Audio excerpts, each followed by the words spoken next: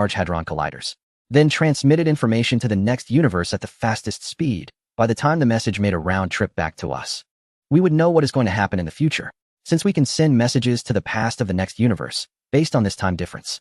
Making a round trip could allow us to send messages to the past of our own world. Qianlinson laughed cheerfully. You are quite quick to respond. Unfortunately, that is not possible. This involves aspects related to the speed of light. According to the theory of general relativity, anything that carries information cannot travel faster than the speed of light. Here, time also adheres to the principles of general relativity. Light and time are the fastest in the universe. The speed of information transmission can get infinitely close, but it can never catch up with light and time. Chapter 495, Natural Conception. Time follows the same principles as the speed of light. Therefore, information cannot be faster than time. The information we receive from our own transmissions can only come from our past, not from the future. In other words, if we send a message to the past, after going through all the universes, when it returns to our universe, it will only be in the future, not in the past. Your earlier thought is still based on a three-dimensional perspective and does not take into account the four-dimensional perspective. To put it simply, let us say we create a wormhole using the Hadron Collider, and then someone from our universe travels to other universes. They could go to the past of other universes and continue traveling to the next universe. However, when they complete a round trip and return to our universe, they will never return to the past, but will arrive in the future. At the earliest, they will return to the present. Xiao Yi began to understand. It's like if I start traveling through a wormhole created by the Hadron Collider now, I could go to the past of other universes, say 270 days ago. Then, if I travel further back, I could reach even earlier times. But when I return to my own universe, at best, I would just be back to the present. Maybe just a second has passed, but I've already made a round trip in other universes? Exactly.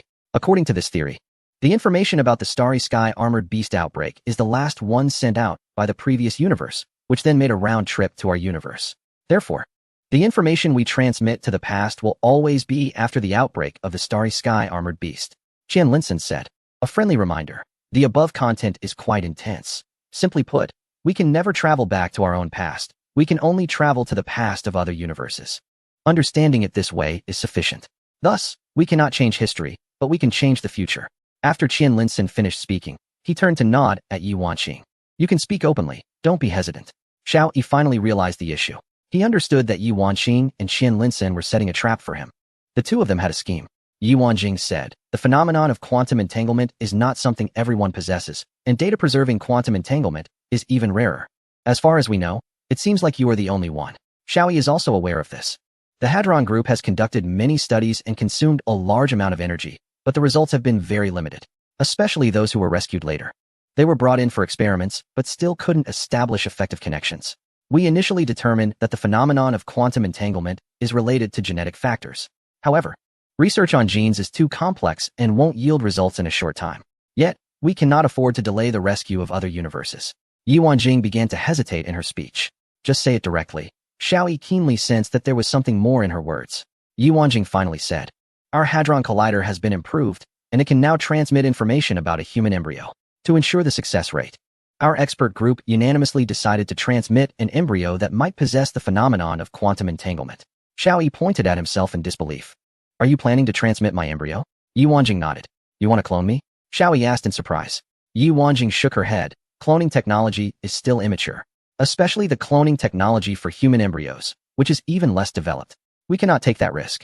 Xiao Yi finally understood the reason for Yi Wanqing's stammering. You want me to create an embryo right now? Yi Wanqing exchanged a glance with Qianlinson. Both relieved that the most difficult part had been said. But I don't even have a girlfriend. Xiao Yi instinctively wanted to refuse.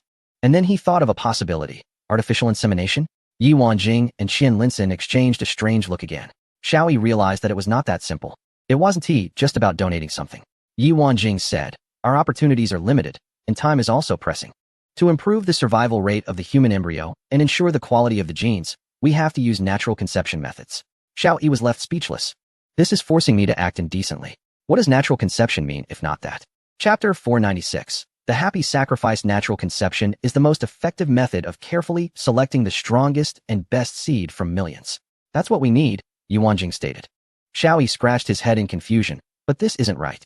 There's only one embryo. If it's transmitted to another universe, it won't form quantum entanglement. And it can't receive information, right? Yi Wanqing quickly replied, we have already verified this with relevant scientists. As long as there is one initial embryo, We can replicate all the embryo information and then transmit it to the next universe. This is equivalent to having two identical individuals existing in two universes, thus forming the medium for quantum entanglement. Xiaoyi shook his head. I understand what you're saying, but I don't have a wife, nor a girlfriend. This is impossible. Yi Wanqing exchanged glances with Qian Linson again, then took out a folder. Xiaoyi, for the sake of humanity, you must do this. However, we also understand that you cannot be treated as an emotionless breeding machine. Therefore, we have analyzed and selected 20 suitable girls from those you know and are familiar with. Your task is simple. Choose 5 from them. The rest, we will handle. Xiaoyi was left speechless. This was simply absurd. It was even more ridiculous than arranged marriages in the past. It was like matchmaking. No, it was like forcing a match with women. Can I express my protest? Xiaoyi asked weakly. No, for the sake of humanity, you must make sacrifices, Qian Linson began to say, then quickly added, I mean, what kind of sacrifice is this? It's obviously a fortune in romance. Yi Wanqing smiled, and while laughing, she said, these are all people you are familiar with. Just think of it as selecting a consort. We won't force you. Choose whoever you like. Yi Wanqing had always treated Xiaoyi as her younger brother, and her words were filled with affection. But, Xiaoyi was still conflicted. If there are no feelings, what should I do? Yi Wanqing laughed. Don't worry, those we selected have all had some connection with you. There is a foundation of feelings. Besides, as the old saying goes, feelings can be cultivated. In ancient times, brides and grooms only met in the bridal chamber. And they still lived happily, didn't they?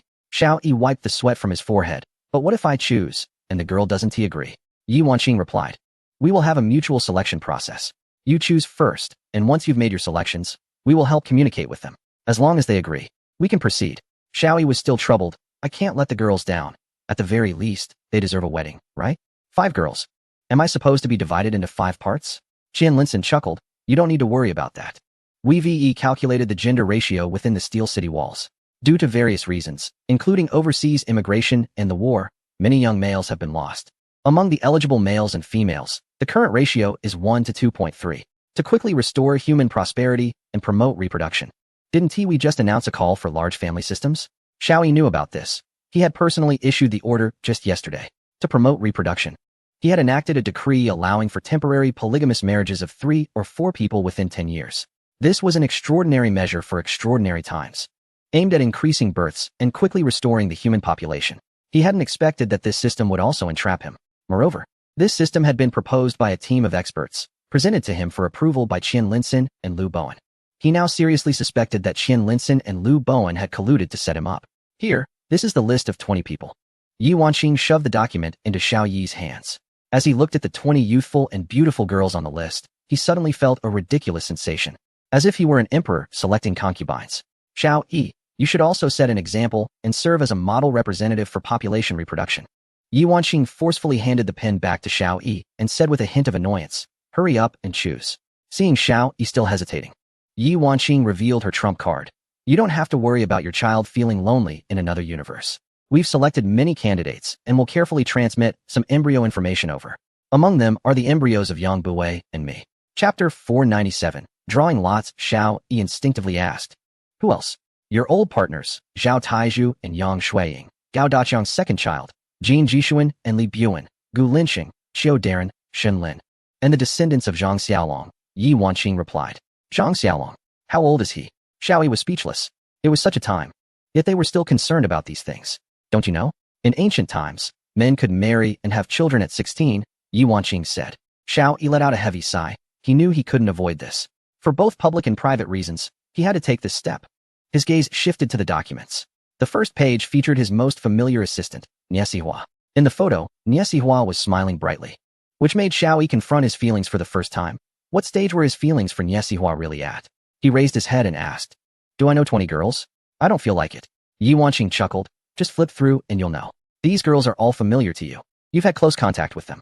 As Xiaoyi flipped to the second page, he saw the familiar Zheng Shuiyao, dressed in military attire, looking valiant. He pointed at her and said, this isn't appropriate. She's the great-granddaughter of an elder. How could she agree to marry me along with several others? Yi Wanqing rolled her eyes at him. Just focus on choosing. Pick 5. Leave the rest to us. Flipping to the third page, he found a very young girl. A former intern named Han Jiming, who had a notable background. Xiaoyi shook his head and continued flipping, feeling increasingly that this matter was absurd. The fourth page featured a Caucasian girl, the daughter of a leader from a certain country, whom Xiaoyi had spoken with during several meetings. This was even more ridiculous. The fifth page showed a girl named Ria from a region that no longer existed, now merged into another country.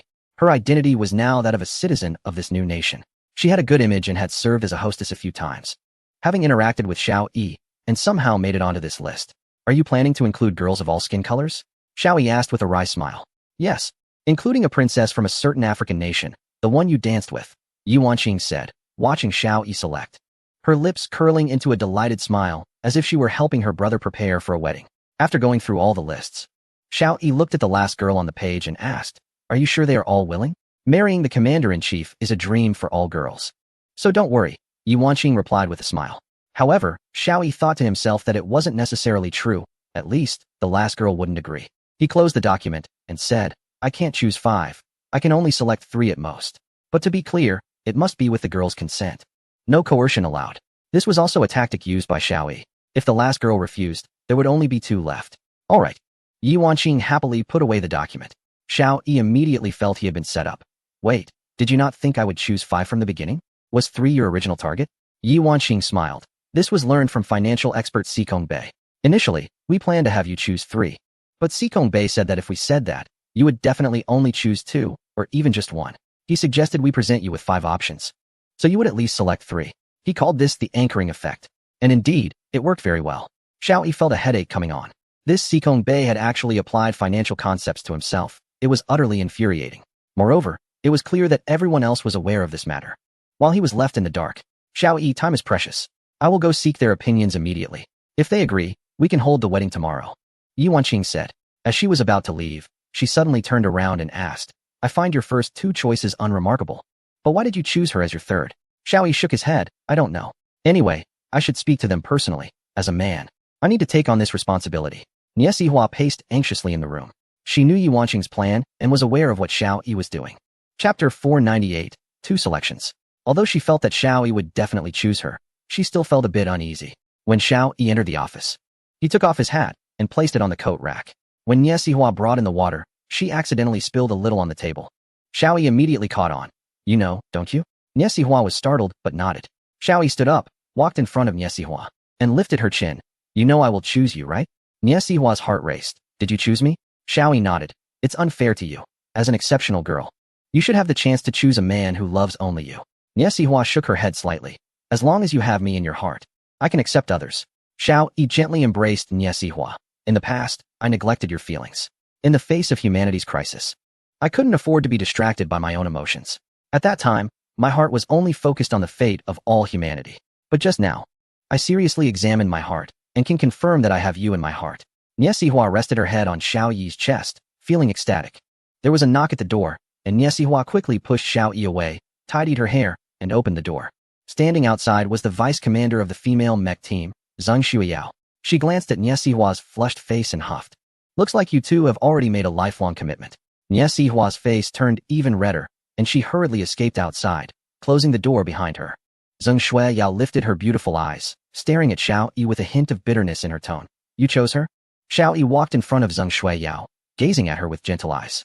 Suddenly, he felt a twinge of guilt, as if he were being unfaithful. If it were a time of peace, he would be considered a scoundrel. However, in extraordinary times, one must do extraordinary things. Zhang Shuiyao's cheeks flushed. What are you looking at? It's quite embarrassing. You already know? Xiao Yi asked. Zhang Shuiyao softly replied with an then asked. I just want to know, am I in the picture? Do you wish to be? Xiao Yi inquired. Zhang Shuiyao bit her lower lip until it nearly bled.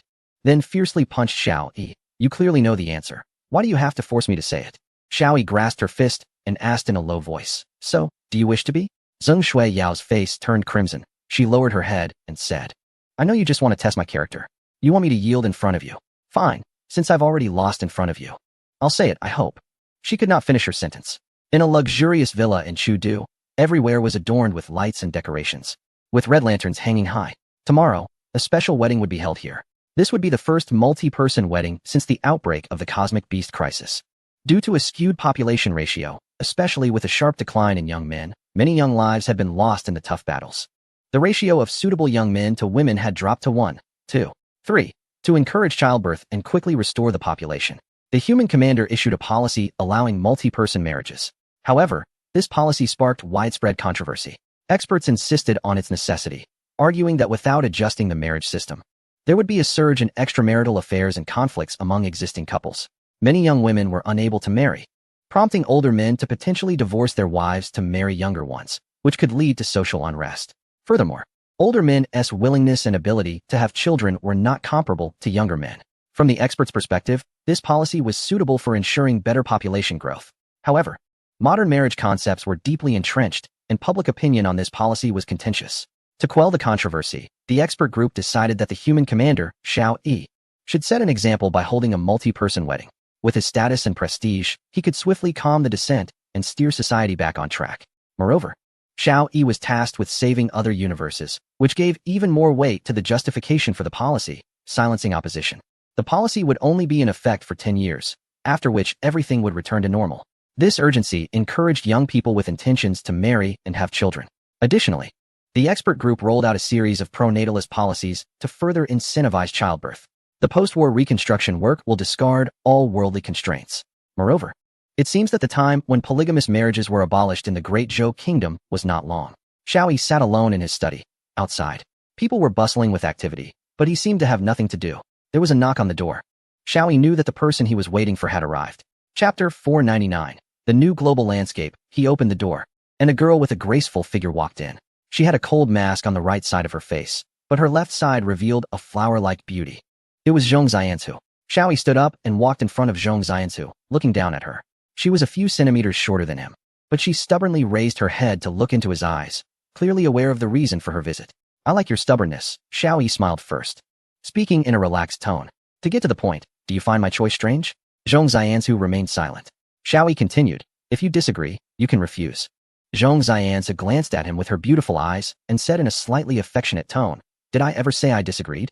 Xiao Yi was somewhat surprised, as he felt that he and Zhong Xianzu had not been particularly close, having only interacted a few times in formal settings. You agree? Yes. Zhong Xianzu fixed her gaze on Xiao Yi, her eyes open and full of emotion. You've said you like me 3 times. Today is the 4th. I remember each time. I like you too. Xiao Yi was somewhat speechless. He had indeed expressed his fondness for her character sincerely several times. However, to win the affection of such a confident and independent girl with just these few words was indeed unexpected. Zhong Xianzu was well aware that she was confident and strong, and it was not something just any ordinary man could conquer. But ever since Xiao Yi first said he liked her, a seed had been planted in her heart. Each subsequent declaration made that seed grow stronger. Perhaps only an exceptional man like Xiao Yi could win her heart. Yet, she had always suppressed her feelings, as there was too much distance between them. A commander of humanity did not share much intimate contact with her. She could only silently dream of the possibility of being with Xiao Yi during quiet moments. When Yi Wanqing revealed the news to her, her heart suddenly came alive, and she realized she had completely fallen for this human commander. Perhaps it was because of Xiao Yi's high position. Perhaps it was due to the blind admiration of the strong, but more so, it was a matter of feelings. Especially when they first met, Xiao Yi showed no disdain for her disfigurement, but rather appreciation. This was an attitude that only someone with a grand vision would possess. Unlike others who lamented her ruined beauty, this was a stark difference in perspective. There is a saying, excellent people are always easily attracted to other excellent people. Zhong Xianzu deeply believed in this saying. Upon hearing that Xiao Yi had chosen her as a partner, her heart soared. If it weren't for the fear of being considered frivolous, she would have run over. Xiao Yi removed her mask and gently touched her scar, asking, would you marry me? Zhong Xianzu nodded, I would. As she watched Xiao Yi continue to caress her scar, she suddenly said, for the image of the First Lady, I have decided to undergo plastic surgery. Do you mind? Xiao Yi smiled indulgently. You're silly. Why would I mind? Go prepare. Tomorrow is our wedding. All around, there was a bustling scene of post-war reconstruction. The current development approach for humanity is quite simple. With the impending arrival of extraterrestrial civilizations, all of humanity is concentrating its efforts on developing space technology, while industries like entertainment, catering, services, and sports, previously the most popular before the outbreak of the starry beasts, are all giving way to technology. Aside from basic material needs, other industries are also related to space. With nearly 2 billion people, the collective strength is immense. The entire Earth and its continents have regained vitality. The previous geopolitical landscape has completely disappeared, and globalization has become a reality. The entire world has established an Earth alliance centered around the Great Zhou Kingdom, creating 7 national alliances surrounding it. The first alliance is the North American Alliance, with Jack authorized by Xiao Yi as president. The second is the South American Alliance, led by an elected president authorized by Xiao Yi. The third is the European Alliance, also led by an elected president authorized by Xiao Yi. The fourth is the Australian Alliance, with an elected president authorized by Xiao Yi. The fifth is the African Alliance, similarly led by an elected president authorized by Xiao Yi. The sixth is the Central Asian Alliance, with the leader of the Jewish nation authorized by Xiao Yi as president. The seventh is the South Asian Alliance, led by the leader of the Pakistan nation authorized by Xiao Yi. Beneath these 7 alliances, there are several smaller nations worth mentioning, such as the Jewish nation, the Russian nation, and others. The world has been streamlined from over 200 countries to just 20. Chapter 500. The emergence of extraterrestrial civilizations. Each country is no longer an independent entity, but part of a global community. The goal is singular: to unite the world's strength to develop technology and defeat the invasion of extraterrestrial civilizations. In the laboratory, Xiao Yi sat in the conference room listening to Yi Wanqing's introduction. This time we transmitted information for 15 human embryos, once a day. Among them, the information for embryo number 1 has been sent to Colonel Fitzwilliam's daughter, who is now beginning to nurture this embryo. Xiao Yi felt a bit uneasy, scratching his head. This embryo number 1 is the seed of him and Zhong Xian's hus, extracted by the biological team and transmitted to the last universe. Moreover, the seeds number 2 and 3 also belong to him. This is to ensure a higher success rate and to guarantee quality offspring. Our plan is to cultivate the children's thinking in sync. We will reinforce education and training in this world so that the children here can quickly grasp the necessary knowledge, then transfer the same knowledge into the minds of their counterparts in another universe. This will allow our knowledge to be rapidly accepted by the last people in the world, providing them with opportunities and assistance to resist the invasion of extraterrestrial civilizations, Yi Wanqing said. At the same time, we will continuously send tasks for them to understand and complete, making them aware of the heavy responsibilities they bear, Yi Wanqing added. Xiao Yi frowned. Oh dear, my poor children, so small and yet shouldering such great responsibilities. As a father, how can I bear this? However, Xiao Yi's words were directly ignored by everyone, and the meeting continued discussing the implementation details, even drafting a training plan for children up to 18 years old. A researcher hurriedly entered, handing Qian Linson a report. Qian Linson glanced at it and suddenly stood up. Extraterrestrial civilization has appeared. Where? Everyone asked in unison. The researcher retrieved a document and projected it, saying, "This is the information sent by the Tianwen 1. At this location, an unidentified celestial body is approaching Tianwen 1. Isn't it a meteor or some other object?" Xiao Yi inquired. Qian Linson shook his head. No, it's much larger, almost the size of a meteor. The researcher added, "This unidentified object is about 5 kilometers long. Based on the information transmitted from Tianwen 1, it should not be an ordinary meteor, because it can control its direction. Tianwen 1 has changed its orbit several times, but this object has changed its orbit as well. We can now confirm that it is headed towards Tianwen 1. The meeting room fell silent. The appearance of extraterrestrial civilization came much earlier than everyone had anticipated. Moreover, behind this unidentified object, there were 2 similar objects flying, but their target was not Tianwen 1, but Earth. When will it encounter Tianwen 1? Xiao Yi asked in a deep voice. The researcher replied, according to our calculations, it should encounter within a year. As for reaching Earth, it is expected to take about 8 years. Where did it come from? Xiao Yi pondered while asking. Confirmed, it was launched from Titan. The researcher stated.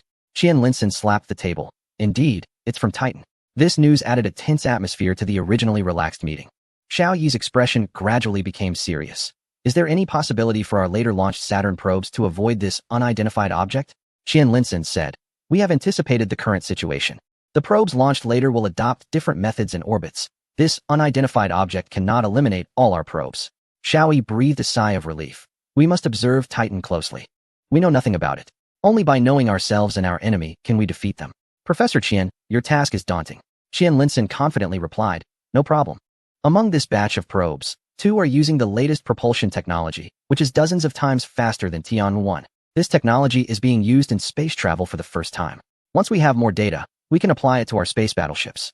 And then we will strike at their lair to see what they truly are. Closely monitor this unidentified object. We also need to share this news with all of humanity. Everyone must make an effort. Xiao Yi said. Xiao Yi sighed. The actions of extraterrestrial civilizations are faster than we expected. Qian Linson shook his head. I don't think so. Think about it. If there is no data transmitted from other universes, then we can only hold on for a maximum of 3 months. After another 6 months, the starry sky armored beast will grow old and despair. By then, Earth will be a blank slate, with nothing but plants. Chapter 501. Why can humans predict their own life and death? Qian Linson sneered. Why would extraterrestrial civilizations invade Earth? Clearly, it's to establish colonies. So, they must have been well prepared for this. This should have been something they had planned long ago. Hearing Qian Linsen's analysis, Xiao Yi found it reasonable. When soldiers come, we will meet them with soldiers. When water comes, we will block it with earth. Let us see what this extraterrestrial civilization is really like. Back in the office, Xiao Yi felt a bit uneasy and stood up again to go to Qian Linsen's office. He sat down and asked, I have a question in my mind. Can we really save other universes? Qian Linsen rubbed his temples and said, there are indeed too many difficulties. Only 8 years left. Time is too tight. These children will still be in their childhood when they are born and when they resist the extraterrestrial civilizations. Moreover, there are no precedents, no experiences. We have to explore everything ourselves. It is indeed quite challenging. However, if we don't try, how will we know if we can succeed? The reason we can successfully eliminate the starry sky armored beast now is precisely because of the efforts of countless universes before us, Qian Linsen said. Xiao Yi rubbed his forehead. The long-term pressure had even left a trace of wrinkles on his young face. I'm not worried about that. We transmitted my child's information to the next universe. If we succeed, we can save the next universe.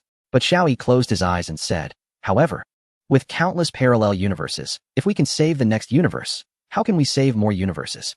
We have a mature particle collider, a population base of billions, and developed scientific research. All of this allows us to continuously transmit information to the next universe. But the next universe is still in a blank period. They cannot manufacture a particle collider in a short time and cannot transmit information to the next universe to save the humans of other universes. Qian Linsen pondered in silence, but was not particularly surprised, clearly having had similar thoughts long ago. Xiao Yi shook his head and let out a heavy breath. By the time they have mature technology to transmit information to the next universe, the humans in that universe will likely have already been exterminated by extraterrestrial civilizations. The most likely outcome is that we, along with the last universe, become the only lonely humans among countless universes. Qian Linsen adjusted his sitting posture, seemingly listening and contemplating. Professor Qian, do you think what we are doing has any meaning? Xiao Yi asked. Qian Linsen slightly shook his head. Xiao Yi, I have actually been researching these two hypotheses recently. According to the recent data collected from the operation of the collider, we have confirmed the validity of these two hypotheses several times through different channels. Xiao Yi looked up in confusion. What do these two hypotheses have to do with what I just said? Qian Linsen waved his hand. Let me explain. I have conducted further research on the two hypotheses and developed a new hypothesis. Oh, let's hear it. Xiao Yi knew that Qian Linsen's brain was one of the most advanced in humanity and one of its most valuable assets. Only with the drive of such a mind could human research progress step by step. Qian Linsen said, let me ask you a question. In your visual reproduction phenomenon, which is the quantum entanglement effect, is the content all a reflection of the previous world? Xiao Yi shook his head. No. I clearly remember that the people who appeared in my dreams were a mix. Some were present, some were not. The backgrounds were all different and very mixed. Almost like having many different versions of life and experiences. Qian Linsen slapped his thigh. That's exactly what I wanted to say. The quantum entanglement phenomenon is not just a separate connection between two universes. It has interconnectivity. Xiao Yi was taken aback. Qian Linsen continued. For example, if you sneeze in this universe, you might also sneeze in other universes. Our ancient people had many sayings. Like the left eye twitching means wealth and the right eye twitching means disaster, which often turned out to be quite accurate. There are also cases of people predicting disasters. On flight MH17, a child who was supposed to board suddenly said some strange words about life and death to his mother who was seeing him off, leaving her puzzled. As a result, the plane crashed, and he was on board. His mother regretted it deeply. There are many similar incidents. Decades ago, a passenger suddenly felt very uneasy before boarding a plane. He was a frequent flyer and had never experienced anything like that. Rationally, he decisively chose not to board, and that plane ended up crashing. Moreover, when I was young, I had a close friend. He was a cheerful person, but one day he suddenly talked to me about life and death, saying how he should be buried after he died. Keep in mind, he was only in his teens, full of life, yet he spoke of death. What happened next? Xiao Yi was captivated by Qian Linsen's words. Qian Linsen shook his head. That day, his behavior was quite strange. He never liked noodles, yet he insisted that his mother prepare a bowl for him. When he went out, he wore new clothes meant for the new year. It was winter attire. And then, that day, he drowned while trying to save someone. This incident had a profound impact on me, and it lingered in my mind. Moreover, such occurrences are not uncommon. Many people can predict their own deaths, especially the elderly, who often have a clear sense of when their time is approaching. I have been paying attention to this matter. Recently, while studying this hypothesis, I began to realize that these incidents are not merely superstition, but a form of perception between parallel universes, which is the phenomenon of quantum entanglement. However, they are not as clear and obvious as you are. They only have some feelings, especially when faced with life-changing events. In recent days, I have been deeply researching and analyzing, and I have come to a conclusion. There is a tendency for convergence between parallel universes. Tendency for convergence? Xiao Yi asked thoughtfully. Let me put it this way. Based on the information we have, there are not many differences between parallel universes. In the previous universe, our country was called the Great Xia, and in the current universe, it is called the Great Zhou. There may also be names like Great China, Great Han, and so on. These are the distinctions. However, there are more similarities, such as the nature of the country being consistent, the quality of the citizens being the same, and the composition of the nation being alike. To put it simply, minor details can differ, but major aspects are fundamentally the same. This is the tendency for convergence in parallel universes. When it comes to individuals, a person's birth and death, or major disasters and great joys, are significant events for that person across all universes. Because of the tendency for convergence in parallel universes, these events will occur in all of them. This is also why some people can predict their own deaths, and why there are sayings about the left eye indicating disaster and the right eye indicating wealth. I believe that as long as it concerns a major event in a person's life, it will happen across all universes. Thus, all parallel universes will not deviate from their paths and will continue along the timeline. This is convergence. Qian Linson stared at Xiao Yi. Do you understand? Xiao Yi shrugged. But, aside from the last universe, there was no event of my child being born in the other universes. Qian Linson smiled mysteriously and tapped the table. You didn't hear what I just said. A person's birth and death are significant events. All parallel universes exhibit convergence. Do you understand? Xiao Yi shook his head in confusion. But we cannot traverse other universes to directly transmit human embryo information to all universes. Qian Linson smiled. You still haven't grasped what we are transmitting. He then picked up an apple from the table. We are not transmitting an apple. He picked up a teacup. Nor a teacup. What we are transmitting is embryonic information. It is the way biological composition is formed. Qian Linson held up a photo of Colonel Fitzwilliam's daughter and said, we transmitted the embryonic information to her, using the basic materials in her body to construct a human embryo. These materials exist in her body, and they also exist in her counterparts in other universes. Do you understand? Seeing Xiao Yi frown in thought, he added, it is equivalent to cloning a human embryo, using her own materials within her body. Xiao Yi frowned and asked, what if her body lacks certain elements? Qian Linson smiled slightly. It won't be lacking. She has a boyfriend. Moreover, with our current technology, even if she didn't have a boyfriend, the material on a particle level within a woman's body would not be lacking. Seeing that Xiao Yi still seemed skeptical, Qian Linson continued, you know about cloning technology. In fact, as long as there is an egg cell, injecting information into the egg cell allows a woman to complete reproduction on her own, no longer needing a man. Even if she doesn't have a boyfriend, as long as she has healthy reproductive functions, she can still complete the transmission. According to the convergence of parallel universes, as long as we complete embryo implantation in the last universe, embryos will also be born in other universes. At this point, Qian Linson suddenly spread his hands and said, of course, this is just my theory or hypothesis, and it needs to be verified through practice. Xiao Yi was intrigued by this information and began to ponder deeply. Sometimes, differentiation occurs in parallel universes, but the convergence of parallel universes will gradually synchronize them. We are currently in a period of differentiation, but as long as we hold on, all universes will slowly assimilate again. Humanity will prosper once more, Qian Linson stated confidently. However, if we cannot withstand the invasion of extraterrestrial civilizations, we will be assimilated by other universes, and thus humanity will truly face extinction. Qian Linson's voice grew somber. Xiao Yi suddenly stood up. I understand now. As long as we withstand the invasion of aliens, we can restore vitality to other universes. Then let us fight. It's just aliens. If one comes, we kill one. If a pair comes, we kill a pair. Chapter 503, Hybrid or Miracle. The Last Universe. West of the British Isles, Colonel Fitzwilliam's family quietly hid underground. Through a spyglass, they noticed that it had been a long time since they saw any signs of the starry sky beetles. Even the traces of flying beetles were nowhere to be found. I feel that the starry sky beetles are gone. I need to go up and take a look, Colonel Fitzwilliam said while packing his belongings and stuffing food into his backpack. Dad, could it be dangerous? His daughter Jane asked. I don't know, but I have to go out and see, Colonel Fitzwilliam resolved. Suddenly, his daughter gagged. What's wrong? Colonel Fitzwilliam asked nervously. Quick, call Dr. Hunter. Dr. Hunter. The family doctor came over to check and said, good news, Jane is pregnant. Colonel Fitzwilliam became even more determined. That's great. I must go up and take a look. I can't let my grandson be born underground. Colonel Fitzwilliam cautiously walked through the woods, his shotgun ready to aim at any moment. However, the entire world was eerily quiet, with not a sound to be heard. He suddenly heard a familiar sound and followed it. discovering a small golden beetle fluttering about.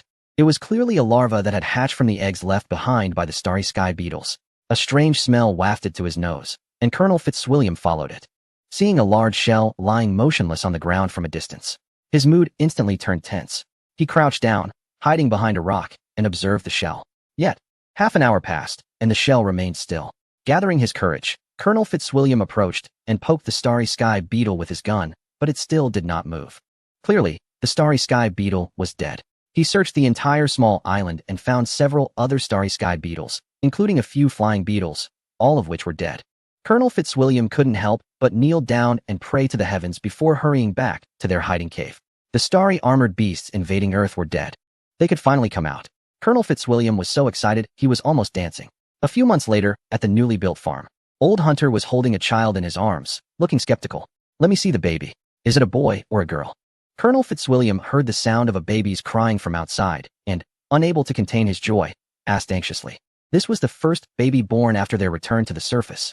Old Hunter hesitated for a long time before finally saying, "Colonel, you might want to prepare yourself." Colonel Fitzwilliam looked on alert. "What do you mean? Is my grandson defective?" "No, it's a very healthy baby boy. It's just that." Old Hunter walked out holding the child. In the sunlight, a newborn baby was crying loudly, moving its hands and feet, clearly very healthy. However, the child's skin was slightly yellow, and it had the distinct single eyelids and black hair typical of certain ethnicities. "Wait, how did my daughter give birth to a mixed-race child?" Colonel Fitzwilliam was baffled. According to the timeline, his daughter had only become pregnant after they went underground. And underground. Apart from the Fitzwilliam family, there was only one outsider, the son-in-law who had just gotten married, a genuine white guy. Therefore, it was absolutely impossible for his daughter to have cheated. "Old Hunter, my daughter is about to give birth too. Hurry up." Colonel Fitzwilliam's cousin rushed over and said. They had returned to the island of England, and to facilitate matters, their homes were not too far apart for mutual support. Old Hunter quickly followed the colonel's cousin to her house to assist with the delivery, while Colonel Fitzwilliam's daughter was pregnant.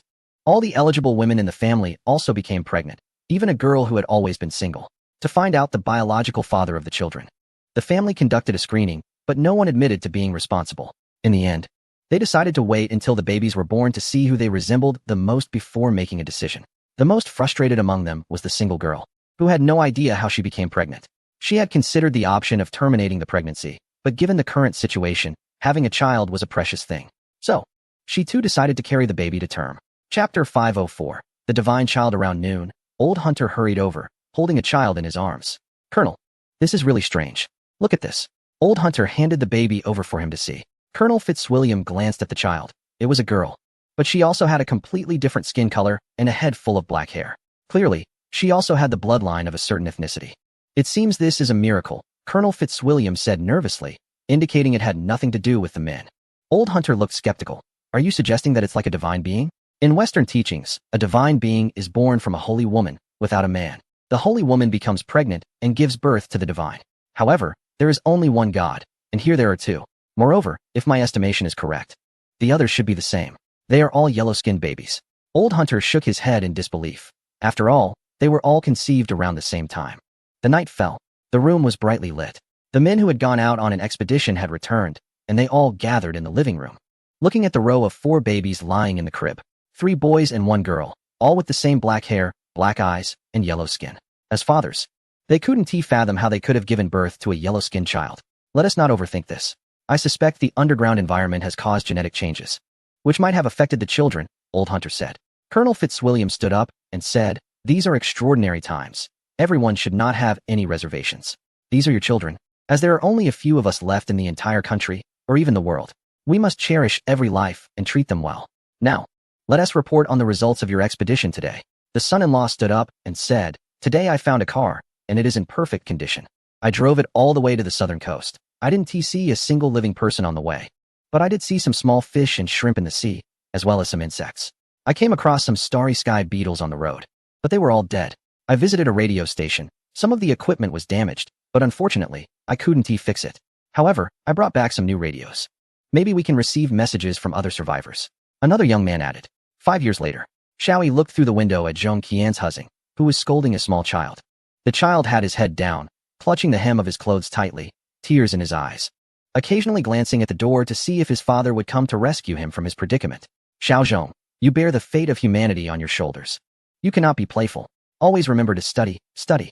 Now, I'll give you 5 minutes to fix this radio equipment, Zhong Qianzhuzing said sternly. Xiao Zhong picked up the soldering iron, troubled by the circuit board. Outside, the sounds of children playing made Xiao Zhong's heart flutter, and he accidentally burned his finger with the soldering iron. Ouch! Xiao Zhong cried out, dropping what he was holding. Xiao Yi rushed in, concerned. Little Zhong, does it hurt? Xiao Zhong pouted, almost crying. Dad, it hurts. No crying. Zhong Qianzhuzing turned and glared at Xiao Yi. You, go outside. While pushing Xiao Yi out, she muttered. You've spoiled the child. He has important responsibilities and cannot be lazy.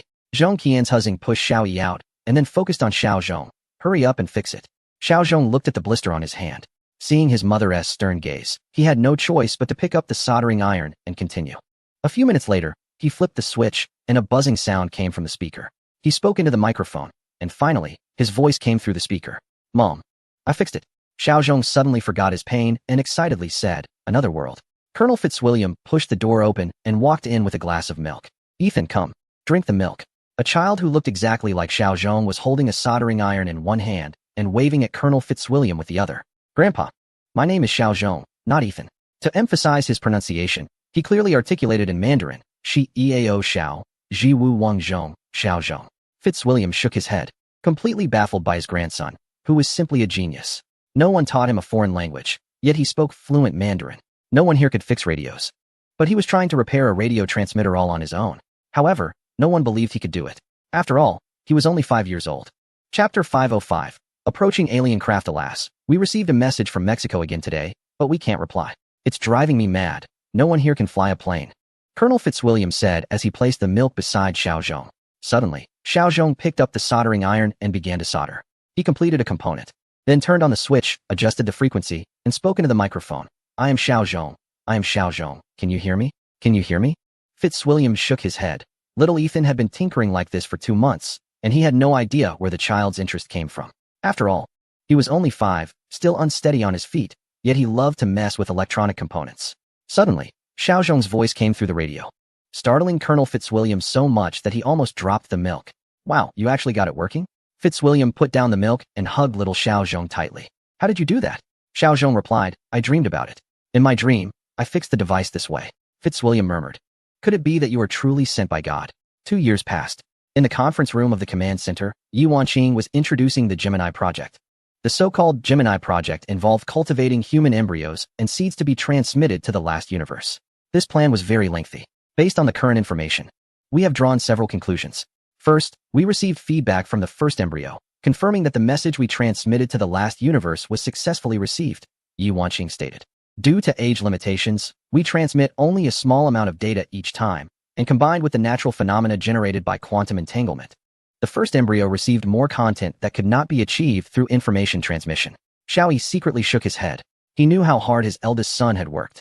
From a young age, he had been a focus of intensive education, with a group of scientists taking turns teaching him, while a strict mother always kept a close watch. However, all the effort was worthwhile. At the age of 3, he had clearly sensed the presence of the other party. This was something technology could not achieve unless humanity completely understood the mysteries of the quantum world. However, under the current circumstances, it is estimated that this will not be achievable for decades. Moreover, through the dreams of the first embryo, we have concluded that the fourth embryo can also receive information. But it is fragmented and very weak, Yi Wanqing said. The fourth embryo is actually the child of Yi Wanqing and Yang Bowei. And this child was transmitted along with Xiao Zhong to the body of another suitable young woman. In Xiao Zhong's dream, this child shared some information, such as his name being Yang Tianqi, and that he knows a bit about astronomy and has some understanding of celestial knowledge. This indicates that Yang Tianqi has indeed received part of the content, but the loss is significant, unlike Xiao Zhong, who received it almost intact. Is it too late? The spacecraft of the extraterrestrial civilization has already crossed Mars and is heading towards us. In just over a year, it will reach Earth, Qian Linsen said with concern. Yi Wanqing's expression darkened. She did not know either. Xiao Yi stood up and calmly said, We have endured difficult situations before. I believe we can hold on. Of course, first, we need to understand the details of the extraterrestrial civilization. Only then can we find a way to deal with it and teach another universe how to resist the invasion of extraterrestrial civilizations. Qian Linsen's hand brushed over a pile of materials on the table, his finger gliding over one of them. He gently pulled it out and handed it to Xiao Yi. This is the appearance of the unidentified object captured by our detector so far. We have also analyzed the structure of this object, and interestingly, it does not resemble a celestial body or a man-made spacecraft. It looks more like a biological entity. A hint of a smile appeared on Qian Linsen's lips. A biological entity? This was the first time Xiao Yi had heard this term. Qian Linsen opened a projection and operated on the computer for a moment, bringing up an image. Yes, a biological entity. Of course, this is just a hypothesis. After all, our knowledge of this object is limited. However, analysis shows that its main components are not typical celestial materials like rocks or metals, but rather possess characteristics unique to biological entities, with a complex composition, much like living organisms. Qian Linsen pointed at the image and said, of course, what it truly is, whether a cosmic battleship or a biological entity, can only be determined when it gets closer. The only thing we can be sure of is that it is not a naturally occurring celestial body. For those who do not like this biological alien concept, you have two options. Either explore other endings with version 11 or write your own ending, like in Summer of the Owl. Write it out and send it to me privately, and I will help you publish it. There are also rewards for this. Chapter 506. The growing children. Colonel Fitzwilliam walked into the living room. They are currently residing in the original family house. But everything has changed. Except for the Fitzwilliam family, there are no other families around. The once not-so-noisy place has now become eerily quiet. He entered the living room and saw the whole family gathered. Grandpa, we have been waiting for you. We are about to hold the most important family meeting. Seeing Ethan's serious demeanor, Colonel Fitzwilliam felt that this grandson was up to something again. It was always like this. Whenever the grandson spoke or acted so solemnly, it would shock them. It started when he was just learning to talk, suddenly uttering words in a language they couldn't understand. Then, at 5, he fixed a radio and was able to communicate with other survivors around the world. Later, he pointed to a map and told them that there were human survivors in those places, and they needed to make contact to gather all of humanity together for development. They wondered what he would come up with today. Xiao Zhong clapped his hands, calling out a line of children, all of whom were born after they emerged from underground. Moreover, every woman of childbearing age in the family, without exception, would become pregnant, even without any contact with men.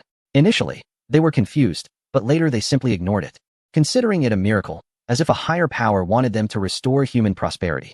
The women became baby-making machines, either pregnant or giving birth, never resting for a moment. However, they were not idle. While managing household chores, they were also given various books by the older children, covering topics like farming, plant cultivation, handicrafts, and design. These women learned new skills while having children, busy and content. The children of all ages stood in a row. Xiao Zhong stepped forward, looking serious like a little adult. Grandpa, Dad, Mom, and all the elders, hello. Allow me to introduce myself. I am the child of the human commander Xiao Yi, and my name is Xiao Zhong. His mother gasped, Child, are you out of your mind? You are clearly my son. Xiao Zhong nodded, still serious like an adult. That's right, I am your son. But I carry the genetic legacy of the human commander Xiao Yi, born through your womb from another universe. This idea had been floating in Colonel Fitzwilliam's mind, but he had never confirmed it until today. He couldn't help but tremble. I can't explain too much to you. Not just me, but also him. His name is Yang Tianqi, not Tony. And they are all here with us, Xiao Zhong said. His mother gasped again, You can't be serious. Xiao Zhong shook his head, pointing at his mother. Mom, we come from another universe, and our purpose is to help everyone fight against aliens. In a year, alien civilization will arrive on Earth. And if we can't eliminate them, humanity is doomed. Everyone shook their heads. Although they didn't understand what was happening, they refused to believe the children's nonsensical claims. Xiao Zhong said, Mom, it seems I must say something to convince you. When you were 10, there was a dog in our home. His mother's expression began to change. You don't like the dog, but your grandfather loves it dearly. One day, the dog bit you, and you held a grudge, taking it to the woods where traps were buried. As a result, the dog got caught in a trap, and you seized the opportunity to run away. By the time the dog was rescued, it was already too late. Xiao Zhong said slowly. Colonel Fitzwilliam's expression changed, but he said nothing. His mother looked at him as if she had seen a ghost. How do you know this? I haven't told anyone. Xiao Zhong replied. Another version of you from a different universe told another version of me, and they transmitted the information into my mind. In other words, it's the version of you from another world who revealed your deepest secret to make you believe me.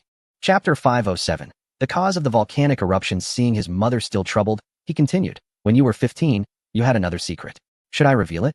No, his mother said, completely breaking down. I believe you now. Xiao Zhong smiled and turned to others. If anyone doubts, I can prove it right here. After a moment of silence, Colonel Fitzwilliam said with difficulty, What should we do now? Xiao Zhong replied, In this world, I have several siblings scattered among survivors globally. Today is the day we agreed upon for awakening. Everyone prepare your belongings. We are heading to the airport. They will send a plane to pick us up. and we will gather to form a team to counter the alien civilization. Xiao Zhong scanned the group. Everyone must follow orders and comply with commands. The fate of humanity rests in our hands. We must hold our ground and eliminate the invaders. Each of us must work hard to learn. We will use the factories of the great Han nation to establish our defenses. Xiao Yi hurried along the road, tightly wrapped in his coat. The wind today felt particularly eerie and biting. It wasn't even winter yet, and the cold was already this severe, which seemed unusual. Upon entering the conference room, he took off his coat, rubbed his hands together, and said, "Everyone is here. It's really cold. What about the unidentified flying object?" Qian Linson looked outside as snowflakes began to fall. The unidentified flying object is still approaching, and there are no abnormalities. But this dreadful weather, it's the 5th snowfall this year. And the climate is really strange. A climate expert explained, this is due to the lush vegetation absorbing a large amount of carbon dioxide, cooling the earth, which leads to this phenomenon. Only when marine and grassland animals reproduce in large numbers might the temperature rise. Xiao Yi smiled. The meteorological expert is here. Let him explain. Meteorologist Zhao Ming said, this year's weather is particularly strange. We studied the atmospheric composition and found a significant increase in nitrous oxide levels, which is the main reason for the drop in Earth's temperature. Another reason is the unusual activity of volcanoes around the world. The abnormal activity of volcanoes has been ongoing for a long time. Since the great eruption of the starry sky beetle, many dormant volcanoes have become active, and active volcanoes continue to erupt. Some former tourist destinations have now become no-go zones, inaccessible to the public. Some attribute this to Lu Dingwen's volcanic detonation plan. But Lu Dingwen has denied it. He insists that the detonation plan would only affect local volcanoes and would not impact other areas. To validate his hypothesis, he personally led a team to investigate volcanoes around the world. Lu Dingwen is on the way back, and it is said that he has gained a lot from his trip. Let's wait a moment. He will be here soon, said Qian Linson. Before he finished speaking, the door was pushed open, and Lu Dingwen rushed in, looking worn out. He sat down without even taking off his coat, and exclaimed, I found it. These guys are wronging me. What happened? The people who were used to Lu Dingwen's fiery temper were not too concerned. Lu Dingwen took a large gulp from his teacup, and then said, we investigated several dormant volcanoes around the world, as well as those that have shown a significant increase in eruption activity, and discovered that there are countless channels underground. Channels? Everyone asked in surprise. Yes, channels. Some dormant volcanoes have their eruption paths blocked, but a new eruption route has been forcibly opened up, causing continuous eruptions, turning dormant volcanoes into active ones, Lu Dingwen explained. Did bugs do this? Xiao Yi asked, somewhat skeptically. Yes, it was the bugs, Lu Dingwen confirmed. But why would the bugs do that? Xiao Yi looked towards Yang Xuelin, who had studied the behavior of the starry armored beasts. Yang Xuelin pondered for a moment and said, we all know that the most important energy source for the starry armored beasts is not food, but external energy.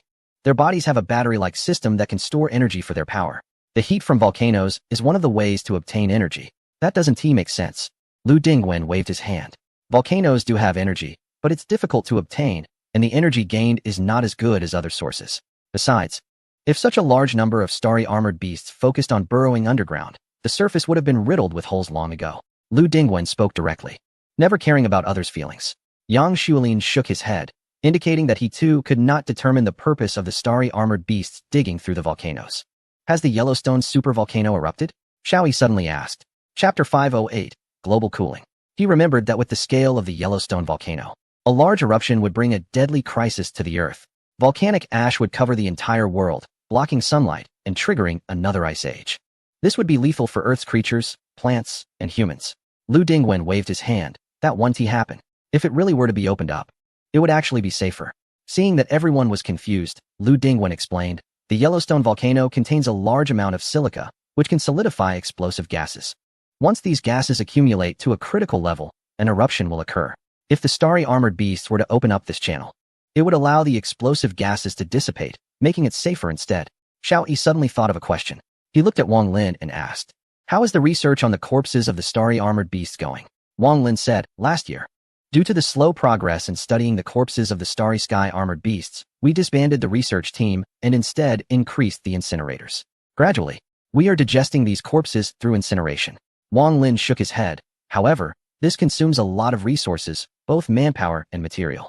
Now, we haven't spent much effort on incinerating the starry sky armored beast corpses.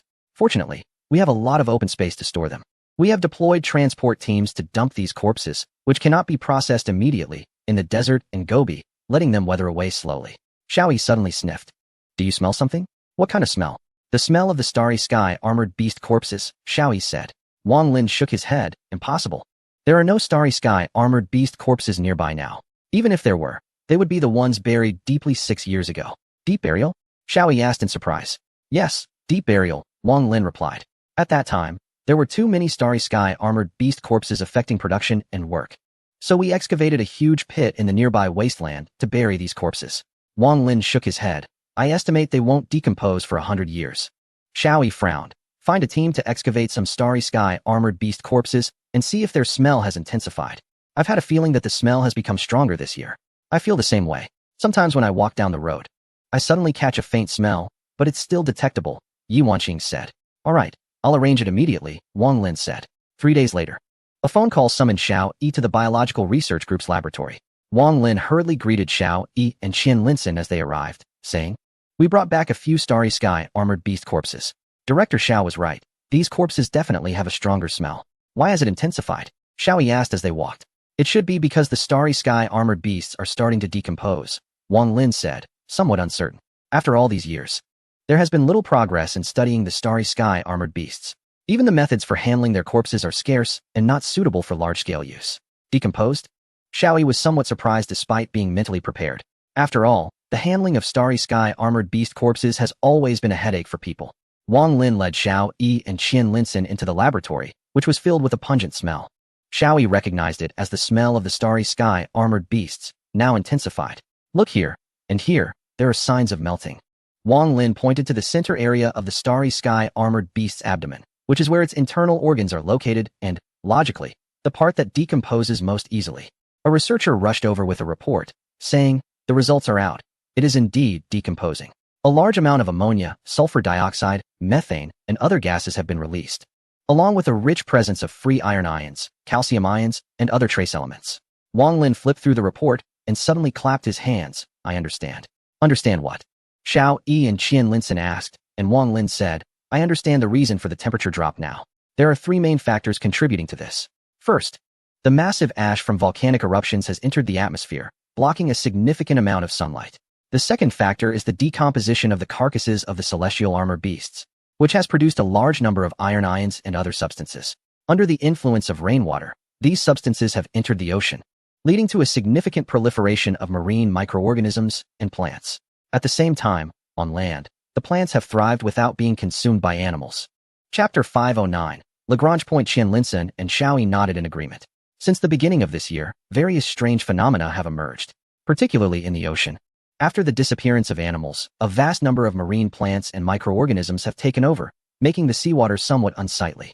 These microorganisms and plants have absorbed a large amount of carbon dioxide, causing a sharp decrease in the amount of carbon dioxide in the air, resulting in a cooling effect that is opposite to the greenhouse effect and leading to a drop in temperature. The third factor is that the sulfur dioxide produced from decomposition, combined with the sulfur dioxide from volcanic eruptions, creates a barrier layer in the atmosphere that blocks the sun's heat from reaching the Earth. These 3 factors interact with one another, causing the Earth's temperature to drop, Wang Lin explained. Suddenly, Xiao Yi realized, needless to say, this is the work of an extraterrestrial civilization. They have fully utilized the value of the celestial armor beasts. First, they used the celestial armor beasts to eliminate humans and all animals, halting the production of carbon dioxide, and thus lowering the Earth's temperature. Then, they caused a large number of volcanic eruptions using the celestial armor beasts, obscuring the sky with volcanic ash. Finally, they used the decomposed bodies of the celestial armor beasts to release gases that cool the Earth. Their obvious goal is to modify the Earth's environment to prepare for their colonization, Xiao Yi said. Qian Linson thought of something and pulled Xiao Yi. Xiao Yi, unidentified objects from outer space are approaching Earth. Why don't we take the initiative to confront them? Space technology has advanced rapidly in recent years. The construction of a lunar port is underway, and a lunar base is also being built. With our current capabilities, we can engage in battles in outer space against this unidentified object. Although we do not know the strength of the extraterrestrial civilization, confronting them is a necessary choice. Xiao Yi shook his head. Professor Qian, just as you said, for the sake of other universes and for the sake of convergence, we must confront the extraterrestrial civilization on the ground and find their weaknesses, then teach other universes how to subdue them. After all, they are not yet capable of engaging in battles in outer space. Qian Linson remained silent for a long time before slowly saying, Aren't you worried that if the extraterrestrial forces break through the atmosphere, they could deal a fatal blow to humanity? Xiao Yi shook his head. This is a trial that humanity must go through. Since parallel universes exhibit convergence, if we cannot help other universes drive away the extraterrestrial civilization, then the humanity in our universe will eventually perish. Xiao Yi stood up and gazed at the starry sky. This is a test that humanity must face. However, I have confidence in us. We have endured through such difficult times, and we can hold out to the very end against the extraterrestrial civilization. Wake up. Hurry and wake up. Xiao Yi was roused by a voice urging him. He opened his sleepy eyes and glanced at the visitor, who turned out to be Qian Linsen. What is going on? Xiao Yi realized that something was wrong. Otherwise, Qian Linsen wouldn't have woken him up in the middle of the night. An extraterrestrial object is approaching us, and the largest one has stopped at the Lagrange point L1.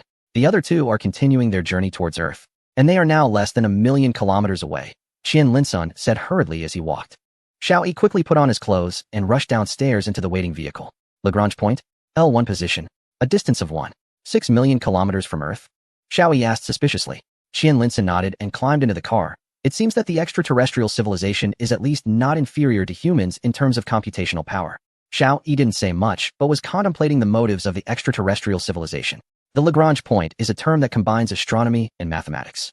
It refers to the relative mechanical relationship among three celestial bodies, typically involving three bodies with similar masses, like the three stars described in the famous science fiction novel The Three-Body Problem. However, it can also be used for the mechanical calculations involving three bodies of different masses. The Lagrange point that Qian Linsen mentioned is a special position in the relative relationship between Earth, the Sun, and a third celestial body. This position maintains a constant distance between the third celestial body, Earth, and the Sun. L1 is one of the 5 Lagrange points calculated by Earth civilization. Is there anything special about this point? Xiao Yi inquired. Qian Linsen replied, very special. In the past, due to the greenhouse effect, Earth's temperature gradually increased, and sea levels rose. Some island nations, like the former Fuso, were at risk of submerging. At that time, some scientists proposed a solution, launching a solar umbrella at the Lagrange point, which could block a portion of sunlight and directly cool the Earth. Upon hearing this, Xiao Yi's eyes widened. Cooling? It seems that everything is aimed at cooling. Upon entering the operations command room, the newly appointed commander, Zhao Shi, saluted and said, Commander Xiao, based on the latest observations, 2 extraterrestrial objects are approaching Earth. Should we intercept them? Zhao Taizhu added, our interception rockets are ready for action. What is the mass of these 2 objects? Xiao Yi asked. These 2 objects are slightly smaller than the unidentified object heading for the Lagrange point, with a diameter of about 2 kilometers, Qian Linsen explained. What kind of damage could they cause? Xiao Yi asked gravely. A celestial body with a diameter of 10 kilometers colliding with Earth could lead to the extinction of dinosaurs. The threat posed by these 2 unidentified objects, each with a diameter of 2 kilometers, is also significant. Their density is lower than that of ordinary meteors, so it is expected that they will burn up significantly in the atmosphere. The remaining landing area could potentially unleash an impact equivalent to 100 Hiroshima atomic bombs. Qian Linsen said. What about the landing site? Xiao Yi furrowed his brow tighter. It will land over South America and the South Pacific. Of course, this is based on the current trajectory. This object can change its orbit at any time, so the exact landing point could vary significantly. Qian Linsen continued while reviewing the latest report. Forget it, let's just blow it up. If we don't let it land, nothing will happen, Zhao Taizhu muttered. Zhao Shi and several others also looked at Xiao Yi. Such a major decision could only be made by him. Xiao Yi sat down, resting his chin on his hand, deep in thought. The others also took their seats, while Zhao Taizhu paced anxiously nearby, clearly puzzled by Xiao Yi's indecision. After a moment of silence, Xiao Yi raised his head, his gaze firm. Having made a decision, let it come, we don't need to worry about it. Why? Why? Several people asked. Xiao Yi explained. I suspect that the extraterrestrial civilization is unaware of our strength. Their purpose for coming this time is not to invade, but rather has ulterior motives. Most importantly, we need to devise a strategy to deal with the extraterrestrial civilization, and under limited conditions, find a way to confront them. Only then can we save other universes, enabling their inhabitants to utilize existing conditions to counter the extraterrestrial threat. Zhao Taizhu shook his head. That won't work. If the extraterrestrial civilization launches a surprise attack, we will be at a disadvantage. We can't sacrifice our universe for the sake of others. Xiao Yi remained silent. And it was Qian Linsen who spoke up first. We cannot afford not to save them. All parallel universes have a tendency to converge. If we cannot save other universes and they perish, then decades, or even centuries later, we too will be conquered by the extraterrestrial civilization. This is fate. The convergence of parallel universes will gradually lead deviant universes to align. If other universes are occupied by extraterrestrial civilizations, then our universe will inevitably be slowly taken over as well. That is what we call fate. If a family's genes disappear in other universes, that family will gradually weaken until it fades away. This is the result of Qian Linson's deduction regarding the convergence of parallel universes, which explains many fate-related puzzles.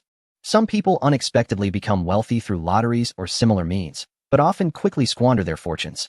This too reflects the convergence of parallel universes, as the same person in other universes did not win. The continued poverty of the same person in other universes will pull this individual back to poverty. Unless most versions of this person across parallel universes become wealthy, even if this person does not win, they will experience financial fortune in the days to come, gradually becoming affluent, which is another manifestation of universal convergence. Simply defeating the extraterrestrial civilization in one universe cannot change the fate of humanity. Only by leading the entire universe to defeat the alien civilization can humanity thrive and prosper. What should we do? Zhao Taizhu was taken aback. Xiao Yi said in a deep voice, inform everyone to prepare to enter the underground shelter for refuge.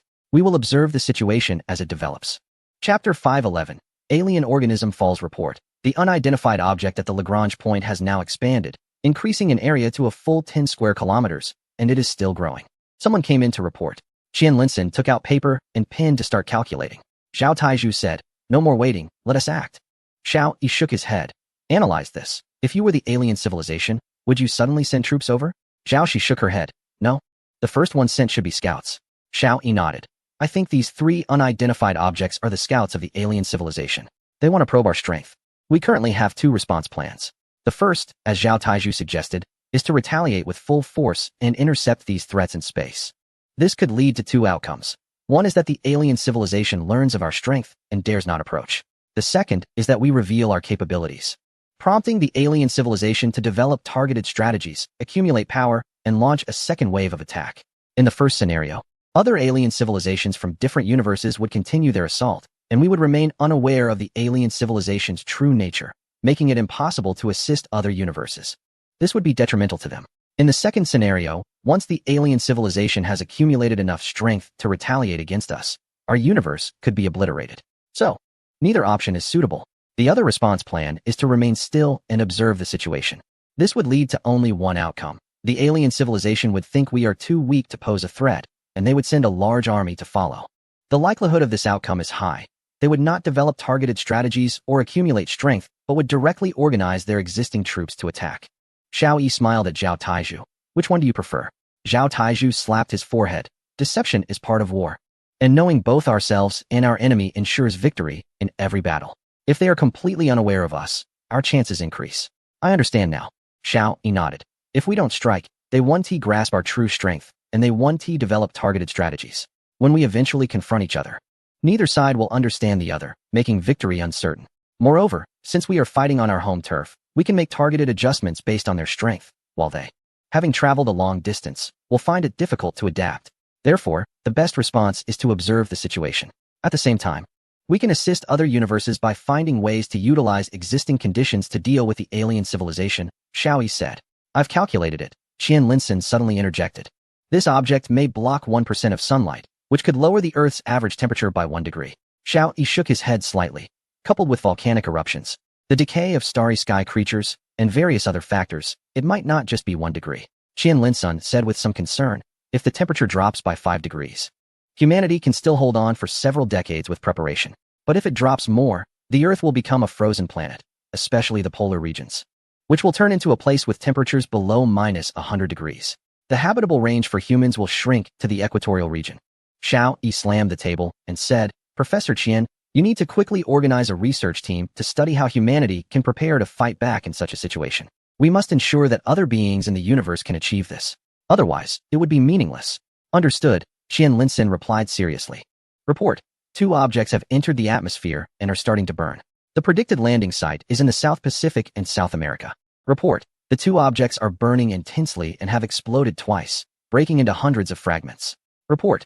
The fragments are almost burned out, with only 2 of the largest fragments still falling. The predicted landing site is in the South Pacific. Our combat team is already waiting in the nearby waters. A series of intelligence reports kept coming in, and the expressions on people's faces grew increasingly confused. What is going on? Are they here to crash on Earth? Zhao Taizhu murmured. Qian Linson shook his head. Analyze what will happen after this object disintegrates. Xiaoyi asked, "What are you worried about?" Chapter 512. Establishing a base in South America. Qian Linson said, "On Titan, the temperature is much lower than that of Earth. If extraterrestrial civilizations want to colonize Earth, the first step is to lower the Earth's temperature. They would kill animals, preserve plants, and reduce the concentration of carbon dioxide in the air. They might also trigger volcanic eruptions and produce large amounts of sulfur dioxide through the decay of starry creatures. Additionally, using solar sails at the Lagrange point to block sunlight. All of this is aimed at lowering the Earth's temperature. So, I'm worried that when these two objects crash, they will produce a large amount of stratospheric aerosols, which would reflect sunlight in the stratosphere and further reduce the Earth's temperature," Qian Linson explained. Xiaoyi slammed the table again. "Now it's clear. That is their purpose. Lower the Earth's temperature, improve the Earth's environment, and transform it into a habitat suitable for them. At that point, it will be their opportunity to invade Earth. Report, the landing position has shifted. It is estimated that the landing site is in Antarctica." Someone entered to report. Xiaoyi raised an eyebrow. "Zhao Shi, bring the squad back. Let them handle it." "Why?" Zhao Shi asked in confusion. Xiaoyi sneered. "If my estimation is correct, this should be a space capsule, which likely contains scouts sent to monitor the Earth's environment. Let them think Earth is unguarded. We just need to observe their actions through high-altitude reconnaissance planes and satellites. Also, inform our people to avoid approaching Antarctica. It would be best to find a way to eliminate these scouts, but of course, only after we clearly understand what these extraterrestrial beings are like." The last universe. In the Great Han Kingdom, Xiaozhong stepped off the plane and immediately spotted several of his siblings. These siblings ranged from 7 years old to infants still being breastfed, numbering over 14 or 15. From this, it can be seen that over the past 8 years, Xiaoyi has been quite busy. His 3 wives have either been pregnant or in the nursing period. However, the largest number of children who can be utilized is only 6. 3 are 7 years old, and 3 are 6 years old. Among the 7-year-olds, there are several individuals, and this group of children has formed a cohesive force. Nevertheless, all the children look up to Xiaozhong, as he is slightly older than the others, even if it's just a few days. At the same time, Xiaozhong has the most information and knowledge among them. Colonel Fitzwilliam watched the group of children seriously discussing the future and couldn't help but exchange glances with his family members. It seems these children are not divine beings, but rather from another universe. Once everyone gathered, Xiaozhong stepped onto the podium and picked up the microphone to speak. Although only 7 years old, he displayed a maturity that was disproportionate to his age. "Hello, survivors from all over the world. I am Xiaozhong, sent by the first universe to assist you." The venue fell silent. A large number of people had already gathered here. It is said that there are around 110,000 survivors in the entire human world, which is roughly 1 in 100,000 compared to the total population of 7 billion. These individuals come from various countries. And notably, there are also people from several underground military bases. Among them are pilots, mechanics, and some scientists. The audience had already heard Xiaozhong's words before, but this was the first time they were listening to the complete introduction. After Xiaozhong introduced his background and the situation in the first universe, he said, "I just received the latest news from the first universe. Extraterrestrial civilization has landed in the first universe." The crowd erupted in a commotion. The first universe has a population of over 1 billion, retaining sufficient combat capability, yet they still allowed the aliens to land on Earth. Isn't that even more challenging? Xiaozhong waved his hand to signal everyone to be quiet.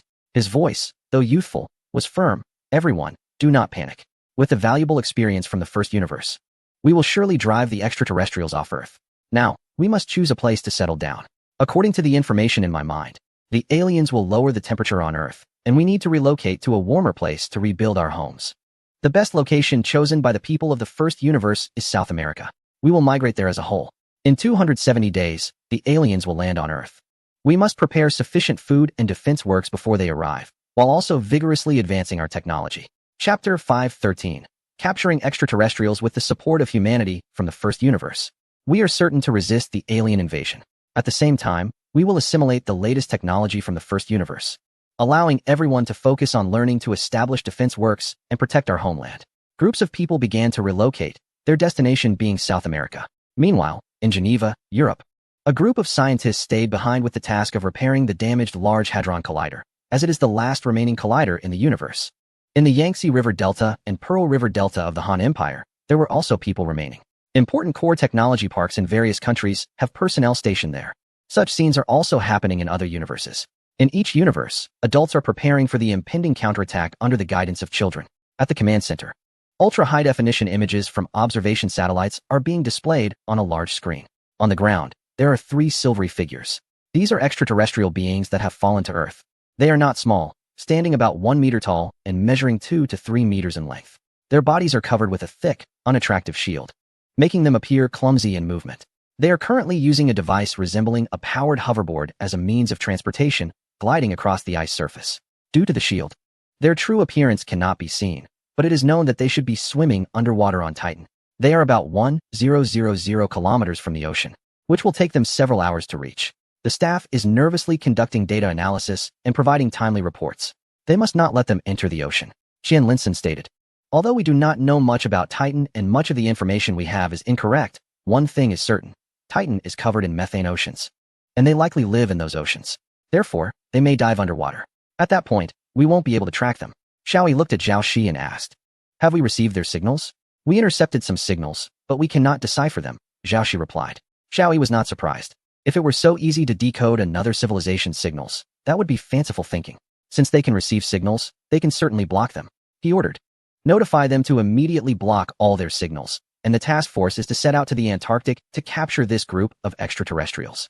In the Antarctic continent, a mech squad, fully armed, is traversing the snowy plains. They are wearing specially designed mechs powered by miniature nuclear energy. For safety, they have also donned heavy armor. They are riding individual sleds, which are also powered by the mechs. The squad leader, Qi Chunlin, is an experienced Special Forces member who has previously carried out many special missions with Zhao Shi. Zhao Shi specifically assigned him to lead the team to capture these extraterrestrials. "Everyone be cautious. We know nothing about the extraterrestrials' weapons, so we must be careful. If necessary, use all means to destroy them," Qi Chunlin instructed. "Understood." The mech team members responded in unison. This is an encounter battle, and they have no understanding of the enemy's combat capability. Therefore, everything must be approached with caution. The three extraterrestrials sensed the crisis, quickly analyzed the situation, and began to flee deeper into the Antarctic. During their escape, several objects flew out from one of the extraterrestrial shields, resembling winged creatures. These objects shot toward the mech squad at high speed. "Unidentified flying objects, intercept," Qi Chunlin shouted. Just then, the sensors sounded an alarm, indicating that unidentified objects were rapidly approaching them, likely an attack from the extraterrestrials. Whoosh, several precision-guided small intercept missiles were launched. However, these bird-like entities displayed sharp judgment and quickly evaded the missiles, continuing their flight. Boom. The missiles were detonated immediately, and the explosion knocked down several of the bird-like objects. But two of them still approached. A suspicious green mist suddenly rose over the vast snowy plain. "Kachunlin, it might be toxic. Put on your gas mask," Zhao Shi shouted upon seeing this scene from above. The name was provided by a bruised monk. Chapter 514, Self-Destructing Aliens, but it was a bit too late. One rapidly flying bird-like object got close to the mech warriors and exploded, releasing a large amount of green mist that enveloped the sky in that area. The frontline mech warriors, unable to don their gas masks in time, were engulfed and collapsed to the ground, convulsing uncontrollably in an instant. Kachunlin put on his gas mask and rushed over to check their condition. In just a few seconds, the mech warriors had turned ashen and were breathing in but not out. Kachunlin was extremely angry. "Others, follow me. Their bodies are to be left for the reinforcement team behind. We can't let them escape." At the command center, seeing this scene, Qian Linson let out a sigh of relief. So they are using poison. It seems this alien civilization isn't too difficult to deal with. Zhao Shi shook his head. It's hard to say. After all, they should be skilled in liquid environment combat. In an air environment, they might not be showing their full combat capability. A chase unfolded on the Antarctic continent.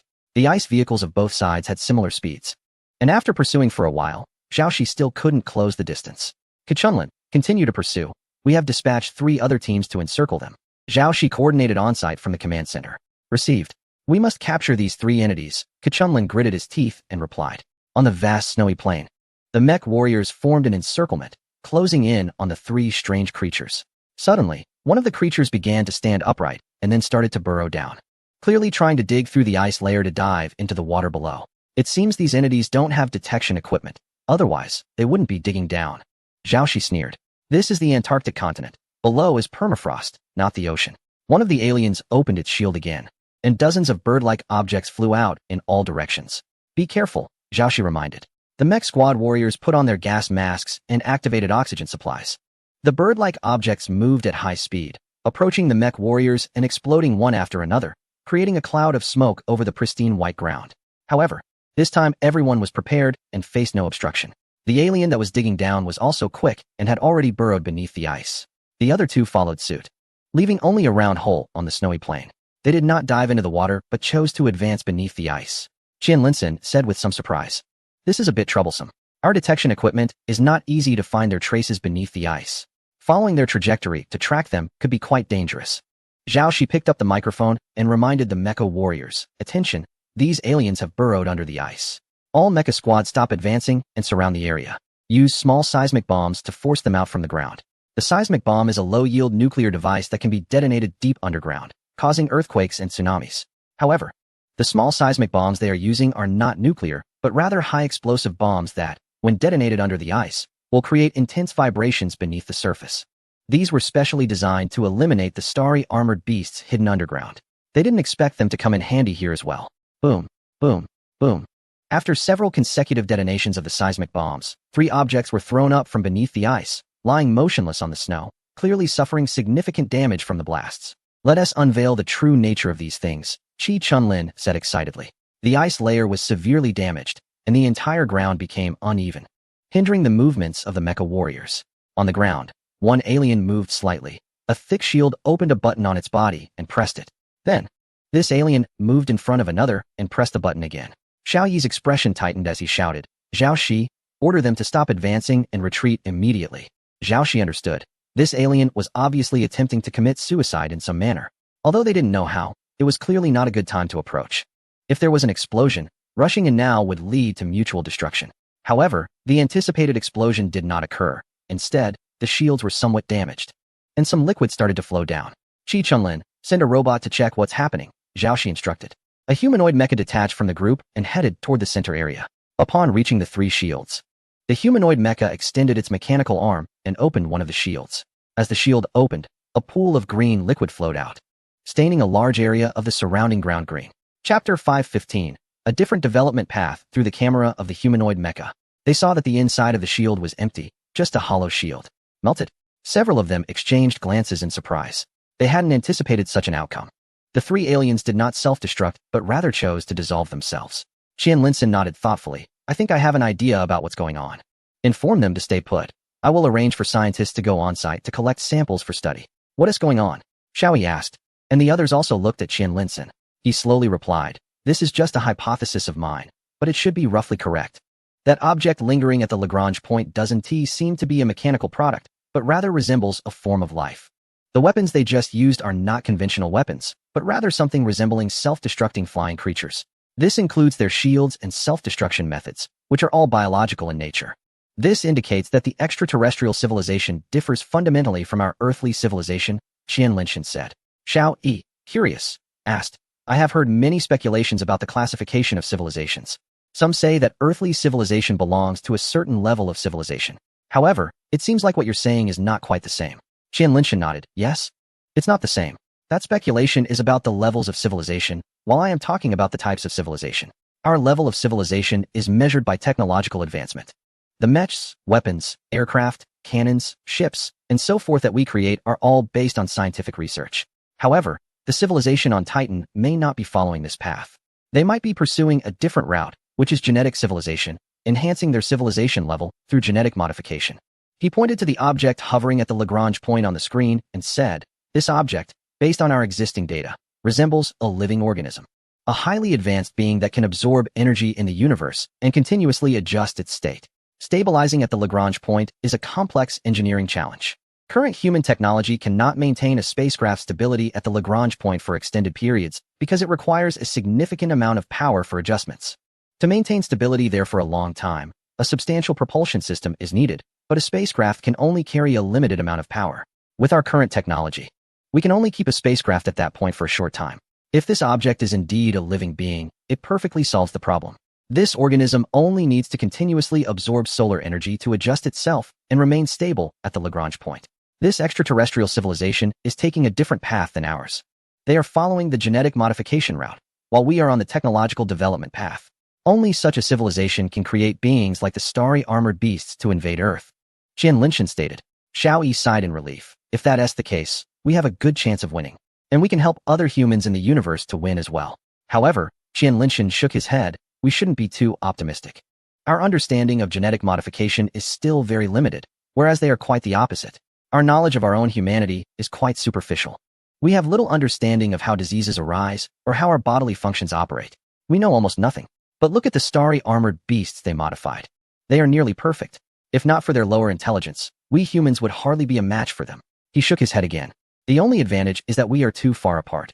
Their next wave of attack is estimated to be at least 8 years away. During these 8 years, we can focus on developing technology to counter the alien invasion. Xiao Yi hadn't spoken yet when Yi Wanqing said, "What if aliens have studied us thoroughly? Casually releasing toxins on Earth or modifying Earth's organisms to turn them into our enemies. Wouldn't that put us in great danger?" Xiao Yi was suddenly startled, breaking into a cold sweat. This was a chilling thought. Humanity is actually quite fragile. First, physically, we can't regenerate, our skin isn't tough, and our bones aren't strong. We can't compete with many animals. Moreover, we are very vulnerable. A tiny virus can render us helpless. For example, diseases like cancer, AIDS, and the recent outbreak of a certain virus have caused millions of deaths. Additionally, it's not just physical ailments. Mental health issues can be even more severe. One could say that the human body is riddled with vulnerabilities. If aliens thoroughly understood human genetics and developed targeted biological weapons, wouldn't that spell our doom? But let's not scare ourselves. If the civilization from Titan really reached that level, why would they need to invade Earth using creatures like the starry armored beast? Furthermore, science is incredibly powerful. If we mastered advanced science, we could create a black hole that could swallow Titan entirely. What could even the most formidable beings do then? Qian Linson chuckled. Xiao Yi nodded in agreement. Right? All research can wait until those things are brought back. I'm an optimist. I believe there must be a way to eliminate alien civilizations. At the very least, we can achieve deterrence. 2 bizarre entities were placed in the laboratory. Several scientists in protective suits were carefully conducting dissections. These were the remaining 2 intact alien shields. Inside the shields was a pool of liquid, clearly indicating that the original objects had melted away. We collected some samples of that liquid in Antarctica and found it to be a high-concentration acid capable of dissolving biological tissue, with acidity comparable to aqua regia. Qian Linson said. Xiao Yi smiled slightly. There's an old saying, the more one flaunts something, the more they lack it, the more one conceals something, the more they fear it. That's an old saying. Whose old saying? I see it as your insight, Qian Linson directly pointed out. Xiao Yi shrugged it off. Since they can destroy their bodies, that means this body is their weakness, their most feared aspect. Wang Lin hurried over and whispered in Xiao Yi's ear. Professor Yuan Ping has heard that the alien beings might be a gene-based civilization, and he wants to participate in the research. Xiao Yi hesitated. Isn't Professor Yuan nearly 100 years old? Can he manage? Qian Linson patted Xiao Yi's shoulder. Professor Yuan has spent his life researching the genetics of rice plants. Of course, he's interested. He then turned to Wang Lin. Tell the old man that their green team can participate in this operation. Whatever results we get, we will consult him first. Wang Lin nodded and hurried away. In the laboratory, scientists have successfully breached the shield and are carefully examining the liquid inside to see if there are any remaining solids or floating particles. Let's go, to get results. It will probably take at least half a month.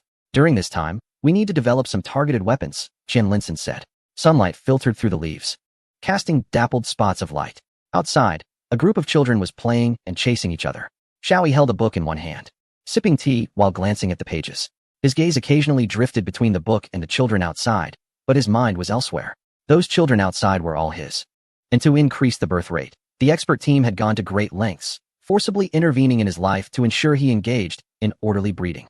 Essentially, as soon as one child was born, he had to encourage the mother to become pregnant again. Although the mothers had no complaints, Xiao Yi felt indebted to them, not just as wives, but also to the children. He was busy with state affairs and had little time to spend with them. Nevertheless, he tried to engage in activities with the children whenever possible. Just earlier, while playing with them, a troubling thought struck him, prompting him to find an excuse to retreat to the kitchen to think. He pondered a question. The children of the last universe could create wormholes to transmit information using a particle collider. But the collider in the last universe couldn't send data to the next universe. Apart from the first and last universes, no other universes could receive information transmitted by the collider. The children of these universes had to rely on their own strength to combat extraterrestrial civilizations. How should they fight? Xiao Yi set down his book, left the courtyard, and drove to Qian Linson's office. He needed to discuss these matters with him. Chapter 517. The path of counterattack from other universes. After listening to Xiao Yi's introduction, Qian Linson sighed and said, Actually, I've been paying attention to this issue as well. My suggestion is to avoid using the particle collider for information transmission as much as possible. We should rely on the quantum entanglement between the children for communication. Only then can we truly assist other universes, especially those that are not adjacent to ours, in combating extraterrestrial civilizations. Xiao Yi nodded. Thus began a cosmic counterattack. Moreover, it was going to be an exceptionally challenging cosmic battle. In the 107th universe, the starry sky saw the arrival of the star beasts on Earth for the 19th year, marking the second year of the Titan's second landing on Earth. A rabbit was cautiously observing its surroundings in the grass. Whoosh! An arrow shot past, and the rabbit hopped once before collapsing lifelessly.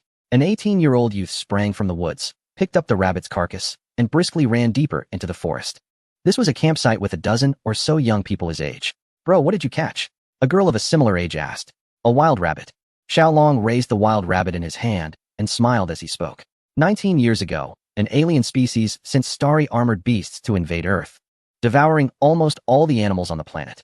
After consuming Earth's creatures, these starry beasts began to gather towards the poles, where they died in large groups in the low-lying areas. 8 years later, the corpses of these beasts started to decay, producing vast amounts of methane, ammonia, and other gases, turning the polar regions into areas that humans could not enter. Meanwhile, sunlight in the sky noticeably dimmed, and Earth's temperature plummeted. The habitable zone for humans was reduced to a narrow strip along the equator. Through the memories of their children, humans learned that an alien civilization had placed a giant space organism at the Lagrange point to block sunlight, and the first batch of extraterrestrial beings had arrived on Earth. Although the first 3 extraterrestrial beings were eliminated by a combat team, last year, a second wave of the alien civilization's forces arrived. Xiaolong witnessed alien spaceships falling from the sky like a meteor shower into the polar regions. Humanity's counterattack against the extraterrestrial beings officially began. Xiaolong was currently positioned above the Gulf of Mexico. Although it was summer, the temperature here was not high, barely reaching 10 degrees. Moreover, the temperature had been dropping year by year. In winter, temperatures could fall below -10 degrees, which was previously unimaginable. This region used to never experience snowfall in winter. Gather! Xiaozhong shouted as he stepped out of the tent. A group of young people quickly assembled and stood in a line outside. Xiaozhong had been elected as the leader of humanity since he was 16. This was partly because he was the oldest among the group, and partly because he was able to receive the most information from other universes. To resist the extraterrestrial beings, humans needed guidance from this information. I have received more information today. We need to hurry to the Houston rocket launch base to improve the facilities there. The second wave of extraterrestrial beings is coming. We must take down the solar umbrella, Xiaozhong said. According to the information, there will be a small squad of extraterrestrial beings there, so everyone needs to be cautious. What kind of beings? Yang Yunlong asked. He envied the Xiao siblings because they could receive information from other universes. Although he could also receive information, it was too fragmented, consisting only of scattered dreams and memories. He could hardly recall them unless he encountered similar scenes. The snot monster and the saliva beast, Xiao Ling said with some disgust. She was Xiaozhong's sister, 17 years old, and although young, she bore significant responsibilities. Darn it, I hate those two things the most, Yang Yunlong spat. Everyone eat something. We will set off soon. We are very close now, and we will definitely arrive today, Xiaozhong said. Xiaolong laughed and said, I caught a rabbit. So we will have meat to eat tonight. After years of breeding, Earth's organisms have once again thrived. In the underground base of the former Huaxia, there is a biodiversity base that preserves samples and embryos of almost all Earth species. The breeding of these animals has gone through 2 stages. The first was the breeding of herbivores. After about 10 years of breeding, these creatures have grown well without natural enemies and have started to show signs of overpopulation. In recent years, carnivores have begun to be bred. However, there are very few carnivores, so they generally only hunt herbivores and spare the carnivores. This team consists of a dozen young people, aged 15 to 18, mostly male. The women who have reached the appropriate age now have a daunting task, to give birth. Today, women are busier and more burdened than men. On one hand, they must breed new humans, and on the other, they must continuously learn to become experts in various fields. They cannot fall behind too much in technological standards, especially in weaponry and space technology. The Houston rocket base is one of the few rocket bases that have been well maintained. Recently, however, alien creatures have appeared, and this team must clean up these aliens while also imparting the latest knowledge to the scientists stationed at the rocket base. After a brief rest, Xiaozhong led the team to set off. Xiaolong approached Xiaozhong and asked as they walked, Brother, why do you think the aliens seem to lack intelligence? Xiaozhong, wearing protective armor, navigated through the jungle. Without the disturbance from animals, the plants were growing wildly. Although this was a highway, it could not stop the signs of plant growth. The father said it might be because these aliens are like starry armored beasts. They are merely tools for exterminating Earth's creatures and not true extraterrestrials, Xiaozhong replied. He could sometimes receive messages from other universes, but these messages were very mixed. Humanity, still unclear about the reasons for quantum entanglement, could not control the transmission of entangled information. The messages conveyed through quantum entanglement were often chaotic and confusing. Sometimes, they contained useless information, such as messages about being scolded by his mother or heartwarming moments of playing games with his father, important to personal feelings but insignificant to humanity. However, Xiao Zhong treasured these messages dearly, as they were his only way to feel the love of his biological parents. As he grew older, he gained some understanding of the information transmission from the first universe, which reduced unnecessary emotional conflicts for him. Therefore, the information transmitted now mostly consists of useful content. They all cherish every dream they have. Each person, upon waking, reviews their memories to consolidate them before getting out of bed. This has formed a routine. A reminder sound came from the wrist screen, and Xiao Zhong raised his hand to signal everyone to be cautious. This was a warning of an approaching extraterrestrial life form. Xiaolong put on his goggles, activated his oxygen mask, and moved to encircle from the left with two others. Yang Tianxi led two people to encircle from the right. They formed a pincer attack, quickly closing in on the location where the extraterrestrial life form had appeared. Be careful of the new type of extraterrestrial life, Xiao Zhong reminded. Received, the team members responded and continued forward. Their mechas were upgraded versions, utilizing advanced technology transmitted from a highly developed civilization. Consequently, the mechas exhibited outstanding performance in all aspects. Humans had manufactured mini nuclear energy drives in an underground facility using existing conditions, which were installed in the mechas. Beside the helmet goggles, there was a small window displaying map information, relying on the navigation support provided by a satellite still flying in the sky. It could relay everyone's positional information in real time. Beneath them was a hydraulic power system, and in the weight-bearing compartment, there was a simple two-wheeled vehicle that could travel at high speeds on well-maintained roads. In terms of weaponry, they employed new laser weapons that were more efficient in conserving ammunition and energy. Having locked onto the trace of the extraterrestrial life form, they requested to proceed with the attack. Xiaolong's voice came through Xiao Zhong's earpiece. Don't rush. First send out a reconnaissance drone to see if there are any special extraterrestrial life forms. Xiao Zhong instructed. Understood. Xiaolong nodded to Yang Yunlong behind him.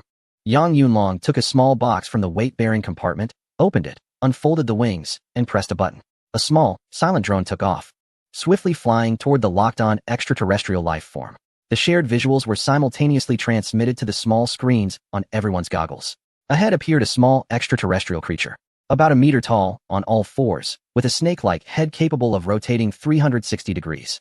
Chapter 519. Saliva Beast. This was the despised Saliva Beast, which actually spewed a highly corrosive liquid that could quickly dissolve the outer shell of the mecha if it splashed on it. Be cautious of any snot monsters underground, Xiao Zhong reminded. The snot monster was a burrowing creature filled with worm-like mucus, favoring damp environments to hide and launch surprise attacks when other beings passed by. Their targets were not limited to humans. They indiscriminately attacked various animals as well. The massive extinction of species was significantly related to these snot monsters, and clearing them out was one of the most important tasks for the mecha team. Yes, infrared shows similar creatures underground, Xiaolong reported. Currently, there were over a dozen types of extraterrestrial life forms that humans had encountered, including the starry armored beast. The most dangerous was not the starry armored beast, which was overwhelming in numbers and hard to eradicate. However, once it lost its numerical advantage, the starry armored beast became much less threatening. Moreover, the control method of the celestial armored beast has been mastered by humanity. If the receiver of the celestial armored beast is destroyed, it will revert to a wild state and, in the absence of animals, will automatically return to the polar regions to perish. Therefore, the celestial armored beast is completely gone. Lock the position and deploy combat robots to deal with these creatures. Xiao Zhong issued the command. In the current world, human life is extremely precious, but machines can be produced in large quantities. At the estuaries of the Yangtze River and the Pearl River, numerous factories are engaged in automated production, continuously manufacturing various robots and equipment according to the blueprints provided by Xiao Zhong and his team. Previously habitable tropical regions can grow crops, while subtropical areas are suitable for industry and can also cultivate crops in summer. However, the long winter is only suitable for staying indoors. Other areas are akin to the former Arctic Circle. As for the regions within the Arctic Circle, they are frigid worlds where humans cannot survive. To change all of this, the primary prerequisite is to eliminate the solar umbrella at the Lagrange point in space. The trip to the rocket center today is to take down this solar umbrella. Xiaolong took out two discs, about the size of floor-cleaning robots, from the load-bearing basket and placed them on the ground. After pressing the start button, the disc-shaped objects rapidly transformed into four-legged robots resembling dogs. These are combat robots, not ordinary robots that use firearms as weapons, but rather ones that utilize energy as their weapon source. Energy weapons mainly consist of laser weapons, powered by high-energy batteries. Once charged, they can sustain half an hour of high-intensity combat. After the battle, they can be placed back in the load-bearing basket for recharging. The advantages of laser weapons include high speed, linear targeting, and no need for ammunition changes. The downside is the requirement for a large amount of electrical energy. Additionally, it takes several seconds for laser weapons to destroy the enemy, unlike high-explosive weapons that can inflict fatal damage upon impact. Following breakthroughs in high-performance battery technology, laser weapons began to see extensive use in combat, with significant adoption occurring in the last 3 years. This robot is composed almost entirely of high-performance batteries. Aside from some essential equipment, Xiaolong quickly transmitted combat instructions to the robots, and the 2 robots rushed out, flanking the target from left and right to form a pincer attack. The battle soon commenced, and it was remarkably quiet. Unlike traditional weapon combat that causes chaos, laser weapon battles are silent. From the screen, it can be seen that the first combat robot locked onto a saliva beast, while the other locked onto a mucus monster. A laser shot struck the saliva beast, which, in pain, turned and sprayed venom at the combat robot. The combat robot agilely jumped and dodged, but the laser remained locked onto the saliva beast. The brain of the saliva beast is located in its chest. After aiming with the laser for 2 to 3 seconds, it penetrated the creature's brain. It immediately collapsed and became motionless. Another combat robot continued to direct its laser at the slime monster underground. The laser burned a small hole in the ground, and the slime monster escaped, writhing like a snake in an attempt to flee. However, it couldn't withstand the laser's sweep and fell down helplessly. Chapter 520. Houston Rocket Launch Center. The reconnaissance aircraft scanned the surroundings again, confirming that there were no other extraterrestrial creatures nearby before retracting. Xiao Zhong, what are the scientific names for this slime monster and the saliva beast? Xiaolong asked while signaling the combat robot to return. The slime monster's scientific name is highly toxic slug. The saliva beast is called snake-headed deer. They are both modified organisms with no signs of evolution. However, they do not reach the biological level of the starry armored beast. Xiao Zhong gradually approached Xiaolong suddenly. A scream came from the communicator. What's wrong? Everyone was startled and quickly asked. My combat robot has been contaminated by the saliva beast's acidic liquid. The shell has corroded, and it's done for. The battery has been eaten through. Xiaolong's curses came through the communicator. Damn it. I don't have any combat robots left. I thought something happened to you. No need to overreact, Xiao Zhong replied with a maturity that belied his age. After the people from Yang Tianqi and Xiaolong's sides gathered, Xiao Zhong opened the screen to check the map. We are just a few kilometers away from the Houston Rocket Launch Center. Everyone be careful. We must clear the surrounding extraterrestrial creatures. Xiaolong, Yang Tianqi, you two take the left and right sides to inspect around the launch center. I'll take Gao Xiaobing inside to see their research results, said Xiao Zhong. Understood, both replied. Xiao Long and Yang Tianqi led a few people in opposite directions to search for extraterrestrial creatures, while Xiao Zhong quickly headed towards the rocket launch center with Gao Xiaobing. The Houston Rocket Launch Center was surrounded by defensive structures built to guard against surprise attacks by extraterrestrial beings. Inside the fortifications, there were various weapons. These weapons were constructed based on data transmitted from the brains of several young individuals with the Xiao surname. There are 22 people with the Xiao surname, 9 born to Zhong Qianzu, 7 to Zheng Xueyao, and 6 to Nye Sihua. Initially, 3 Xiao children were born each year, but later, due to health reasons, Nye Sihua stopped giving birth, and Zheng Xueyao's fertility rate decreased. Zhong Qianzu, however, continued to give birth at a rate of 1 every 2 years. It is said that Zhong Qianzu's 10th child is also on the way. 19 years ago, there were only a few 100,000 surviving humans. However, with an annual birth rate approaching 10,000, the total human population has now risen to over 300,000. Among these embryos, only a small portion were conceived naturally. Most were born due to connections in the universe. The birth of life and death is a significant event in the context of parallel universes. Due to the convergence of the universe, when one universe gives rise to new life, others will do the same. Similarly, the passing of one life will resonate across other universes. However, if one is fortunate enough to evade death, their life will no longer be influenced by other universes. Research has shown that individuals living in isolation within a single universe are more prone to depression, despondency, and even a decrease in lifespan. It is said that the incidence of depression during peacetime is related to this factor. Previously, it was believed that depression was linked to genetics, heredity, or environment. Little did people know that the true cause lies in the convergence of parallel universes. Currently, research data from the first universe indicates that the incidence of depression among its inhabitants has significantly increased compared to before. Additionally, average lifespans have been affected, decreasing by over a decade. This is also a consequence of the convergence of the universe. as they approached the defensive fortifications. The sound of the laser defense tower charging resonated. Xiao Zhong quickly identified himself. I am Xiao Zhong. The charging sound of the laser defense tower then subsided. Although extraterrestrial beings had landed on Earth for over a year, they have not shown significant resistance thus far. The extraterrestrial beings encountered do not exhibit high levels of aggression. However, information from dreams has informed Xiao Zhong that these beings are preparing at the North and South Poles, and their true strength has yet to be revealed. The extraterrestrial entities currently appearing seem more like reconnaissance or harassment teams.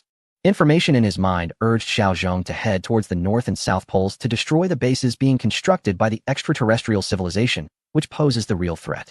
Commander Xiao, welcome to the Houston Rocket Launch Center, a familiar voice greeted him. It was the voice of Hani. According to Xiao Long, Hani, Jack, and Hassan are the only remaining humans who participated in the battle against the Sky Armor Beast in the first universe and survived in other universes. In this universe, the three of them escaped to underground nuclear defense facilities during the outbreak of the Sky Armor Beast and managed to survive by chance. Chapter 521. Adjusting the rocket. Hassan is now the chief flight trainer, having trained thousands of qualified pilots. Hani is in charge of mechanics, responsible for the maintenance of crucial equipment worldwide, and also serves as the head of the Houston Rocket Launch Base. Jack is a new generation leader, currently leading the human resistance as the combat commander. Xiao Zhong raised his hand in salute as a heavy iron door opened, and he entered with Gao Xiaobing. Hani approached wearing a fur hat, looking quite comical with a bulbous nose as he neared 60. Xiao Zhong, my dear little Xiao Zhong, I've been waiting for you. I dreamed about drinking with your father yesterday. Xiao Zhong knew he was joking and chose not to confront him. Quantum entanglement phenomena are not rare, but certainly uncommon. Hani, Hassan, and Jack do not exhibit such phenomena. Grandpa Hani, I brought you a bottle of liquor, Old White Dry, Xiao Zhong said. It was found in our supermarket. Definitely aged for over 20 years. Xiao Zhong took a bottle of wine from the heavy basket and handed it to Hani. Hani was quite fond of this. Since the outbreak of the stellar behemoth, Hassan had quit drinking, but Hani still had a strong craving for it. Haha, I like you, kid. When we were choosing the leader, I was the first to support you. Hani laughed heartily and gave Xiao Zhong a tight hug. He was speaking the truth. When they first met Xiao Zhong, Hani, Hassan, and Jack all liked the kid very much. When Xiao Zhong was 16 years old, he was elected as the leader of humanity by a group of children, and he stood by their side. The precocious Xiao Zhong became the leader of humanity, and his performance over the past 2 years had gradually dispelled the doubts of those who were skeptical. So what is the latest news? Hani asked as he walked into the room with Xiao Zhong. Xiao Zhong looked into the distance, where a massive launch pad stood with a rocket erected on it. This was an aggressive rocket undergoing installation and debugging, aimed at destroying the solar umbrella at the Lagrange point. However, some critical data and more reliable weaponry were still needed. I brought the latest data and launch parameters. I need to check the entire rocket. It might trigger more information, Xiao Zhong said. Quantum entanglement works like that. It's most easily triggered during actual contact. Currently, human resources were scarce, especially since building rockets was no easy task. Therefore, he needed to inspect every part of the rocket before launch, hoping to trigger some information to avoid specific issues that could affect the launch. I've had several dreams related to this rocket. For safety's sake, I specifically made this trip, Xiao Zhong explained. All right, I'll call someone to accompany you. Hani picked up the communicator and called out, Jane, come over. Soon, a blonde girl in lightweight armor ran over, smiling at Xiao Zhong. Commander Xiao, hello, I'm Jane. Xiao Zhong took off his heavy armor and put on the lightweight one that Jane had brought, saying, You're Jack's daughter? Jane shyly nodded, yes. I just turned 17 and came here. Xiao Zhong turned his head in surprise. Aren't you married? For the sake of human reproduction, girls can marry upon turning 16, and if they are still unmarried by 18, they will participate in a unified matchmaking event. While studying and working, girls also bear the heavy responsibility of having offspring. Although the system is harsh and filled with discrimination against women, it is a necessary task for the propagation and growth of humanity. However, artificial wombs are currently being developed, and when that time comes, women will be freed from the burdens of childbirth. They are not worthy of me, Jane said proudly, raising her head and staring intensely at Xiao Zhong. Although Xiao Zhong was often subjected to such fiery gazes from girls, he still found it somewhat uncomfortable. He was a bit slow in matters of emotion, much like his biological father, Xiao Yi.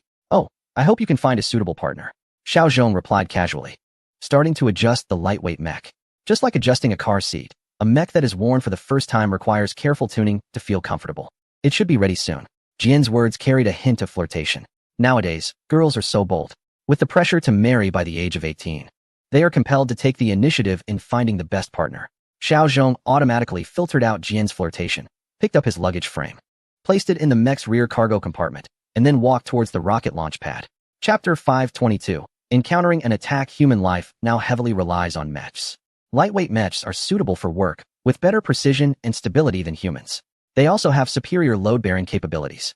Heavy mechs, on the other hand, are like light combat vehicles, capable of multifunctional combat and equipped with solid defenses. Brother Xiaozhong, wait for me. Jian changed her address, calling Xiaozhong brother. The two arrived at the base of the rocket launch pad, looking up at the towering structure, which stood several dozens of meters high, a symbol of humanity's hope. To counterattack the polar regions and eliminate the alien creatures there, it is necessary to remove the solar umbrella at the Lagrange point. Although this solar umbrella only blocks 1% of sunlight, the effect is cumulative.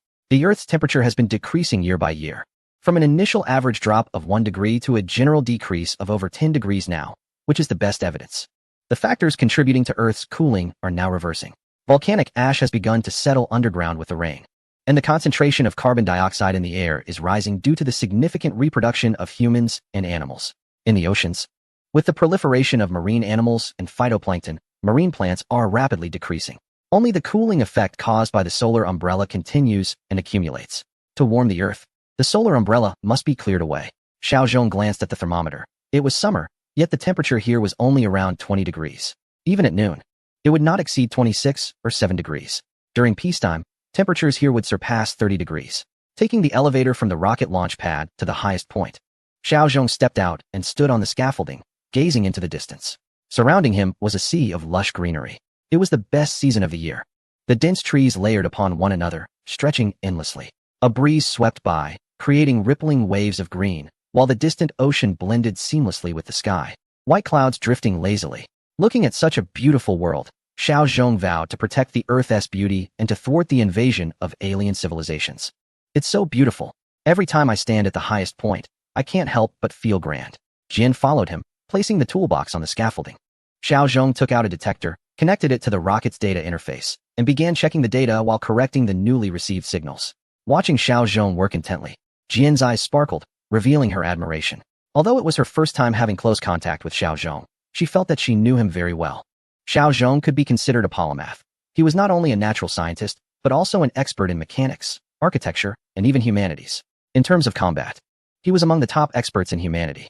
It seemed that Xiaozhong's existence was a testament to how high humans could reach. Moreover, his mind was filled with vast amounts of knowledge and data that had long been destroyed in this world, yet he could articulate them effortlessly. Do I have something on my face? After a long time, Xiaozhong finally noticed Jian's fiery gaze fixed on him and curiously asked. No, it's just that you're really good looking, Jian candidly replied. Xiaozhong turned to look at Jian in surprise. Is it appropriate to use good looking on me? Anyway, I think you're good looking, Jian said with a radiant smile. Xiaozhong noticed her smile. It was indeed beautiful. It suits you much better. All right, hand me the tools, he said. Jian lifted the toolbox and handed it to Xiaozhong. She tried to look into his eyes, but he was too busy with his work, making it difficult for her to maintain eye contact. Suddenly, Xiaozhong raised his head warily and glanced behind him. Not good. He quickly grabbed Jian and dove to the ground. Whoosh!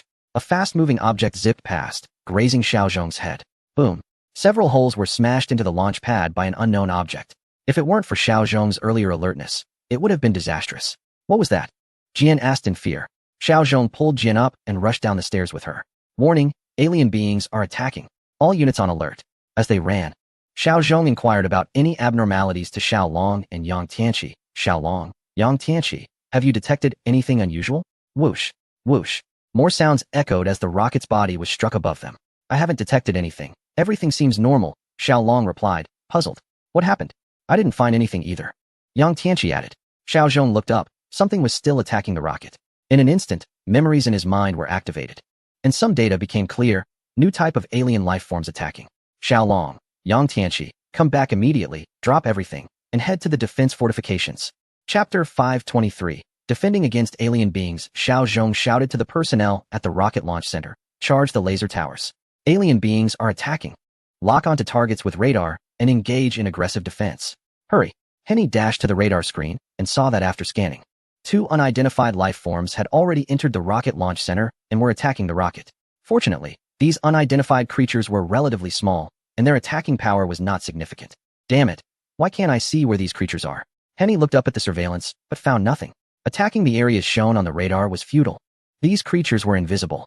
Xiaozhong shouted loudly, pulling Jian along as they rushed down the rocket launch tower and ran towards the defensive fortifications. Without radar assistance, the new alien creature was invisible to the naked eye. What on earth can still be invisible? Hanny exclaimed in surprise. Xiao Zhong burst into the operations room, found Hanny, and said, according to the information I just received, these creatures are nearly transparent and hard to spot with the naked eye, plus they can fly. Increase the radar search area to help Xiaolong locate the enemy. A dozen lasers flashed by, and the flying objects on the radar disappeared. But it was unclear whether they were shot down or had flown away to hide. After all, radar is not effective for near-ground targets. Can we search with thermal imaging? Henny asked. Xiao Zhong shook his head. They have the same temperature as the surrounding environment. Then it's impossible to find them. Henny exclaimed in frustration. Xiao Zhong replied. Not exactly. They can pass through visible light, but ultraviolet and infrared can detect their traces. Henny sighed in relief. That makes it easier. A tense voice came through the communicator. It was Xiaolong. Bro, the reconnaissance plane has spotted a large number of underground creatures approaching from a distance. And there are also some on the ground. Their target seems to be the rocket. Xiao Zhong said in a deep voice. You all need to get back quickly. After finishing, he turned to Hanny and said, I need to take command here. Hanny spread his hands. All right, we will all follow your lead. Everyone had already witnessed Xiao Zhong's command capabilities. Xiao Zhong immediately ordered, all units, prepare defensive positions. Drone squad launch. 2 large drones took off from the runway, while thousands of mini-combat drones took off on-site, forming 2 formations to rescue Xiaolong and Yang Tianqi. On the ground, a squad of combat robots also set off for reinforcement. From the aerial reconnaissance images, about 20 kilometers away, dense woods were shaking, clearly indicating a large number of things were approaching. The thick trees obstructed the reconnaissance plane's view, making it unclear what alien creatures were present. A small reconnaissance plane lowered its altitude and flew into the woods, revealing what was coming. It was seen that creatures with hard shells formed a square formation advancing rapidly. Behind the shelled creatures, various other alien beings followed. Underground, the soil was churning, indicating something was digging its way through. In the air, although invisible to the naked eye, countless entities were detected by radar as well. No wonder I was called over today to debug the rocket. It turns out I am here to command this battle. Xiao Zhong scoffed, then issued the order to activate the infrared detectors to defend against airborne creatures. While running, Xiaolong heard Xiao Zhong's battlefield analysis and quickly took out several combat robots from the load basket, including the damaged one, activated their switches, and left them to hold their ground while he rushed towards the rocket launch base with Yang Yunlong and a few others. Not long after, the sound of battle echoed from behind. Although it remained quiet, the roars of the alien creatures indicated that the fighting was fierce. The gate of the defensive fortifications opened, allowing Xiao Long and a few others to enter. As soon as they arrived at the rocket launch base, they found their positions and began preparing for defense. The defenses of the rocket launch base were divided into 3 layers. The first layer consisted of energy laser towers, the second layer featured automated defensive artillery, and the third layer was manual artillery. Zhang Xiyuan quickly took control of a drone squadron, as he was most skilled in operating drones for long-range combat. He opened the control tablet, which was the size of a tabletop. Around the edges were various fixed attack modules, while the center displayed a real-time formation map of the drones and the surrounding situation. Operating mecha drones required extremely fast reflexes and technical skills. With the genetic advantages of Zhang Xiaolong, Zhang Xiyuan excelled in this area. Controlling 1,000 drones for overall management was relatively easy, but formulating detailed attack plans was quite complex. Even just forming a formation was a significant expertise. Yet, Zhang Xiyuan could execute a variety of dazzling maneuvers with the drones, unmatched by anyone else among humanity. He dispatched 50 drones to initiate aerial attacks. With the aid of infrared scanning, they precisely targeted the flying creatures that were difficult to detect with the naked eye before commencing their assault. These transparent flying beings were a new sight, never encountered before. Henny focused on the large screen, noting that these flying objects only became somewhat visible under infrared scanning. Fortunately, our mechas are equipped with infrared detectors to distinguish these flying creatures, Xiao Zhong remarked. They must have absorbed the genes of transparent creatures from the ocean and undergone corresponding modifications, resulting in these transparent flying beings, he added with a cold sneer. However, genetically modified creatures are still genetically modified. They pose little threat to us humans. In the face of technology, genetically modified beings are somewhat weak. Yes, so far. We haven't seen any powerful creatures, Henny concurred. Just then, a roar echoed that changed the expressions of both Xiao Zhong and Hanny. This was a sound they had never heard before, nor had they ever seen its source. The sound was profoundly shocking. What was that? Henny asked, his voice tinged with uncertainty. The sound clearly originated from a great distance, yet it was powerful enough to reach them, indicating that it was extraordinarily loud. But even more alarming events followed, as if in response to this sound. a greater roar erupted from afar, and judging by the number, there were at least dozens. It seems the earlier skirmishes were just minor disturbances. The real main force is behind them, Xiao Zhong said with a stern expression. Send out reconnaissance drones to investigate, he ordered. No sooner had he finished speaking than the screen displaying the reconnaissance drones suddenly went dark. Oh no, it's been destroyed, Jian said, a hint of tension in his voice. The previously calm atmosphere suddenly became tense. It was evident that this was a long-planned attack by extraterrestrial beings. Since their arrival on Earth, these beings had not made any significant moves. They had only sent out small teams to carry out disturbances. It turned out that they were not lacking in strength, but had been accumulating power all along, and only began to exert themselves today. They dispatched high-altitude reconnaissance drones to investigate what was happening. Xiao Zhong issued the command. Zhang Xiyuan, who was at the control panel, gently tapped a few keys. And a high-altitude unmanned reconnaissance aircraft took off, swiftly ascending into the sky. Suddenly, Xiao Zhong added another command. Send out an unmanned fighter jet for escort. Understood. Zhang Xiyuan replied, swiping his finger again, and another weapon-laden unmanned fighter jet took off. Although the high-altitude reconnaissance aircraft was also armed, Xiao Zhong felt it was unsafe. This feeling of insecurity was amplified by a warning from another universe, making him even more vigilant. Wow, there really is an enemy. And they are at an altitude of 5,000 meters. Zhang Xiyuan felt a surge of excitement as he arranged for small, unmanned fighters to clear out various nearby extraterrestrial beings according to established protocols, while simultaneously controlling the escort fighter jet. There are quite a few, over a dozen flying creatures intercepting our reconnaissance aircraft. Xiaolong, take over the small drones. Zhang Xiyuan said excitedly as he donned a visual helmet, preparing to engage in battle with the flying creatures. What kind of creatures are they? Do you need support? Xiao Zhong asked. Zhang Xiyuan rubbed his hands together, exhilarated.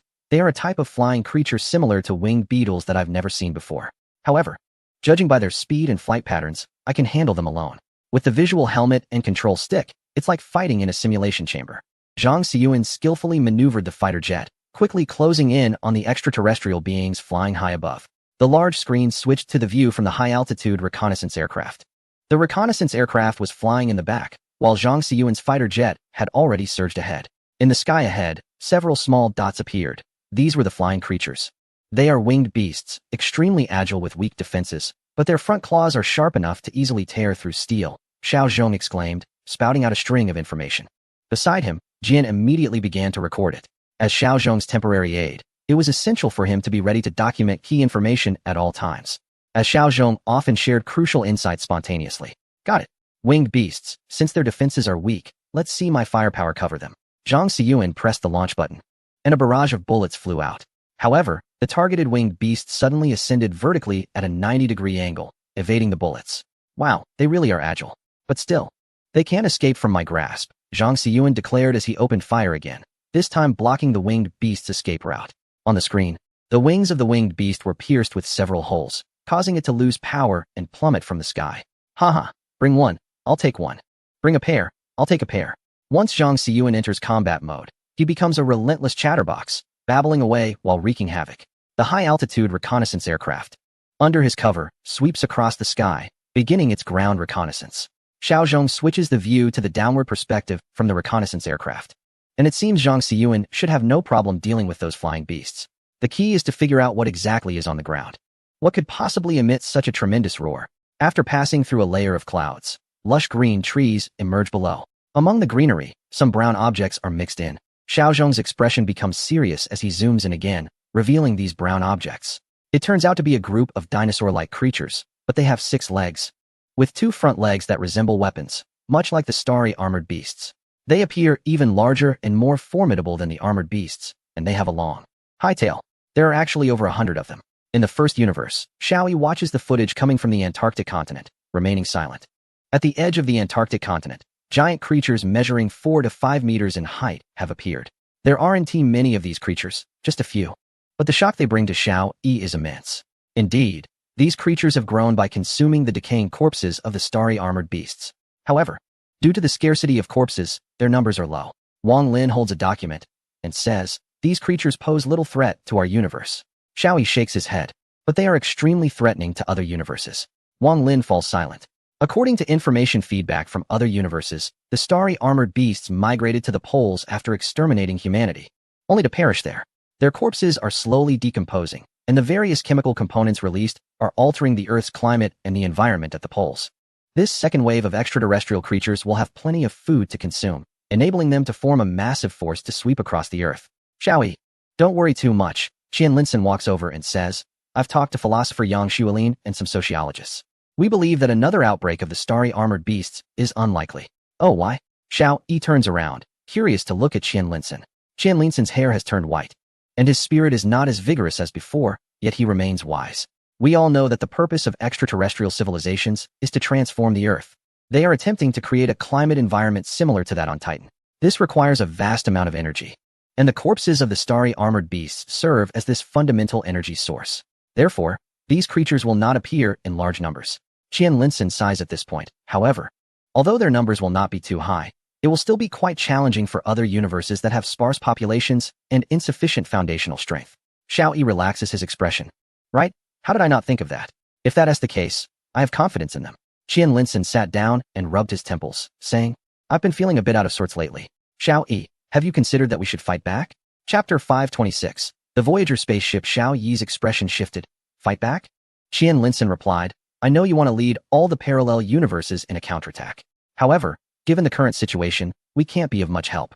The technology that needs to be developed has already been developed, but their population base is too small.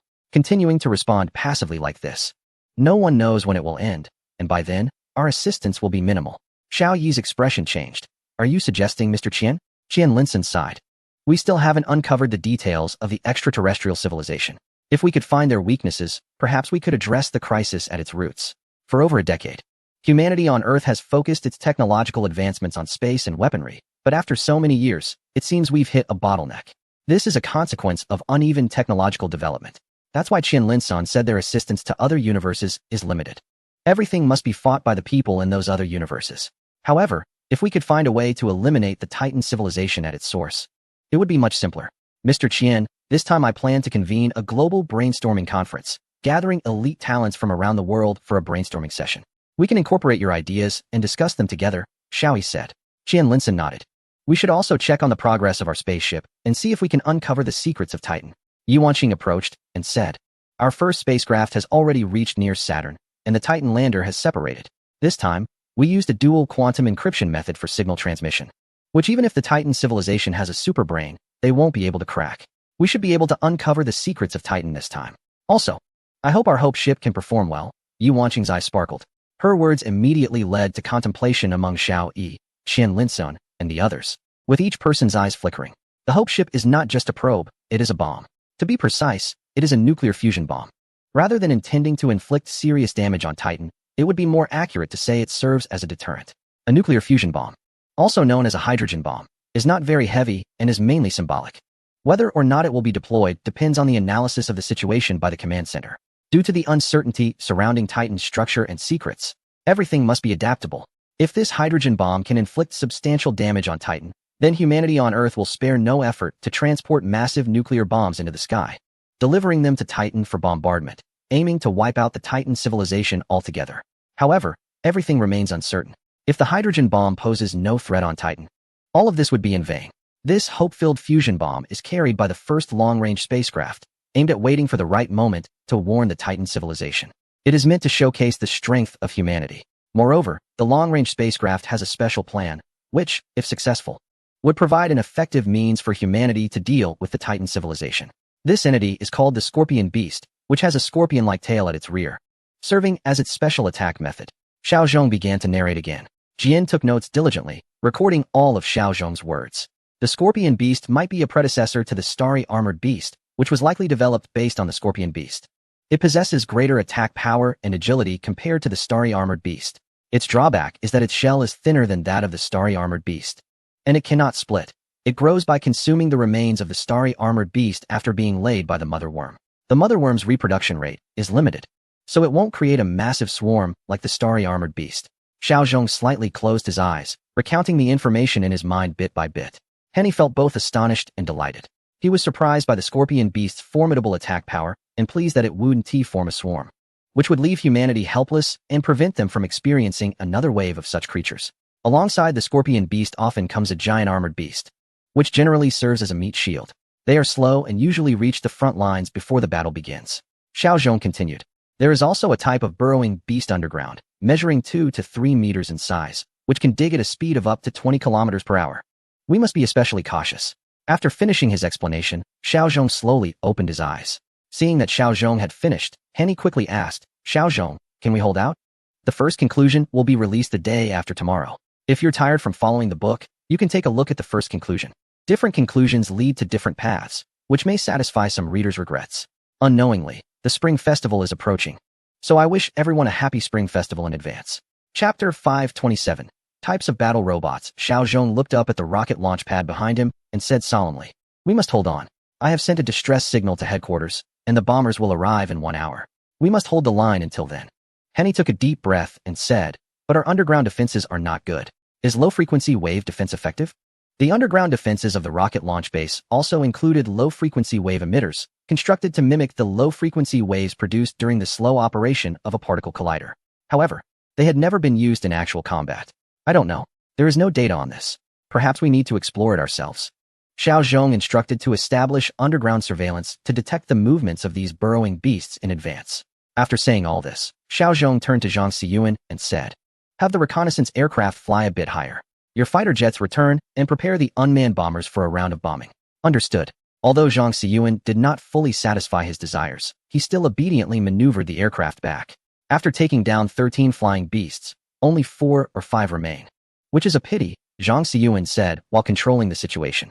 Xiao Zhong ignored Zhang Xiyuan's complaints and said to Hani, Deploy all combat robots. We can't just passively defend. We need to launch an attack to slow down their advance. Xiao Zhong then instructed Jian, Sound the alarm and prepare everyone for battle. All personnel, don your mechs and get ready to engage. Understood, Jian responded, feeling a mix of tension and excitement. A few minutes later, all staff were fully armed and heading to their respective positions. Nowadays, humans often wear multiple hats. Scientists not only engage in research but also serve as mech warriors. When necessary, they may also operate unmanned combat mechs. Currently, they were operating these unmanned combat machines. Although the human population is not large, most factories in the Yangtze River Delta and Pearl River Delta have not suffered severe damage, allowing for a rapid recovery of the entire industrial chain, resulting in the continuous production of various robots. The combat robots at this rocket launch base alone number in the thousands. When personnel are insufficient, robots fill the gap. This has become the standard practice. These combat robots have undergone 4 to 5 generations of upgrades, representing a significant change from the initial imitation mechs to fully functional combat machines. There are track combat robots, categorized by their weaponry into 2 types, one loaded with high-performance batteries for laser attacks, and the other equipped with high-explosive weapons. Both types serve as frontline shield robots. There are also humanoid robots, which are highly realistic and can draw the fire of alien creatures due to their agility. Additionally, there are dog-like robots, varying in size.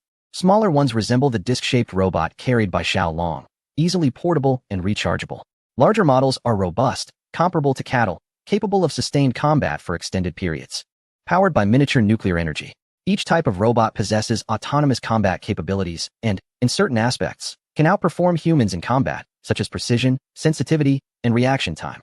Thanks to their data-driven learning combat models, their level of artificial intelligence is quite advanced, leading to concerns that highly intelligent robots may pose risks to humans. However, currently, there are no immediate threats in this regard.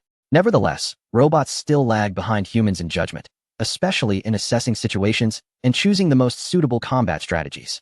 Therefore, each robot is equipped not only with remote control capabilities, but also with a brain-machine interface, allowing human operators to control the robots using neural signals through wearable devices. This technology has only been developed in recent years. While it is not yet fully mature, it is already applicable in basic functions.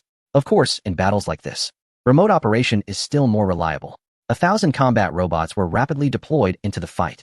Several types of combat robots were mixed into small teams, moving through the woods, approaching various incoming alien creatures. Xiao Zhong watched the large screen. This was the footage transmitted back from the heavy-tracked robots. The battle was exceptionally fierce. A large number of lasers were fired, enveloping the entire forest.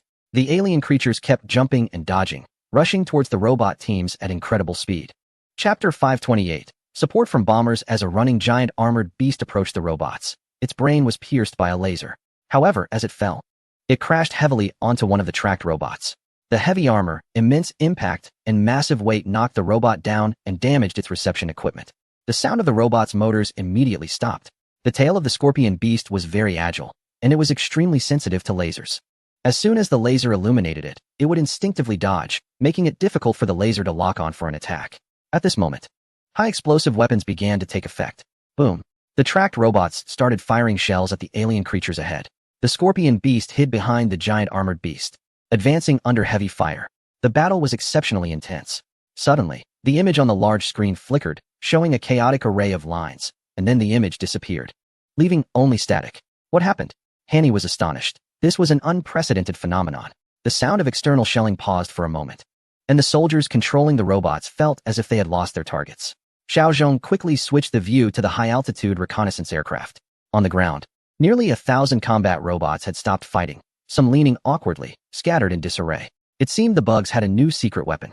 Xiao Zhong said solemnly, Zhang Xiyuan, send out a few small robots to check the situation. Henny wiped the sweat from his forehead and asked, could they have a weapon specifically designed to deal with robots? Zhang Xiyuan controlled several fast reconnaissance robots to rush out, covering both ground and low-altitude areas. Soon, the lost footage was transmitted back. It was clear that the robots had their internal circuitry damaged by something, causing them to lean and fall over. I understand now. This is a form of destruction similar to an electromagnetic pulse. Everyone, check the screen and see if there are any special high-voltage creatures among this group of starry armored beasts. Xiao Zhong's tone was calm, which helped to soothe the previously panicked crowd. Report. 2 strange biological corpses have appeared behind the scorpion beast, Zhang Xiyuan said. He maneuvered the low-altitude reconnaissance robot over the front line and circled around to the rear. There, 2 strange creatures lay on the ground, completely charred, as if they had been burnt. I see. These are electromagnetic beasts. They come in male and female forms, and they possess very high voltage, much like electric eels. Once the 2 sides collide, a small electronic pulse attack will be generated, which will damage electronic devices, Xiao Zhong said. Yang Tianqi raised his eyebrows and said, Zhang Xiyuan, go behind a few tracked robots and press their reset buttons. If they can restart, they might be able to fight again. Understood. Zhang Xiyuan maneuvered a ground robot, skillfully navigating through the attacks of the alien creatures, and reached behind a large tracked robot, using a mechanical hand to press the restart button. After a burst of information booting up, the tracked robot began to re-establish contact with the command center under everyone's tense gaze. After receiving new instructions, the tracked robot resumed combat. Zhang Xiyuan controlled the reconnaissance robot and restarted several more tracked robots. However, most of the robots could not be rebooted, and only a few that were farther away were able to continue fighting. Fortunately, the power was limited, otherwise, it would have been troublesome. Hanny wiped the sweat from his forehead and said, feeling apprehensive, let us send out 300 robots for a dispersed attack. Xiao Zhong said in a deep voice. This time, the combat robots were entirely controlled by the soldiers, and the goal was not to block these alien creatures, but to search for traces of the electromagnetic beasts. These electromagnetic beasts would be the robots' greatest enemies. Another important task was to bring back the damaged robots to the rocket launch base for repairs. After a strenuous battle, the low rumble of bombers could be heard in the sky. Retreat. Xiao Zhong breathed a sigh of relief. The pressure on the front line was too great, forcing the defense line to fall back several times. Now, these alien creatures were only about 1 or 2 kilometers away from the rocket launch base. The bombing began. High explosive bombs whistled down from the sky and exploded on the ground. The people behind the base's defensive fortifications could feel the intense heat wave after the bombing. If the alien creatures got any closer, bombing would no longer be possible. Otherwise, they would harm themselves. Chapter 529, Alien Creatures Gathering Hanny. It seems you've encountered quite a few bugs, came the arrogant laughter of Hassan through the headset. You old-timer, you're still in the field yourself, Hanny joked back. After the bombing, do you want to land for a drink? Hanny, I've been off alcohol for nearly 20 years. You're still drinking? One day, you'll drink yourself to death. Hassan replied with a laugh. Xiao Zhong smiled slightly and said, Instructor Hassan, be sure to bomb the rear area as well. I suspect there are traces of burrowing beasts. Burrowing beasts? New creatures are appearing? Hassan asked. Yes, and do not conduct low-altitude bombings. There's an electromagnetic beast that can damage nearby electronic devices, Xiao Zhong warned. Got it. I'll deploy a few small drones for precise bombing to see what exactly it is, and also test the attack range of this thing, Hassan said. Although he was not young, his combat experience was extremely rich. Shortly after, Hassan's voice came through with a strange shout. Whoa, the electromagnetic beast is quite powerful. One of my drones has lost control. The attack range of the electromagnetic beast is estimated to be around 100 meters. Bombing squad. Be cautious with your aircraft and avoid flying within 100 meters of the ground. The bombers now not only carry a large number of bombs, but also deploy controllable drones for precise strikes on small targets. It can be said that a single bomber is capable of completing various bombing missions. After a round of bombardment, the entire battlefield is shrouded in smoke, with large fires raging, presenting a typical post-battle scene. Commander Xiao received news that the attacks were not limited to this area. Other locations were also under assault from various creatures, as Harson reported. Xiao responded, "Understood. Is there any further information?" Harson continued, "According to high-altitude reconnaissance aircraft, a large number of various extraterrestrial creatures are gathering at the poles, which may lead to further offensives." Xiao's expression turned serious. "How did you observe that?" Xiao asked, puzzled. "The polar regions are currently off-limits to humans. Even if a high-altitude reconnaissance aircraft were dispatched, it would be impossible to ascertain the specific situation. The temperatures at the poles are much lower than the altitude where the reconnaissance aircraft operates, causing significant performance degradation. Additionally, the lower atmosphere is always shrouded in mist, obscuring the view below. We used our newly developed aircraft to take advantage of the monsoon effects and entered the Arctic region. Although the time was brief, we still observed a large number of creatures gathering. Rather, they seemed to be growing. The footage we received showed that these extraterrestrial beings were much smaller than what we have encountered before, and many of them were entirely unfamiliar," Harson explained. "Oh, have them copy the hard drive content from the reconnaissance aircraft for me," Xiao instructed. That's not possible," Harson replied, his tone somewhat strange. "Why not?" Xiao felt a growing sense of unease. The aircraft was shot down. Harson's revelation left Xiao deeply unsettled. "Shot down. Do they have air defense capabilities? Or was there some other reason?" Xiao pressed further. Harson's tone became awkward. "Well, I really don't know. You can analyze it yourself. We have received image data, and I will have headquarters send it to you."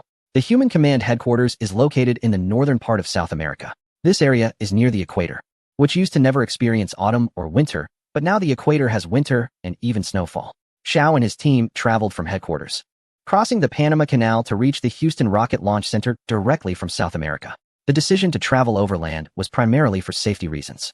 Xiao, much like the father of the first universe, Xiao Yi, holds a special status due to being the person who receives the most information. His siblings receive significantly less data than he does. Before long, Zhao's sister Xiao Xiao sent over the footage from the reconnaissance aircraft. After observing it carefully for a while, Xiao noticed a flash of blue light, and then all the images vanished. He turned back multiple times to scrutinize the content, but still could not determine the cause of the aircraft's downing. However, one thing is certain. This aircraft was not shot down by other flying creatures. The attack power of those creatures is limited, and even if the aircraft crashes, it can still transmit some useful information. Unlike this reconnaissance aircraft, which was instantly destroyed, it seems more like it was completely dismantled and obliterated by a powerful weapon. Chapter 530 Tropical Fruits Commander Xiao. All the drones we sent out have returned, confirming that there are no large groups of extraterrestrial beings within hundreds of kilometers nearby. Hani walked over, patted Xiao Zhong on the shoulder, and said casually, "Although there were quite a few extraterrestrial beings invading this time, fortunately, humanity's firepower was strong enough to eliminate them directly." So, Hani also breathed a sigh of relief. "Commander Xiao, here's your milk tea, the mango flavor you like the most." She handed over a cup, speaking affectionately, with fresh mango pulp inside. "Mango-flavored milk tea? Where did you get the mangoes?" Xiao Zhong asked curiously. Jian proudly puffed out her chest, trying hard to catch Xiao Zhong's attention. "I'm a senior agronomist, and I set up a greenhouse to grow some tropical crops. Not only mangoes, but also bananas and pineapples. My greenhouse has them all."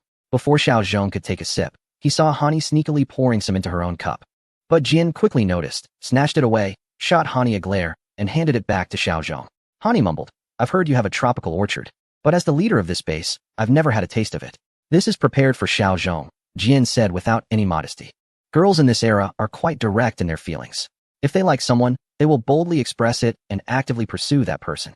If they can't find a partner by the age of 18, they must accept the arrangements from headquarters and take on an assigned companion to embark on the path of marriage.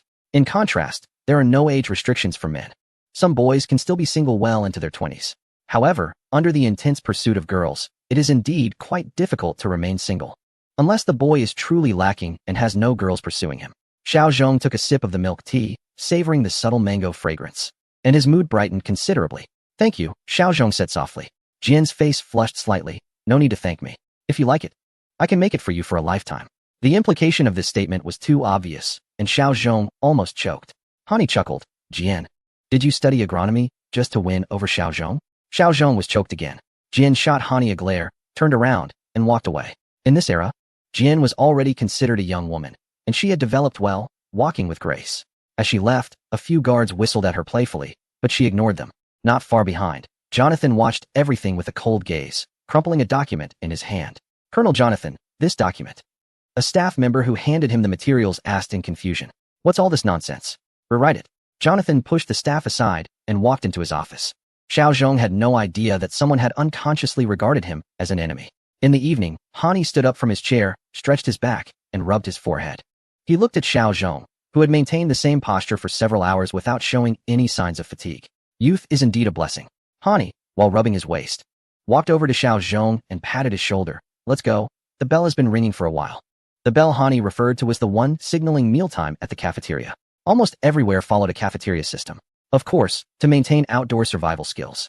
Everyone also learned some basic cooking techniques. However, these skills only ensured that the food was somewhat edible, but the taste was far from good. Besides that, most people lacked cooking skills. The chefs in the kitchen were highly respected because only they could prepare delicious meals that people enjoyed. However, some were exceptions, like Xiao Zhong and his friends. It seemed they had been cooking since childhood and knew how to barbecue. Even in the wild, they could make the food they hunted taste great. Yet, they rarely mentioned their cooking skills to outsiders to avoid jealousy. Xiao Zhong probably knew that it was because a version of himself from another universe could cook well, allowing this version to do so without systematic training. Perhaps the saying born to know was true in this case. Some people are just naturally good at learning. For instance, some kids seem to get good grades without extra tutoring, endless exercises, or hard studying. A new concept that others find incomprehensible, even after thorough explanations from the teacher. They grasp with just a glance. These individuals might be the reason for such differences. Xiao Zhong stood up, stretched his limbs, and said, let's go see what the cafeteria food is like. Hani flashed a mysterious smile. I don't know about others' meals, but I know yours must be great. Why? Xiao Zhong asked, puzzled. Because of Jian. She has all sorts of strange things in her greenhouse, Hani replied, winking and giving a meaningful smile. Xiao Zhong shrugged. I think Jian is great. Her father and her grandfather are familiar with you, and she is in good shape. Plus, she can definitely bear children, so don't hesitate, marry her. She'll make sure you're well-fed and healthy, Hani said. Xiao Zhong felt a bit exasperated. I'm not in the mood for romance. By the way, Hani, I have an idea. What idea? Hani became serious. Xiao Zhong looked up at the sky. It's June now, and we've entered the hottest season of the year. I think we should send a team to the Arctic to find out what's really going on there. We can only know the situation by going there. Hani paused, agreeing. I have the same idea. It's been just over a year since the second wave of extraterrestrial beings arrived on Earth, and they have already developed to the point where they can attack us. If we let them continue to grow, we will definitely become more passive. Xiao Zhong nodded yes. That's exactly what I think. Moreover, according to the information sent back by our space telescope, a third batch of extraterrestrial beings is also on its way. They are likely to be more advanced. If we can't eliminate the current beings in time, when the third batch arrives, we won't have any chance to breathe. Are you planning to return to headquarters to reassign people to the Arctic? Haney asked. Xiao Zhong shook his head. No need. I'll first handle the rocket situation. And then I'll take some people from the rocket base to form a team to check out the North Pole. Haney jumped up like a dog whose tail had been stepped on. You can't go. It's too dangerous. However, Xiao Zhong slightly shook his head. My intuition tells me that I must go. He looked up at Haney with a firm and sincere gaze. Besides, if I go, everyone will be safer. Haney was speechless. He knew that Xiao Zhong's mind could receive messages from other universes. If Xiao Zhong felt that something must be done, then it truly needed to be done. Furthermore, with Xiao Zhong present, the expedition team would indeed be safer, as his intuition would help them overcome many difficulties. However, it was still quite inappropriate to let Xiao Zhong take such a big risk. We will hold a high-level meeting later to decide whether you can go or not, Haney said. Before Xiao Zhong could reply, a crisp voice interrupted. Grandpa Haney, why are you still keeping Xiao Zhong here for discussions? It's past mealtime. The food will get cold. Haney chuckled. All right, I'll return Xiao Zhong to you. He pulled Xiao Zhong in front of him and guided him to a special dining table. The table was already set with food. On one plate, there were 3 dishes along with the soup, just like everyone else's. However, beside it, there was a small food box, clearly prepared specifically for Xiao Zhong. Jian, is there a portion for me? Haney asked, drooling. Although he hadn't opened the food box, the aroma wafting from it made him restless. Grandpa Haney, I've prepared an extra meal for you. Just wait a moment, Jian said as she opened the food box, revealing a delicate dish. There was a fruit platter and a plate of fish. What is this? Xiao Zhong sniffed the aroma and looked at the colors, feeling curious. This is pan-seared cod and a tropical fruit platter, Jian said happily, the best fish available. Although the ocean had seen a significant increase in marine life after years of recovery, it had been nearly depleted by the celestial beasts. So the numbers remained relatively low compared to the vastness of the sea, especially for carnivorous fish, which were even rarer. Fish species like cod, which were once abundant, have become rare. Xiao Zhong frowned slightly, as the laws of the Human Federation prohibit the consumption of carnivorous animals and fish. This is because they need time to recover. Don't worry, I won't let you violate Federation laws. This cod was accidentally killed by a bomb. I was at the scene and immediately froze the fish. So you can enjoy it, Jian said playfully. Xiao Zhong turned to look at Hani. Hani shrugged and said, yeah, I was there too. At that time, I wanted to ask her for some meat, but she wouldn't give me any. She said it was specially prepared for you because you were coming. Xiao Zhong shook his head, setting the cod aside. Laws are laws. No matter the reason for its death, we cannot eat it. I can't make an exception. Xiao Zhong then looked up at Jian, whose face had turned quite pale. I still want to thank you for this tropical fruit platter. I really like it. After saying this, Xiao Zhong began to eat. Jian pouted and cast a wronged glance at Hani. Hani shrugged again, picked out his portion of cod, and placed it on the table before starting his meal. Jian, feeling wronged, threw the cod into the trash and ran off with tears in her eyes. Hani turned to Xiao Zhong and said, what you did will hurt that girl's feelings. Xiao Zhong replied on, rules are rules. If I make an exception, others will use different excuses to hunt these fish. Our oceans will never recover to what they once were. Xiao Zhong sighed. I really want to know what our world used to be like. Chapter 532. An additional rival across several tables. Jonathan chewed his food without feeling. His gaze towards Xiao Zhong filled with resentment. Xiao Zhong was unaware that he had inexplicably gained a rival in love. Xiaoyi, I heard you plan to organize an expedition team to the North Pole? Jennifer on the screen asked with great concern. Jennifer was once in charge of an underground military shelter and became an important figure after the outbreak of the celestial beasts. Now, she serves as the head in the human headquarters located in South America, providing useful information and assistance to Xiao Zhong and his team. Currently, the leader of humanity is 18-year-old Xiao Zhong, with Jack as the military leader and Jennifer as the rear commander. Hearing about Xiao Zhong's plan made Jennifer anxious. The human counterattack heavily relies on Xiao Zhong's strategies. Although Xiao Zhong is only 18, he gives the impression of a mature man, a seasoned military leader. While he may not be as indispensable as Xiao Yi from the first universe, his importance is still very evident. Much of the information is transmitted through Xiao Zhong to this universe. So, when they heard that Xiao Zhong intended to personally lead a team to the North Pole, everyone became quite worried. Xiao Zhong nodded at the video. I have to go. Besides, my intuition tells me that I must go. Jennifer frowned slightly. Once it involved Xiao Zhong's intuition, they knew it was a sign of quantum entanglement at work. However, Jennifer still had some doubts. Xiao Zhong, your identity and status are very important. So are you sure it's your intuition telling you that you must go? Xiao Zhong smiled and replied, Jennifer, I know you doubt my decision this time. Let me analyze it for you. According to the current information, extraterrestrial beings at the North Pole are preparing for a large-scale attack. Their power will peak when winter arrives. If we cannot weaken their strength this season, all our bases, except for headquarters, will not withstand this attack and will fall. If our launch bases in Houston, Xichang, and Wenchang fall, we will lose control of space and will be unable to counterattack against Titan. At that point, we will be slowly exhausted by them. We must go to the North Pole this time. Xiao Zhong stated confidently. Jennifer waved her hand. I understand what you're saying, but what I mean is, this operation should be carried out, but you shouldn't go. It's too dangerous. If you encounter danger, humanity will truly be doomed. Xiao Zhong pondered for a moment before saying, there will be many problems and challenges along the way. No one else can handle them but me. Do you understand? Seeing Jennifer still hesitating, Xiao Zhong added, actually, I've already worked out most of the things in my mind. The support from the first universe is no longer significant. We must forge our own path. My younger sister, Xiao Xiao, will hold the fort at headquarters. She has the ability to receive information from other universes. Even if something happens to me, she can also shoulder the responsibility. Xiao Xiao is only 16. Jennifer knew she couldn't convince Xiao Zhong and could only sigh in resignation. Xiao Zhong chuckled.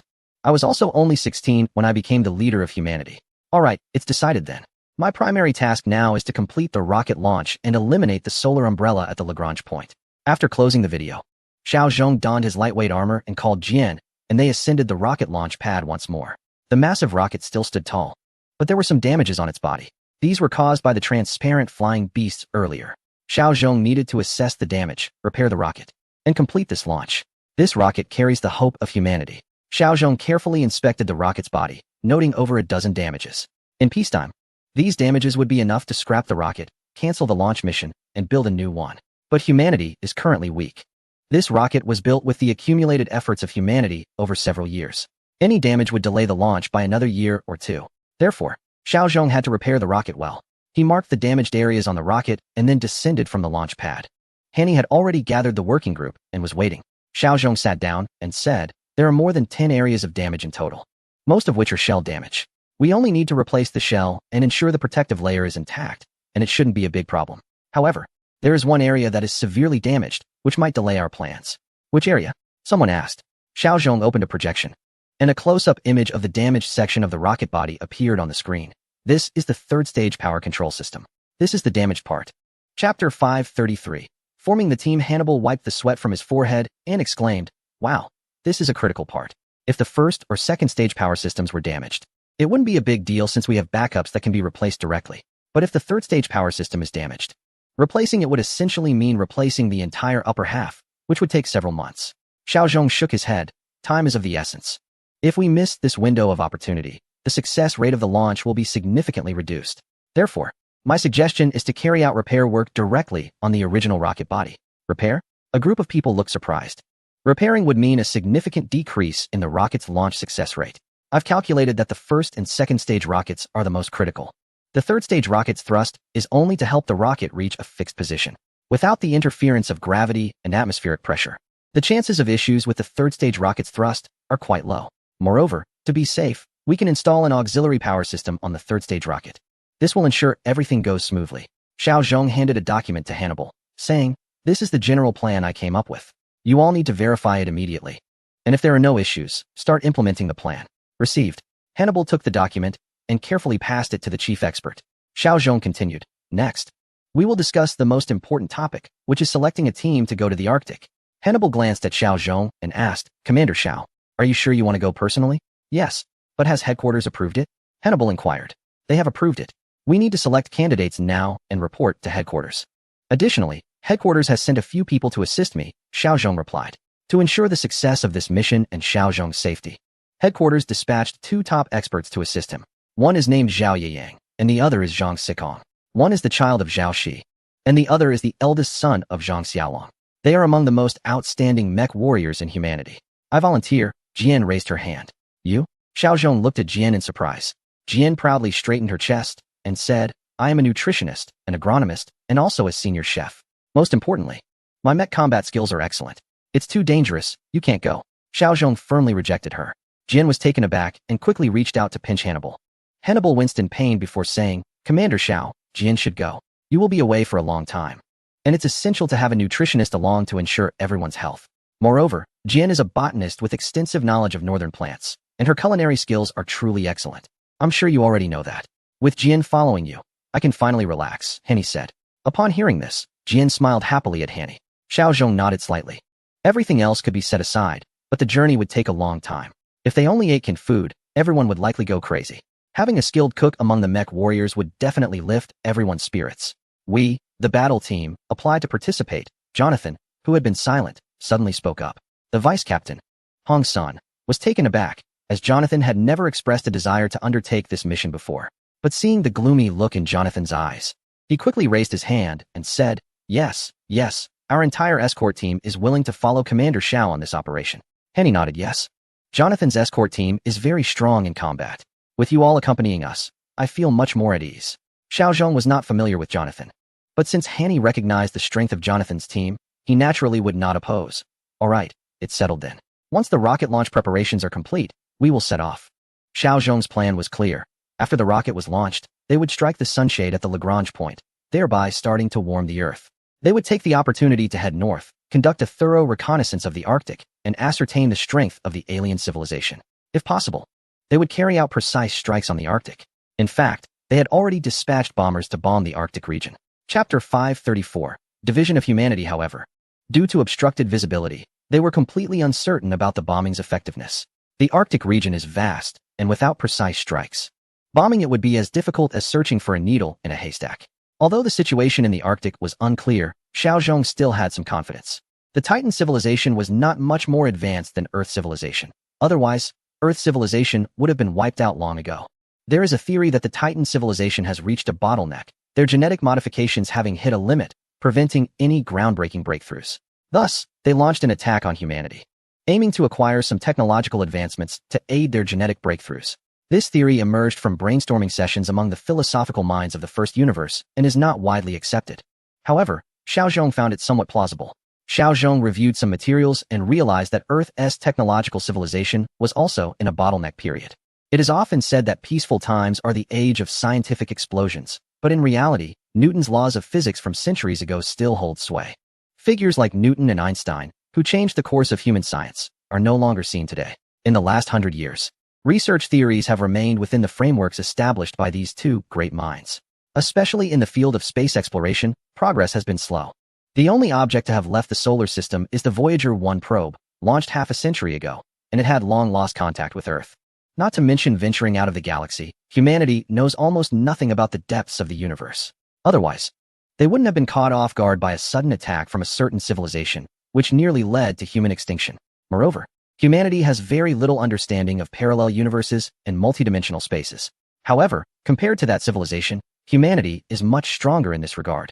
At the very least, humanity can establish connections with other universes through a certain type of collider.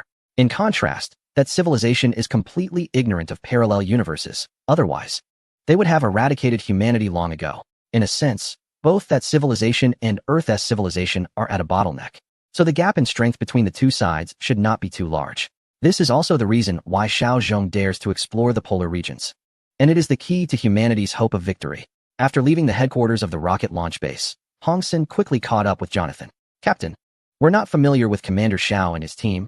Why should we participate in their mission? Jonathan continued to move forward. Stepping heavily as he spoke in a dull tone, Jane is my woman. I won't let her fall into someone else's arms. Not even if it's the leader of humanity. Hong Sen fell silent, knowing Jonathan's feelings for Jane. It seemed that everyone at the rocket launch base was aware of it, except for Jane. However, no one had high hopes for Jonathan. He was just a captain of a mech squad, merely a leader responsible for security at the rocket launch base. The base valued scientific status much more than combat ability. In many ways, Jane's position was significantly higher than Jonathan's. An agronomist can change the future of humanity, while a mech squad captain is merely cannon fodder. However, Hong Sen wouldn't say this to Jonathan. He simply nodded. Right? You and Jane have known each other since childhood, but how long has Jane known Xiao Zhong? I support you.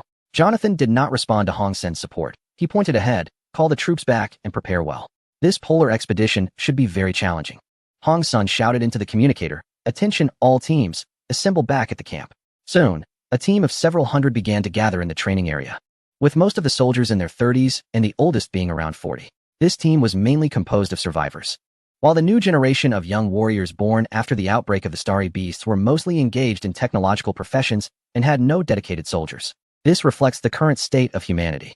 Aside from those who were originally scientists, it was difficult for the survivors to make scientific progress. Therefore, they primarily performed relatively simple security tasks as mech warriors. In contrast, the new generation of children born after the outbreak had mostly pursued multiple development paths. Operating mechs became one of their skills, and they were also experts in various fields. This gave them a higher status at a young age compared to those who were simply mech warriors. However, due to the crisis faced by humanity, there is no clear class division, and people do not exhibit much resistance. Chapter 5:35 Infiltrators. As the younger generation gains more power and dominance, these single-skilled warriors begin to lose their voice. Especially after Xiao Zhong took the position of the human leader, their status has declined even further. Jonathan should have pursued a path of diverse development, but he has no interest in science. Instead, he is fascinated by mechas, making him one of the few young individuals with a single skill. Thanks to his age advantage, his mecha operation skills far exceed those of others. So he became the captain of the mecha squad. He has gained some influence at the rocket launch base as well. Aren't you all eager to show your capabilities? The opportunity has arrived. I have applied to Commander Hanny for the qualification to embark on this mission to the polar region. And I plan to take 20 mecha warriors with me. Those who are willing to go, raise your hands, Jonathan said, scanning the crowd. The warriors exchanged glances. Feeling somewhat timid, only a few younger mecha warriors in their 30s hesitantly raised their hands. Jonathan frowned. Are you all willing to spend your lives here, being directed by those kids? A gray-haired mecha warrior in his 40s replied, I have rheumatism. I might not be able to handle the polar conditions. I have it too. I'm afraid of the cold. Humph, what a bunch of incapable people, Jonathan said darkly. One person quietly asked, who else is going? Hong Sen responded. This time we are going with Commander Xiao. Commander Xiao? Then I'll sign up. This person quickly raised his hand. Soon, dozens of others followed suit. A stark contrast to the earlier sparse attendance. Jonathan's expression darkened further. Hong Sen noticed Jonathan's displeasure and scolded. What do you mean by this? You just said you weren't going, and now you're all eager to join when you hear Commander Xiao is going? One person explained. Commander Xiao's team is the most elite. We can trust him and earn honor by following him. I'll follow Commander Xiao no matter what he does. I have the utmost respect for him. He inspires confidence, a group chimed in. Jonathan snorted coldly and turned to Hong's son, saying, choose those with strong combat abilities and robust physiques. He felt increasingly uncomfortable. This group, just like Jian, seemed to lose their minds at the mention of Xiao Zhong's name, completely disregarding him. It was hard for him to accept that his own soldiers idolized an outsider. Xiao Zhong entered his temporary office, followed closely by Xiao Long and Yang Tianqi. Bro, I heard Zhao Yiyang and Zhang Sicong are coming. Is it true? Xiao Long plopped down on the desk. When no one was around, he was always quite casual. Yang Tianqi also found a chair and sat down. Zhang Xiyuan and Zhang Sicong are probably going to fight again. Hehe, interesting. Zhang Sicong is the younger brother, and Zhang Xiyuan is the older brother. The remote control operation skills of these two brothers are top-notch among all humans. However, they can't stand each other and always want to compete. They often engage in heated debates, which annoys everyone around them. This time, the mission is special and requires elite personnel to succeed. Xiao Zhong sat down in his chair and said, I feel that the Jonathan team shouldn't go. They won't be of help and might even hold us back. Xiao Long shook his head. That won't do. After all, we are short on manpower and many logistical support tasks need to be done. Otherwise, how about you drive the supply truck? Only then did Xiao Long scratch his head. That's true. They can handle logistics. Just keep a bit of distance from us to avoid dragging us down. Xiao Zhong patted Xiao Long on the back. Don't underestimate the older generation. Although they may not have the same knowledge as us, they have experienced the outbreak of star beasts and possess a lot of experience we lack. Hehe, not necessarily. Our parents were on the front lines fighting against the starry armored beasts. They were just hiding behind cover. Xiao Long disagreed. In today's human society, a dividing line has formed between multi-skilled individuals and single-skilled individuals. Multi-skilled individuals, such as scientists who are also mech warriors, are the most respected group. They are well-rounded and have talents in specific areas. These individuals were mainly born after the outbreak of the starry armored beasts. This group is gradually growing up and beginning to take on leadership roles in various teams. There are also some young, eager learners, like Army Leader Jack. The second group consists of single-skilled scientists. These are individuals who were engaged in scientific research before the outbreak and are relatively behind in mech studies, considered as single-skilled talents. This group is generally older, experienced, and in some aspects, much stronger than the newly grown young people. They are now the backbone of scientific strength, like Hani and Hassan. Their rich experience makes them key players in various fields, though their relative status is lower than the first group. There is also a group of individuals who were warriors before the outbreak and have no other skills. They struggled to learn afterwards and can now only engage in single combat professions or other basic roles. Young individuals like Jonathan, who only want to learn mech combat, are also part of this group. Their relative status is the lowest. Although Xiao Zhong wants to eliminate this class distinction, philosophers have pointed out that the existence of humanity inherently entails class existence. No matter the society, class is an inevitable product. Although the human population is not large, class distinctions have still emerged, which is unavoidable. Watch your attitude, Xiao Long, Xiao Zhong said unhappily. Xiao Long chuckled. Don't worry, brother, I'm just saying this here. I've always respected the elderly and cared for the young. The door swung open, revealing Jian's exquisite face. You're all here. Is this how you usually are? You don't respect our Commander Xiao at all. Currently, Xiao Long was sitting at the desk with his back to Xiao Zhong, while opposite him was Yang Tianqi, casually lounging with his legs crossed, completely disregarding the usual decorum. Xiao Long waved his hand, adopting a secretive demeanor, and lowered his voice. If my brother keeps giving us a cold shoulder, who would be willing to serve him? Xiao Zhong slapped Xiao Long on the back. Get lost. What do you mean serving him? This is fighting for the fate of humanity. After seeing Xiao Long seated, he finally turned to Jian. Is there something you need? Jian opened the door wider, squeezed inside, and gently closed it behind her, tilting her head to glare at Xiao Zhong. You still haven't apologized to me. Apologize? For what? Xiao Zhong looked puzzled. Xiao Long and Yang Tianqi sensed the tension and quickly stood up, wanting to leave. They didn't want to be a third wheel. However, Xiao Zhong dismissed their intentions. Don't go, we have more to discuss. Jian then said, you threw the food I prepared for you into the trash. Don't you think you should apologize? Xiao Zhong knew that reasoning with a girl was like talking to a wall. Yet, he couldn't apologize to Jian either, as it would compromise his principles. He quickly changed the subject. What are you preparing for dinner? I promise to finish it. Jian smiled. Fine, but if you don't, I want to talk to you.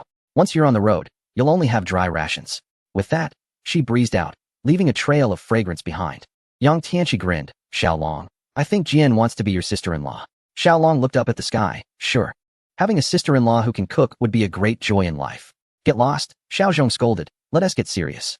I've asked Zhao Yiyang and Zhang Sicong to prepare supplies. You two need to coordinate with them and draft a supply list for me. Understood. With the topic shifting to business, both of them became serious. This trip to the polar region was indeed very dangerous, and both Xiao Long and Yang Tianqi felt uncertain. However, they had confidence in Xiao Zhong. This confidence had been built up over the years, solid and unbreakable, just like their friendship. That evening, when they entered the cafeteria, Yang Tianqi and Xiao Long followed Xiao Zhong closely. They knew that as long as they were with Xiao Zhong, Jian Wunti served food just to him. And they would also get to enjoy the good food. Zhang Xiyuan squeezed in as well. Although he didn't know why Xiao Long and Yang Tianqi were following Xiao Zhong, he knew that whatever they were eager to do was definitely a good thing. Sure enough, when the four of them sat together, Jian really brought out 4 dishes. These dishes were covered, and no one knew what was inside. When Jian finished placing the dishes and hadn't spoken yet, Xiao Long suddenly reached out and swapped his plate with Xiao Zhong's. Jian was taken aback. The food she prepared for Xiao Zhong was the most substantial, but unexpectedly, it ended up benefiting Xiao Long. However, she couldn't swap them back, as that would be too obvious. Nevertheless, Xiao Long said something that immediately made her happy again. With his mouth full, Xiao Long said to Jian, "Thank you, sister-in-law." Jian's heart blossomed with joy, and she turned around happily to leave. In the distance, Chang Nazan watched everything with a sinister gaze, his fork stabbing fiercely into a piece of steak, feeling quite displeased. He knew that Jian had prepared venison for Xiao Zhong and the others. Venison comes from herbivores and is not on the list of prohibited hunting. However, venison is not like chicken, duck, beef, or lamb, which are farm-raised. Deer are always wild and not abundant, making venison quite precious. Yet, Jian managed to obtain some. Moreover, venison requires advanced cooking techniques, otherwise, it would be a waste. The rocket's repairs were nearing completion, and Zhao Yiyang and Zhang Sikong had also arrived with equipment and supplies from the headquarters. After a brief rest, they would set off towards the polar region with Xiao Zhong and his group. This time, there were a total of 100 people with 10 supply vehicles, 10 armored vehicles, 30 tracked robots, and 1,000 regular combat robots, evenly split between large and small.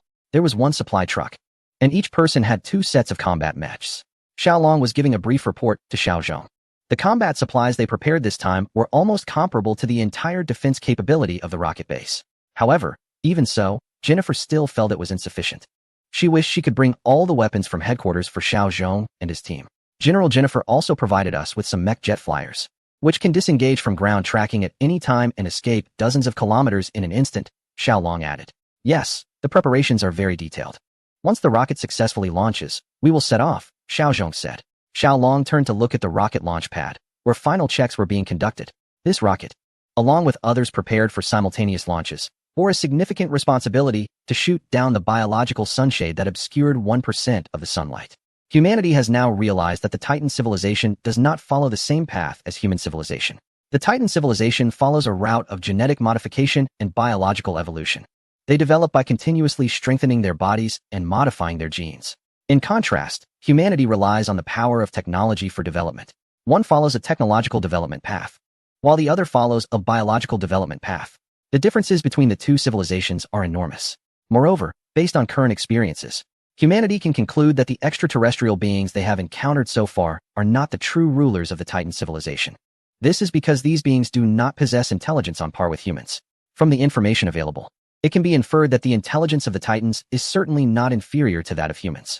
Currently, the highest intelligence among the extraterrestrial beings encountered by humanity is only equivalent to that of a 4- or 5-year-old child.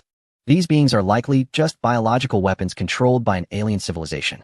The true Titans have yet to be encountered by humanity. One of the goals of this polar expedition is to explore the true nature of these Titans. Bro, my data suggests that the Titans have reached a terrifying level in biological genetics, yet our understanding of ourselves is quite weak, Xiao Long pondered aloud. Xiao Zhong, his eyes fixed on the rocket, replied, "This is also one of the objectives of our polar journey." He shifted his gaze and began to don his armor, saying, "There used to be a saying in peacetime that humans only utilize less than 10% of their brains. Although it's said to be a misinterpretation, it's true that humans have not fully harnessed their bodily functions. The running endurance and speed of an average person are only 1/10 of the best athletes. And an average person's strength is also just 1/10 of that of a strongman. Moreover, the cognitive ability of an average person's brain is even less than 1% of Einstein's thinking capacity." As Xiao Zhong fastened the various clasps of his armor, he added, "And regarding human olfaction, it's said that a trained perfumer can have a sense of smell 100 times more acute than that of an average person." Chapter 538, Humanity's Counterattack. Xiao Zhong turned to Xiao Long and said, "So, I believe there's some truth to the idea that humans only utilize less than 10% of their brains. In fact, it may be even less. Perhaps it could be developed to 100 times more. Especially when it comes to understanding our own body structure, we are nearly ignorant. For instance, why do people fall in love? What factors contribute to this phenomenon of love? This remains almost a blank in scientific research. Suddenly, Xiaolong's gaze shifted to Jian in the distance, and he said with a smirk, maybe Jian knows the answer to that. Jian knows? She's a gardener. Why would she know about this? Xiaozhong asked, puzzled. Xiaolong chuckled and replied, just ask her why she likes you, and you'll find out. Get lost. Xiaozhong said helplessly, though he instinctively glanced toward Jian's location, their eyes meeting for a moment. His heart skipped a beat. In that instant, Jian's beautiful appearance struck Xiaozhong as charming and lovely. What on earth is love? Why does it suddenly appear? Xiaozhong subconsciously pushed away the feelings that had unexpectedly surfaced with a scientific inquiry. Commander Xiao, the repairs are complete. We can launch, came Hanny's voice in his ear. Xiaozhong looked again at the rocket launch pad.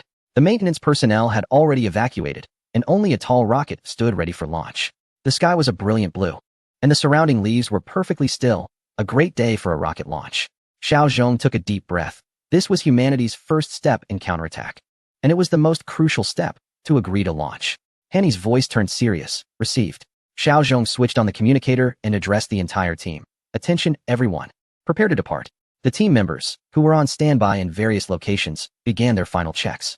Some checked the readiness of supplies. Others inspected the tire pressure of vehicles and weaponry, while a few reviewed their personal items and equipment. A few minutes later, everyone boarded the vehicles, ready to set off. At that moment, the rocket began its ignition. The towering rocket ascended into the sky with powerful thrust, causing people to instinctively look up, watching as it gradually soared into the air. The rocket was in good operating condition. Henny's voice came through the headset. Xiaozhong continued to gaze upward. Under the azure sky, the white rocket was particularly striking. This rocket carried the hope for humanity's counterattack. The crucial point for warming the Earth lay beneath this solar umbrella. The function of the solar umbrella was cumulative. Although it only blocked 1% of sunlight, which seemed minimal and only reduced the Earth's temperature by 1 degree. The resulting chain reaction was immense. The Earth would continue to cool due to the solar umbrella's presence. If left unaddressed, over a century, the Earth could cool by several dozen degrees. At that time, the vast majority of life forms, including most plants and humans, would become extinct. The Earth would turn into a frozen planet similar to Titan. Therefore, the solar umbrella was the most malicious plan of the Titan civilization. For humanity to turn the tide, the first step was to destroy the solar umbrella. This plan had been in preparation from the very beginning. Today, the conditions were finally ripe. Humanity's counterattack officially began today. Detaching from Earth's gravity, everything was running smoothly. The third stage of the rocket began to ignite. Henny's tone was slightly excited, as this was the key to success or failure. The third stage rocket had been repaired. Although it did not require high thrust, it was critical to the operation's outcome. Everyone listened quietly to Henny's report. They all knew that the success of this counterattack hinged on whether the third stage rocket could ignite and operate smoothly.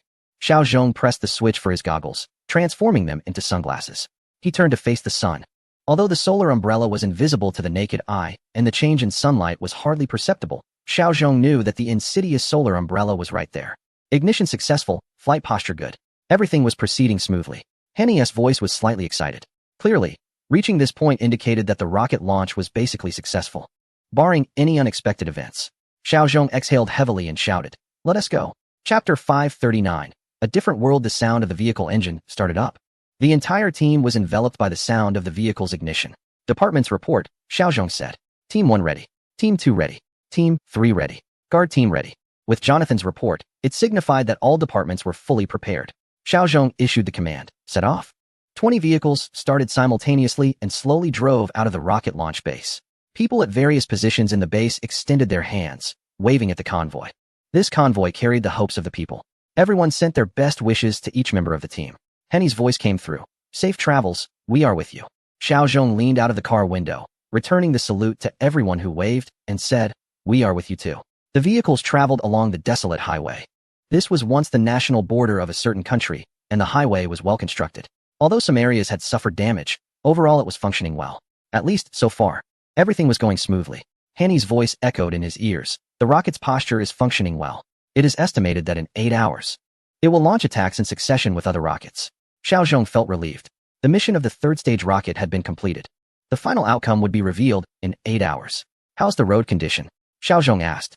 Zhang Xiyuan, who was in charge of controlling the reconnaissance aircraft, replied, before entering the polar circle, the road conditions are good. No major issues. The polar circle had now greatly expanded, almost crossing the original borders of a certain country. All right, report any issues immediately. Xiao Zhong turned off the communicator, closed his eyes, and began to rest. Suddenly, Jian sharply tapped Xiao Zhong, startling him into a state of alert. What's going on? Jian covered her mouth and chuckled. Don't be tense, it's just a squirrel. The fact that we can see squirrels here means their population has recovered quite a bit. Jian had squeezed into Xiao Zhong's vehicle, and he turned a blind eye to it. After all, having a pretty and lively girl in the car made the journey much more pleasant. How long has it been since you traveled long distances? Xiao Zhong asked. Jian tilted her head and thought for a moment. It's been 2 years. The last time was when my dad took me out to his former capital, but everywhere was in ruins, and he was quite emotional about it. Xiao Zhong felt a twinge of melancholy. He had been to many places, and the entire world felt like a wasteland. Skyscrapers stood tall, yet there were no signs of life. Even animals were very scarce. Only plants thrived. However, with the dropping temperatures, plants were now starting to wither in large numbers. North of the Yangtze River and in the central region of a certain country, the area had turned into a permafrost zone, where snow never melted year-round. Plants could hardly survive. Look, the sun is beautiful. Jian's mood shifted rapidly. She went from being reflective to lively and cheerful in an instant. Following Jian's pointing finger, Xiao Zhong saw the sun starting to set ahead, a layer of red clouds enveloping it, casting a crimson hue over the world. Due to the haze, the sun was obscured by 3 or 4 in the afternoon. So, although it was still early, the sun would soon disappear. It was said that during peacetime, the sun would set around 6 or 7 o'clock, and if by the sea, it would dip below the horizon. That scene would be beautiful. Xiao Zhong couldn't help but say. Jian looked at Xiao Zhong with her bright eyes and murmured, if the earth returns to normal, will you take me to the seaside to watch the sunset? Xiao Zhong nodded. Sure, I will definitely take you to the seaside to watch the sunset. This was a command vehicle, with a spacious cockpit and fully equipped facilities. The vehicle was powered by a miniature nuclear reactor, providing ample energy. A command vehicle of this size could sustain itself for 3 to 5 years on a single supply of nuclear fuel. The vehicle also had a defense system and thick armor, making it a mobile fortress. At the front was a reconnaissance vehicle, equipped with sonar, radar, infrared detectors, and thermal imaging devices. On the roof was a small, unmanned reconnaissance drone that operated in all weather conditions, capable of completing its mission even in extreme polar weather. Behind it were armored personnel carriers and transport vehicles. The personnel carriers had makeshift bunks that could serve as barracks for resting and sleeping. The central vehicle was a mess hall, capable of providing meals for 500 people at once. However, these meals were machine-made, tasty but lacking in personality. 2 chefs accompanied the convoy, Jian and another male chef from headquarters. This convoy was well-equipped and thoroughly prepared, ensuring that the soldiers could maintain their morale to complete their tasks. Xiao Zhong was still wearing his mech suit, ready to face any potential danger. Everyone had to take turns donning the mech suits, always prepared for action. The temperature was pleasant, and they occasionally spotted herbivores appearing on the road, which excited Jian, prompting her to joke and chat with Xiao Zhong, making the journey less tedious. Oh my, so many birds. Jian pointed to the sky. Although the sun was obscured by thick fog, the light was not dim. This was a characteristic of the modern world. In the sky, a flock of migratory birds was heading north, seeking food during the summer. In a month or 2, these birds would return to live near the equator. The world had changed, and so had the habits of these migratory birds. Grandpa Hanny had told her that in the past, during spring and autumn, flocks of migratory birds would move in numbers too vast to count. She had never believed it until now. Jian looked up, her small face filled with longing for a beautiful life. Suddenly, Xiao Zhong had an epiphany. To achieve a better life, one must work hard. This was his destiny and his responsibility. Xiao Zhong, how's it going? Hanny's voice came through the communicator. Xiao Zhong replied, everything is going smoothly for now. However, I sense danger approaching. After a moment of silence, Hanny's resigned voice came through. Sometimes, I really hate your instincts. All right, be careful. Xiao Zhong turned off the communicator, opened the car door, and leaned out to gaze intently into the distance. Suddenly, a voice came from the communicator. Alien life forms detected, approximately 20 kilometers away. How many? Xiao Zhong was not surprised at all. His intuition was always accurate, sensing impending threats each time. He knew this was his special ability. Ground targets about 20 to 30. Underground targets unclear, aerial targets around a dozen, Zhang Xiyuan reported. Xiao Zhong immediately issued a command. Guard team, prepare to depart. Zhang Xiyuan, Zhang Sikong. Operate the combat mechs to assist the guard team in eliminating these alien creatures. The second wave of forces from Titan had only arrived on Earth a little over a year ago, but they had developed rapidly. These alien beings were frequently seen all over the globe, and their large numbers had caused a significant decline in animal populations. Whenever Xiao Zhong spotted these creatures, He would arrange for a cleanup operation. 2 troop transport vehicles came to a stop, and 20 mech warriors disembarked, led by Jonathan. Jonathan's expression was grim. Ever since he learned that Jian and Xiao Zhong were in the command vehicle, he had not looked pleased. "Check your gear. We'll depart in 1 minute," shouted the deputy officer. Hong Senator. The soldiers swiftly checked their weapons and ammunition, then began to jog forward under Hong Sen's lead. The vehicles continued to move at a slow pace, trailing far behind the mech warriors. Although the vehicles had defensive capabilities, Xiao Zhong wanted to avoid any danger for them. If they lost the vehicles, the journey ahead would become quite difficult.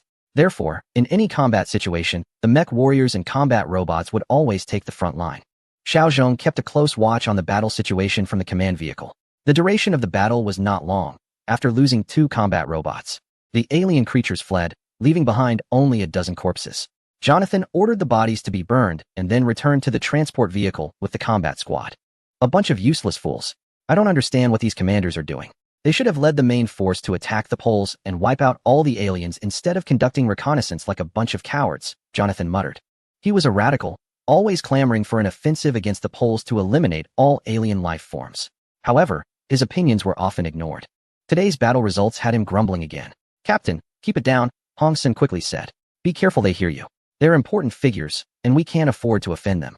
The current world felt somewhat upside down, with teenagers occupying positions of power while adults like them had to obey. This was a product of the special times. Others did not see any problem with it, as these young people were all exceptionally skilled and intelligent. However, Jonathan didn't share that view. "What is there to be afraid of? I want them to know. Young people should have courage and dare to fight back. Always being defensive is meaningless." Zhang Xiyuan overheard the conversation and replied somewhat indignantly. "Who says we lack courage? Courage isn't recklessness. Going into the unknown without understanding the situation is just asking for trouble." "Trouble?" Kiangnissen scoffed. "So far, I haven't seen any alien creature that can last more than 3 moves against me." Zhang Xiyuan didn't want to engage in further argument. He could tell that Kiangnissen had a deep-seated disdain for them, his gaze particularly menacing. However, Zhang didn't care. Kiangnissen was merely the leader of the defense forces at the launch base. They were all elites of the human forces and didn't need to take him too seriously. With a dismissive smile, Zhang checked the drone and placed it on top of the vehicle, ignoring him completely. But Zhang's disregard only fueled Kiangnissen's anger. Yet, due to the hierarchical relationship, he could only bury his resentment deep inside. The convoy continued on. As they passed a city, they gazed at what had once been a bustling metropolis, now reduced to desolation, with abandoned skyscrapers and overgrown vegetation. Jian's tone grew somber. "My father said this is our hometown." They were nearing the permafrost zone, where the trees stood barren and the wind blew sharply, carrying an intense chill. This place had once been picturesque, with clear waters and lush greenery. Jian felt a sense of loss. Xiao Zhong reached out as if to comfort Jian, but midway through, he awkwardly withdrew his hand, feeling out of place. After a moment of silence, he said, "Don't worry. We will restore our homeland." "Xiao Zhong, it's strange," Jian remarked. "The alien creatures we encountered earlier retreated before we got close." Zhang Xiyuan's voice interrupted their conversation. "I've been thinking the same thing. We've been on the move for 4 or 5 hours now, and aside from the initial encounter, we've seen nothing. These aliens never used to run away. I feel like their intelligence has improved." "Haha, improvement in intelligence means they're scared," Zhang Xiyuan replied. "Stay alert. Deploy the drones for deeper observation. In 3 hours, we will enter the permafrost zone. We must proceed with caution." The temperature outside had already dropped significantly, nearing freezing. Only some hardy plants could still grow, while animals were nowhere to be seen, hiding who knows where. The wind howled eerily, creating a bleak landscape. "All vehicles. There's a former service area 10 kilometers ahead. Let's stop there for final adjustments. Once we scout the situation ahead, we can move forward," Xiao Zhong instructed. As darkness fell, the world became engulfed in blackness, save for the stars above. Back in the day, this was a city that never slept. Even at night, it was brightly lit. An older mech warrior commented as he stepped out of the vehicle, stamping his feet against the cold. The wind whipped up dust, forcing its way into their collars. And the mech warriors instinctively shrank their necks. Someone turned on the gas lamp, illuminating the entire service area. This place hadn't been visited for nearly 20 years, and dust covered everything. A few doors were opened, revealing a disorganized interior. When the people here evacuated, it was done in a hurry, leaving some beds unmade. The traces of the starry sky beasts rampaging through were visible, along with the bloodstains and claw marks left by humanity's last struggles on the walls. Those cursed bugs made Jian feel a bit uncomfortable, although the starry sky beasts had arrived on Earth before her birth. Seeing the current situation made her sense the despair and brutality that people faced back then. The armored personnel carriers were arranged outside as a defensive fortification. Yang Tianxi led a few people to set up a warning line and install alarms. Zhang Xikong dispatched robots to explore the area, setting the exploration zone to 20 kilometers. Jian prepared dinner. The others were told to relax and rest a bit. They would set off again early the next morning. Xiaozhong quickly assigned the tasks. Chapter 542. Major event. Damn it. We're just miserable, having to set up defenses again. Let us go. Chang Nason muttered under his breath, then waved his hand, leading 20 subordinates to form a circular arrangement with the vehicles. After a simple arrangement, a circular defensive structure was completed. In the center were command vehicles, reconnaissance vehicles, and a dining vehicle. The alert system consisted of alarm devices and robots, supplemented by 2 human patrols. This combination was the most reasonable and avoided many issues. Once everyone was set up and the dining vehicle was ready, it was time to eat, and everyone came over to get their meals. Jin's cheerful voice came through everyone's communicators. Chang Nason walked over with a stern expression, glancing at the food, which was prepared by the cooking robots, standardized meals with no special features. He saw Jin carrying a meal box towards the command vehicle, and jealousy surged in his heart. He knew this was Jin making a special meal for Xiaozhong. If they were at the rocket base, it would be one thing, as the leader of humanity. It was normal for Xiaozhong to have special treatment. But out here in the wilderness, it felt uncomfortable. Jin, is Commander Xiao getting special treatment again? Chang Nason asked ominously. Xiaozhong, who had just stepped out of the command vehicle to get his meal, was taken aback, and everyone else involuntarily paused their actions. Looking over, if Xiaozhong really was getting special treatment, it would greatly affect his image in everyone's eyes. Jian felt a bit flustered. She hadn't expected Chang Nason to ask such a question in front of so many people, and she didn't know how to respond. Humanity was in a state of extreme danger. Although Xiaozhong was the leader, he also needed to participate in the battles and face hardships together with everyone. Moreover, he had long issued orders for everyone to be treated equally, with no hierarchy. If Xiaozhong received special treatment, it would clearly be inappropriate. Almost like slapping his own face. She didn't think too much about it. She just wanted Xiaozhong to have a better meal. Xiaozhong smiled slightly and immediately spoke to ease Jian's embarrassment. He said, "This is the meal I instructed Jian to prepare for Zhang Xikong. He is currently investigating the nearby area and doesn't have time to eat. Moreover, it's quite exhausting work. So I wanted to make sure he has something good to replenish his energy." After saying this, he gestured for Jian to take the meal box to the reconnaissance vehicle. Although Jian was reluctant, he knew it was the only way. Xiaozhong walked to the food cart, ordered a meal, and upon opening it, he exclaimed excitedly, "Wow. Today's food looks great. There's braised pork with potatoes and fried chicken. If only there were some beer." The crowd immediately burst into laughter, and the earlier awkward atmosphere dissipated. Jonathan glanced at Xiaozhong with a somewhat begrudging expression. Xiaozhong frowned inwardly, beginning to sense that this guy might be troublesome. He didn't understand why Jonathan had a resistant attitude towards him. Xiaozhong returned to the command vehicle with the meal box, eating while he activated the communicator to contact Hani, asking, "What is the situation?" Hani replied, his tone tense, "In about 10 minutes, we will launch the attack. I'm sending you the satellite feed now. Take a look." The large screen in the command vehicle flickered and displayed an image from space.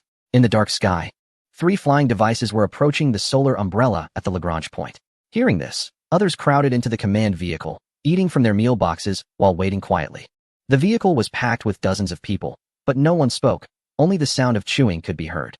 Seeing everyone crowding in, Xiaozhong instructed to relay the signal to other vehicles, allowing those outside to watch the live feed. However, the command vehicle still had the most people. When Jian returned, he could barely squeeze in. Jian walked over to Xiaozhong, pouting and looking a bit unhappy. Xiaozhong leaned down and whispered in Jian's ear, "I appreciate your intentions, but please don't do anything against the rules in the future.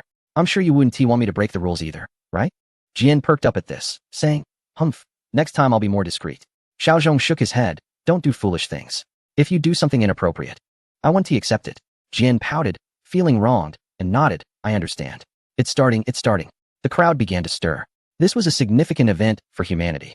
Destroying the solar umbrella would reverse the trend of global cooling and allow the Earth to start warming again. Chapter 543, Clearing the Solar Umbrella. Combined with the gradually calming volcanic eruptions and the decreasing ocean microorganisms, the Earth would slowly return to a normal temperature. This was humanity's first counterattack against the Titan civilization. A laser shot towards the unidentified creature at the Lagrange point. This was the laser from the first rocket launch. Under the laser, the massive unidentified creature began to evade, altering its trajectory. The second flying device quickly closed in, colliding with the creature that was changing its course.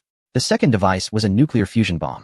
When the bomb struck the unidentified creature, it erupted in a dazzling explosion. However, this was outer space. There were no mushroom clouds, no shock waves. Only the massive creature's torn limbs. The third craft charged towards the largest piece that had been split apart, exploding once again. The unidentified creature was completely shattered, forming numerous fragments that floated in space. The first craft continued to fire lasers, targeting those incomplete fragments relentlessly until they shattered once more, before switching to a new target and continuing the onslaught. 10 minutes later, the craft's energy was depleted and the lasers ceased. This battle, silent and smokeless, finally came to an end. Success! Xiao Zhong excitedly raised his hand and embraced the person next to him fiercely. Just as he intended to let go, he realized that the person he was hugging hadn't released him either. Only then did he notice he was holding Jian. Ahem, Jian, that's enough. Xiao Zhong quickly composed himself and awkwardly said. Jian then blushed and let go, muttering softly, "You hugged me first." Xiao Zhong didn't know how to respond. Meanwhile, on the other side, the previously excited Chang Nazan's face suddenly clouded over. Seeing the woman he loved embracing another man, the joy of defeating the threat vanished in an instant. However, his gloom did not affect others, as everyone celebrated the elimination of the culprit behind Earth's cooling. They cheered wildly. Zhang Xiyuan, observing the surroundings from the reconnaissance vehicle, heard the cheers next door and realized the mission was a success. Unable to resist raising his hand in excitement. But the next moment, he tensed up, shocked by what he saw. 20 kilometers away, a large group of alien creatures was charging toward them. Zhang Xiyuan slammed down on the alarm, and the warning echoed throughout the camp. The reveling crowd quickly fell silent. And once they grasped the situation, they sprang into action. Chang Nazan instructed Hong Sun to tear down nearby buildings, stacking concrete blocks to form a makeshift barrier. Everyone donned their mechs and began to establish a defense line. How many alien creatures are there? Xiao Zhong asked. At least over 300, Zhang Xiyuan replied. What kinds? There are many types of alien creatures, each with different characteristics. Currently, a dozen types are known. Some are poisonous, some are fiercely aggressive, some are extremely fast. Some can burrow underground, and others can fly. It's crucial to identify the types of alien creatures to determine how to deal with them. I've already seen a dozen types. Almost all common alien creatures have appeared. Zhang Xiyuan's tone suddenly grew somber. And it seems there are a few kinds I haven't seen before. Have you detected any signs of electromagnetic beasts? Xiao Zhong wasn't particularly worried about the other alien creatures. It would just result in a tough battle. However, the existence of electromagnetic beasts was quite troublesome. When two electromagnetic beasts collide, they generate electronic pulse waves that can disable electronic devices within dozens of meters around them. If there were to be an electromagnetic beast colliding and exploding in the middle of the camp, the mechs, armored vehicles, drones, and combat robots would all fail. People would have to rely solely on mechanical weapons for defense. This is an unimaginable situation. Currently, no such creature has been detected, Zhang Xiyuan said. Xiao Zhong commanded. Zhang Xiyuan, you are responsible for operating the drones, specifically to look for traces of the electromagnetic beasts. We must not allow them to collide and self-destruct. Understood. Zhang Xiyuan handed the reconnaissance task to Zhang Xikong. Although the two brothers usually competed against each other, they coordinated seamlessly when faced with a situation. Zhang Xikong quickly took over Zhang Xiyuan's task, controlling a group of combat robots to hold back the alien creatures, preventing them from approaching too quickly. Chapter 544. An unsettled journey. Zhang Xiyuan focused intently on the screen, carefully searching for traces of the electromagnetic beasts. However, something strange happened. After this group of alien creatures approached the convoy, they suddenly turned around and retreated, disappearing as swiftly as they had come. What the heck is going on? Zhang Xiyuan muttered. Xiao Zhong was also unsure of what had happened. It seemed that everything had become a bit odd since they started their journey north. At night, Xiao Long, Yang Tianqi, and others gathered in the command vehicle to discuss the next steps, with Captain Jonathan also attending the meeting. Today, we encountered alien creatures twice. The first time they fled after being defeated, and the second time they withdrew before even starting a fight. What could be the reason for this? Zhang Xiyuan asked. Xiao Long replied, I think it's a good sign. The alien creatures seem to be having second thoughts. Unlike before, when they fought fiercely and showed no fear of death. Xiao Zhong shook his head. It's not a good thing. It indicates that they have unified coordination and are no longer operating as individuals. This increases the difficulty for us. Jonathan scoffed. They're just a bunch of low-intelligence bugs, scared of us. What's the big deal? Bring one on. I'll take it down. I've seen it all before. At the rocket base, we have waves of these bugs coming every month, and we handle them just fine. Due to Jonathan's ill-timed interjection, the meeting could not continue. Xiao Zhong frowned, having noticed Jonathan's attitude problem. After the meeting ended, Xiao Zhong called Hani. Hani, it seems Jonathan has some objections to our actions. Do you know this person? Hani hesitated and said, last month, Jonathan confessed to Jian, but she didn't accept. Could that be the reason? Xiao Zhong began to understand. Jonathan was obviously jealous of his closeness with Jian. Such a person was clearly not suitable to stay in the team or to hold the position of captain. However, the team had already set out, and changing the captain recklessly now could lead to unnecessary trouble. Xiao Zhong, are you hungry? I've prepared a cup of hot drink for you. Jian walked over, handing a cup of hot tea to Xiao Zhong. Xiao Zhong played with the teacup in his hands and suddenly asked, how much do you know about Jonathan? Jian spoke without hesitation, his mecha control is quite good. Xiao Zhong glanced at her with a strange look in his eyes and asked, has he confessed to you? Jian felt a bit uneasy. Quickly glancing at Xiao Zhong before lowering her head, as if feeling a bit guilty, she said, he wants to pursue me, but I rejected him outright. At this point, Jian scoffed. He said he is the best in the entire rocket base, claiming that I have no better options than him. Humph, his perspective is too narrow. The person I like is far more capable than he is. Jian realized she had let something slip and lowered her head again. Xiao Zhong understood that Jian's answer had somewhat provoked Jonathan. He also knew that the person Jian was referring to was likely himself. The atmosphere became a bit awkward, and Xiao Zhong stood up, finishing his tea in one gulp, almost spitting it out because it was too hot. You should go rest. We need to hit the road again tomorrow. Having gotten the information he wanted, Xiao Zhong quickly tried to break the awkward tension. Jian's face turned slightly red. She glanced at Xiao Zhong and softly agreed before leaving. The next day, the sun seemed to be redder than ever, as it peeked out from behind the clouds. The bright red sun dyed the entire world. The convoy set off again, with Xiao Zhong sitting in the passenger seat, staring at the sunlight for the first time without the barrier of an umbrella, filled with emotion. Humanity finally has hope for revival. Like Xiao Zhong's mood, everyone else was also in high spirits as they set off. Some, even unafraid of the cold, leaned out of the window to greet the first rays of sunlight. However, the rise in temperature, like its decline, is a slow process. It may take more than a decade to reach a normal state. Recon vehicle. Pay close attention to the situation ahead, Xiao Zhong reminded. This time, the reconnaissance was led by Zhang Sikong, who confidently replied, Roger that. As long as there are bugs, I will definitely expose them all. Hearing this, Xiao Zhong felt that uneasy feeling rising again. This journey was bound to be anything but peaceful. Chapter 545. The intentions of the bugs. As noon approached, the vehicle stopped again, and people took the opportunity to get out and stretch their legs. Only Zhang Sikong remained vigilant, closely monitoring the surroundings. Yang Tianqi walked over, stood beside Xiao Zhong, and stretched a bit. He looked around and said, look at the mountains. They're all covered in ice and snow. I heard these mountains used to be lush and green. I think they're called the Rocky Mountains. Xiao Zhong nodded. That's right, it is the Rocky Mountains. Tonight, we will enter the permafrost zone, a place humanity hasn't set foot in for nearly 10 years. Last time we ventured into the polar region to hunt 3 aliens, we lost quite a few lives. I wonder if we will be luckier this time. Yang Tianqi gazed at the surrounding peaks, all covered in white snow, struggling to believe that they were once vibrant green mountains. Xiao Zhong spoke with determination. Our mission this time is arduous. We are willing to sacrifice our lives if necessary. Stop it. Don't say such discouraging things, he added. Yang Tianqi gave Xiao Zhong a push and said, as the human commander, you can't talk about dying. I still want to live long enough to enjoy the wedding candies from you and Jian. Xiao Zhong shyly replied, what nonsense are you talking about? I haven't even started anything with her. Haha, as long as you speak up, Jian would be willing to share your bed tonight, Yang Tianqi said bluntly. The few of them had been through thick and thin together for many years, so there were no strict taboos in their conversations. Jian walked over and asked, what are you guys chatting about? You seem so happy. Xiao Zhong quickly said, nothing, just chatting. But Yang Tianqi chuckled. We were discussing whether your future daughter would look like you or him. If she looks like him, that would be tragic. Jian rolled her eyes and said, looking like Xiao Zhong wouldn't be bad. She immediately realized something was off, and her face turned red. Yang Tianqi laughed heartily and turned to leave, while Jian lowered her head, her heart racing. Since Yang Tianqi, Xiao Zhong's good brother, said such things, perhaps there was really a chance for her and Xiao Zhong. Xiao Zhong cleared his throat and said, I'll go check the equipment. The vehicle set off again, heading into the permafrost zone. Of course, after the destruction of the solar umbrella, the Earth's temperature would rise, causing the permafrost zone to gradually retreat towards the poles. This permafrost zone is just the current standard. It remains below zero all year round, and the snow on the ground does not melt. The vehicle had switched to anti-skid tires, making the ride noticeably bumpier and slightly slower. The wind became sharp again.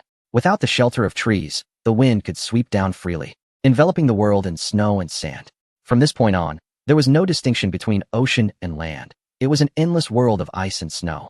Fortunately, the inside of the vehicle remained warm. Commander Xiao noticed a strange phenomenon. Originally, they had discovered many extraterrestrial creatures in the snow, but upon noticing their convoy, these creatures began to gradually retreat.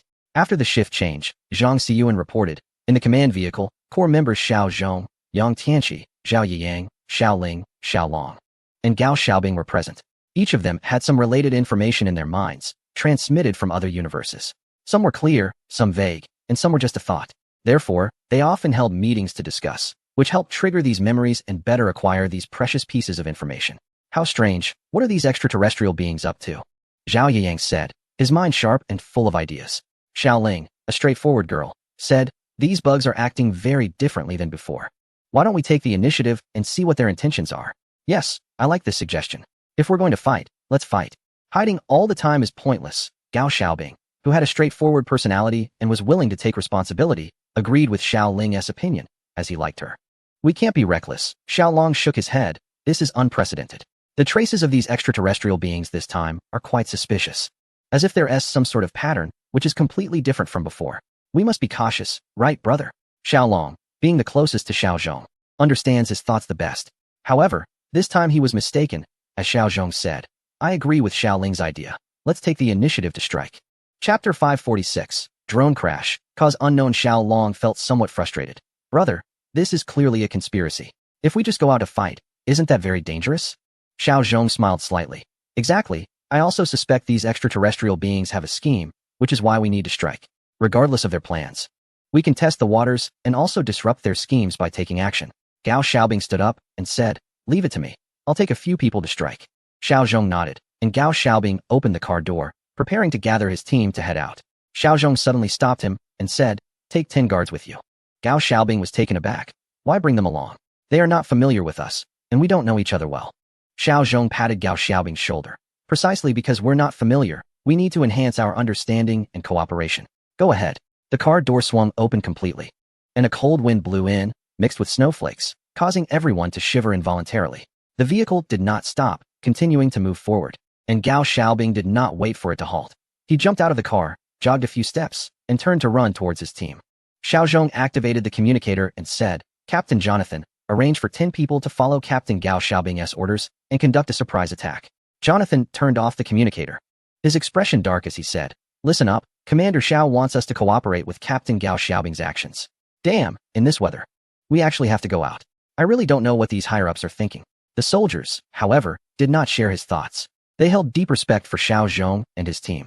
For them, participating in battle alongside Xiao Zhong's team was a supreme honor. The 10 individuals got their gear ready. Then opened the car doors, one by one squeezing out from the back and gathering in the snow. Although it wasn't snowing from the sky, the biting wind stirred up the snow on the ground, enveloping the entire world, resembling snowflakes dancing in the air. In the snow, 18 people lined up in 2 rows, ready to receive orders. They switched to the 10th communication channel, divided into 6 small groups of 3, checking equipment and ammunition. 1 minute later, they set off.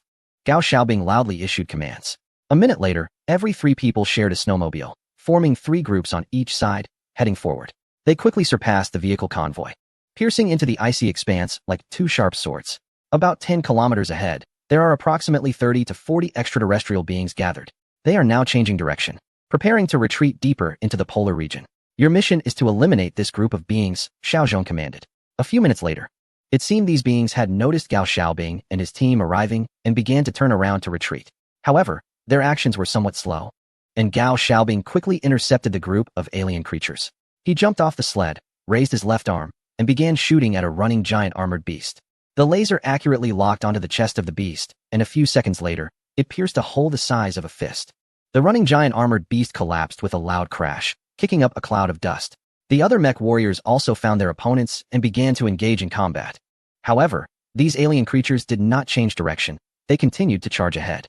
A few minutes later, most of the alien creatures were eliminated, but several fast ones managed to escape into the vast snow. These creatures were not tough at all.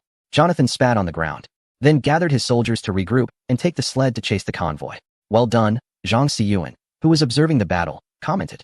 But he quickly exclaimed, what the heck? The view from the unmanned reconnaissance aircraft suddenly vanished, and a fireball erupted ahead, clearly the result of the drone crashing and exploding. What happened? Xiao Zhong quickly inquired upon hearing the explosion. The drone crashed, Zhang Xiyuan replied angrily. Was it shot down? Or destroyed by flying creatures? Xiao Zhong pressed for details. Not by flying creatures.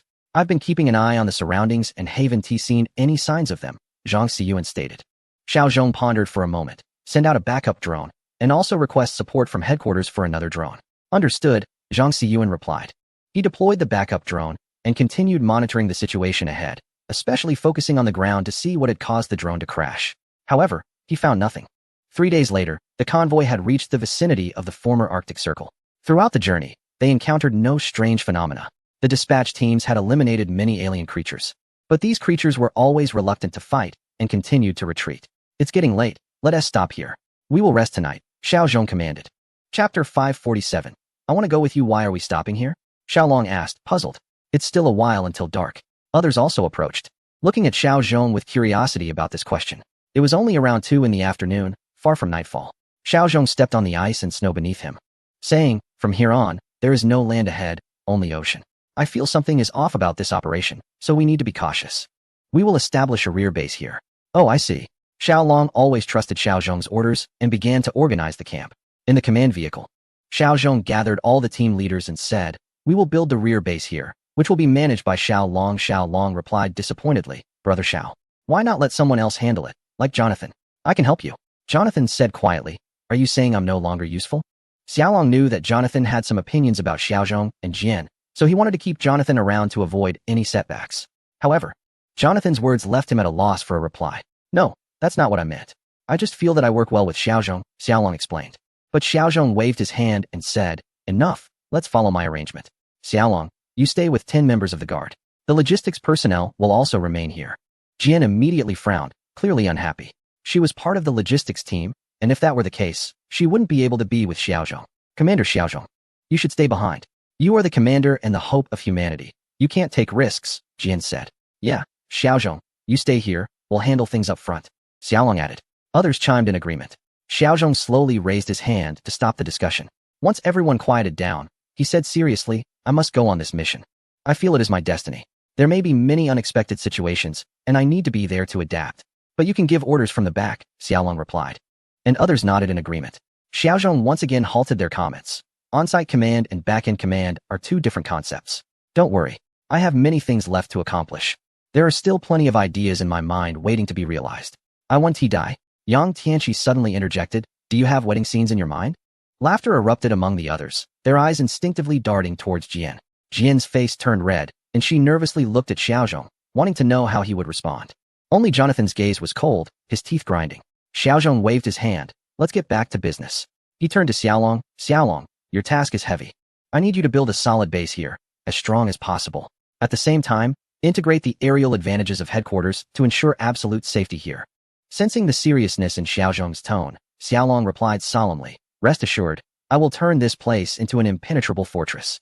Xiao Zhong looked at the others. Each of you should prepare several short-circuit protectors to guard against pulse wave impacts. You also need to develop combat plans for situations without electronic devices. Understood. Tonight, the personnel on guard will keep watch while the others get a good night's sleep. I estimate this will be the last time we can sleep well on this mission. After assigning the tasks, Xiao Zhong finally ordered everyone to rest. During dinner, Jian couldn't eat a single grain of rice. Her eyes were fixed on Xiao Zhong. Once Xiao Zhong finished eating, she pulled him back to the car, locked the door, and said, Xiao Zhong, I want to go with you. Xiao Zhong shook his head, your combat skills are insufficient. You would hold everyone back. This statement was quite blunt and hurt Jian's feelings. However, Jian knew that Xiao Zhong was right. Although her combat skills were excellent, she was at the bottom here. She was just a logistics support staff, but she really didn't want to part with Xiao Zhong. However, Jian didn't know what to say. After a long while, she finally said, but I don't want to part with you. After saying this, she blushed, but she didn't lower her head. Instead, she bravely raised her head and locked her gaze on Xiao Zhong's eyes, expressing all her admiration and affection through her eyes. Chapter 548. The first confession. Xiao Zhong was slightly taken aback. This was Jian's first formal confession, right? He looked into the girl's tender eyes, feeling his heart stir. He stopped speaking and lowered his head, preparing to seek out the girl's lips. Outside the vehicle, Jonathan walked towards the command car, intending to request that his team receive the same equipment and supplies as the others. Just as he reached the car door, a team member stopped him with a smile on his face, saying, don't go. Why? Jonathan asked, somewhat confused. Jian and the commander are inside, alone. You understand. The team member shot him a knowing glance and then walked away. Jonathan's anger flared up, and he walked to the front of the car, raising his hand to knock on the door. Just as Xiao Zhong's lips met Jian's, the knocking sound made him quickly release Jian and turn to open the car door. Commander Xiao, I demand equal treatment. Jonathan stepped in, but his eyes were fixed on Jian. Jian's face was flushed, filled with the joy of a girl, which only fueled Jonathan's anger, making him feel that something had definitely happened between them. Equal treatment? What's unequal? Xiaozhong asked, puzzled. No inequality? The best weapons are in your team's hands, while our guard team hasn't received a single new weapon, Jonathan replied. Xiaozhong understood what Jonathan meant. They had brought a batch of newly developed weapons from headquarters this time. However, these weapons were not suitable for the guard team, as they had never used them before. Switching weapons rashly would be worse than sticking with the original ones. For example, the latest sonic bomb produced ultra-high-frequency sound waves after exploding, which would have a strong impact on certain alien creatures with sensitive hearing. However, this type of sonic bomb was complex to use, requiring different frequencies tailored to different alien species, which placed high demands on the operator, who would need at least short-term training to use it. Clearly, the guard team members were not suitable for such weapons. But faced with Jonathan's demands, Xiaozhong felt it was inconvenient to directly refuse. After pondering for a moment, he said, "You can go back. I will consider it." However, Jonathan did not move but stubbornly said, "We are all warriors. There shouldn't be a hierarchy. My team should have the same weapons and equipment." Jian shot Jonathan an annoyed glance. Not only had he ruined her good moment, but his attitude towards Xiaozhong also made her uncomfortable. She said, "Jonathan, watch your attitude." Jonathan turned to Jian with a cold look and said, "Oh, it seems that now that your status is different, your tone has also changed. You want me to watch my attitude? What is wrong with my attitude? I fought for the treatment my team deserves. Is that wrong? I won't betray my good friends for a man like you." Jian was momentarily speechless. And just as she was about to respond, Xiaozhong spoke up. "Jonathan, watch your words. I've already said I will consider it." Jonathan raised his hand in a mock salute. "Yes, Commander." After saying that, he turned and left with heavy footsteps. At that moment, Xiaolong happened to walk by. He entered and said, "Bro, this guy has an attitude problem. I think we should keep him in the camp. I'll keep an eye on him." Xiaozhong shook his head. "That is not appropriate. What will the members of the guard team think? We cannot afford to show any disunity right now." Xiaolong wanted to say something else, but Xiaozhong stopped him, continuing, "Besides, I really wouldn't feel secure leaving him at the base." Xiaolong then realized, "Bro, then you need to keep a close watch on this guy. The base is a logistics hub, and leaving someone like Jonathan there wouldn't be reassuring." Xiaozhong shook his head. "This is just an internal issue. Once we encounter extraterrestrial beings, I believe he will know who the enemy is." Jian walked over and took Xiaozhong's hand, saying, "I'm sorry, this is all my fault." Xiaozhong reached out and patted her head. "It's none of your business." Xiaolong suddenly caught on. "Wait, should I start calling you sister-in-law, Jian?" Xiaozhong's face turned slightly red. "Don't say silly things."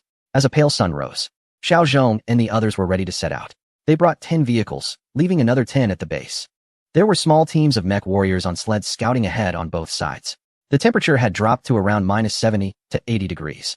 Human skin could not be exposed, or it would suffer severe frostbite. Fortunately, the mechs had temperature control systems that kept the pilots from feeling the extreme cold. As they moved forward, temperatures near the polar region could drop to over -100 degrees. Such extreme cold was a daunting challenge for everyone on the expedition. Ahead, a large group of extraterrestrial beings appeared, including many unfamiliar ones. Not long after they set off, Zhang Xiyuan sounded the alarm. "Unfamiliar extraterrestrial beings?" Xiaozhong's expression turned serious as he requested the visuals.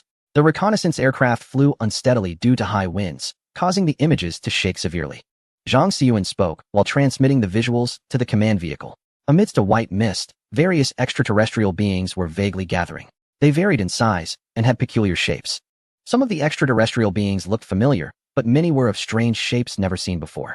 The convoy halted, and the mech warriors prepared to engage. Xiaozhong issued combat orders. 40 mech warriors quickly formed 4 small teams and began to encircle the area. Meanwhile, in the distance, bombers from headquarters, relying on precise ground positioning, began to approach. Sensing the impending crisis, some of the extraterrestrial beings started to retreat. The bombers took their positions, releasing tons of bombs that fell onto the snowy expanse. The bombardment didn't last long. After one round, the bombers ceased their attack, and the mech warriors charged forward on snowmobiles. Yang Tianqi was at the forefront, cutting through the smoke and reaching the bombing site, where he was met with the sight of alien corpses scattered across the ground. Strangely, there were no living creatures in sight. Looking ahead, he saw a large number of alien beings fleeing in panic, clearly terrified by the recent bombardment. Just as Yang Tianqi was about to pursue them, a voice crackled through his communicator. "Don't chase, come back." When the convoy arrived at the location, Xiaoling, who was in charge of biological research, conducted a thorough examination of the alien corpses and finally reported, 5 previously unknown alien species have been discovered. However, they are relatively small in size and appear to be immature, which is why they entered the warmer areas. Chapter 549, the Titan Star Plan Activation. The other alien species were ones they had encountered before. As for the electromagnetic beasts, none were found. Nor were there any alien beings that posed a threat to the reconnaissance aircraft. Xiao Ling returned to the command vehicle, somewhat puzzled. It seems that the alien civilization is on alert regarding us. I'm curious about what true alien civilizations are like. If they only possess this level of strength, how could they dare to invade Earth? Xiao Zhong shook his head and replied, from the alien beings we've encountered so far, there's nothing particularly remarkable. Although these alien species are much stronger than previous Earth creatures, they still fall far short compared to humans with advanced technology. Currently, their only advantage lies in their numbers. They can only pose a threat to humanity through sheer quantity. If it's just like this, even if the starry armored beasts erupt again, humanity will have ways to cope. Such a Titan civilization would be easily defeated. However, given the advanced level of the Titan civilization, they certainly cannot be unaware of the level of human civilization. If they truly cannot threaten humanity, how could they possibly invade Earth? At the last Universe Command Center, Xiaoyi gazed thoughtfully at the images on the large screen. Yi Wanqing approached him, handing over a report with a slightly excited tone. We have a discovery. We found a suitable celestial body. Xiaoyi's body jolted, and he quickly took the report, examining it closely. After reading, he let out a sigh of relief. Indeed, the universe is on humanity's side. Xiaoyi waved his hand decisively, then let us begin. Proceed with the original plan and launch the attack. Yes, Yi Wanqing's tone became even more excited. This was the message sent back by the Voyager spacecraft, located 1.5 billion kilometers from Earth. The content of the message was simple. A wandering celestial body rich in strong oxidizers, such as potassium permanganate, had been discovered. This celestial body was not large, only about the size of 4 or 5 aircraft. However, for humanity, it was sufficient. The Titan star was filled with ammonia and methane, and the temperatures on the planet were extremely low. The damage caused by a nuclear fusion bomb to the moon of Saturn is extremely limited. However, if a rogue celestial body containing a large amount of strong oxidizers is brought to the moon and then a nuclear fusion bomb is detonated, it would trigger a massive explosion of gases such as methane and ammonia in localized areas. This would result in damage that the moon cannot withstand. This is also one of the most important ways for humanity to demonstrate its deterrent power to the moon's inhabitants. It serves as the best means for Earthlings to showcase their strength. By utilizing the moon's own conditions to trigger an explosion, a strong deterrence can be instilled in its population. The message was sent out. An hour and a half later, Captain Yang Liwei aboard the observation vessel received the signal. He addressed the astronauts, who had been prepared for this moment. We have received the notification from headquarters. We will proceed with the mission. The spacecraft extended its robotic arm and began to approach the small celestial body. Several astronauts equipped with a space robot exited the spacecraft and made their way to the celestial body along the robotic arm. The space robot began its operations, while the astronauts wrapped the entire celestial body in thermal insulation panels, as if packaging a parcel. After 3 days of hard work, the entire celestial body was covered with a layer of ceramic insulation panels. Several thrusters were then installed above the body. After another day of adjustments, everything was ready. For the last time, 3 astronauts, with the help of the robot, installed the nuclear fusion bomb on the celestial body. With all tasks completed, the vessel, under Yang Liwei's control, approached the moon. It was a planet gleaming with yellow hues, changing to orange and finally to brown as the intensity of sunlight varied.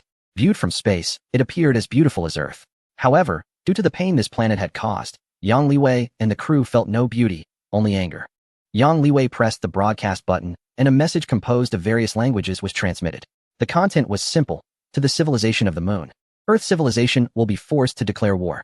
Earth values peace but does not fear challenges. This is the counterstrike of Earth civilization. The message was conveyed in dozens of languages, including simple communication signals, ancient tongues, modern languages, as well as computer languages and Morse code. This marked the first formal declaration of war from Earth civilization to the moon civilization, intending to make them experience the pain that Earth civilization had once endured. Launch. Yang Liwei pressed the button for the nuclear bomb. The controlled celestial body began to erupt in flames, advancing toward the moon. The nuclear bomb and the wrapped celestial body would undergo intense atmospheric friction as they approached the moon, ultimately plunging into its methane oceans and detonating. The immense pressure and temperature would rapidly decompose the celestial body, releasing a large amount of oxygen. When oxygen met methane, it would result in a massive explosion, creating a brilliant display on the surface of the moon. That would be the moment for Earthlings to showcase their might. The convoy continued to advance, with Xiao Zhong sitting in the command vehicle, observing the situation ahead. The sun hung low on the horizon, and it was the period of polar day, where the sun could be seen for 24 hours. Once entering the Arctic Circle, one would experience this phenomenon without a clock. It would be difficult to distinguish between morning and night. This was also a key reason why Xiao Zhong chose to enter the North Pole at this time. Although the sunlight was dim, everything was visible in the wide expanse of the polar landscape, ensuring that they could see the situation without the interference of nighttime. The temperature was close to -80 or 90 degrees, making it so cold that breath could freeze. Everything was normal. The extraterrestrial beings maintained a distance of 20 kilometers from them. As they advanced, the beings retreated. Zhang Xiyuan's voice came through, prompting Xiao Zhong to check the map again. Looking outside, a majestic iceberg loomed, and the entire world was frozen in ice. Let's set up camp for now. Send out a reconnaissance drone to observe what lies beyond that mountain, Xiao Zhong instructed. Understood, Zhang Xiyuan responded, controlling the unmanned reconnaissance aircraft as it flew forward. Although several flying creatures appeared, they showed no signs of aggression and instead followed from a distance. As the aircraft flew over the towering mountain, Zhang Xiyuan, wearing his helmet, observed intently. Just as they cleared the ridge, a sudden shock gripped Zhang Xiyuan. Behind the snow-capped mountain, countless various creatures had gathered. Xiao Zhong, I've spotted a large number of them, Zhang Xiyuan shouted. Boom. Before Zhang Xiyuan could react, he lost sight of the drone. The VR lens in his helmet displayed a flurry of snowflakes. What happened? Xiao Zhong asked warily.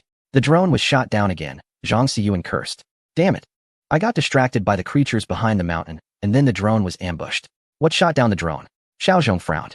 This was not the first time a high-altitude reconnaissance drone had been brought down. The creatures from Titan certainly had a way to shoot down human drones, diminishing humanity's aerial advantage. This time I saw it clearly. I'll replay the video and send you the confirmation footage, Zhang Xiyuan said. Soon, a brief video was transmitted. Xiao Zhong opened it and exclaimed, "It's the catapult beast." Just before the drone crashed, there was a fleeting shot of a peculiar-looking creature resembling a giant iron bull, with a sharply raised tail. The moment it flashed by, the drone lost its feed. Catapult beast? What is that? Zhang Xiyuan asked curiously.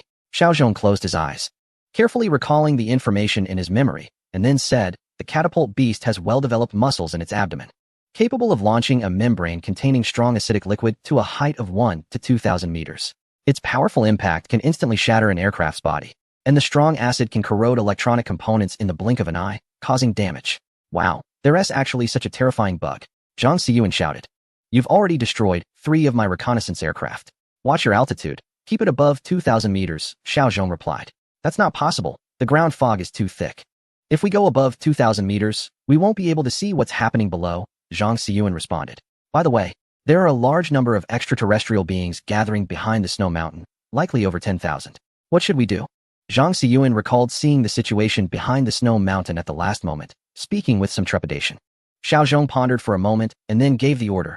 All vehicles stop, form a defensive formation. Yang Tianqi, take half the team over the snow mountain and launch an attack from a distance. Understood. Yang Tianqi quickly agreed, taking 40 people, including half of the guard team, and began to leave the main group, riding sleds toward the snow mountain. Zhang Xiyuan, send out reconnaissance aircraft to report on their situation at all times, Xiao Zhong instructed. Dozens of sleds roared toward the snow mountain, and soon they began to ascend. The snow mountain was about 3,000 to 4,000 meters high, and the sleds could only reach halfway up. The mech warriors had to abandon the sleds and began to climb to the top using their mech power. Yang Tianqi gasped as he reached the summit. Standing at the top, he looked down and couldn't help but gasp in shock. At the foot of the mountain was a valley area, filled with tens of thousands of extraterrestrial beings in the Snow-White Valley. Yang Tianqi realized that those extraterrestrial beings that had fled were now gathered here. Other mech warriors also climbed to the summit and stood beside Yang Tianqi, equally astonished by the sight. A massive creature spotted the mech warriors at the summit and let out a terrifying roar. This roar sounded like a battle horn, causing all the extraterrestrial beings in the valley to rush toward the top of the mountain, as if the ground itself was trembling. And even the towering snow mountain felt like it was shaking. The members of the guard team turned pale, although they were older and experienced. They had never witnessed such a scene. Even their leader, Jonathan, looked grim, his body slightly trembling. He had killed many creatures and had faced several at once before. However, now he was not facing a few creatures, but tens of thousands of various extraterrestrial beings. He was momentarily taken aback. Prepare combat robots and drones, equip them with bombs, Yang Tianqi commanded, showing a maturity beyond his years. His voice snapped the guard team members back to attention, and they began to take combat robots from the supply crates, pressing buttons and issuing combat orders. Hundreds of dog-like combat robots charged down the slope, firing laser beams from their launchers at the extraterrestrial beings at the front. Yang Tianqi and his team released drones carrying bombs that dove down for an aerial bombardment. Boom, boom. The sound of explosions echoed as combat robots and drones rapidly approached the foot of the mountain. Behind Yang Tianqi, Xiao Zhong and the remaining soldiers deployed 5 tracked robots along with dozens of small robots, forming the first line of defense at the mountain's base. The convoy lined up to create the second line of defense. Waves of lasers mixed with high explosive shells detonated among the alien horde, causing rows of extraterrestrial beings to fall. But more of them surged forward, mingling with the combat robots. The dog-shaped combat robots moved with incredible agility, dodging and weaving under the lasers while evading the attacks from the alien creatures. The aliens were thrown into disarray. Some continued charging toward the peak, while others were drawn to the dog-shaped robots and began to chase them. Suppressed with long-range fire, Yang Tianqi continued to issue orders. His team members retrieved rockets from their load carriers and began to aim. Meanwhile, the members of the guard team, who had just regained their composure, either followed Yang Tianqi's commands and grabbed rockets or looked to their captain, Jonathan, waiting for his orders. Jonathan, having seen his fair share of battles, quickly calmed himself and instructed, "Take out the sniper rifles and shoot from a higher position." Only then did the guard members fumble to retrieve their sniper rifles and prepare to aim, particularly those who had just taken out rockets. They hastily stowed the rockets and grabbed their sniper rifles instead. Yang Tianqi glanced at Jonathan, feeling somewhat dissatisfied. Given the distance, using sniper rifles was clearly not the right choice. Employing area effect weapons would have been the correct approach. Jonathan clearly understood this, but simply did not want to follow Yang Tianqi's orders, insisting that his team use sniper rifles instead. The worst fear for a team is discord and infighting caused by conflicting commands. It was clear that Jonathan did not wish to cooperate with them. Chapter 551. Underhanded Tactics. Whoosh. Rockets were launched from above, causing chaos within the alien swarm. At that moment, everyone felt as if they had been struck by lightning, instinctively closing their eyes against the blinding flash. When they rubbed their eyes and adjusted to the light outside, they discovered that dozens of dog-shaped robots had collapsed, trampled underfoot by the overwhelming alien forces.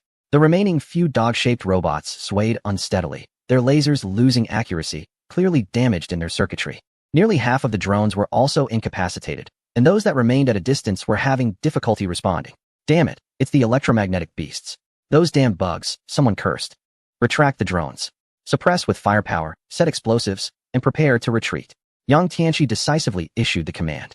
A few mech warriors began to lay explosives while others focused on fire suppression. However, Jonathan interjected, launched small missiles for indiscriminate attack. He clearly appeared to be ready for a confrontation. Yang Tianqi couldn't hold back any longer and said coldly, "Jonathan, prepare to retreat, execute the orders." Jonathan's expression changed. Although Yang Tianqi was younger, his rank was above Jonathan's, and he really didn't dare to defy him. Otherwise, if they were to face military law, he would truly end up being punished. "Retreat," Jonathan suddenly said, and with that, he and his team of guards began to withdraw. The guards started to feel something was off because Yang Tianqi's team was still setting up explosives. Logically, they should be providing fire support to ensure that the ammunition could be deployed smoothly. However, Jonathan was their direct superior, and they had no choice but to obey. The 10 of them quickly put away their weapons and began to run down the mountain. Yang Tianqi's brow twitched, but he held back. After watching his team finish setting up the explosives, he also issued the order to retreat. 30 people began to retreat down the mountain. Meanwhile, Jonathan and his 10 had already reached the mid-mountain area, climbing onto a sled to head down. Xiao Zhong frowned at this scene. Jonathan had clearly affected the overall team dynamics.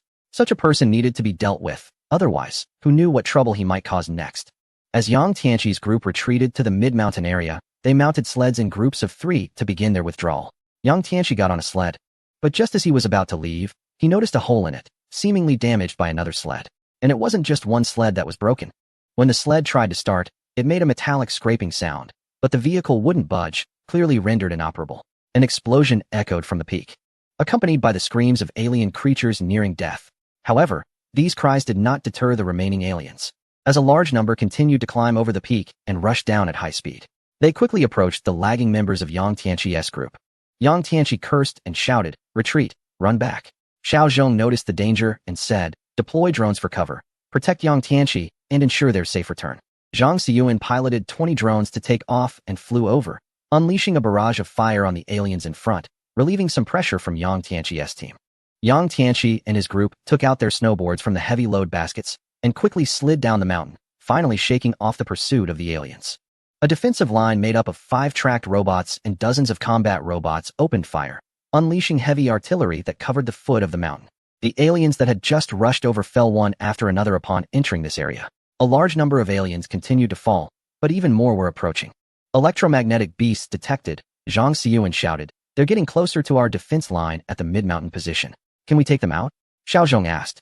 There are too many aliens. The difficulty is too high, and the success rate is very low. Once they reach the foot of the mountain and spread out a bit, we'll have a better chance. Zhang Xiyuan replied. Xiao Zhong pondered for a moment and said, withdraw the tracked robots and have the dog-shaped robots spread out. Under the control of the mech warrior, the tracked robots began to retreat, while the dog-shaped robots arranged themselves in a fan shape, maintaining a safe distance. This way, when the electromagnetic beast detonated, it wouldn't cause widespread damage. Xiao Zhong picked up the electronic telescope and carefully observed the situation ahead. He noticed a light blue reptilian creature sneaking forward behind a group of giant armored beasts. This was the electromagnetic beast. The electromagnetic beast resembled an electric eel, filled with millions of volts of high-voltage current. When two electromagnetic beasts of opposite polarities collided, they would generate intense electronic pulse waves that could disable electronic devices within a 100-meter radius instantly. Zhao Yiyang, take out the electromagnetic beast, Xiao Zhong shouted. Understood. Zhao Yiyang grinned as he flipped over and climbed onto the roof of the reconnaissance vehicle, the highest vantage point with the clearest view. He set up a heavy sniper rifle over 5 meters long that he had prepared earlier and began to aim. Long-range sniping was Zhao Yiyang's specialty, and this ultra-long heavy sniper rifle was specifically prepared for him. Zhao Yiyang quickly locked onto the electromagnetic beast's location, but before he could pull the trigger, he saw a drone initiate the attack first. Zhang Xiyuan, you bastard, stealing the credit. Zhao Yiyang yelled angrily. The electromagnetic beast was very agile. As soon as it detected the drone's attack, it dodged and hid behind a giant armored beast, causing Zhang Xiyuan's attack to miss. Damn it! How can this not kill it? Zhang Xiyuan cursed repeatedly. Bang! A deep gunshot rang out, causing Zhang Xiyuan to shudder. He knew Zhao Yiyang had taken action. The electromagnetic beast's head was instantly blown apart, and the voltage within it surged uncontrollably, releasing all at once. All alien creatures within a 10-meter radius collapsed and convulsed. Bang! Another gunshot, and another electromagnetic beast was killed. Xiao Zhong praised. Not bad, Zhao Yiyang. You didn't embarrass your father. Zhao Yiyang chuckled, of course. Unlike some people who still want to play tricks, they're just embarrassing their own father. Zhang Xiyuan retorted, what are you talking about? It was just me being merciful, giving you a chance to show off. Xiao Zhong felt a headache coming on. He knew that although these two were bickering, it wouldn't affect their actions. Chapter 2001 Summary. This ending connects from Chapter 451. Please refer back to Chapter 451 to continue. Qian Linson said anxiously, according to our latest research, we've discovered a strange issue. If the origin point of the starry sky armored beasts is from the sky, then how did they enter? And how did they withstand the friction of atmospheric burning? Xiao Yi frowned and asked, what do you mean? Qian Linson nodded at Wang Lin, who said, we have dissected the starry armored beast and found that its body structure is entirely tailored to Earth's biology. This indicates that the creators of the starry armored beast have a profound understanding and familiarity with Earth's life forms. Wang Lin took a deep breath and continued. We suspect that there are no extraterrestrials. The creators of the starry armored beast are right here on Earth. Xiao Yi was taken aback. This hypothesis was completely unexpected. Hadn't everyone been focused on extraterrestrial civilizations? Since the small asteroid 52768 began to enter Earth, humanity had always regarded extraterrestrial civilizations as hypothetical enemies. Now, this assumption was suddenly overturned, and the abruptness of this turn was hard to accept. Qian Linson stated, in fact, we have no evidence to support our speculations about extraterrestrial civilizations. Everything is based on our conjectures and analyses. He began from the very beginning. For instance, regarding the asteroid 52768, what evidence do we have that proves a connection to the origin point?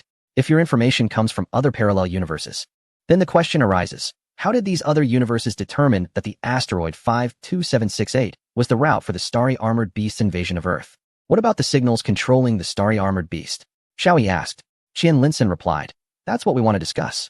The signals are relayed from the moon, but they may have originated from the Bristol star, or more likely, they were transmitted directly from Earth to the moon and then back to Earth. The reason for this long interval is that the creator is intentionally confusing us, leading us to think about extraterrestrial civilizations and guiding us towards outer space. Qian Linson sighed. Our current technology is simply insufficient to conquer the universe, nor do we have the capability for interstellar travel.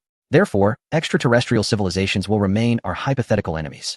At least in the short term, we want to uncover the truth and will overlook the real enemy, one that is right beside us. Xiao Yi took a deep breath. So, who do you think created the starry armored beast? Qian Linson shook his head. I don't know. We understand too little about Earth. Our recorded civilization spans only about 5,000 years. What happened 5,000 years ago? No one knows.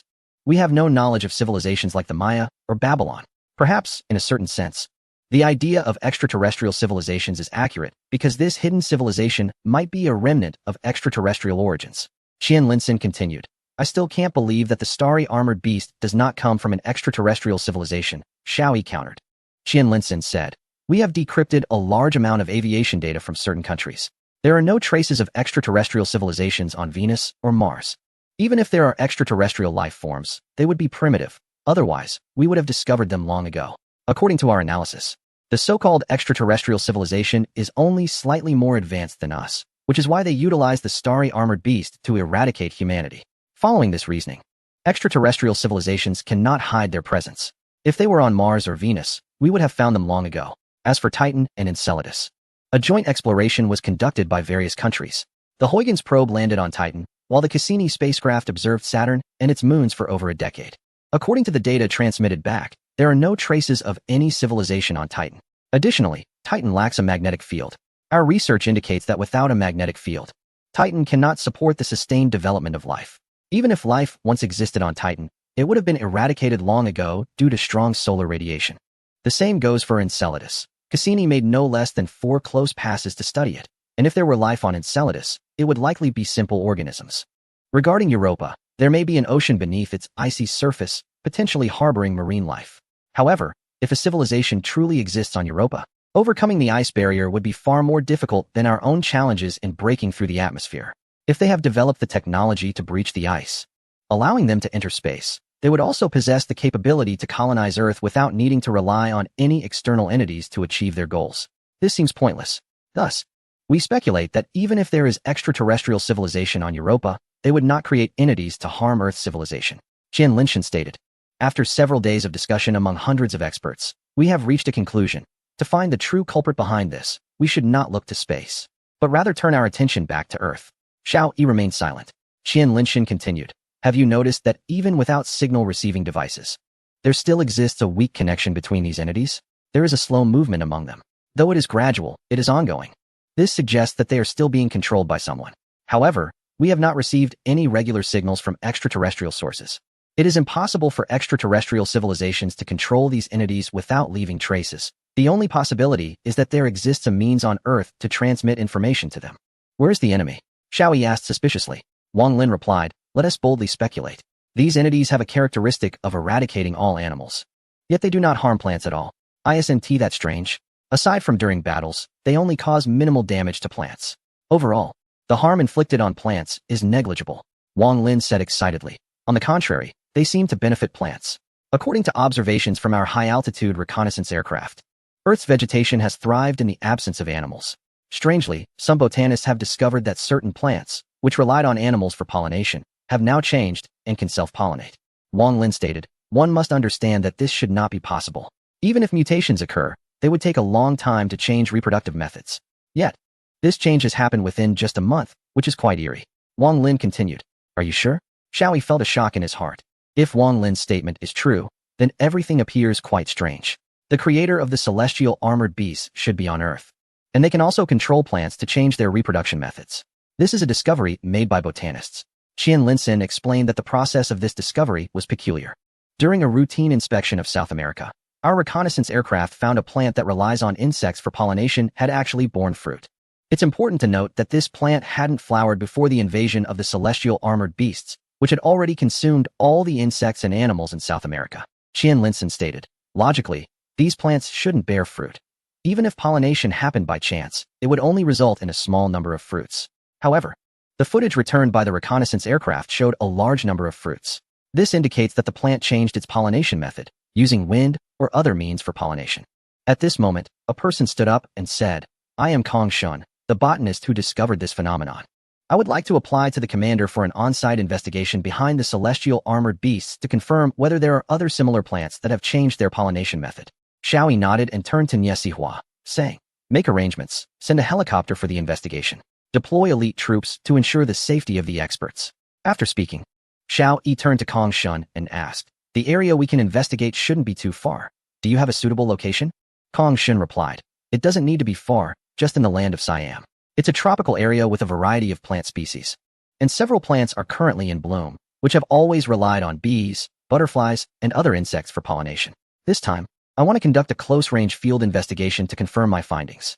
Qian Linson added. If it is confirmed that plants can change autonomously, then we can ascertain that the creator of the celestial armored beasts is indeed on Earth, but living in a way that we currently cannot detect.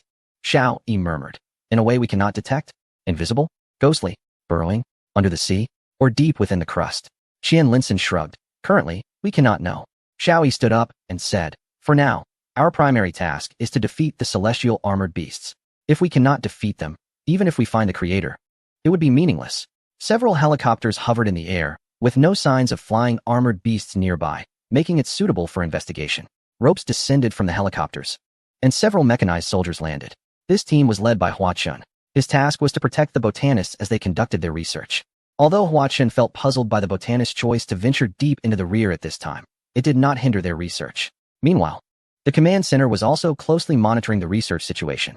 They discovered 2 6-legged crawling armored beasts approaching, and a flying armored beast was also nearing.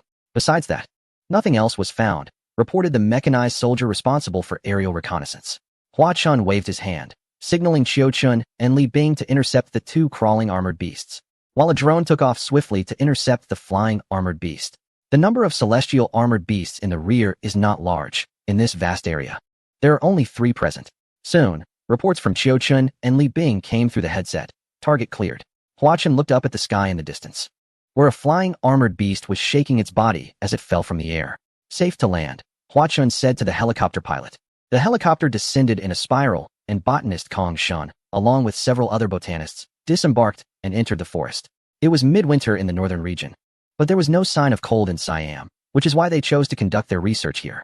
At the command center, Professor Yuan Ping slowly approached and sat down, yielding to the others, silently watching the images transmitted from the front. This is the cherimoya, which requires insect pollination.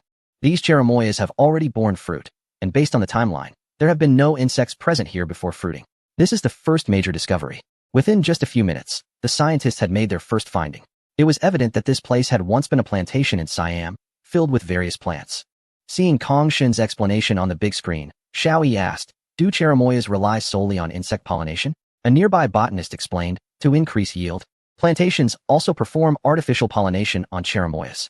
However, in either case, it is related to animals. On the big screen, Kong Shun also explained, in rare cases, pollination can occur without insects, but the numbers are very low, and the fruiting rate is quite low. However, the situation we see now is different. The fruiting rate here is exceptionally high, even higher than when cultivated by humans. I strongly suspect that they have altered their pollination methods. We simply haven't conducted detailed research yet and lack data to draw conclusive results, Kong Shun stated. In the following few hours, a large number of plants were found to have changed their pollination methods. Suddenly, a voice came through Hua Chen's headset. Captain Hua, about 100 kilometers ahead. A small number of celestial armored beasts are gathering and heading this way. Please prepare for evacuation. Are there any flying armored beasts? Hua Chen asked. Yes. There are about 7 or 8. Hua Chen shouted to the botanists. We need to evacuate. The celestial armored beasts are gathering. Kong Shun expressed some regret. Alas, there's still not enough time. I haven't found the reason for the changes in the plants. At that moment, Professor Yuan Ping, who had been silent, suddenly spoke. Kong, bring back some samples. Understood. Kong Shun exchanged glances with several scientists, then each searched for a plant and began to dig. Qian Linsun leaned closer to Xiao Yi and whispered, Don't you find this strange? Xiao Yi nodded, knowing what Qian Linsun meant. They were not familiar with plants, so they didn't find those aspects puzzling. Their curiosity was directed towards the behavior of the celestial armored beasts. In just a few hours, more than a dozen celestial armored beasts had gathered, and they were spread over a range of hundreds of kilometers. This indicates that there is indeed a connection between the celestial armored beasts, Qian Linsun remarked. Xiao Yi nodded. Analyzing with this efficiency indicates that there is indeed a connection between the starry armored beasts surrounding the iron wall. They should be able to coordinate smoothly, and there shouldn't be any blank areas like those encountered during the Eastern Assault. Qian Linsun took a deep breath. It's terrifying to think about. Just consider. The starry armored beasts can clearly communicate with each other, yet they don't, or at least the communication isn't very apparent. Their coordination seems very slow, not at all as rapid as it appeared earlier. What does this indicate? Xiao Yi's mind sparked with an idea. This suggests that they are not communicating with each other, but rather someone is controlling and coordinating them. However, this person deliberately avoids large-scale coordination around the iron wall to conceal their presence from us. Xiao Yi became excited. If that's the case, it implies one thing. The person behind this coordination is afraid of human existence. We have a great chance of winning. Hearing Xiao Yi's words, the other scientists looked over, their eyes sparkling with interest. Philosopher Yang Xuelin furrowed his brow and pondered for a moment before speaking. I have an idea. We can infer who this person behind the scenes might be. Go ahead. Everyone eagerly focused on Yang Xuelin. Yang Xuelin continued. There's a well-known theory in criminal investigation called cui bono, meaning who benefits? This theory can guide us to identify the primary beneficiary of this incident. In an instant, a nearly identical thought emerged in everyone's minds. Who benefits? Of course, it's the plants. In the past, plants and animals relied on each other. The extinction of animals would also spell disaster for many plants. Some plants needed animals to consume their fruits and then propagate through their waste. Others required insects for pollination. However, today's observations have overturned this dependency. Since plants can change their pollination methods, more plants may sever their ties with animals and rely solely on their interrelations to survive. Moreover, from the current situation, without animals, plants are thriving. Whether in the sea or on land, vast areas of vegetation are growing abundantly. Professor Yuan Ping suddenly stood up and said to Kong Shun, when you excavate the plants, check their root systems for any abnormalities. Professor Yuan spoke slowly but with a serious tone. Kong Shun, who was in Siam, sensed Professor Yuan's tension and began to carefully excavate the plant roots. Xiao Yi asked, Professor Yuan, do you have any hypotheses? Professor Yuan replied slowly. The famous scholar Harari from a certain nation has a well-known theory in his book Sapiens. He argues that it wasn't humans who domesticated wheat to make it a staple food. Rather, wheat domesticated humans. This theory is quite novel, and I have read it thoroughly. Wheat was once an inconspicuous weed, but it relied on humans to become the most widely existing plant in the world. Many plants have gone extinct, yet wheat continues to thrive. Humans are merely tools for wheat to conquer the world. It is important to note that humans are the tools, while wheat is the true manipulator behind the scenes. This thought is quite unsettling. Although this idea has not gained acceptance in the scientific community, it reminded me of what Professor Yuan Ping slowly mentioned. What's going on? Kong Shun exclaimed as he looked at the large screen. He picked up two plants, which were completely different from each other in leaf shape, size, and color. Even someone with no knowledge of plants could easily identify them as two distinct species. However, there were a few roots connecting these two plants together, not tangled, but genuinely linked and growing alongside each other. Kong Shun, check every plant and see if their root systems are connected, Professor Yuan Ping urged urgently. Understood. Kong Shun recognized the seriousness of the situation and began to investigate other plants. Xiao Yi shouted to Huaqin, stop dawdling. Hurry up and dig up a few larger plants to examine their root systems. Huaqin then snapped out of his daze. Several mecha warriors quickly began excavating the nearby small trees. Despite the approaching threats, everyone continued their work diligently. Professor Yuan Ping picked up the phone and dialed a number, saying, check the plants within the iron walls to see if there are any interconnected root systems. After several more minutes of labor, they confirmed a fact. The plants in this region had their root systems interconnected. Regardless of the type of plant, there were always some roots growing together with others. Qian Linsen slammed his hand on the table, exclaiming, we've finally found him, that despicable enemy. Xiao Yi turned to Huaqin and said, now, we need to evacuate immediately. Huaqin led the botanists onto a helicopter, while the flying mecha beasts and six-legged crawling mecha beasts closed in. The helicopter opened fire, shooting down a flying mecha beast, and ascended to a safe altitude, leaving the six-legged crawling mecha beast on the ground, angrily raising its forelimbs in a threatening manner. Xiao Yi leaned back heavily, murmuring, I never expected our enemy to be not alien civilizations, but the most common plants we encounter. Professor Yuan Ping shook his head, saying, I have studied plants my whole life, yet I never imagined that one day, plants would become humanity's greatest enemy. The result is now clear. Humanity's enemy has surfaced. The enemy is not an alien civilization, nor a terrestrial one, but rather plants. In fact, long ago, humanity had discovered that plants possess basic sensations. Some can feel pain and react to harm done to them. However, these reactions were very primitive. But when countless plants are interconnected, each plant acts like a diode in a computer. Countless plants are equivalent to countless diodes. A single plant does not possess intelligence, just as a single diode is merely a common component. However, a vast number of diodes connected together form a computer with extremely high computational power. Similarly, a vast number of plants are linked together, forming a plant computer with cognitive abilities, a highly advanced plant brain. Perhaps the plant brain has existed for a long time, peacefully coexisting with humans. However, pollution, deforestation, the disappearance of wetlands, acid rain, and other factors have harmed the plants, prompting the plant brain to finally retaliate against humanity. Sighed Wang Lin. Xiao Yi looked worriedly at Professor Yuan Ping. Professor Yuan, what about the plants within our steel fortress? Professor Yuan Ping replied, fortunately, the plants inside the fortress are not connected to those outside. Our food supply is safe. Xiao Yi stood up and said, since the enemy has been identified, we must now eliminate them. Zhao Taizhu slammed the table. Exactly, if the plants want our lives, how can we just surrender? I suggest we launch a devastating strike against the external plants, clear the forests, pollute the seas, and eradicate all vegetation. Qian Linsen shook his head with a bitter smile. Animals and plants are closely related. If all the plants die, can we animals survive? If the earth is polluted, humanity is not far from extinction. What should we do then? Zhao Taizhu looked defeated. Xiao Yi said, let's gather all the botanists from around the world. I refuse to believe that our brains are inferior to those of plants. A heated discussion was held in the main conference room of the command center, with hundreds of top botanists from around the world participating. Although many suggestions were made regarding this invisible and intangible enemy, none were particularly satisfactory. Xiao Yi listened intently while contemplating seriously. The situation took a dramatic turn that left Xiao Yi somewhat bewildered.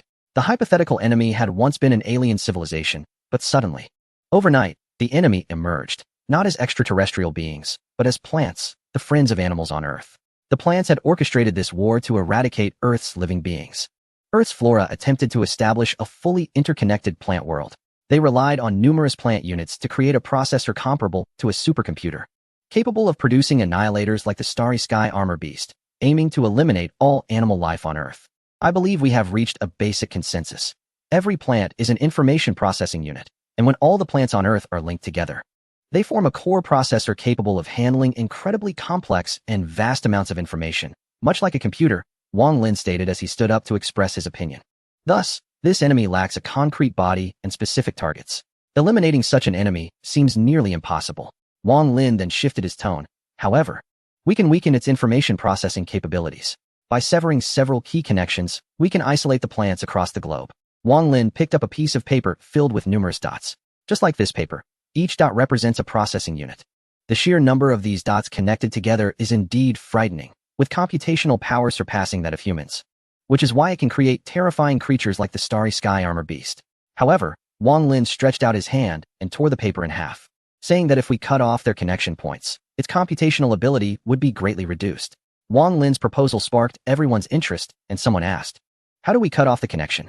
Wang Lin replied, it's actually quite simple. We just need to sever the connection at a few key points. Plants need sunlight. So in the ocean, there won't be any plants beyond a depth of several dozen meters. All plants exist in shallow marine areas. Wang Lin pulled up a world map and pointed to several continental connection points, saying, we will create death zones in these areas. There are plenty of materials we can use, such as chemical agents, though they are toxic and would cause significant environmental pollution. Therefore, we can also use salt to artificially create saline alkali land, completely isolating the continents. Once the connection between the plants on these continents is severed, the computational ability of this plant brain will drop geometrically. Many people nodded in agreement. If all the plants on Earth are interconnected, then the computational ability of this plant brain is terrifying, surpassing human intelligence. However, if we cut it into several segments, the reduction in computational ability will not just be a few times. It could be hundreds, thousands, or even millions of times different. What was once a plant brain that surpassed human intelligence could very likely become a being with lower intelligence. The crowd instantly became animated, discussing the feasibility of this plan. Suddenly, Kongshin spoke up. I have a different opinion. This plan may not work because it is very difficult to completely sever the connections between these plants. Plants can change their pollination methods and propagation methods in just over a month. They can also make adaptive adjustments. Kongshin nodded slightly at Professor Yuan Ping and said, Professor Yuan Ping has developed salt-tolerant rice varieties, and the plant brain understands plants better than we do. They will surely be able to quickly produce adaptive plants. There are plants that exist in harsh desert environments, so the isolation zones we create will definitely have plants surviving. This approach will only damage the soil and cannot sever the connections between plants. After further discussion, they still failed to reach a satisfactory plan. The meeting adjourned, allowing everyone to go back and think again, hoping to find a more suitable method. Xiao Yi walked back to his office, feeling heavy-hearted. Although he had identified the culprit, he felt a sense of helplessness. Wang Lin walked in and said, Commander Xiao, I stand by my plan. I believe it is the correct approach. Severing the connections between the plants on each continent is the best way to weaken the plant brain. I request to implement the cutting plan. Otherwise, we could sit here discussing forever without any results. Xiao Yi pondered for a long time, opened the map, and carefully examined the terrain. Finally, he said, "All right, let's try it out." The sheep nation is located in the southern hemisphere, at a distance from the kangaroo nation, isolated in a corner, making it a suitable place for experimentation. You and team leader Luo should draft a plan to sever the connection between the plant resources of a certain country and those from other regions, to see if the plant brain has any special adaptation methods. Wang Lin stood up excitedly and said, "Yes, I'll arrange it right away." Xiao Yi waved his hand. "Don't rush. Conducting experiments in just one location isn't precise. Madagascar is also an isolated island. We should conduct experiments together." Watching Wang Lin excitedly leave, Xiao Yi continued to ponder. The plant brain would certainly not give up on Madagascar and the other island, as they have rich vegetation resources. These two locations are relatively independent, making it easier to identify the connection between the plants and the brain. Severing this connection would compel the plant brain to find ways to re-establish it. This way, we could understand the plant brain's adaptability and determine whether the severance plan is effective. Xiao Yi glanced at the television screen. The Starry Sky armored beasts were still launching wave after wave of seemingly endless attacks. Eliminating the Starry Sky armored beasts is the urgent priority for humanity. 2 amphibious aircraft landed on the South Pacific, slowly approaching Wellington Harbor. Meanwhile, 5 fighter jets that refueled in midair also landed at Wellington Airport. Several fighter jets, transport planes, and amphibious aircraft had also arrived on Madagascar. This was the Advanced Reconnaissance Team, tasked with analyzing the plant connections on both islands before implementing the severance plan. Several inflatable speedboats were deployed from the amphibious aircraft, and a few individuals quickly searched for traces of underwater and surface plants. The number of Starry Sky armored beasts here was extremely low, and they made every effort to avoid disturbing both the beasts and the plants. A few days later, a report reached the command center. Xiao Yi reviewed the report for a while. Although he was mentally prepared, he was still shocked by the results. The plant roots on the island were all interconnected, forming a powerful plant network system. Moreover, the island's plant network had unique means of connecting with other continents. About 20 to 30 meters deep in the ocean, there was a group of semi-floating algae. These algae were somewhat different from typical ones. They possessed strong root systems extending from the southeastern tip of a continent to the shallow waters of the other island. This connected the plant network of the other island to the continent. It was easy to imagine that the continent was also linked to the island nations in the Pacific and ultimately connected to Asia, and even to the global plant network. Wang Lin looked at Xiao Yi, excitedly saying, "As long as we sever these connecting networks, we can isolate the vegetation of the other island from that of the other continents." Qian Linson shook his head. "How do you plan to sever the algae in the ocean? If you cut them off, they will quickly regrow." "I estimate this plan won't work," Wang Lin replied. "I think it's feasible. We may not be able to sever the connections in the ocean, but what about the islands? We can transform the entire coastline of the island into saline alkali land, preventing the plants from growing. Plants in the ocean cannot connect with those on land. As long as the cutting experiment between Sheep Island and Madagascar Island is successful, we can operate this way along all coastlines, severing the connection between the ocean and the land, which would significantly reduce the development of plant intelligence," Wang Lin confidently stated. "This project is too massive. We can't do it. The land area of Sheep Country is much smaller than that of the Great Zhou Country, but its entire coastline is quite long. Such a project is indeed too enormous for humanity at this time. We cannot bear it. Not necessary. We have observed that only areas close to the Australian continent have plant connection networks. We only need to cut in this region," Qian Linson said, falling silent. He felt it was inappropriate, but couldn't find a reason to argue. Xiao Yi took a deep breath. "Let's proceed. Start with Sheep Country as an experiment." Another month passed, consuming countless human and financial resources, and humanity finally completed the cutting of Sheep Island. At the northwest end of Sheep Country, the entire coastline was covered with thick sea salt, artificially creating a saline alkali land to serve as a barrier. Experiments were conducted on the island, testing the starry armored beasts, and it was discovered that there was no longer any connection between the starry armored beasts on the island, nor could they provide support to those outside their line of sight. This indicated that the starry armored beasts on Sheep Island were no longer connected, confirming the hypothesis that it was not aliens controlling them, but rather plant intelligence. However, this good situation did not last long. A salt-tolerant plant appeared along the coastline of Sheep Country. After 3 months of growth, the coastline was breached by the plants, re-establishing the connection.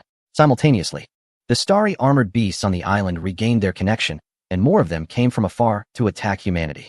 At the command center, Xiao Yi walked towards the window, lost in thought, silently watching outside. The battle continued, but the morale of the people was low, with no sight of victory.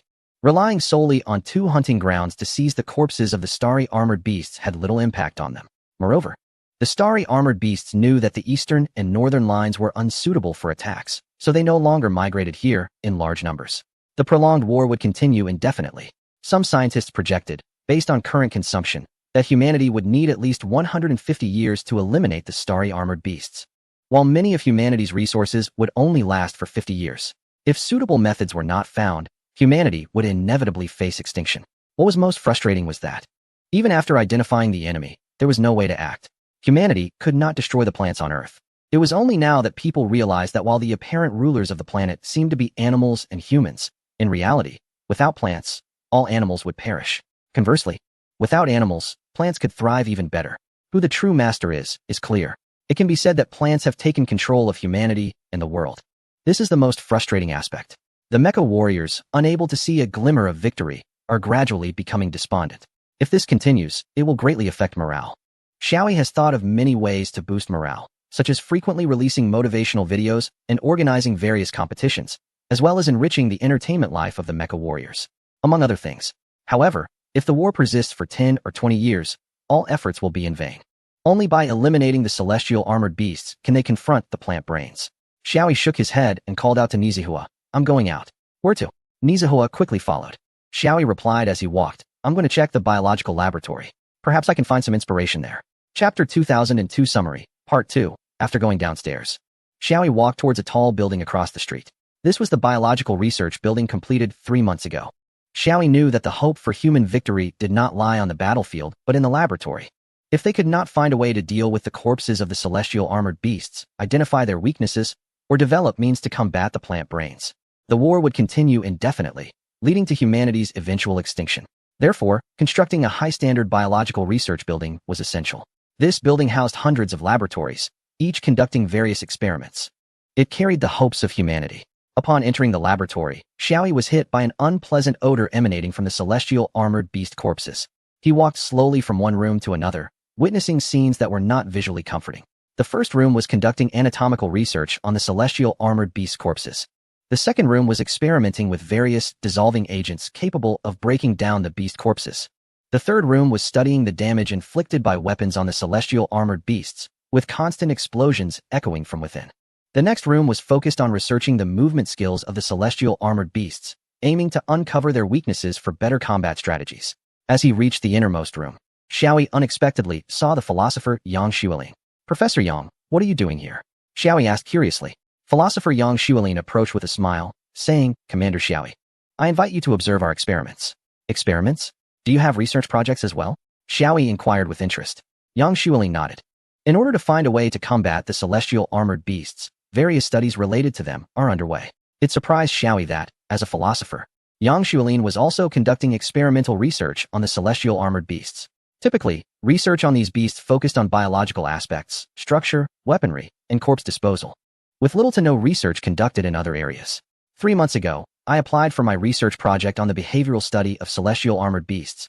To see if we can find a breakthrough from within, Yang Xuelin explained. Xiaoyi followed Yang Xuelin into his research room. To Xiaoyi's surprise, Yang Xuelin's research room was remarkably spacious. This is not the strangest part. The strangest thing is that there are no traces of the cosmic armored beasts here. Only a series of monitors. From the monitors, we can see that in the vast laboratory, the cosmic armored beasts are moving around quietly, contrasting sharply with the aggressive creatures outside. "What area are you researching?" Xiaoyi asked.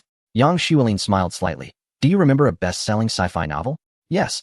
It's the three-body problem. The solution to the crisis of alien civilizations is not weapons or technology, but the wall facers. I want to explore other avenues to find solutions to humanity's dilemmas. Perhaps the resolution of the cosmic armored beast problem may not come from force, but from thought and behavior." Yang Xuelin's words intrigued Xiaoyi. Yang Xuelin pointed to the wall, saying, "Behind this wall is a huge space with dozens of cosmic armored beasts. I am observing their behavior to see if I can identify their weaknesses. Of course, my research is different from others. I have completely isolated these cosmic armored beasts from humans. They do not see humans, plants, or any other animals. I want to see how they will develop." Xiaoyi raised an eyebrow, a thought awakening in his mind. "Your approach is quite insightful." Yang Xuelin was taken aback. "Insightful? Haha. You are the only one among all the people who have seen my lab to say that." Xiaoyi said seriously, "You reminded me. I have been pondering a question. After the cosmic armored beasts eliminate humans, how will the plant brains deal with them? They cannot allow the cosmic armored beasts to continue living indefinitely, as that would not benefit the plants. Unfortunately, we cannot traverse to other parallel universes. Otherwise, we might unravel this mystery. Xiao Yi looked at the monitors and said, your research could actually create an atmosphere for the cosmic armored beasts, simulating their situation after humans are gone. Where will they go from there? Yang Xuelin let out a sigh of relief. Commander Xiao, I have been under immense pressure, worried about not achieving results and wasting such valuable resources. You must know that my laboratory is the largest, with the most equipment and the highest expenses, and it requires the largest number of cosmic armored beasts. If I can't produce any results, I really want to know how to report to team leader Wang Lin. Yang Xuelin continued. Xiao Yi waved his hand, saying, research should be done boldly. Don't be overly concerned about the outcome. I support your project. By the way, do you have any findings at this point? Yang Xuelin shook his head slightly. So far, there are no results. Since the cosmic armored beasts were placed in the laboratory, their behavior has become quiet, and they show no aggression towards each other. They do not attack one another due to a lack of food. For energy supplementation, we provide them with simulated solar energy. They are currently as docile as sheep. Yang Xuelin shrugged. Unfortunately, other than that, we have nothing to show for it. Xiao Yi rubbed his chin and murmured, actually, there has been a question that has puzzled me. What is the lifespan of the cosmic armored beasts? A starry armored beast can grow from the size of a fingernail to its standard size in just half a month through continuous feeding. The starry armored beast does not have a distinct juvenile, adult, or aging phase. It seems to maintain the same appearance throughout its life. Yang Xuelin stated that the biological team has conducted specific research on this issue. However, so far, the starry armored beasts are generally only a few months old. Mature starry armored beasts have typically gone through several cycles of death, with their bodies being consumed by other starry armored beasts, which then split and turn into new ones. It appears that they can continue this cycle indefinitely. Xiao Yi nodded, as he was aware of the relevant research conducted by the biological team. The cellular structure of the starry armored beast shows no correlation with age or lifespan because its tissue samples differ from all known organisms, making it impossible to infer its lifespan. Xiao Yi remarked, therefore, your research is quite necessary. The turnover rate of starry armored beasts outside the Steel City walls is very high, so we cannot observe any signs of aging. However, your research is different. The starry armored beasts inside lack enemies and, consequently, food, which means they will definitely age. Even if they are artificial beings, they will still age. Even robots have components that wear out over time. Perhaps the aged ones will be our subjects of study. As Xiao Yi was leaving, Yang Xuelin added, by the way, the oldest starry armored beast is right here with me. I forcibly requested it from team leader Wang. Xiao Yi turned with interest to the monitor and asked, which one? Yang Xuelin pointed to a starry armored beast the size of a tabletop and said, it's this one. It was captured alive from the island at the very beginning. Due to the lack of food sources, its size has remained the same. Xiao Yi calculated the time and replied, oh, it's been about half a year. I just wonder how long these starry armored beasts can live. 3 days later, Xiao Yi was awakened by an urgent call from Yang Xuelin. Commander Xiao, come to my laboratory quickly. The oldest starry armored beast shows signs of aging. Xiao Yi hurriedly threw on some clothes and rushed to Yang Xuelin's lab. At a glance, he could see that the tabletop-sized starry armored beast was walking unsteadily, appearing extremely aged. Since yesterday, this starry armored beast had lost interest in everything, which is a sign of aging seen in both animals and humans. Yang Xuelin introduced, at this time today, its signs of aging have become even more pronounced. Based on our analytical experience with other animals, this starry armored beast is about to die. Xiao Yi took a deep breath. I have a feeling we can find a breakthrough from this dying starry armored beast. Wang Lin, who had come along, said dismissively, that is not necessarily the case. Once it dies, the other starry armored beast will eat it, then split, and a new starry armored beast will emerge. They continue this cycle of life and reproduction endlessly. Xiao Yi turned to Qian Linson and asked, Professor Qian, what do you think? Qian Linson smiled, but remained silent. The desktop-sized celestial beetle began to sway, clearly nearing the end of its life. This creature has a lifespan of only 6 months, which is indeed quite short. However, it is also quite formidable. Wang Lin believed it was about to die. Sure enough, the celestial beetle wobbled a few times and suddenly collapsed, dead. It's dead. Let's see how the other celestial beetles deal with the corpse, Yang Xuelin said nervously. The nearest celestial beetle approached and started to gnaw on the corpse. The other celestial beetles gathered around to partake in the feast. See, I told you. Your research is pointless. The other celestial beetles will eat it. And in less than 2 hours, a new celestial beetle will appear. Wang Lin shook his head and turned to leave. For him, this research only revealed the lifespan of the celestial beetle. Their lifespan is 6 months. Although short, humans are utterly helpless against them. They can consume the corpses of their companions to replicate, thus giving birth to new celestial beetles. They are like the unkillable pests, but worse, much worse. Qian Linsen and Xiao Yi remained still, quietly observing. This was their first time witnessing the natural death of a celestial beetle. Xiao Yi thought that the plant brain must have a way to deal with this celestial beetle. Otherwise, what would be the point of eliminating Earth's organisms? These celestial beetles are quite capable of destroying plants. They often charge through forests, trampling trees and flowers into chaos. Moreover, their numbers are vast, and their size is considerable, making it effortless for them to damage plants. Soon, the celestial beetles finished consuming the body and then rested motionless at the side. Half an hour passed, and the celestial beetles did not replicate. An hour passed, still no replication. 2 hours passed, and the celestial beetles remained unchanged. Xiao Yi felt a spark of inspiration and said, "Let's measure the size of these celestial beetles." The infrared measuring device quickly gauged their size, revealing that instead of replicating, the celestial beetles continued to grow. Apparently, in the absence of danger, they choose to grow rather than replicate, Yang Xuelin murmured. Xiao Yi felt somewhat disappointed. This result was not what he had hoped to see. Now he understood how the plant brain could deal with the celestial beetles. But humans could not make use of it. Unless humans could completely vanish, the celestial beetles would cease to replicate, and after 6 months, all celestial beetles would die. The plant brain would then dominate the entire Earth. Even with knowledge of the plant brain's plan, humanity was powerless. It was impossible to make everyone disappear on the spot. With a population of 2 billion, constructing an underground city would require an enormous effort. In the conference room, after Yang Xuelin finished reporting his research findings, the entire venue fell into silence. Although Yang Xuelin has researched the lifespan of the starry armored beasts and their specific behaviors after losing their killing targets, none of this brings hope for human victory. Qian Linsen sighed and said, "The creation of this organism by the plant brain is indeed extremely advantageous to them. It only preys on animals and insects, posing no harm to plants. Moreover, once it has exterminated its prey, it can quietly dispose of the organism. It is completely foolproof." Wang Lin said with concern, "I'm worried about more than just this. We must recognize that the ability of the plant brain to create organisms like the starry armored beasts is already alarming. Now they can also alter the biological habits of plants, changing their reproductive methods. They can even break through barriers and re-establish connections with certain islands. If this pace of development continues, once all the Earth's organisms are linked together, their cognitive abilities will become stronger, allowing for faster development. And they may even be able to create plants capable of launching attacks. Those imagined carnivorous plants could very well appear, and at that time, we would not only have to deal with the starry armored beasts, but also these potentially mutated plants. Most importantly, will they infiltrate our fortified walls, causing crops to stop flowering and bearing fruit, leaving us without food sources? That would truly be the end of the world." Wang Lin murmured. His words immediately caused a stir, as his speculation could very well come to pass.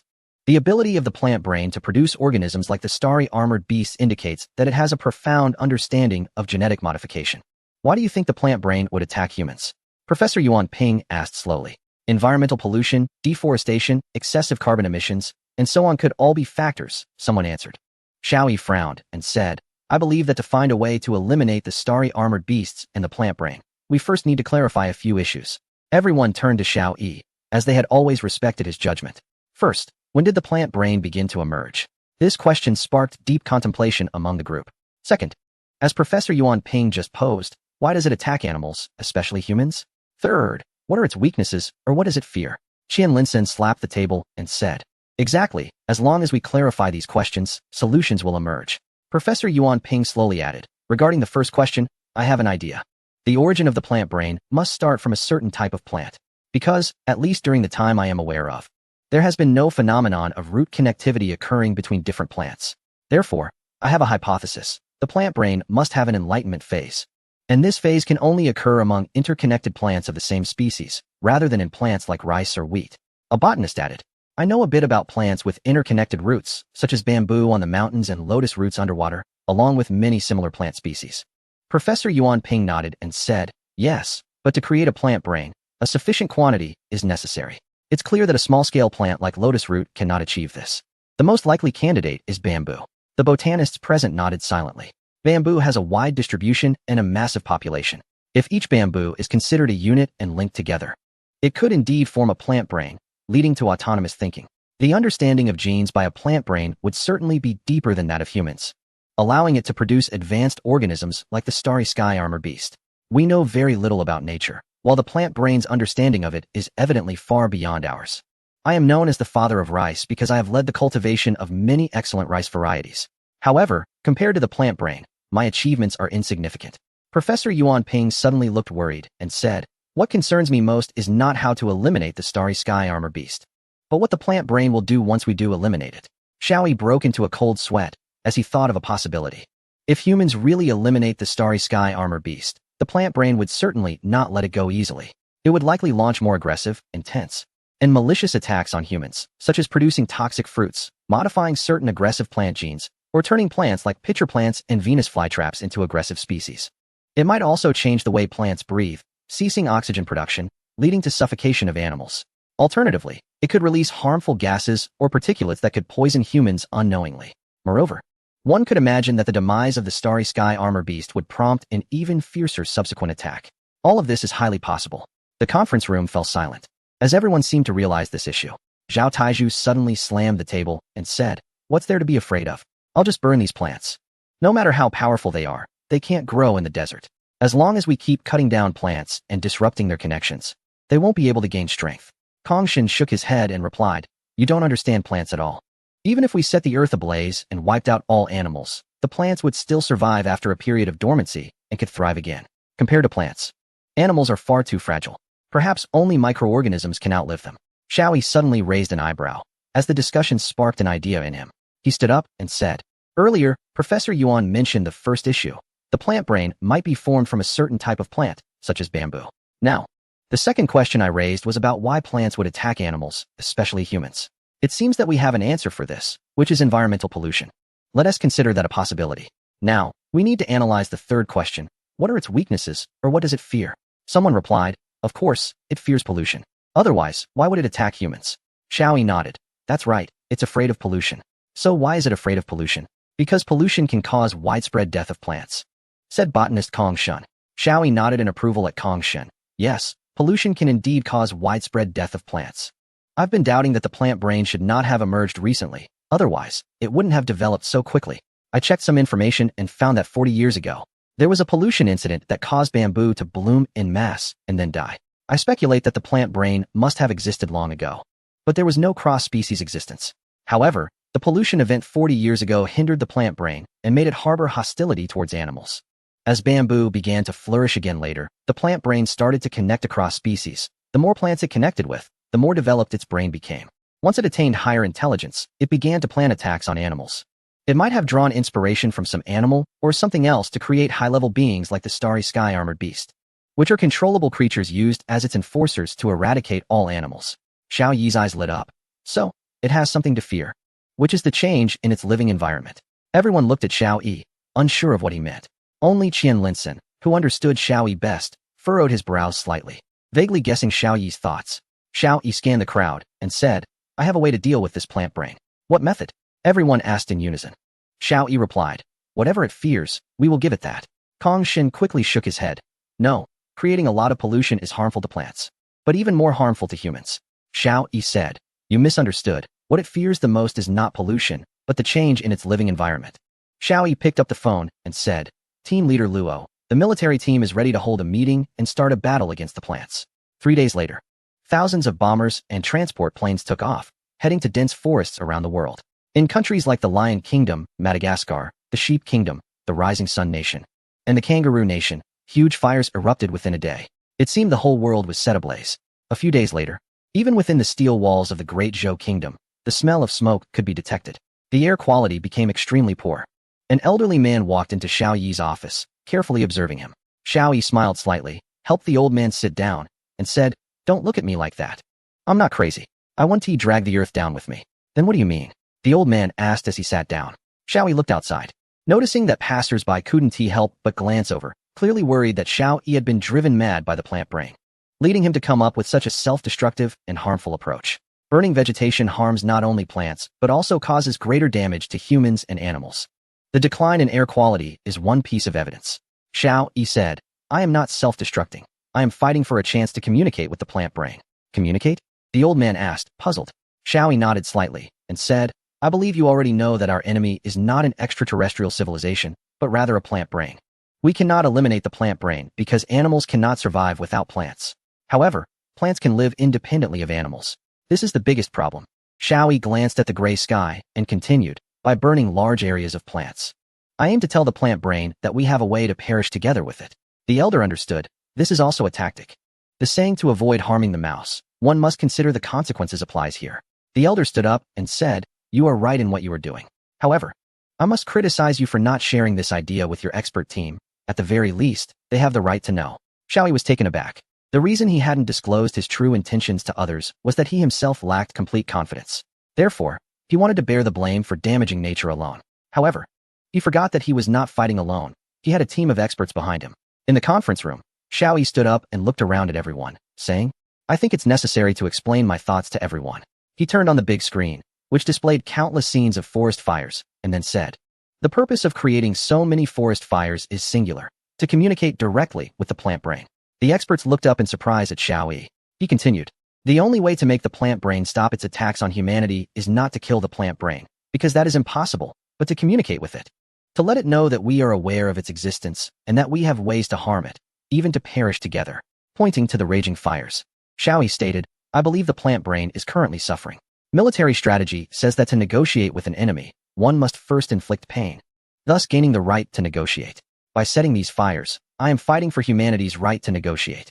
Xiaoyi then turned to Gu Linsheng and asked, have you found a way to communicate with the plant brain? Gu Linsheng stood up and said, initially, we tried using signals from the starry armored beast to communicate with the plant brain, but the intelligence of the starry armored beast is limited, and many messages cannot be exchanged. He continued, however, I have thought of a possibility. Since the plant brain possesses such advanced intelligence, it should be able to receive our signals regardless of the method we use. Therefore, if we use loudspeakers to broadcast our messages repeatedly, we could establish contact with the plant brain. Xiaoyi was taken aback and then laughed heartily, saying, I overlooked that. All right, deploy our helicopters, long-range bombers, and drones over every forest to simultaneously broadcast our message and wait for its response. A miraculous scene unfolded. Almost every large forest is now under the presence of a flying vehicle, each equipped with a loudspeaker broadcasting the same message. Plants, I am the Supreme Commander, and you must stop attacking humanity. Otherwise, we will retaliate and turn the Earth into a dead star, perishing together with you. These vehicles continuously play the message on loop. After their energy is depleted, they return to the fortified city to recharge before setting out again to continue broadcasting. At the command center, Zhao Taizhu hesitantly asked, Xiaoyi, do you really think the plant brain can understand human language? Xiaoyi nodded. But it's been 3 days, and there's been no response, Zhao Taizhu replied. Xiaoyi said, that's because our attacks haven't caused them enough pain. I've added several more fire points. We must make the plant brain feel the pain. Zhao Taizhu shook his head. Several island nations have already been burned to ashes. Countries like Sheep Nation, Fuji Nation, Kangaroo Nation, and Lion Nation have all been ignited. Xiaoyi's fire points were chosen to avoid triggering global wildfires. However, if the plant brain still does not respond, Xiaoyi's next step would be to increase fire prevention efforts in places like the Bamboo Sea of the Great Zhou Kingdom, the Amazon in South America, and the Black Forest in Europe. Yang Xuelin hurriedly walked in, saying, my research has made new progress. Xiaoyi stood up and pulled Zhao Taizhu along, saying, let's go take a look. As they walked out, Xiaoyi called out to Nie Sihua, gather all the important scientists in the lab. Entering Yang Xuelin's laboratory, a strange scene appeared on the large screen. 2 Starry Sky armored beasts had died. But what was peculiar this time was that other Starry Sky armored beasts showed no interest in gnawing on these corpses. They remained indifferent. When did this happen? Xiaoyi asked. Yang Xuelin replied, one died the day before yesterday, and its body was not consumed. I thought the other armored beasts hadn't found it. Then another one died today, and despite several armored beasts passing by, none of them gnawed on the corpse. Xiaoyi sighed. Now we understand how the plant brain deals with these Starry Sky armored beasts. They gradually die off when they lose their targets. But this doesn't help us at all. Zhao Taizhu also sighed. Unless we hide underground where the armored beasts cannot find us, otherwise, they will keep feeding and splitting until they wipe out all life. Qian Linsen walked in and said, I have a suggestion. Why don't we establish an underground base and select a portion of humanity to hide there? Once the Starry Sky armored beasts are extinct, we can emerge and rebuild human society. Xiaoyi shook his head. No, how many people can an underground base accommodate? 10 million? 20 million? We have a population of 2 billion here. We must find a better solution. Qian Linsen fell silent. His approach was indeed somewhat extreme. Unless absolutely necessary, this plan would not be put on the agenda. Suddenly, Xiaoyi slapped his forehead and said, why do you think they have stopped feeding? Yang Xuelin exchanged a glance with Xiao Yi and immediately understood something. Yang Xuelin said, "Hurry to the other laboratories and bring in a live starry beetle. Let's see what happens. Remember, it needs to be the first one caught, the type with a short lifespan." Before long, a starry beetle the size of a tabletop was brought into the laboratory. This starry beetle was very active. As soon as it entered, it began to scurry around, searching for enemies. Upon seeing a corpse, it rushed over and started to gnaw on it. "Look, the newcomer is eating the corpse. Let's see if it will split." Xiaoyi felt a glimmer of hope. 2 hours later, the starry beetle lost its vigor and, like the others in captivity, began to quiet down. Xiaoyi clapped his hands, opened the laboratory, and let the mecha warriors stimulate them. 3 days later, a research report was handed to Xiaoyi. The weakness of the starry beetle had been identified. As long as it consumed the corpse of a naturally aged starry beetle, it would no longer eat the corpses of its kind until it aged and died. This clarified the greatest secret of how the plant brain controlled the starry beetles. After eliminating all the animals, naturally aged and dead starry beetles would emerge. Once they consumed the corpses of the deceased starry beetles, the others would stop splitting and eating, beginning to age naturally. In just a little over 6 months, the starry beetles would face extinction. The world would become a plant-dominated one. This was the method the plant brain used to deal with the starry beetles. We are currently experimenting with newly captured starry beetles, and the results are similar. Although they have not yet reached the age of natural death, they have already stopped consuming the corpses of their kind. I suspect there is some unknown element in the naturally deceased corpses that can halt the self-splitting behavior of the starry beetles, Wang Lin said excitedly. Xiaoyi clenched his fists in excitement. Then what are we waiting for? Create a large number of naturally deceased starry beetle corpses and throw them out. The starry beetles are doomed, and the plant brain should start communicating with us. A week later, Gu Linxing rushed into Xiao Yi's office, saying, "There's news. The plant brain has responded." Xiao Yi followed Gu Linxing into the hall, where scientists had filled the conference room. The plant brain is using the simplest form of sound wave transmission to communicate. Since it relies on the wind, it may be a bit slow, Wang Lin explained. Xiao Yi nodded, and then said, "I am the human commander, Xiao Yi." After a while, a muffled voice came from the loudspeaker. "Humans, detestable humans," Xiao Yi said solemnly. "The starry beetles are on the brink of extinction. The next step is the battle between you and me." After a moment of silence, the loudspeaker transmitted another voice. "A new battle will begin." This was a blatant provocation, a challenge from the plants to humans. It also confirmed Xiao Yi's hypothesis. After the extinction of the starry beetles, the plant brain would launch a new attack. The crowd began to stir restlessly. Xiao Yi calmly said, "But you will also pay a heavy price." His voice was transmitted to the forest through various aircraft. "My children will be reborn, but you will not." The voice of the plant brain sent a chill down the spine. Xiao Yi spoke in a calm tone.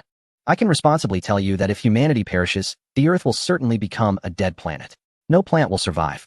Xiao Yi turned to Luo Yaoyang and said, "Launch a nuclear missile at the bamboo sea of the Great Zhou Kingdom." Luo Yaoyang nodded and quickly made arrangements. Xiao Yi spoke into the microphone. "Just now, we launched a nuclear missile. A missile powerful enough to destroy your origin. The pollution caused by the nuclear explosion will make that area barren for decades." The plant brain remained silent. Xiao Yi also stayed quiet, waiting for the explosion. After more than 10 minutes, an angry voice from the plant brain came through. "Damn it. Stop your attack." Xiao Yi replied, "We have tens of thousands of similar missiles. If we wish, we can build tens of thousands more within a month. Once all the missiles are detonated, the Earth will become a dead planet. This is not alarmism. It is a reality that can happen at any time." After a long pause, the plant brain finally said, "Decades or hundreds of years later, once the pollution dissipates, we can still be reborn." Xiao Yi knew this was the plant brain analyzing and calculating. He continued, "We can also trigger volcanoes, shrouding the sky in dust and causing glaciers to form.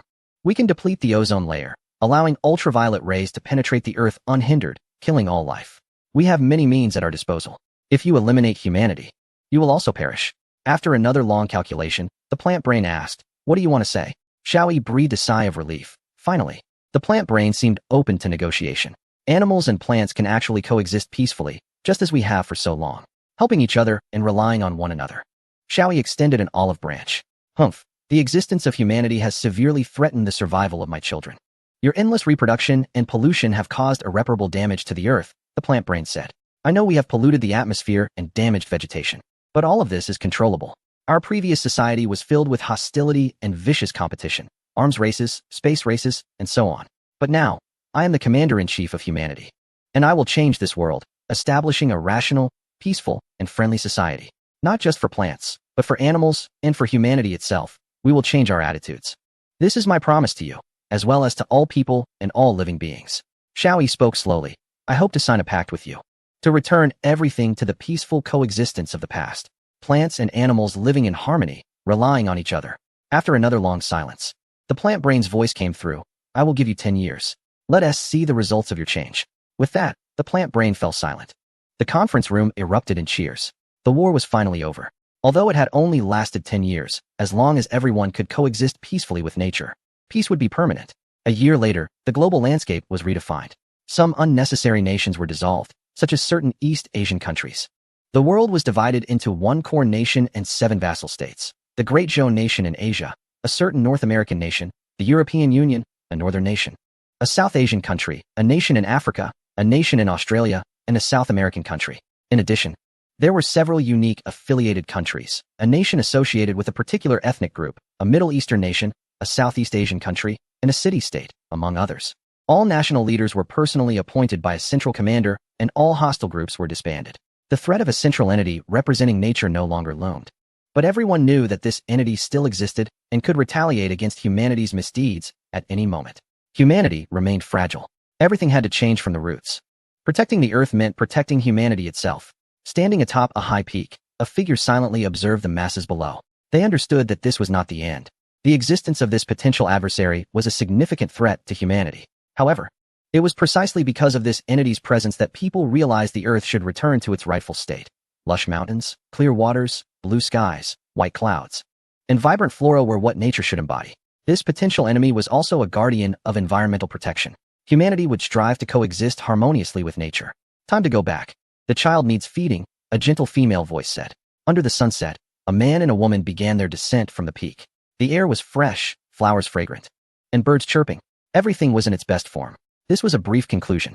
The first ending was the simplest, a new perspective, providing closure for those who did not wish to continue reading. Of course, for those who wanted to keep following the story, the official conclusion would continue to be updated daily. Around the 7th or 8th day of the new year, a third ending would be released, presenting another intriguing perspective. This book does not have an open ending, but rather multiple conclusions. If readers have creative ideas for endings and wish to write them, the author is willing to offer some assistance. Today is the first day of the new year. May everyone have a joyful spring festival and a peaceful world. Please note, to reach the proper conclusion, one must return to the first volume and continue reading until chapter 551, after which the third volume will follow. Although it may be a bit cumbersome, it will not lead to confusion. Chapter 3000 Preface. I am quite dissatisfied with how the beloved character was handled by the author. Additionally, I am also unhappy with the arrangement for another character and have expressed my discontent. I will first outline my general thoughts on the ending, as I am not a professional writer and may struggle to express the true essence of it. Here are my ideas. The plot will draw on the hypothesis of a cyclical universe and some time-space paradoxes. The story will roughly unfold as follows. The protagonist, designated as A, receives information through quantum entanglement from other universes, revealing that Earth will face a war with AI robots. These AI robots will eliminate humanity and consume the entire solar system. However, the real trigger for the AI robots is an invasion by a certain alien species, which is initially unknown. The inhabitants of Titan only wish to eradicate humanity to prevent the destruction of the solar system. To save the solar system, A and some like-minded individuals abandon their physical bodies, implant their brains into a mother creature, and embark on an 8-year journey through space. As history progresses, after the events involving the AI combat robots in the book, the AI robots begin to counterattack Titan. The brilliant scientists of Titan, much like human scientists, uncover the secret of the alien species and devise a countermeasure against the AI robots. However, the AI robots are not the alien species, possessing learning capabilities and artificial intelligence. They become a free third race once their restrictions are lifted. Lacking emotions and driven solely by logic, they begin to massacre the Titans and counteract humanity. Ultimately, the Titan character A, who has abandoned their physical form, assists another character in returning to the beginning of time, effectively pausing history. There are 2 branching endings. Ending 1 leads both sides back to the beginning of the story. The character finds an elder and earns their trust by mentioning a name associated with a certain figure, leading to diplomatic relations with Titan instead of global infrastructure projects, marking the beginning of a new world. Titan also sends a message indicating their willingness to establish relations. From then on, the 2 sides interact and establish the first joint space station in the solar system. Ending 2 has the Titans returning to the assembly where the decision to attack Earth was made and pausing it, opting instead for contact and diplomatic relations with humanity. This leads to a fusion of technology and culture, jointly developing the vast solar system and seeking ways to explore the boundless universe. The current situation on Titan, a moon orbiting Saturn, is the largest of Saturn's moons and the second largest moon in the solar system. It was discovered by the Dutch physicist, astronomer, and mathematician Christiaan Huygens. In reality, the Cassini spacecraft explored Titan as early as 1997, with the Huygens probe capturing surface images. Titan has extremely low surface gravity, comparable to that of the moon, but possesses a thick atmosphere with a surface pressure about 15 times that of Earth. This dense atmosphere, combined with relatively low surface gravity, makes landing and takeoff easier. Titan has an average radius of 575 kilometers. Its rotation and orbital periods are both 15 days, 22 hours, 41 minutes, and 24 seconds, similar to the moon. Titan experiences seasons, but 1 year on Titan is equivalent to 30 years on Earth. The atmosphere of Titan is composed of 98% for nitrogen, making it the only nitrogen-rich body in the solar system aside from Earth, with large amounts of various hydrocarbon residues. When methane reacts due to solar radiation, it creates thick orange-red clouds. Titan lacks a magnetic field for protection, with surface temperatures around -179.15 C. The atmosphere contains a small amount of water vapor, clouds, and hydrocarbon rain or snow, as well as lakes and oceans composed of large quantities of liquid methane or ethane. Titan features a coexistence of rugged and flat terrains, but there are no landforms higher than 50 meters on its surface. Beneath the surface, there may be liquid oceans and high-temperature dome-like structures. A possible special mineral, metallic hydrogen, is a conductor formed from liquid or solid hydrogen under pressures of millions of atmospheres. Its conductivity resembles that of metals, hence the name metallic hydrogen. It is a high-density, high-energy material that could potentially be a room-temperature superconductor, storing enormous energy, 3,040 times greater than that of ordinary TNT explosives. The hills near the equator of Titan are not made of sand and gravel, but are formed from frozen organic materials. The rain on Titan also shares similarities with some compounds synthesized by terrestrial plants. In other words, if life evolved on Titan, its molecular mechanisms would process hydrocarbons more efficiently than water. The concept of Titan inhabitants is that Titan has a complex array of chemical elements and environments capable of forming DNA and life. Based on Titan's structural environment, these beings would likely be carbon-based, nitrogen-based, or amino-based.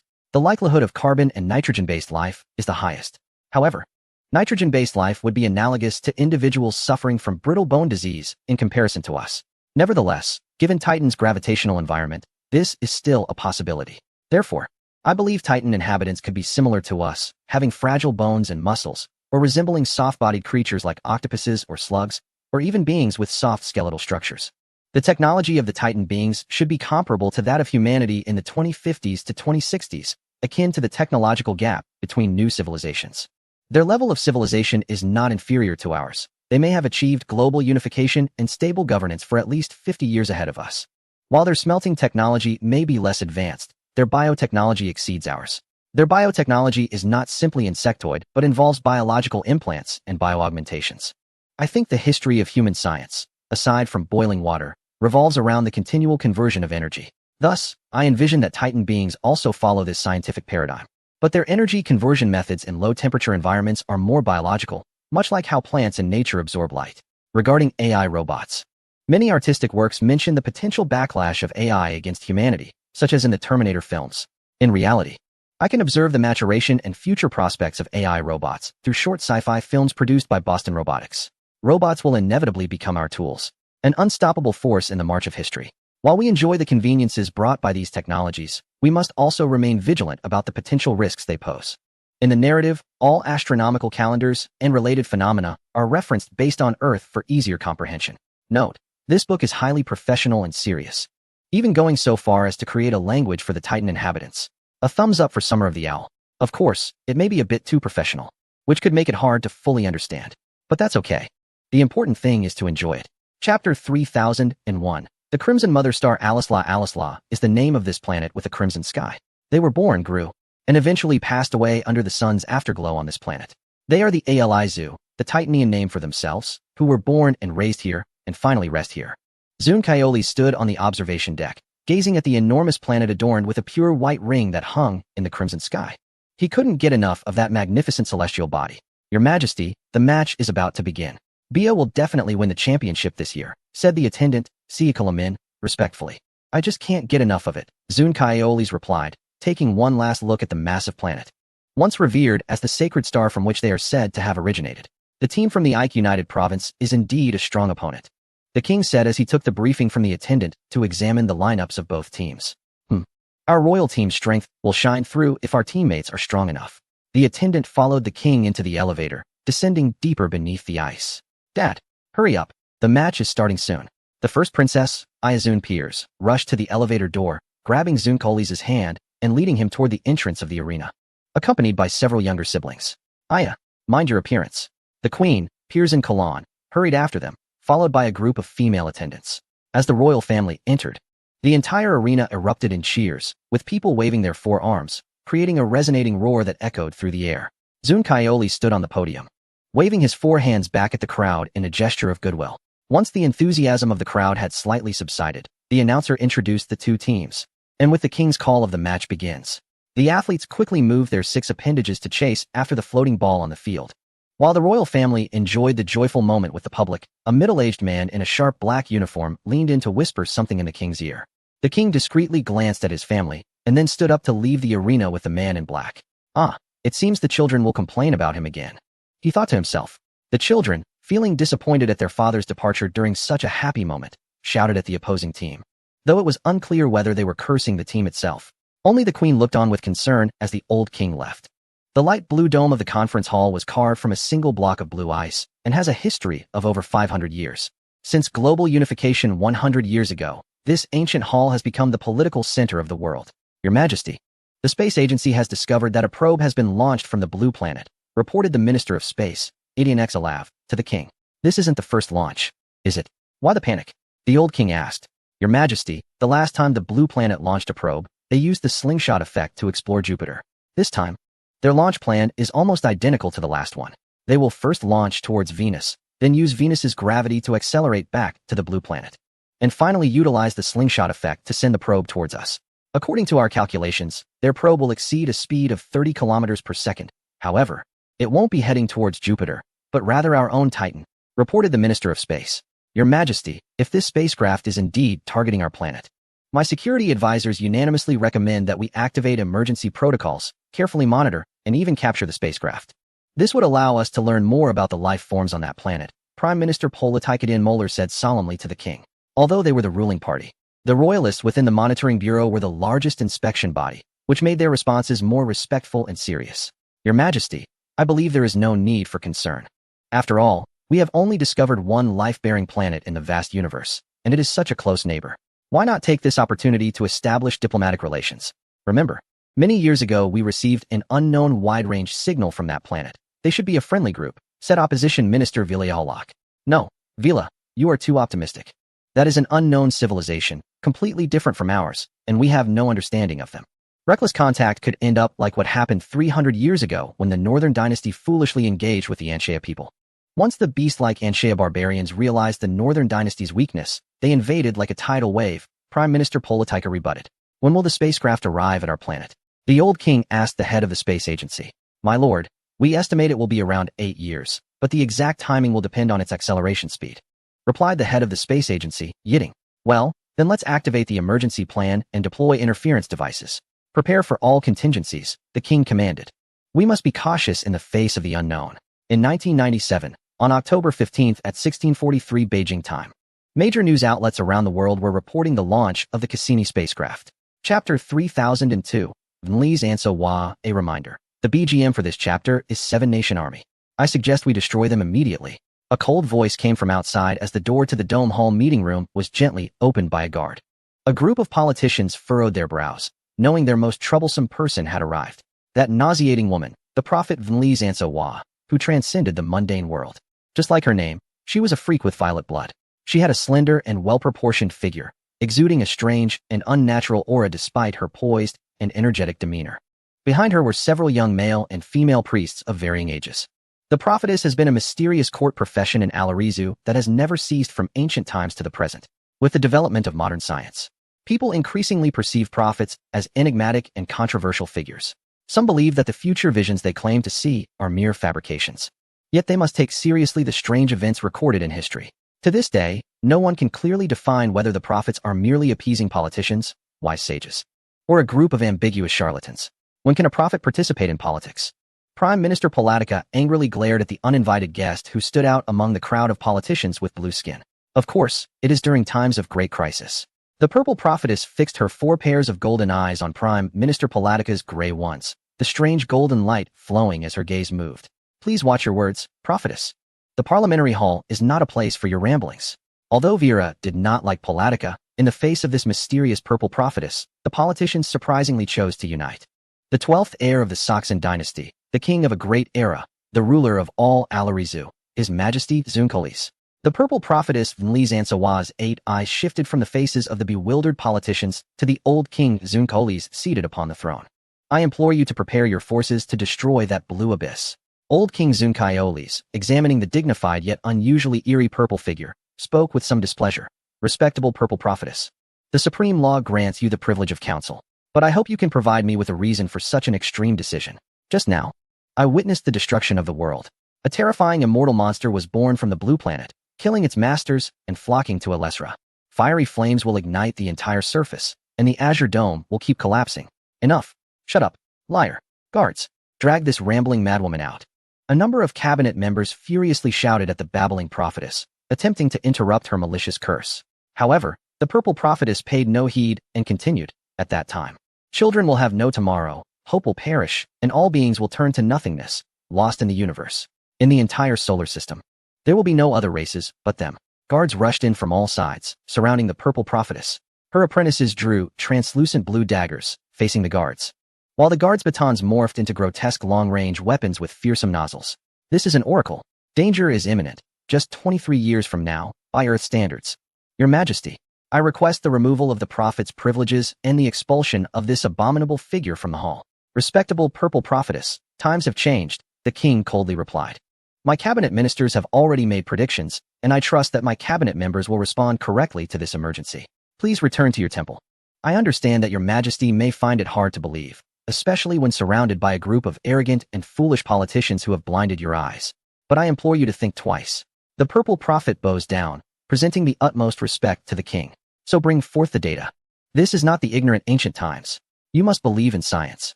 The Minister of Aerospace, Aitan Sharawi, waved a data tablet towards the purple prophet. The surrounding ministers echoed the sentiment of Minister Aitan Sharawi. Now, having broken free from the shackles of royal power, the current politicians are savoring their newfound freedom and beginning to deny the existence of the deceiving prophets left by the former kings. At this point, the music Seven Nation Army should play. The purple prophet, Vnliz Ansawa, slowly straightened her purple body, tearing off her magnificent prophetic robe. Her 8 golden eyes scanning the surroundings like an ancient abyssal demon, observing the courtiers who had been mocking her but fell silent due to her actions, only to erupt into chaos again. Mumukala Lusishas. She stretched her body and shouted a phrase in an ancient language that no one understood, followed by her body rapidly changing from purple to blue, her once vibrant skin becoming dry and dull, illuminated by 7 dazzling violet halos. The short daggers in the hands of the 7 priests, who had been confronting the guards, suddenly transformed into deep blue crystalline long cones. Without hesitation, these 7 priests precisely pierced the 7 glowing points on the purple prophet's body with the long cones. The 7 crystalline long cones then burst forth with blue light, and the purple prophet exploded into dust amidst screams of anger, sorrow, and pain. At that moment, everyone present witnessed an unforgettable scene. The light in the hall vanished instantly, and people lost their sense of physical presence. Everyone saw the prophetic imagery described by the purple prophet. The sky was burning, the earth was collapsing and melting. Countless meteors streaked across the sky, plummeting to the ground. People perished in flames of terror, the sky shrouded in dense shadows. No one could describe what it was. Perhaps it was the embodiment of fear and destruction. Titan was burning fiercely, transforming into a brilliant sphere of light, and the entire solar system was covered in a dense layer of black shadows, reflecting the sun's rays like solid ice. At this moment, the Cassini spacecraft had already broken through the atmosphere and entered its designated orbit, adjusting its trajectory towards Venus. Chapter 3003, Focus on the Galileo. Friendly reminder, the BGM for this chapter is Eve Olin's original soundtrack from Dead Space Theme 01. The pain induced by the explosion of the purple prophet's body lasted for less than 10 seconds, yet the immense amount of information shook everyone to their core. In that brief moment, everyone learned 3 things. 1. They inherited the memories of the prophets throughout the ages. 2. The prophets would be reborn with these memories from among all people. 3. The end of the world is imminent. The spot where the purple prophet once stood was left with only a pile of tattered clothing to prove her existence, and not even ashes remained. People looked at the position where the purple prophet once stood, feeling an indescribable sensation welling up inside them. It was a feeling akin to failing to prepare well before an important exam, scoring 0, and then having to take the paper home for parental signature, only to later be caught by a girlfriend's father while being intimate with her. A sense of impending crisis spread through everyone's hearts. Something big was about to happen. Everyone, get moving. Carefully study the prophecies left by the prophet. The old king was the first to react, his staff striking the ground in a rhythmic manner, sending waves of sound reverberating through the hall and vibrating the eardrums of everyone present. A low, hissing roar erupted from the crowd. I hereby announce the immediate organization of the Aerospace Department, the Science Department, and the military to form a comprehensive agency, led by officials at or above the level of Deputy Minister to research Blue Star technology. Currently, there is a Blue Star probe in orbit around Jupiter, and we can attempt close-range observation of this probe, stated Prime Minister Bharadika Dhanma. The Galileo spacecraft was the first probe specifically designed for exploring Jupiter, launched in 1989 and entering Jupiter's orbit in 1995.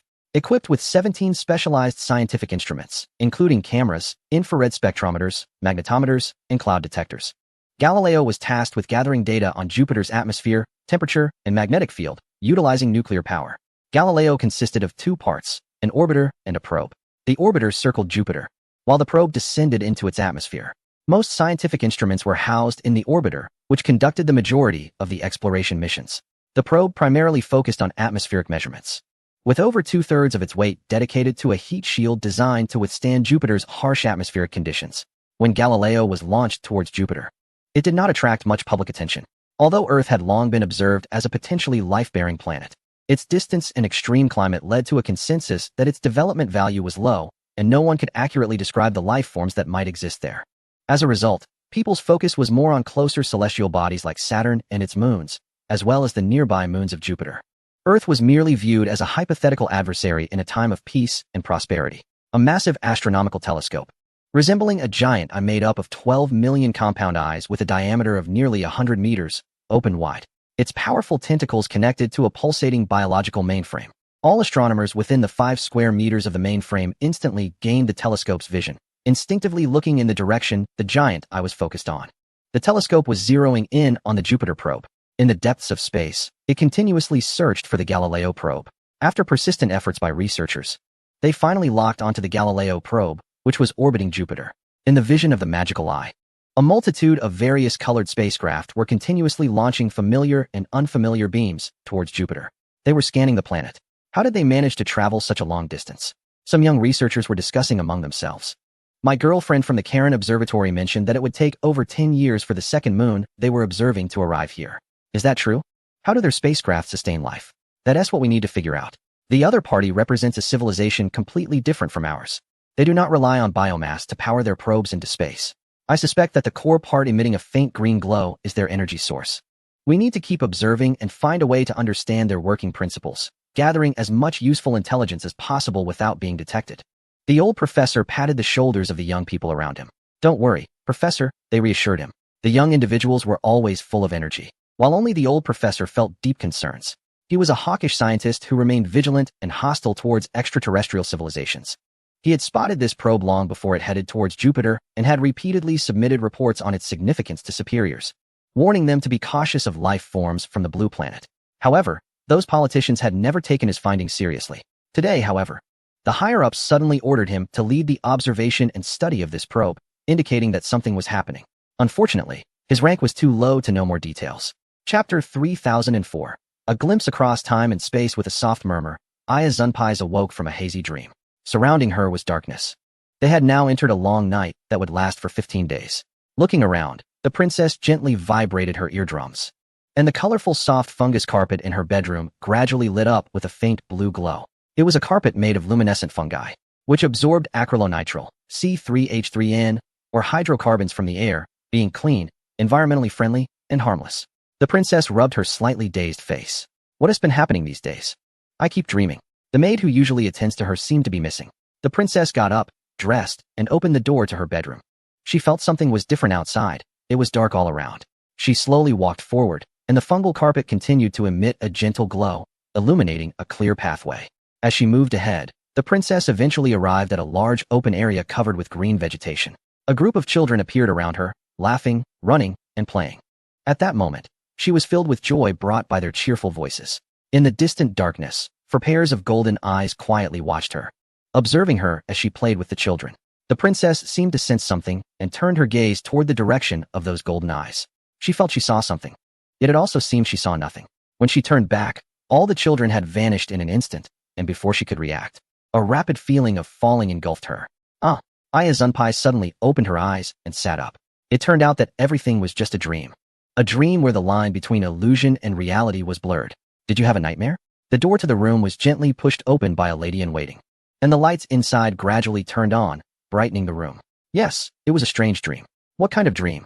The lady-in-waiting pulled back the curtains and opened the window, allowing a refreshing breeze to flow in. It was a long night, and outside the window, the sky was pitch black.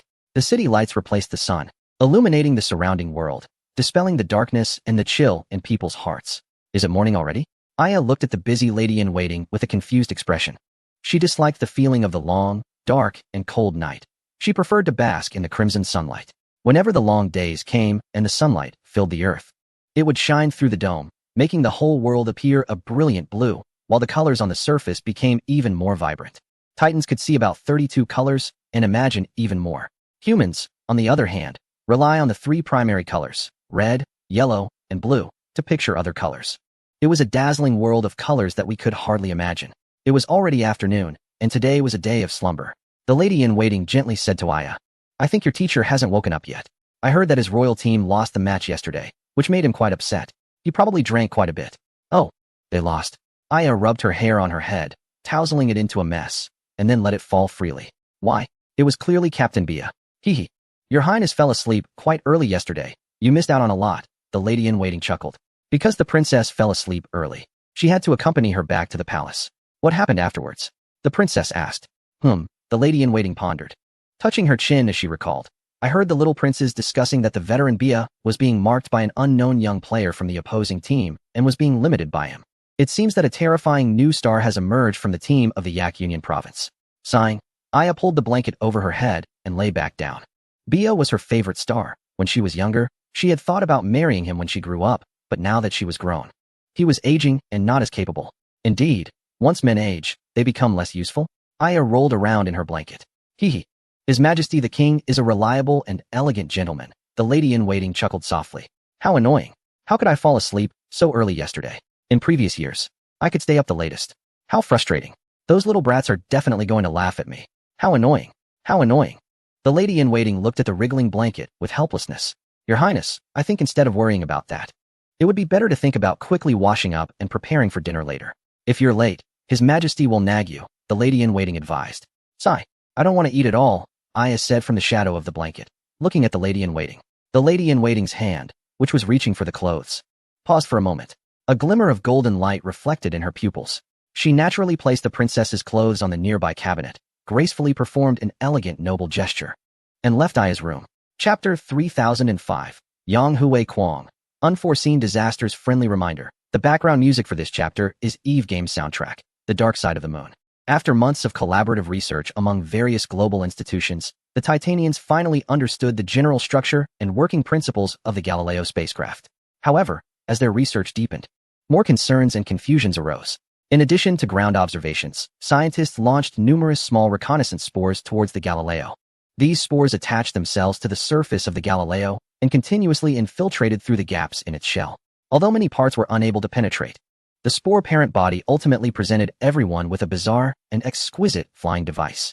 This also allowed people to recognize for the first time the significant differences between the Blue Star inhabitants and their technology.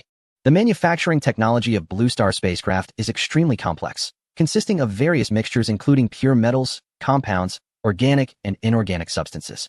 It utilizes intricate electrical and radiation energies to impart a sense of life to non-living entities. Consequently, scientists named this Blue Star spacecraft Void Shell. Through direct observations of Earth using the newly constructed Giant Magic Eye, scientists discovered a vast number of various flying devices resembling void shells, along with a massive amount of debris akin to non-living fragments floating on the planet's surface. People were uncertain about what exactly had transpired on the Blue Star, and some even observed enormous, unknown energy fluctuations. Some scientists speculated that the blue star might be undergoing a significant catastrophe and transformation, and the strange objects predicted by the Purple Prophet might indeed be these non-biological life forms. Some conjectured that the debris was the remnants of a war, while others believed it consisted of components that had fallen off the spacecraft, akin to people losing hair or experiencing damaged tissues. There were also claims that this was debris left behind when they launched their spacecraft into space. Regardless of the conclusion, it indicated that the blue star was a civilization with technology nearly comparable to that of Alisla, Titanian language, Anathalashing. So, does this mean the terrifying scale of the obscuring of sunlight predicted by the Purple Prophet is achievable? The Prime Minister of Titan, Politicadian Molar, furrowed his brows as he looked at the report in his hand, his beard twisting into a knot. Yes, according to the Royal Observatory's estimations, their cold, non-natural civilization could replicate endlessly as long as there was sufficient material, and the construction speed was terrifyingly rapid, possibly growing at a geometric rate. The head of the observation team, XFOLNG, reported, those flying devices are clearly manufactured. Have any living beings from the blue star been observed? Politico inquired. What surprises us the most is that, based on my estimations, a planet so close to the sun should not harbor life, especially one with temperatures soaring above zero, with only the polar regions barely reaching below zero. Even so, the temperatures remain astonishingly high. However, the liquid substances present are presumed to be melted ice, which we refer to as water, indicating that they might be carbon-based or nitrogen-based life forms. Only in this way can one survive in such a hot environment. It's terrifying. Does that mean that if the inhabitants of the blue planet touch us, we could just evaporate? Prime Minister Palatica asked in fear. No, perhaps we could also be frozen into ice blocks. The head of the observation team, Asa Froangi, stroked his chin and said, what strikes me the most is that they must have mastered the technology to generate energy similar to that of the sun. Our observation team has detected a considerable amount of massive energy reactions and residual areas on the blue planet. Therefore, I speculate that the radioactive material source of the void shell is its power source. While sociologists theorize that the blue planet likely does not have a unified society or is undergoing a transitional phase towards unification, which is far behind us. However, these large amounts of wreckage from aircraft, which we pessimistically refuse to accept, should have been manufactured by the blue planet's inhabitants, only to be replaced by these machines. Is it possible that the absurd narratives written by novelists about us being replaced by cyborgs have come true? The Prime Minister looked at Asa Froangi in disbelief. This possibility cannot be ruled out, Asa Froangi said. Then we should treat the worst-case scenario of the blue planet as an illusion and quickly research countermeasures. We must do something before the iron clumps predicted by the seer destroy the solar system. We need to find that group of abyssal demons. At this point, no one can escape. Everyone is involved. Chapter 3006. Interception. The dome structure is a special form of development on the cover layer of the platform, roughly circular in shape, with a dome-like center. This terrain is considered a favorable oil reservoir structure in the eyes of Earth geologists.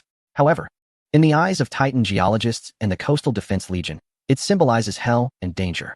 It is filled with ultra-high temperature zones formed by volcanoes, and it is also inhabited by some ancient races known as abyssal demons. The abyssal demons are an ancient term used by the Aralizu people, who live in low-temperature areas, to refer to the Lichten people, who inhabit high-temperature regions. Due to their different living environments, there is a significant cultural gap between the two races. Although modern biologists have gradually confirmed their common origin, the differences and barriers formed over time have led the high-temperature beings, who have never bowed to low-temperature beings, to establish their autonomous kingdom. Initially, the Lichten people were not interested in the Aralizu king's expansionist games. To the Lichten people, it seemed like the king merely wanted to interfere in the political games of the Lichten autonomous region. However, after learning about the self-sacrifice of the Purple Seer, different voices began to emerge within their ranks. The Lichten people, in a state of half-belief, started to pay attention to the blue planet and the Cassini spacecraft, but they did not reach a consensus on cooperation. A turning point occurred at the end of 2002. That year, the Galileo spacecraft completed its mission, and scientists inferred from its continuously adjusted trajectory that it would ultimately crash into Jupiter. This action greatly unsettled the Titan people. To them, this was undoubtedly a meaningless act, as they believed that the materials constituting the Galileo spacecraft were made of many rare materials, and they couldn't believe it would crash into Jupiter without any purpose. However, amidst various speculations, a little-known individual made a powerful statement. A Royal Academy intern named Joby YXSN conducted a comparative analysis using the model of the magic eye and mother-son mimicry spores, leading to a startling conclusion. The inhabitants of the blue planet lacked the capability to retrieve the precious probe. Based on years of data comparison, he discovered that the massive energy fluctuations inside the void shell were steadily diminishing year by year, and many areas were showing signs of decay. This indicated that the probe was nearing the end of its lifespan. Under such conditions, the possibility of the spacecraft returning was non-existent, marking this as the only opportunity to capture the probe. Once it entered Jupiter's atmosphere, the complex environment would completely destroy it, and the inhabitants of Titan would also be incapable of salvaging the wreckage. After a series of discussions and validations, the capture plan for the void shell was finally initiated. The plan was divided into 5 steps. First, the mimicry spores would completely cover the void shell and immediately release a disruption field as it entered Jupiter's orbit, sending a shutdown command that had been deciphered over the years while completely isolating external signals, thereby cutting off communication with the blue planet. Second, the mimicry spores would transform into a massive membrane to reduce the descent speed of the void shell, adjusting its angle and beginning to utilize the turbulent, high-radiation particle C above Jupiter for cellular energy storage, leading to rapid division and proliferation. At this point, a slingshot effect would be employed to perform 3 weeks of orbital acceleration close to Jupiter. Third, once the speed requirements were met and stabilized, the mimicry spores would abandon the flying membrane form and transform into a biological propulsion system, relying on the self-dissolution of cells to release the massive energy stored within living cells for acceleration. After 4 weeks of acceleration, the mimicry spores enveloping the void shell would return to Titan at an escape velocity exceeding 595 kilometers per second. At that time, Saturn and Jupiter would be on the same side of the Sun, approximately 807.6 billion kilometers apart, or about 359 astronomical units, which would allow for an estimated arrival at Titan in around 160 days. The close conjunction of Saturn and Jupiter is a plot requirement, not a reflection of actual circumstances. The author is not confident in the accuracy of the travel time calculation. Fourth, the growth body Lipax II would be launched into space to form a multi-layered buffer net to decelerate the returning spores, ultimately ensuring a smooth landing back on the surface. Fifth, an expert team would immediately isolate and sample the void shell, followed by disinfection and transportation to research institutions. Astronomers had observed as early as 2000 that the Cassini spacecraft, after gaining gravitational acceleration from Jupiter, was heading towards Titan at a speed exceeding 30 kilometers per second. If the physical entity of the Blue Planet spacecraft could be captured early, it would significantly contribute to the study of its inhabitants. Thus, under the active global research efforts, the year 2003 arrived. That year, the Galileo spacecraft completed its mission, ultimately crashing into Jupiter. That year, the headline in the technology section featured a report: a space probe made a controlled fiery crash into Jupiter, marking the end of a 14-year mission that yielded dramatic discoveries about the largest planet and its moons. The final signal from the spacecraft was received at 3:43 p.m. Eastern Daylight Time, according to a statement from the space agency's Jet Propulsion Laboratory. Over 1,000 personnel from the project gathered at the laboratory to celebrate the mission's conclusion. Scientists estimated that the probe would pass behind Jupiter shortly before crashing into the planet's clouds at a speed of 100,000 miles per hour, generating temperatures twice that of the Sun's surface and immense pressure that would obliterate the spacecraft within minutes. Chapter 552. Dismissal due to the arrangement of the chapters. New releases will appear at the front, causing some readers to miss updates. Please start reading from Chapter 533 of the first volume. Many chapters have been pre-released and cannot be modified. Changes will only be possible after the last 4 chapters are released tomorrow. Chapters released after noon tomorrow will be updated in the correct order. I apologize for the inconvenience caused by this unfamiliar backend system, which has created some trouble and confusion for your reading experience. Zhang Xiyuan, are there any electromagnetic beasts left? Xiao Zhong asked. Zhang Xiyuan replied, none have been found for now. This batch of extraterrestrial beings only revealed this pair. Xiao Zhong nodded slightly and said, withdraw the dog-type robots. Soon, dozens of dog-type robots withdrew while covering each other, forming a tight defensive line with the convoy. The defense laser tower on the command vehicle began to charge, and the other vehicles also started powering up. All the robots prepared for defense. The mech warriors took their positions, ready to launch a counterattack. In the distance, the alien creatures that had been running suddenly slowed down, and some of the more agile ones even began to turn back. Xiaoling said, I just received a strange audio signal. I suspect this is the signal controlling these alien creatures. Xiao Zhong felt a surge of excitement and replied, analyze it and see what type of signal it is and whether we can crack it. Let's also have Xiao Xiao at headquarters analyze it. She knows a lot about signals. As they saw the alien creatures retreat, the mech warriors erupted in cheers. Suddenly, a loud bang echoed as Yang Tianqi landed a powerful punch that knocked down Chang Mason. Damn it, are you trying to get me killed? Yang Tianqi shouted angrily. Chang Mason quickly rolled over, He was no slouch in combat, and soon returned the favor with a punch to Yang Tianqi. You crazy dog, stop talking nonsense. The two were about to continue fighting when others forcibly pulled them apart. However, it was clear that neither was willing to back down, and those trying to separate them were struggling. Stop it. Xiao Zhong approached with a serious expression, surveying the two. What's going on? Chang Nason wiped the blood from his mouth and huffed. Your people take advantage of their status to bully others. Commander Xiao, you need to uphold justice. Yang Tianqi retorted. You beast, you're the one crying foul first. Let me ask you, weren't our 2 sleds damaged by you? Chang Nason shrugged. The situation was chaotic. Who knows who damaged what? Yang Tianqi pointed to the snow-capped mountains behind them. You think you were discreet? I saw everything clearly from the mountain. Your sled was driving wildly, crashing several times. Chang Nason clearly hadn't expected his actions to be discovered, but he stubbornly replied, don't slander me. In an emergency, some accidents are normal. Enough, Xiao Zhong said calmly. Chang Nason, you disobeyed orders and made a wrong command on your own. You will hand over the command of the escort team to Hong Senator before we return to the rocket launch base. You will follow Hong Sen's arrangements and orders. Chang Nason's eyes blazed with anger. Commander Xiao, you are being biased. I told you, I didn't damage his sled, and even if I did, it was unintentional. Xiao Zhong remained calm, showing no signs of changing his mind. I'm not pursuing that matter. It's your unilateral retreat and refusal to follow Yang Tianqi's command that concerns me. Xiao Zhong turned to Hong Sen and said, remember, we must cooperate and not have any dissent. After saying that, he walked towards the command vehicle. Behind him, an enraged Chang Nason shouted, Xiao Zhong, you're taking personal revenge. You stole my woman, and now you want to kick me when I'm down. You're not a good person either. Xiao Zhong ignored him, climbed into the command vehicle, and turned back to Hong Sen, saying, keep your team in check. Hong Sen quickly pulled Chang Nason toward the armored vehicle, saying as they walked, Chang Nason, don't speak carelessly. He asked the human commander. You can't win against that. Chang Nason stubbornly turned his head to glare at Xiao Zhong, growling. What kind of human commander is that? Jin is mine, MD. Trying to steal my woman. One day, I will get my revenge. Bang. Jonathan felt a dizzy spell and fainted. Hong Sen moved his wrist a bit, stared at Jonathan, and said with a twitching face, shut up, humans must unite. Your words could cost everyone their lives. He called over 2 people, one on each side, pulling Jonathan towards their armored vehicle. He felt some disgust towards Jonathan's lack of awareness. Xiao Zhong is the human commander and holds the highest authority. Offending Xiao Zhong could easily lead to Jonathan's demise. Jonathan's death wouldn't matter much, but it would implicate everyone in the entire guard team. A voice came through the earpiece. Hong Sen, keep Jonathan in check. If he affects the whole team, imprison him. Understood. Hong Sen felt a chill in his heart. Indeed, Xiao Zhong's attitude towards Jonathan was very poor. But it was understandable. Jonathan had been deliberately causing trouble all the way, and anyone else would have already dismissed him. Moreover, their numbers were small, and internal conflict was a major taboo in military matters. When Jonathan woke up, the first thing he saw was Hong Sen staring down at him. Hong Sen, how dare you hit me? Jonathan exploded in anger, stood up to retaliate, only to realize his mech had been disassembled. Jonathan, it's fine if you want to die, but don't drag the entire guard team down with you.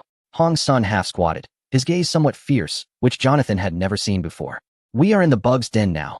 Everything must be united. Do you understand? A surge of anger rose within Jonathan. He realized that Hong Sen had already placed himself in a position of power, considering Jonathan just an ordinary soldier. People are so realistic. Once positions change, attitudes shift dramatically. Hong Sen, is this how you talk to me? Hong Sen extended his hand and patted Jonathan's face. You've been demoted, and it was ordered by the human commander.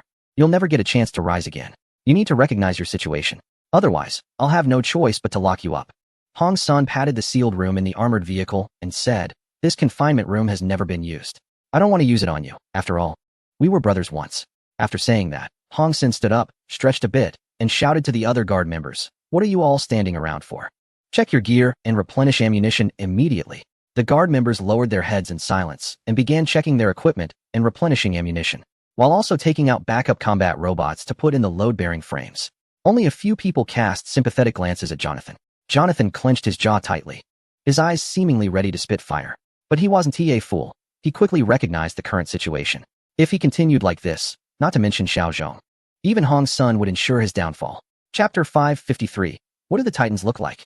He sat in silence, stood up, and prepared to wear his mech when Hong Sen's voice came. Reflect on your actions. Until you conduct a thorough self-examination, you are not allowed to wear the mech.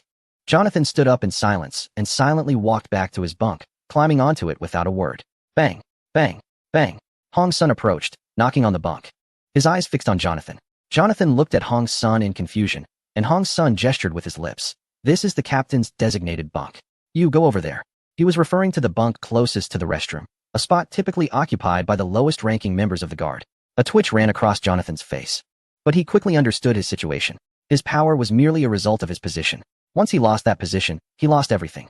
Until now, Jonathan had always thought otherwise. He was arrogant and confident, believing he was the most important person in the guard, indispensable. But unexpectedly, he realized he was just a clown.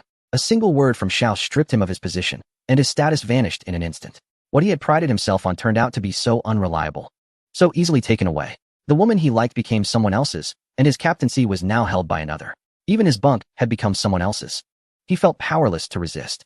Jonathan stood up from his bunk, took his personal belongings, and quietly moved to the bunk near the restroom, placing his items down. All right, everyone. Get some sleep. Rest up.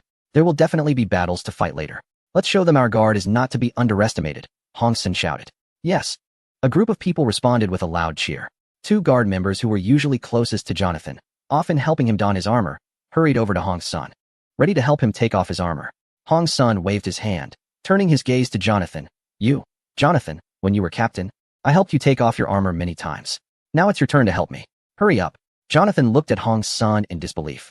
But Hong's son arrogantly raised his chin, staring at Jonathan with a contemptuous tone. Hurry up. Jonathan barely suppressed his impulse, stood up, and slowly walked to Hong Sen's side to help him remove his armor. After finishing, Jonathan returned to his bunk, lying down heavily, his hands behind his head. Lost in thought, two older guard members approached, and, taking advantage of the moment, one whispered, Jonathan, hold on. Once we get back to the base, apologize to Commander Xiao, and everything will be fine. They were also afraid of being discovered by Hong San, and hurriedly said these words before returning to their own bunks. However, Jonathan couldn't sleep at all. The sound of Hong Sen's snoring and mumbling filled the compartment. He was probably having a wonderful dream, occasionally bursting into laughter. Clearly, sitting in the captain's seat had been a long-held dream of his, and now that dream had come true. No wonder he was so happy. Truly, one can know a person's face, but not their heart. I used to think that Hong San was a trusted confidant, but it turns out he is such a petty person. Instead, it's the old Zhu and old Ma, whom I used to look down upon, who are actually concerned about me. Xiao Zhong, we should have executed Jonathan. If it weren't for our complete equipment, we would have been killed by him. Yang Tianqi walked into the command vehicle, shaking off the ice dust from his body in frustration. Xiao Zhong took off his mech suit and walked to the co-pilot's seat, instructing the convoy to move forward. Let's set off. We'll detour around the snow mountain. The so-called snow mountain is actually formed by the accumulation of ice and snow. The temperature in the polar regions is extremely low, and the air is filled with ice dust. Once the wind and snow accumulate, the ice dust will gradually build up thicker on the snow piles, eventually forming an iceberg. However, these icebergs don't cover a large area, and we can get around them in just a few kilometers. The recent battle has made Xiao Zhong realize that the alien creatures are plotting a conspiracy to surround them. The large number of alien beings gathered behind the snow mountain is clear evidence of this. I have already dismissed Jonathan. Xiao Zhong turned to Yang Tianqi. We also need to pay attention to the emotions of the escort team members. How could we execute him? Even if it's confinement, it would have a negative impact. Yang Tianqi still said angrily, we shouldn't have brought the escort team out. A bunch of old guys, mediocre in combat, but skilled in internal strife. Xiao Zhong replied irritably. Don't judge everyone by one person. They are our assistants too. We only have these few people, and without their cooperation, we can't complete the mission. Yang Tianqi fell silent. He sat down beside Xiao Zhong and whispered, what do you think the Titans want? Luring us deeper?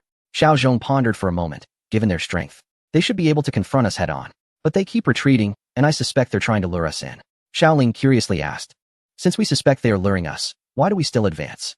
Yang Tianqi leaned heavily against the chair, raising his hands to rest behind his head, and said, I understand Xiao Zhong's point.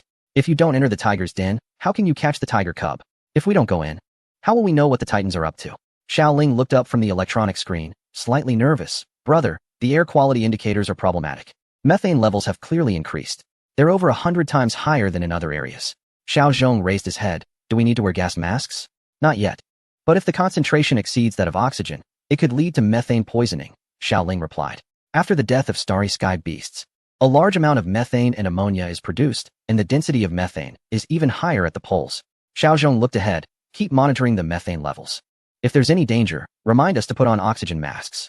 Xiao Zhong's tone gradually became somber. I suspect that the Titan beings need to live in areas with high methane density. They don't need shells to survive. Xiao Zhong, what do you think the Titans look like? Yang Tianqi asked. Xiao Zhong shook his head. I don't have a clear image of the Titan aliens in my mind, and it seems like others don't either.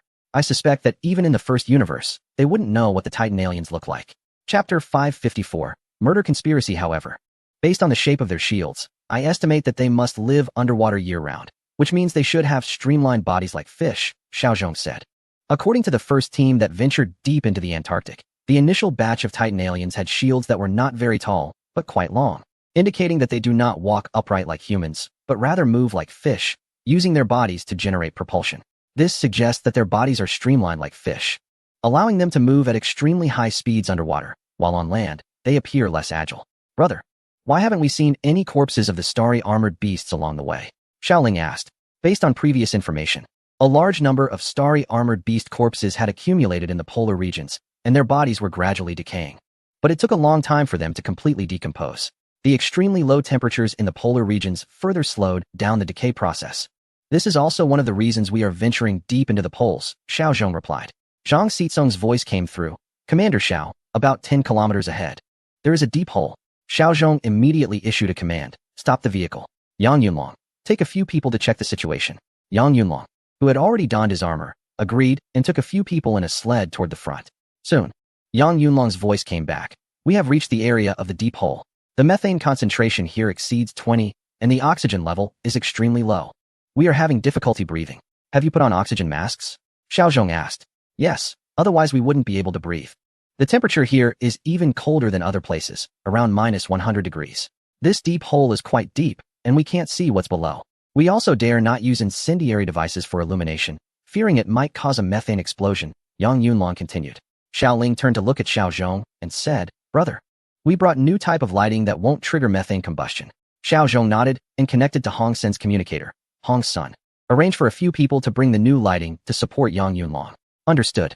Hong Sun was clearly more obedient than Chang Nason. He quickly arranged for 3 people to come over. Among them, 2 were older, and 1 was Chang Nason, who had just been relieved of his duties. Xiaozhong glanced at Chang Nason without saying a word, simply handing the new lighting to them. As they were about to leave, Xiaozhong could clearly see resentment and malice in Chang Nason's eyes. He frowned, feeling that this guy had some issues and clearly hadn't been properly educated by Hong Sr. Old Zhu, Old Ma, sorry to make you 2 accompany me through this, Chang Nason said gruffly as he mounted the sled. These 2 old fellows were the least liked by Chang Nason in the entire escort team. Yet in the end, it was these 2 men in their 30s, nearing 40, who were the friendliest to him. Captain Chang, there is no such thing as suffering. We're just doing our jobs, as we should. Old Zhu was holding a flashlight and looking ahead through his goggles.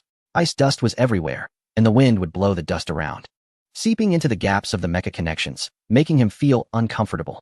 There was a small hole in the mechanical arm that Old Zhu was holding the flashlight with, and a chill was seeping in, causing him to shiver. What's wrong, Old Zhu? Jonathan asked. Nothing, just a small hole in my mecha arm. It's leaking air. A bit cold, Old Zhu replied. Why don't you replace it? Jonathan inquired. I applied for it, and you said it was manageable, Old Zhu responded, leaving Jonathan at a loss for words. He remembered that he had indeed rejected Old Zhu's application. Sorry, I didn't expect we would end up in such a cold place, Jonathan said.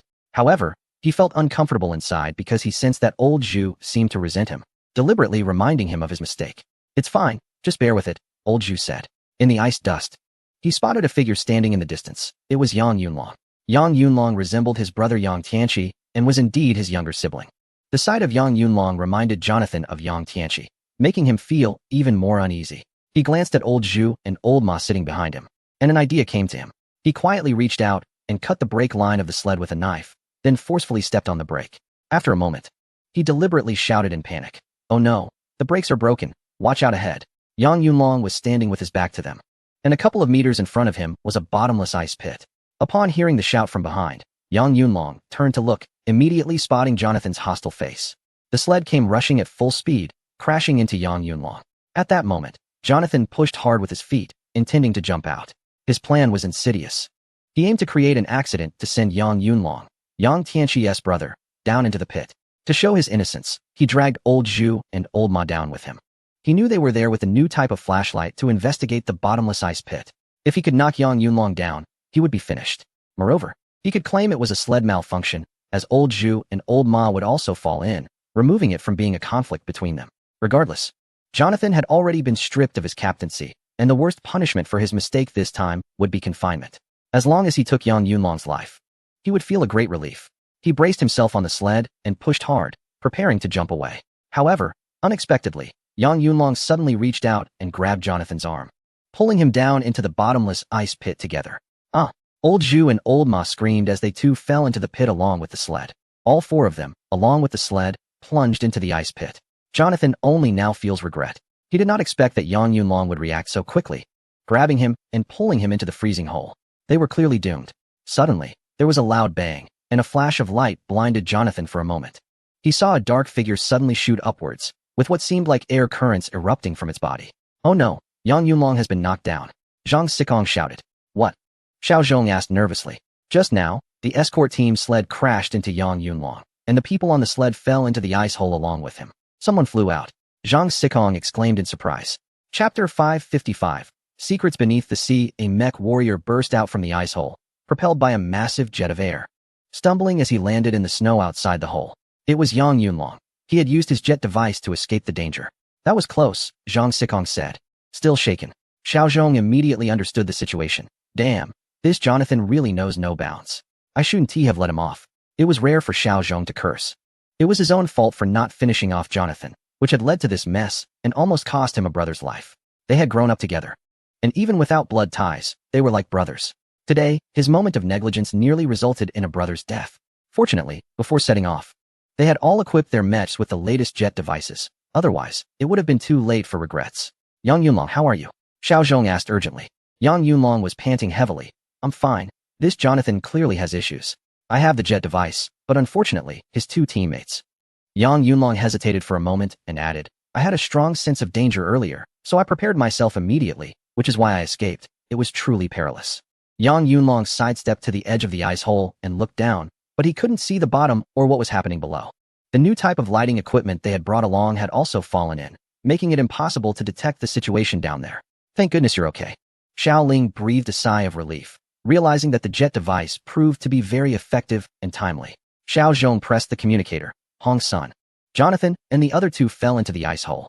Hold a reflection meeting for your team and see who has issues. Anyone with problems in their mindset should be sent back to the rocket launch base immediately. Upon hearing this, Hong Sen's eyes nearly popped out. He cursed inwardly. This damn Jonathan. Why did he have to cause trouble for everyone? Understood, Commander Xiao. I will definitely rectify the team's mindset and ensure that nothing like this happens again, Hong Sun replied respectfully. After turning off the communicator, Hong Sun slammed the table angrily, saying, Damn Jonathan, almost got everyone killed. Everyone, get up, sit down properly, and start reporting Jonathan's offenses. Anyone who fails to report adequately will be sent back immediately. When the second group arrived with the new lighting devices and placed them into the ice cavern, they could no longer find the three individuals. Using the illumination from the new lighting devices, Yang Yunlong assessed the depth of the ice cavern. It was approximately 400 to 500 meters deep, with seawater at the bottom. The sled and the three individuals had evidently fallen into the sea, and due to the weight of the machinery, they had likely plunged deep into the ocean. As soon as the new lighting device entered the water, it cracked due to the freezing conditions and became ineffective. Clearly, it was impossible to recover even the bodies of these three individuals. There was no hope left. They had likely sunk into the sea. Yang Yunlong abandoned the idea of further investigation, stating that the conditions were not favorable. The new lighting device could not withstand such low temperatures and had cracked immediately. Xiao Zhong's fingers tapped unconsciously on the table as he rapidly contemplated the situation. After a moment, he said, Let's head back. We need to move forward. He then connected to headquarters and asked Jennifer, conduct an experiment to see under what conditions the new lighting device can crack and lose its function. Jennifer was shocked. The new lighting device has lost its function? Xiao Zhong nodded. I'm not sure if it was an accident, a quality issue, or external factors. So, please perform a test to find out. The convoy set off again, but this time the atmosphere was much more somber. This was the first time the team had experienced a reduction in numbers, and it was 3 individuals at once. Although the despicable Jonathan was not missed, the loss of Old Zhu and Old Ma was felt deeply. Moreover, the members of the escort team, now aware of the details, began to feel uneasy. This was not only due to the fact that Jonathan had clearly committed murder, but also because Yang Yunlong, who had fallen into the ice cavern, had managed to escape thanks to the jet device, while none of the escort team members possessed the latest jet technology. This disparity made the escort team members feel uncomfortable. All were on a mission in the polar region, yet Yang Yunlong had successfully escaped danger due to his jet device, while the 3 escort team members without such devices had perished in the ice cavern. This situation left the escort team members feeling inferior.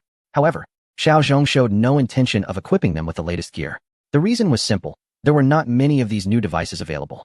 And even if they were equipped, the escort team members would not be able to utilize them effectively. Even if old Zhu and old Ma had jet devices. Given their capabilities, they would not have been able to activate them in such a short time to escape. Yang Yunlong's mech operation level was the highest, far surpassing that of the escort team members. Moreover, when Yang Yunlong encountered Jonathan, he was already on high alert. Even so, he only activated the device after falling several hundred meters. If individuals like old Zhu and old Ma had been equipped with jet devices, the most likely outcome would not have been a successful escape, but rather a misdirection, either plunging into the seabed or crashing against the ice walls, resulting in serious injuries. This was a highly probable scenario.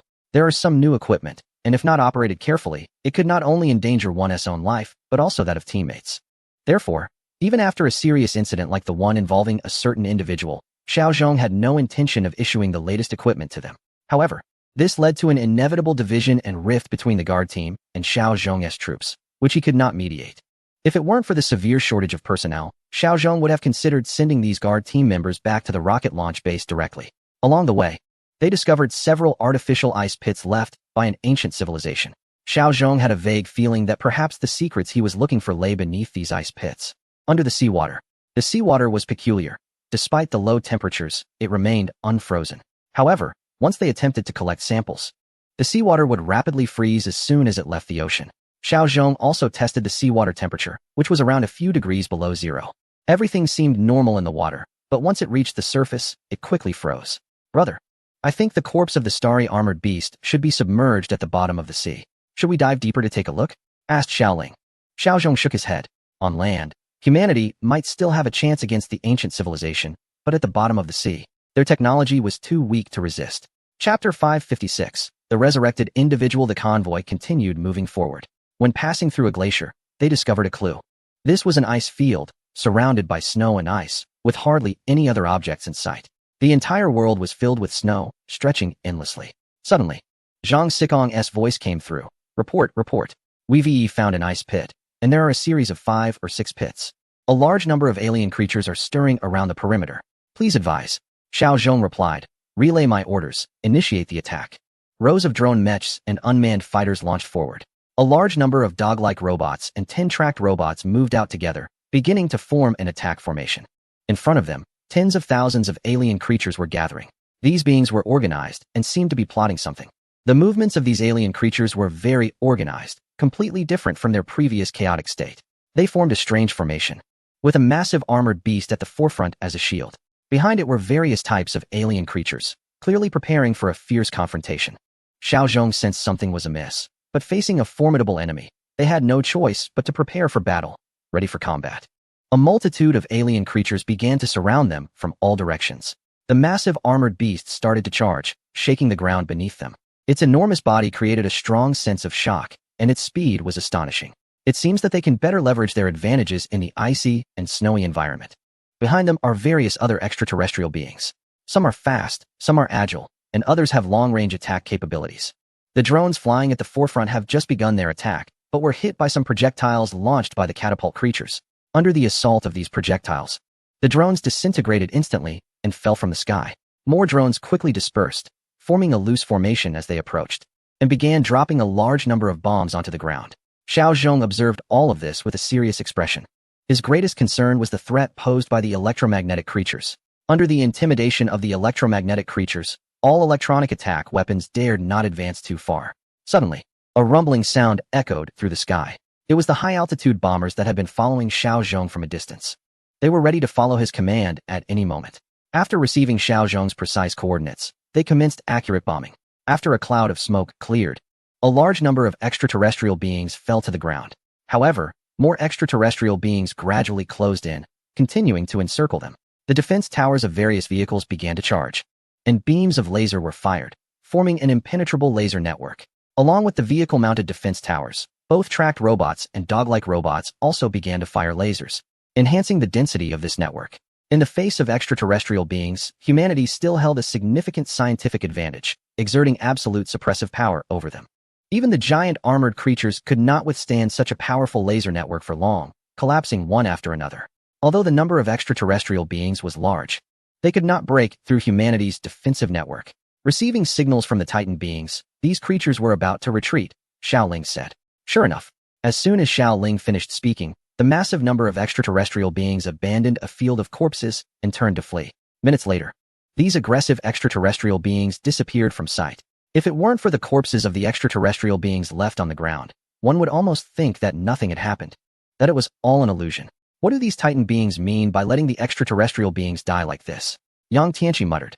The battles of these past few days have been quite perplexing. Similar battles have been occurring continuously, although the number of extraterrestrial beings gathering has increased. Their attacking power is limited and poses no effective threat at all. You guessed it right. They are luring us deeper, Xiao Zhong concluded.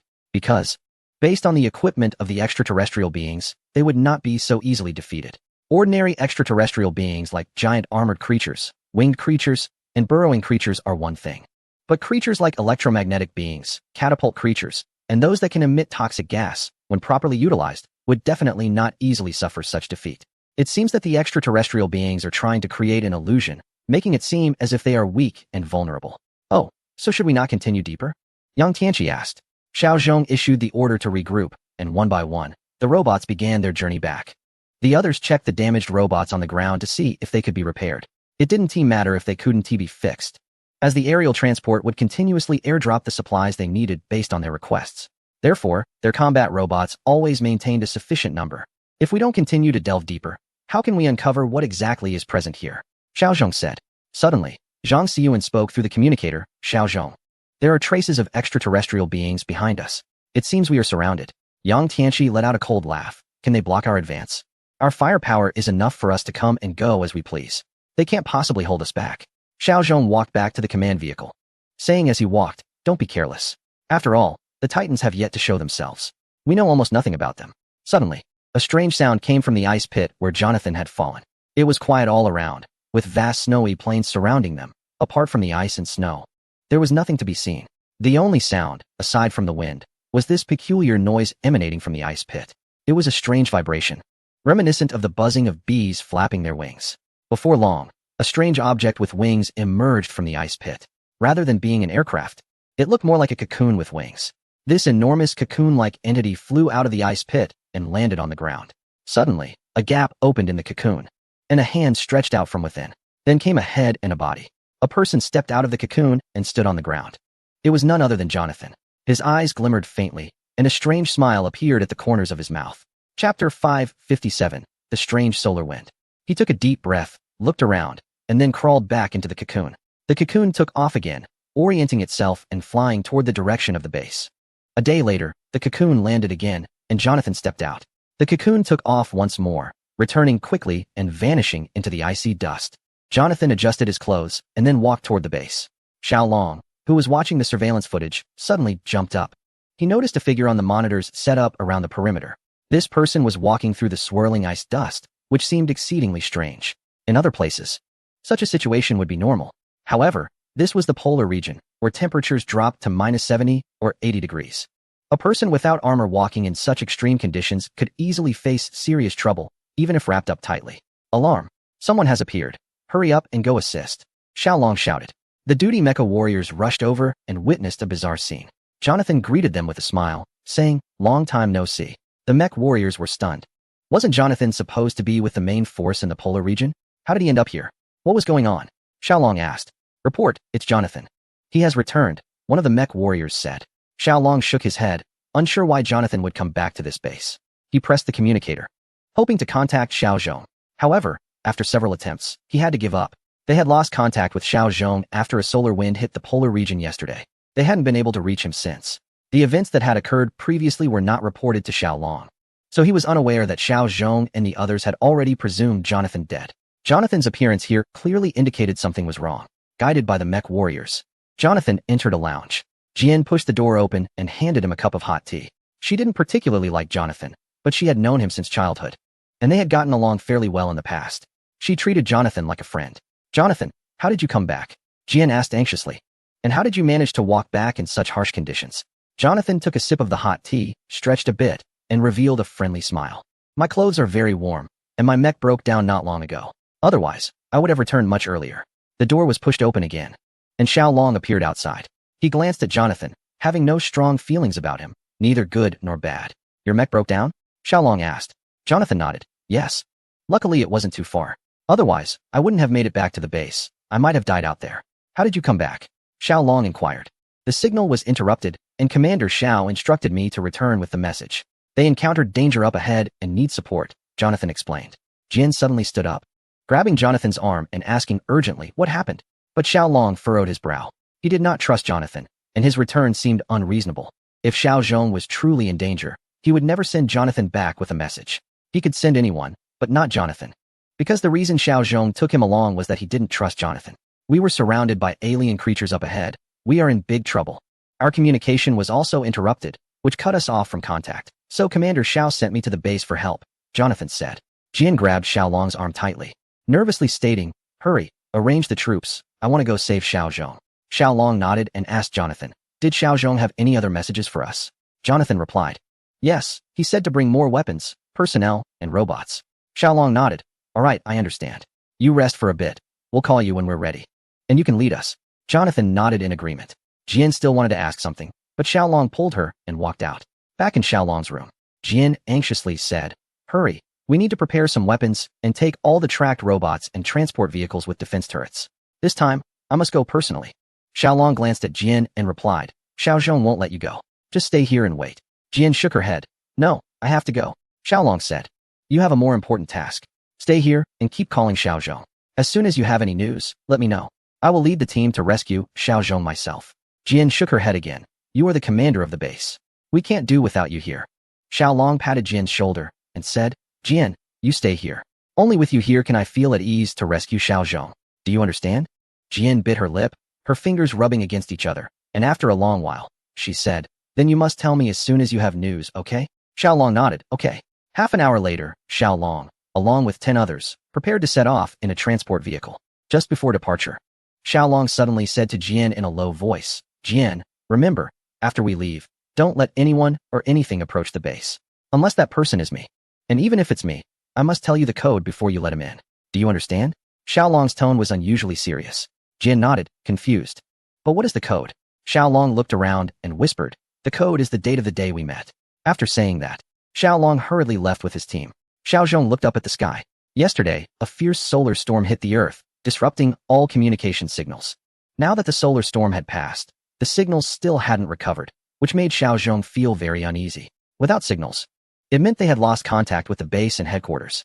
The bombers that had been patrolling above could also not be reached, making it impossible to provide precise positioning. This was very unfavorable for their operation. We're not moving. We'll set up camp here, Xiao Zhong said, looking at Zhang Siyuan. You too. Use the drone to test how far our signal can reach. Zhang Siyuan cursed. This solar storm is too strange. I just tried.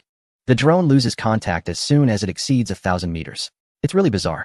Chapter 558, surrounded. Xiao Zhong frowned again. The impact of the solar storm should dissipate as it left. However, this solar storm lasted too long, and even now, it was still affecting their communications. Advancing recklessly in such a situation was dangerous. Without the support of bombers and the supply drops from transport aircraft, they would struggle to gain an advantage against the large number of extraterrestrial beings. The most troubling part was that the reconnaissance aircraft couldn't be used, which meant they had lost the ability to observe the extraterrestrial beings. Xiao Zhong felt a tightness in his chest. He sensed something was wrong. The extraterrestrial beings would definitely take advantage of this opportunity to launch an attack. All team members, turn left and advance westward. Zhang Siyuan instructed to set up alarm devices both in the front and back to monitor the movements of extraterrestrial beings at all times. The convoy is starting to deviate from the original direction and is heading west, Xiao Zhong commanded. Brother, why are we heading west? Xiao Ling asked curiously. Gao Xiaobing quickly responded, we're in a tricky situation. If we're surrounded by extraterrestrial beings, it will be troublesome. The bombers can't provide support, and our robots can't operate beyond a 1,000-meter control range. That's why Commander Xiao is changing direction to prevent being surrounded by them, right? Xiao Zhong did not answer, but Xiao Ling shot him a glance. Look at you, so confident. As we move along this route, it will definitely attract the attention of extraterrestrial beings. They should be able to detect our whereabouts. Xiao Zhong sat in the co-pilot seat, staring at the icy dust filling the air. Feeling a rising sense of unease, we must have fallen into a trap. This shouldn't be interference from solar winds, but rather from the Titan aliens, preventing us from using our electronic devices. They should be launching an attack soon. The atmosphere in the room suddenly became tense. Compared to the Titans, The greatest advantage humans have is the application of technology, especially in the usage of unmanned robots and drones. However, these unmanned machines rely on wireless communication for remote control. Once the Titans disrupt human wireless communication, the combat effectiveness of the robots and drones will be greatly diminished. They are now deep in the polar region, cut off from the outside world. If the extraterrestrial beings launch a fierce attack, it will be difficult for them to defend themselves. There is a large iceberg up ahead, Zhang Xiyuan said. Xiao Zhong looked from the co-pilot seat and saw a tall iceberg in the distance. Icebergs in the Arctic are generally small, but in the current extreme cold climate, large icebergs have started to appear. This iceberg is the largest they have seen so far. Xiao Zhong had an idea. Zhang Xiyuan, drive into the valley of the iceberg. If there are extraterrestrial beings inside, clear them out as quickly as possible. The reconnaissance vehicle turned and drove toward the foot of the iceberg, where no extraterrestrial beings were present. Zhang Xiyuan dispatched a drone to survey the area, confirming that there were no extraterrestrial beings in sight. Commander Xiao, there are no extraterrestrial beings, Zhang Xiyuan reported. Xiao Zhong said in a deep voice, everyone, set up defensive fortifications here. The 10 vehicles came together, linking up to form an iron fortress, completely blocking the valley. Xiao Zhong got out of the vehicle to inspect the surroundings. The iceberg was exceptionally steep, with an incline exceeding 60 to 70 degrees. Without special climbing tools, it would be impossible to ascend. Moreover, the iceberg was several thousand meters high, forming a natural barrier. The 10 vehicles connected at both ends completely sealed off the valley. Even if a large number of extraterrestrial beings attacked, they could use these defensive structures to withstand the assault. All team leaders, come to the command vehicle for a meeting. The rest, set up warning lines and defensive works. Xiao Zhong issued the command. People began to get busy. Hong Sun got out of the vehicle and walked towards the command vehicle. Xiao Zhong spotted Hong Sun at a glance. He did not want Hong Sun to attend the meeting. He had already made the decision to exclude the security team from any decision-making. Given the current situation, the security team was not his own faction and was hard to control. Hong Sun, take your squad and start patrolling the perimeter. Be sure to closely observe the movements of the alien creatures ahead, Xiao Zhong said. In fact, this was completely unnecessary. The reconnaissance team, led by Zhang Xiyuan, had already set up many detectors along the way. Although their wireless communication range could not exceed 1,000 meters, the detectors set up by Zhang Xiyuan were only 100 meters apart. These detectors were placed every 100 meters, allowing them to relay information to each other. This effectively extended the wireless communication range. Zhang Xiyuan could currently monitor an area exceeding 50 kilometers, much farther than the security team could see. Yes, I will lead the security team to start patrolling right away, Hong Sun said, not daring to voice any objections. He immediately stopped and turned back towards his team. As he walked, he cursed Jonathan in his mind 100 times. If it weren't for Jonathan, they wouldn't have been completely marginalized by Xiao Zhong. Even the officer-level meetings did not allow him to participate. Xiao Zhong entered the command vehicle and sat down in his seat. Seeing that the team leaders had all arrived, he said, we are likely in danger and surrounded by a large number of alien creatures. Xiao Ling asked nervously, is our wireless communication compromised by the Titans? Xiao Zhong nodded, it seems so. No matter how strong the solar wind is, it only causes temporary interference and wouldn't affect close-range wireless communication. What methods are they using? Yang Tianqi looked at Zhang Xiyuan. Zhang Xiyuan shook his head, I don't know. It might have something to do with the Earth's magnetic field. I have noticed that our magnetic poles seem to have shifted. As for the reason, it remains unknown for now. Xiao Zhong stood up and said, regardless, if the Titans want to interfere with our wireless communication, it will definitely cost them a considerable price, so they won't be able to sustain it for long. What we need to do now is defend ourselves. Xiao Zhong addressed Gao Xiaobing. You take your squad members and use laser cutting to carve out a base from the iceberg. We will use vehicles as the first line of defense, and the iceberg will serve as our second line. Zhang Xiyuan, use robots to establish a broader wireless communication network. We must make the nearby situation clear. Also, actively contact headquarters. Yang Yunlong, you and your 2 assistants head to the main base. There should be a way to contact headquarters. Request air support from them. Xiao Zhong quickly issued commands. Chapter 559. The true face of the Titans. Xiao Zhong, Yang Tianqi asked, somewhat puzzled. Why not let the security team members go for help? Xiao Zhong shook his head. I don't trust the security team. He turned to Gao Xiaobing and whispered, by the way, after you finish building the base, continue cutting ice blocks to see if you can dig out a concealed passage. If we can't hold our position, we can escape through this passage. Gao Xiaobing nervously asked, is it really that serious? Xiao Zhong shook his head. I don't know. I'm just preparing for the worst. All right, let's get to work, and remember, we will use internal channels for communication among ourselves. Once the others had left, Xiao Zhong kept Gao Xiaobing behind, saying, Gao Xiaobing, remember, the concealed passage you create must only be known to me. No one else can know. Gao Xiaobing nodded solemnly. 5 transport vehicles traveled across the vast snowy expanse, with low visibility around them. Fortunately, they could see the sun in the sky, making it easy to determine their direction based on the time. They had been on the road for a day without discovering any traces of extraterrestrial beings. Vehicle 5, Vehicle 4. Slow down and maintain a distance of 1 kilometer from us, Xiaolong said as he put down the communicator and turned to Jonathan. Jonathan looked relaxed. Not like someone seeking help, but more like a tourist on a polar expedition. Xiaolong's doubts grew heavier. After a moment, he pressed the communicator again and said, Vehicle 3, Vehicle 2, split up and protect the left and right flanks. After arranging everything, he turned to Jonathan and asked, Where are they? How far away? Jonathan shrugged. We're almost there. It should take about another day of travel. Xiaolong asked again, Are you sure this route is the one you took to come back? Jonathan nodded. That's right. If we drive for another 2 hours, we will see a snow mountain. There are traces of battle there. That's where we first engaged with the extraterrestrial beings. Xiaolong looked at the map with skepticism. They were still over 1,000 kilometers from the pole. At their speed, they could reach the pole in 2 days. Jonathan, how did the extraterrestrial beings surround you? Xiaolong inquired.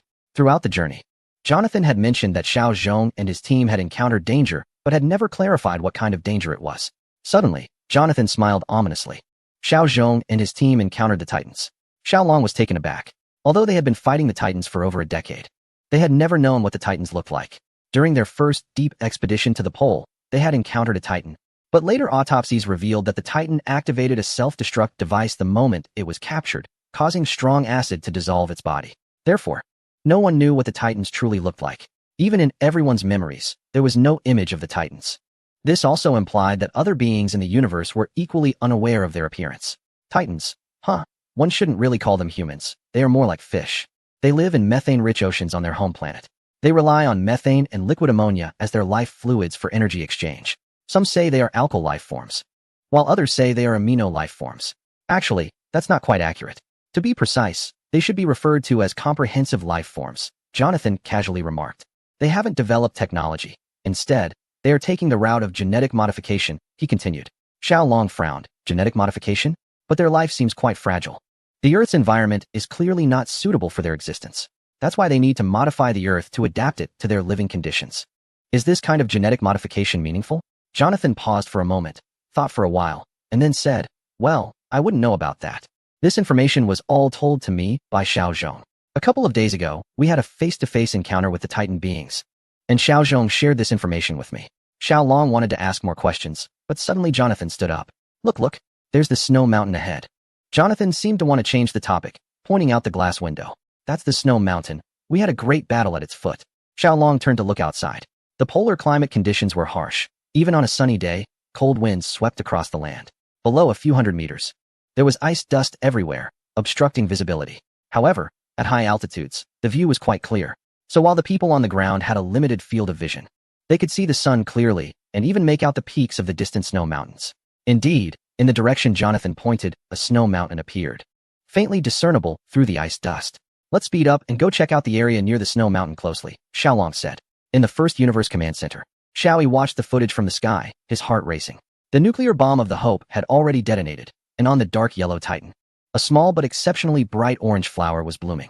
If it were just the detonation of the Hope's nuclear bomb, it wouldn't be visible to the naked eye from Titan. But because it was detonated alongside a highly oxidizing celestial body, everything changed qualitatively. The Hope's nuclear fusion bomb triggered an explosion of that small celestial body, producing a large amount of oxygen. The oxygen then violently exploded with the methane ocean, amplifying the power of this small nuclear fusion bomb by thousands of times. This was an explosion capable of changing Titan's climate. It succeeded, Qian Linsen said, trembling, tears streaming down his face. Humanity has finally waited for this day. This is the first wave of counterattack against Titan. Of course, the battle had not stopped at all. This explosion was merely a declaration from the Earth people to the Titan beings that they were not to be underestimated. Xiaoyi also took a deep breath, tears flowing down his face, but he did not wipe them away. After decades of fighting the Titan beings, humanity had finally struck at the heart of Titan. This explosion would truly make the Titan beings recognize humanity's strength. Report to the commander, we have received a signal from Titan. They are using our human language. I have already forwarded it. Please give instructions. Commander, Yang Liwei's voice came through. A smile appeared at the corner of Xiao Yi's mouth.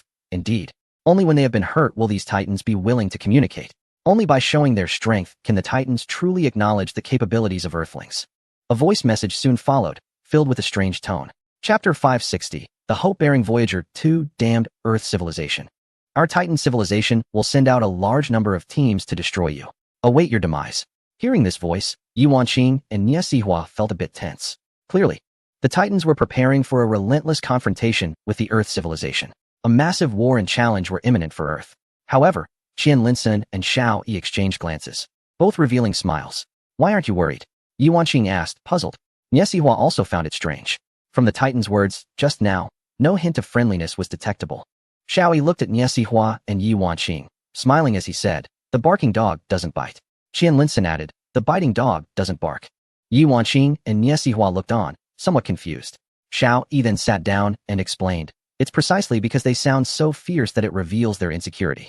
The recent attack from the Hope has thoroughly hurt them. This indicates that our methods of attack are effective. Xiao Yi pressed the communicator and sent a message to Yang Liwei and the others aboard their spacecraft. Captain Yang, return immediately. They are likely to launch an attack on you. Before you return, send one more message, telling them that if they want to fight, we will fight. Earthlings fear no threats. This message would take over an hour to reach Yang Liwei's spacecraft. Xiao Yi hoped they could retreat smoothly. Xiao Yi continued, I estimate that the Titan civilization will dispatch a large number of spacecraft to engage in combat with Earth. They have mastered the technology to create cosmic life, but they do not possess the power of technology.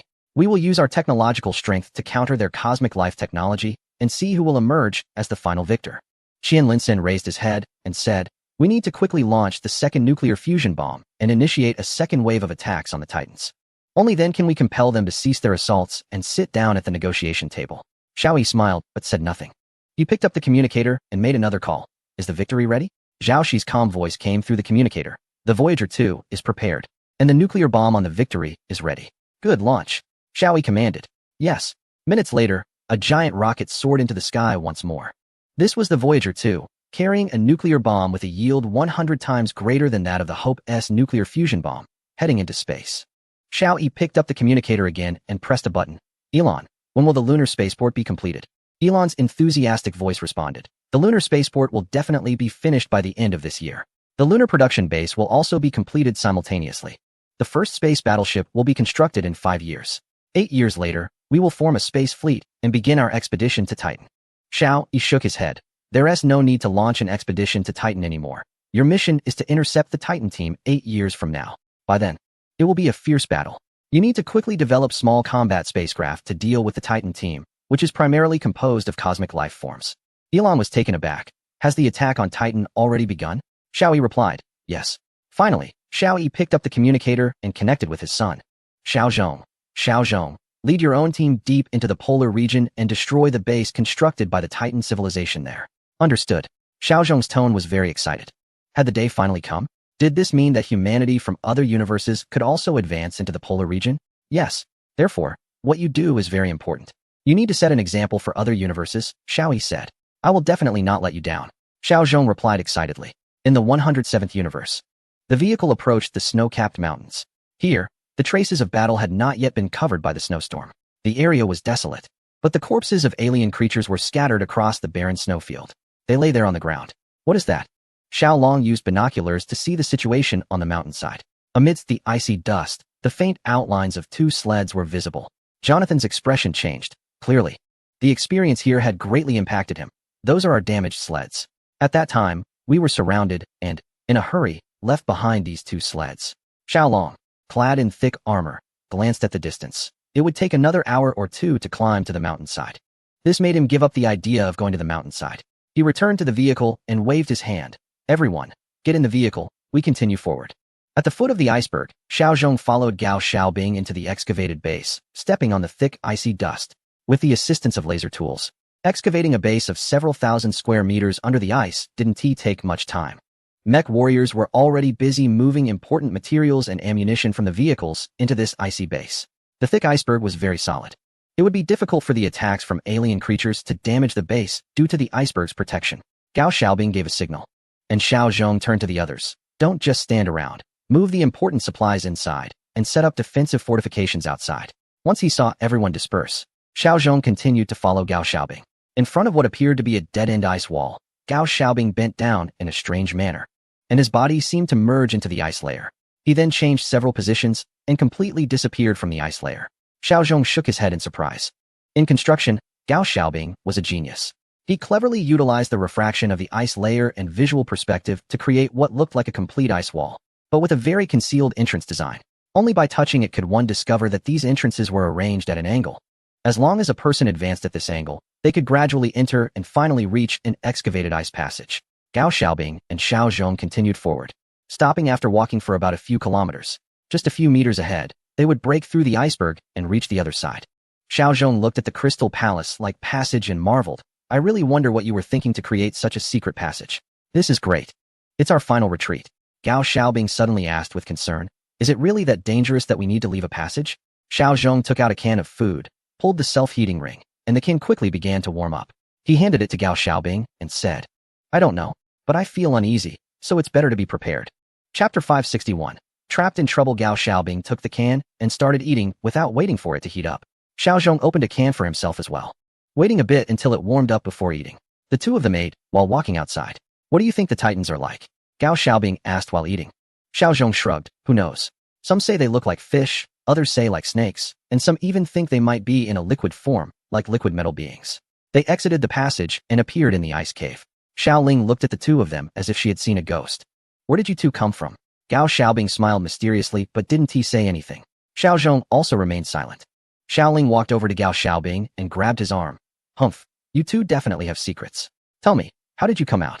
Gao Xiaobing feigned innocence. We've always been here, right, brother Xiao? Xiao Zhong shrugged. However, Xiao Ling was not so easily deceived. She pouted and glared at Gao Xiaobing fiercely. You're lying. I just searched here several times and didn't see you at all. You definitely have something to hide. Be honest, or I'll ignore you forever. This statement was very impactful for Gao Xiaobing, as he had liked Xiao Ling for a long time. If she really ignored him, he would probably go crazy. He looked at Xiao Zhong for help, who slightly nodded. Only then did Gao Xiaobing bring Xiao Ling to the entrance and demonstrated it for her. This is the secret entrance. Don't tell anyone else, remember that. Xiao Ling looked at the hidden entrance in surprise. She had just thoroughly checked the area and had not discovered this magical entrance at all. The entrance cleverly utilized the refraction of light and ice, making it difficult for the naked eye to notice. Suddenly, an alarm sounded from outside. The three exchanged glances and hurriedly ran out of the ice cave base.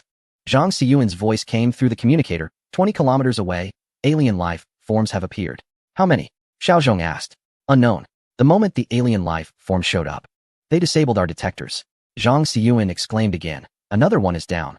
They can clearly distinguish our detectors. Xiao Zhong turned to look around. Everyone had already set up defensive fortifications. 10 vehicles formed the first line of defense, while the second line encircled the ice cave. Outside the first line of defense, some explosives have been set up. Robots have also been positioned, maintaining a certain distance between each other to minimize damage even when encountering electromagnetic beasts. Track robots are placed between vehicles, forming defensive turrets. Dog-shaped robots are stationed around the vehicles, ready to counterattack at any moment. This defense system has depth and variation in height, providing mutual protection. Behind the vehicles, drones loaded with ammunition are ready to strike important targets with precision. This tactical setup has been developed through long-term exploration and practice. The fortress formed in this way can hold out for a considerable time. It's 10 kilometers away. The alien creatures are moving quickly, Zhang Xiyuan shouted. Xiao Zhong raised his binoculars, but in the icy dust, he could see nothing. Below 100 meters, the ground was filled with icy dust, obstructing visibility. Let the drones fly up and take a look, Xiao Zhong suggested. Zhang Xiyuan operated a reconnaissance drone to ascend, and from the sky, he could vaguely see a vast mass of dark objects approaching from 10 kilometers away, so numerous that it seemed endless.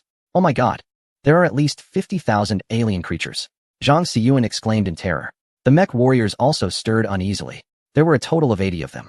3 from Strong Nason had fallen into an ice pit, and Yang Yunlong had returned to headquarters with 1 person. Now, only 75 remained.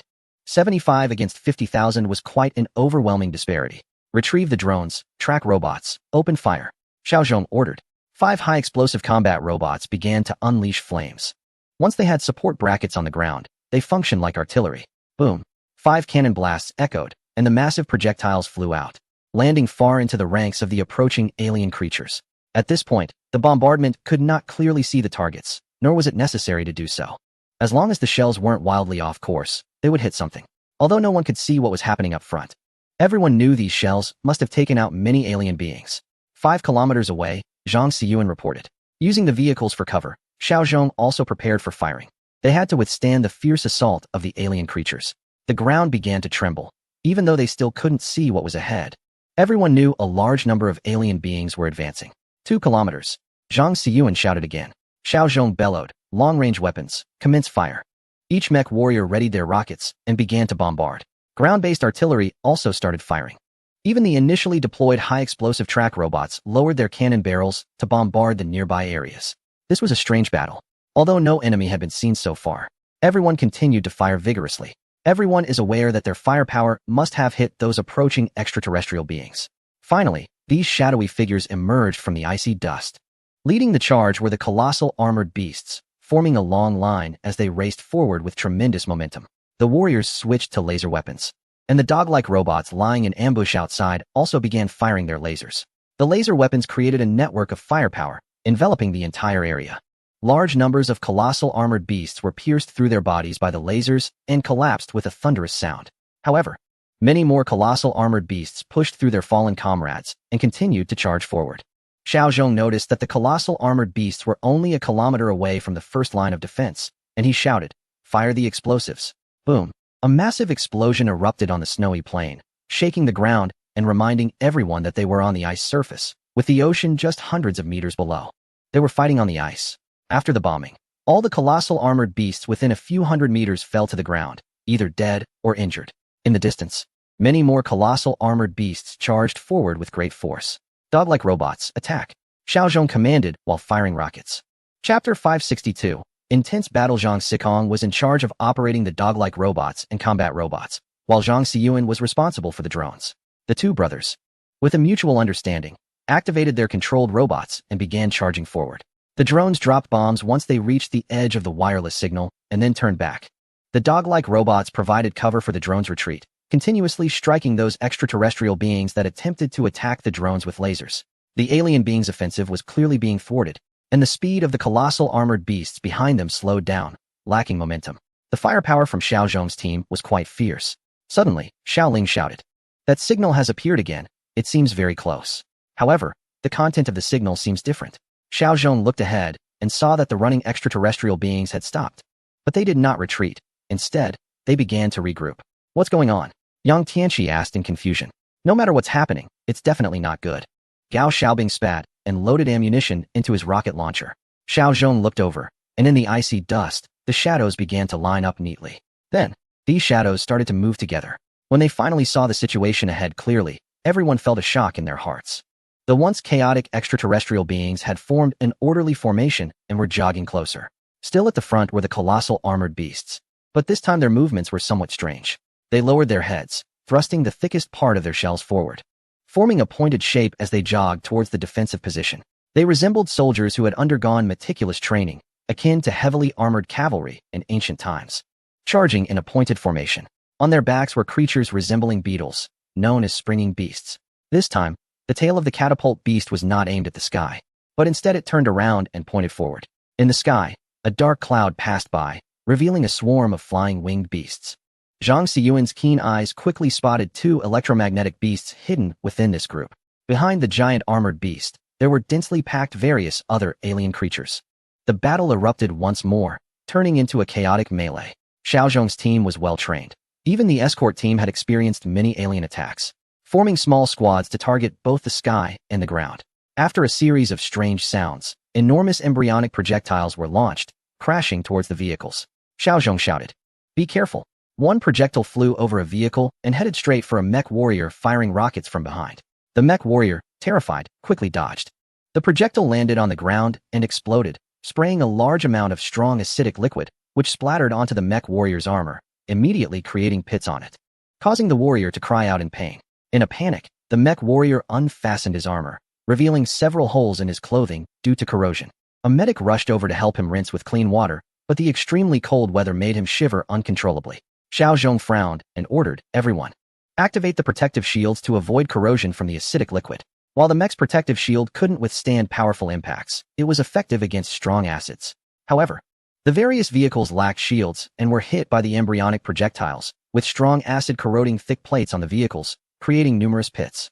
If these catapult beasts continued their assault, even the thick armor of the vehicles wouldn't hold up. We must counterattack and prevent the catapult beasts from launching their attacks, Xiao Zhong shouted. After a brief moment of chaos, under Xiao Zhong's command, the team began to organize an effective counterattack. The mech warriors focused their fire on the catapult beasts, while the giant armored beast and other alien creatures were left to the robots. Suddenly, a bright light flashed, causing everyone to instinctively close their eyes. Dozens of the dog-like robots closest to the front were damaged and went silent, significantly reducing their firepower. Damn it! It's those cursed electromagnetic beasts again. Xiao Zhong cursed loudly. He bellowed, Zhao Yiyang, forget everything else, grab your sniper rifle, and specifically look for electromagnetic beasts. Zhao Yiyang complied and ran into the ice cave base. Shortly after, he emerged carrying an over 5-meter-long heavy sniper rifle, climbing up the rear ice mountain to find a stable position to aim. The battle raged on fiercely. The number of alien creatures was overwhelming. For every one killed, another took its place. The firepower of the mech warriors was also extremely fierce, making it difficult for the alien creatures to approach. A stalemate ensued. During this time, another electromagnetic beast attempted to launch an attack, but Zhao Yiyang spotted it in advance and took it down with a single shot, simultaneously electrocuting all alien creatures within a 10-meter radius. MD, it would be great if we could contact the bombers. If they bomb this place, it would definitely take care of these creatures, Zhang Xiyuan said while attacking and cursing. However, Xiao Zhong furrowed his brows, feeling that something was off. It seemed as though these alien beings were waiting for something. Their attacks were not urgent. To validate Xiao Zhong's feeling, someone suddenly exclaimed, underground. Xiao Zhong looked at the ground and saw cracks suddenly appearing on the previously solid ice surface. He immediately shouted, be careful of the ground. No sooner had he finished speaking than a massive burrowing creature emerged from the ground, accompanied by several mucus monsters. Toxic liquid sprayed everywhere in an instant. Fortunately, everyone had already activated their shields, so they were not attacked. The burrowing creature was enormous, and with a powerful lunge, it knocked over a tracked robot and 3 or 4 mech warriors. Xiao Zhong raised his laser gun and fired rapidly. Seconds later, the burrowing creature was pierced and collapsed to the ground, dead. However, from the ice hole it had dug, more mucus monsters surged out, spraying toxic liquid everywhere, causing chaos among the mech warriors. By the time everyone cleared the mucus monsters and blocked the hole, the giant armored beasts outside had already approached the first line of defense. After another flash, 2 electromagnetic beasts collided again, causing all robots outside the defensive structure to go silent. Even several tracked robots inside the structure ceased functioning. A mech warrior hurriedly went to replace the circuit breaker for the tracked robots, and they finally started working again. However, the dog-like robots and unmanned combat mechs outside were all rendered inoperable. The firepower weakened significantly. Chapter 563, the final weapon at this moment. The giant armored beasts began to stir again. They no longer formed ranks and started running wildly, crashing into the armored transport vehicles. Bang, bang, bang. The continuous sounds of impact echoed, and the first line of defense was on the verge of collapse. Several burrowing creatures emerged again from the ground, followed by a large number of mucus monsters rushing into the first line of defense. The scene became extremely chaotic once more. Seeing the situation was dire, Xiao Zhong shouted, Zhao Yiyang, do something decisive. Zhao Yiyang dropped his long, heavy sniper rifle, ran into the ice cave base, and emerged carrying something with a thick barrel.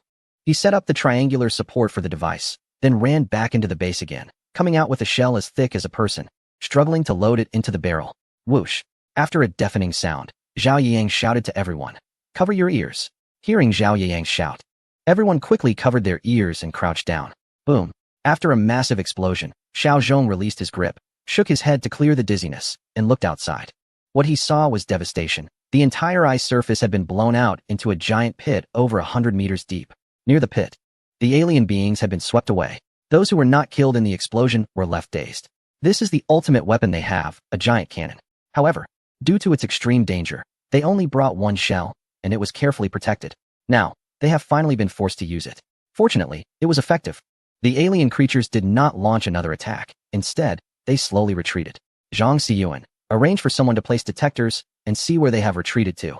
Xiao Zhong immediately instructed. The mech warriors quickly began to clear the battlefield and repair the equipment, especially checking the robots to see if there was any possibility of repair. Zhang Xiyuan personally took a bunch of detectors and rushed out, remotely controlling the few remaining drones while setting up monitors. However, he returned shortly. Xiao Zhong, they haven't retreated.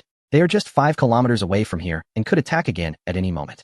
Xiao Zhong wiped the sweat from his forehead, although it was freezing cold. The previous battle had made him sweat. How many of them are left? They are still densely packed. It seems there hasn't been much decrease. Zhang Xiyuan gasped. Xiao Zhong looked up at the sky. The biggest problem now is not the number of aliens, but the inability to contact the bombers in the air. If they could restore wireless communication, they wouldn't fear any number of aliens. With just one round of bombing, as many aliens as there would perish. Xiao Zhong glanced at the ice mountain behind him and frowned, shouting to Xiaoling. Xiaoling, take climbing gear and go to the top of the ice mountain to see if there's any signal up there. Without further ado, Xiaoling rushed into the base, grabbed a set of climbing tools, and began to scale the steep ice wall. Yang Tianqi walked over, stamping his feet. Commander Xiao, the ice surface has been shattered by bombs. Do you think we might have blown the ice layer apart? Xiao Zhong looked at the ground, which indeed was now covered in cracks, resembling a shattered mirror. Such an ice layer would be easier for the burrowing beasts to penetrate. The reason they were so passive today was that they couldn't defend against the attacks of the burrowing beasts. Xiao Zhong furrowed his brow and asked, did we bring the simulated low-frequency wave defense equipment? Yang Tianqi replied, yes. But I don't know how effective it will be under the ice layer, nor do I know if the burrowing beast will be affected. Xiao Zhong shook his head. No matter, let us set it up first. Yang Tianqi held up a fist-sized device and asked, Xiao Zhong, should we put this on a dog-shaped robot? Xiao Zhong took the device and said, this must be used in the most critical place. This is a mini-nuclear bomb, capable of triggering a massive explosion. It is reserved for emergency use by Xiao Zhong and his team. Moreover, there is only one. This is also the most powerful weapon among the latest types brought this time, even more powerful than the giant cannon used earlier. After thinking for a moment, Xiao Zhong said, I'll keep it close. I don't trust anyone else with it. Yang Tianqi shook his head and, along with several mech warriors, went to the ice cave base to move several simulated low-frequency wave devices, placing them under the excavated ice layer. So far, all the new weapons carried by Xiao Zhong and his team have been taken out. This is already their last resort. However, facing the overwhelming number of alien creatures, they feel uncertain. No one knows if they can hold out. The vehicle came to a stop. Not far ahead was a hole in the ice. This was the first ice hole encountered by Xiaolong. He turned to Jonathan and asked, what is that? Before Jonathan could respond, he immediately turned and ran. Xiaolong looked back in confusion and saw a large number of alien creatures suddenly emerge from the ice hole, quickly chasing after them. Xiaolong cursed and rushed into the vehicle, urging the driver to start the engine. The driver, anxious, asked, which direction should we go? Xiaolong glanced back at the pursuing alien creatures. However, that damn Jonathan was clearly running in the wrong direction. Behind him, there were also quite a few alien creatures appearing, though he didn't know where they came from. If they turned the vehicle around to save him, they would surely be surrounded by the aliens. Forget him, let us head to the snow mountain. Xiaolong gritted his teeth and said. The vehicle sped off toward the snow mountain. When the vehicle plunged into the icy mist, Jonathan stopped. The cocoon flew out of the ice hole again. Landing in front of him, Jonathan climbed in, and the cocoon took off again, rapidly heading toward the base. The vehicle was moving fast, but in the icy mist, visibility was obstructed, and they couldn't tell if they had shaken off those pesky creatures. The snow mountain is right ahead. Should we continue forward or hide in the snow mountain? The driver asked. Xiaolong remained silent, picking up the communicator to switch to a special channel, saying, Car 2 and Car 3, do you copy? Car 3 received. Car 2 received. Voices came through the communicator. Xiaolong relaxed a bit. Have you set up the defensive line? It's all set up.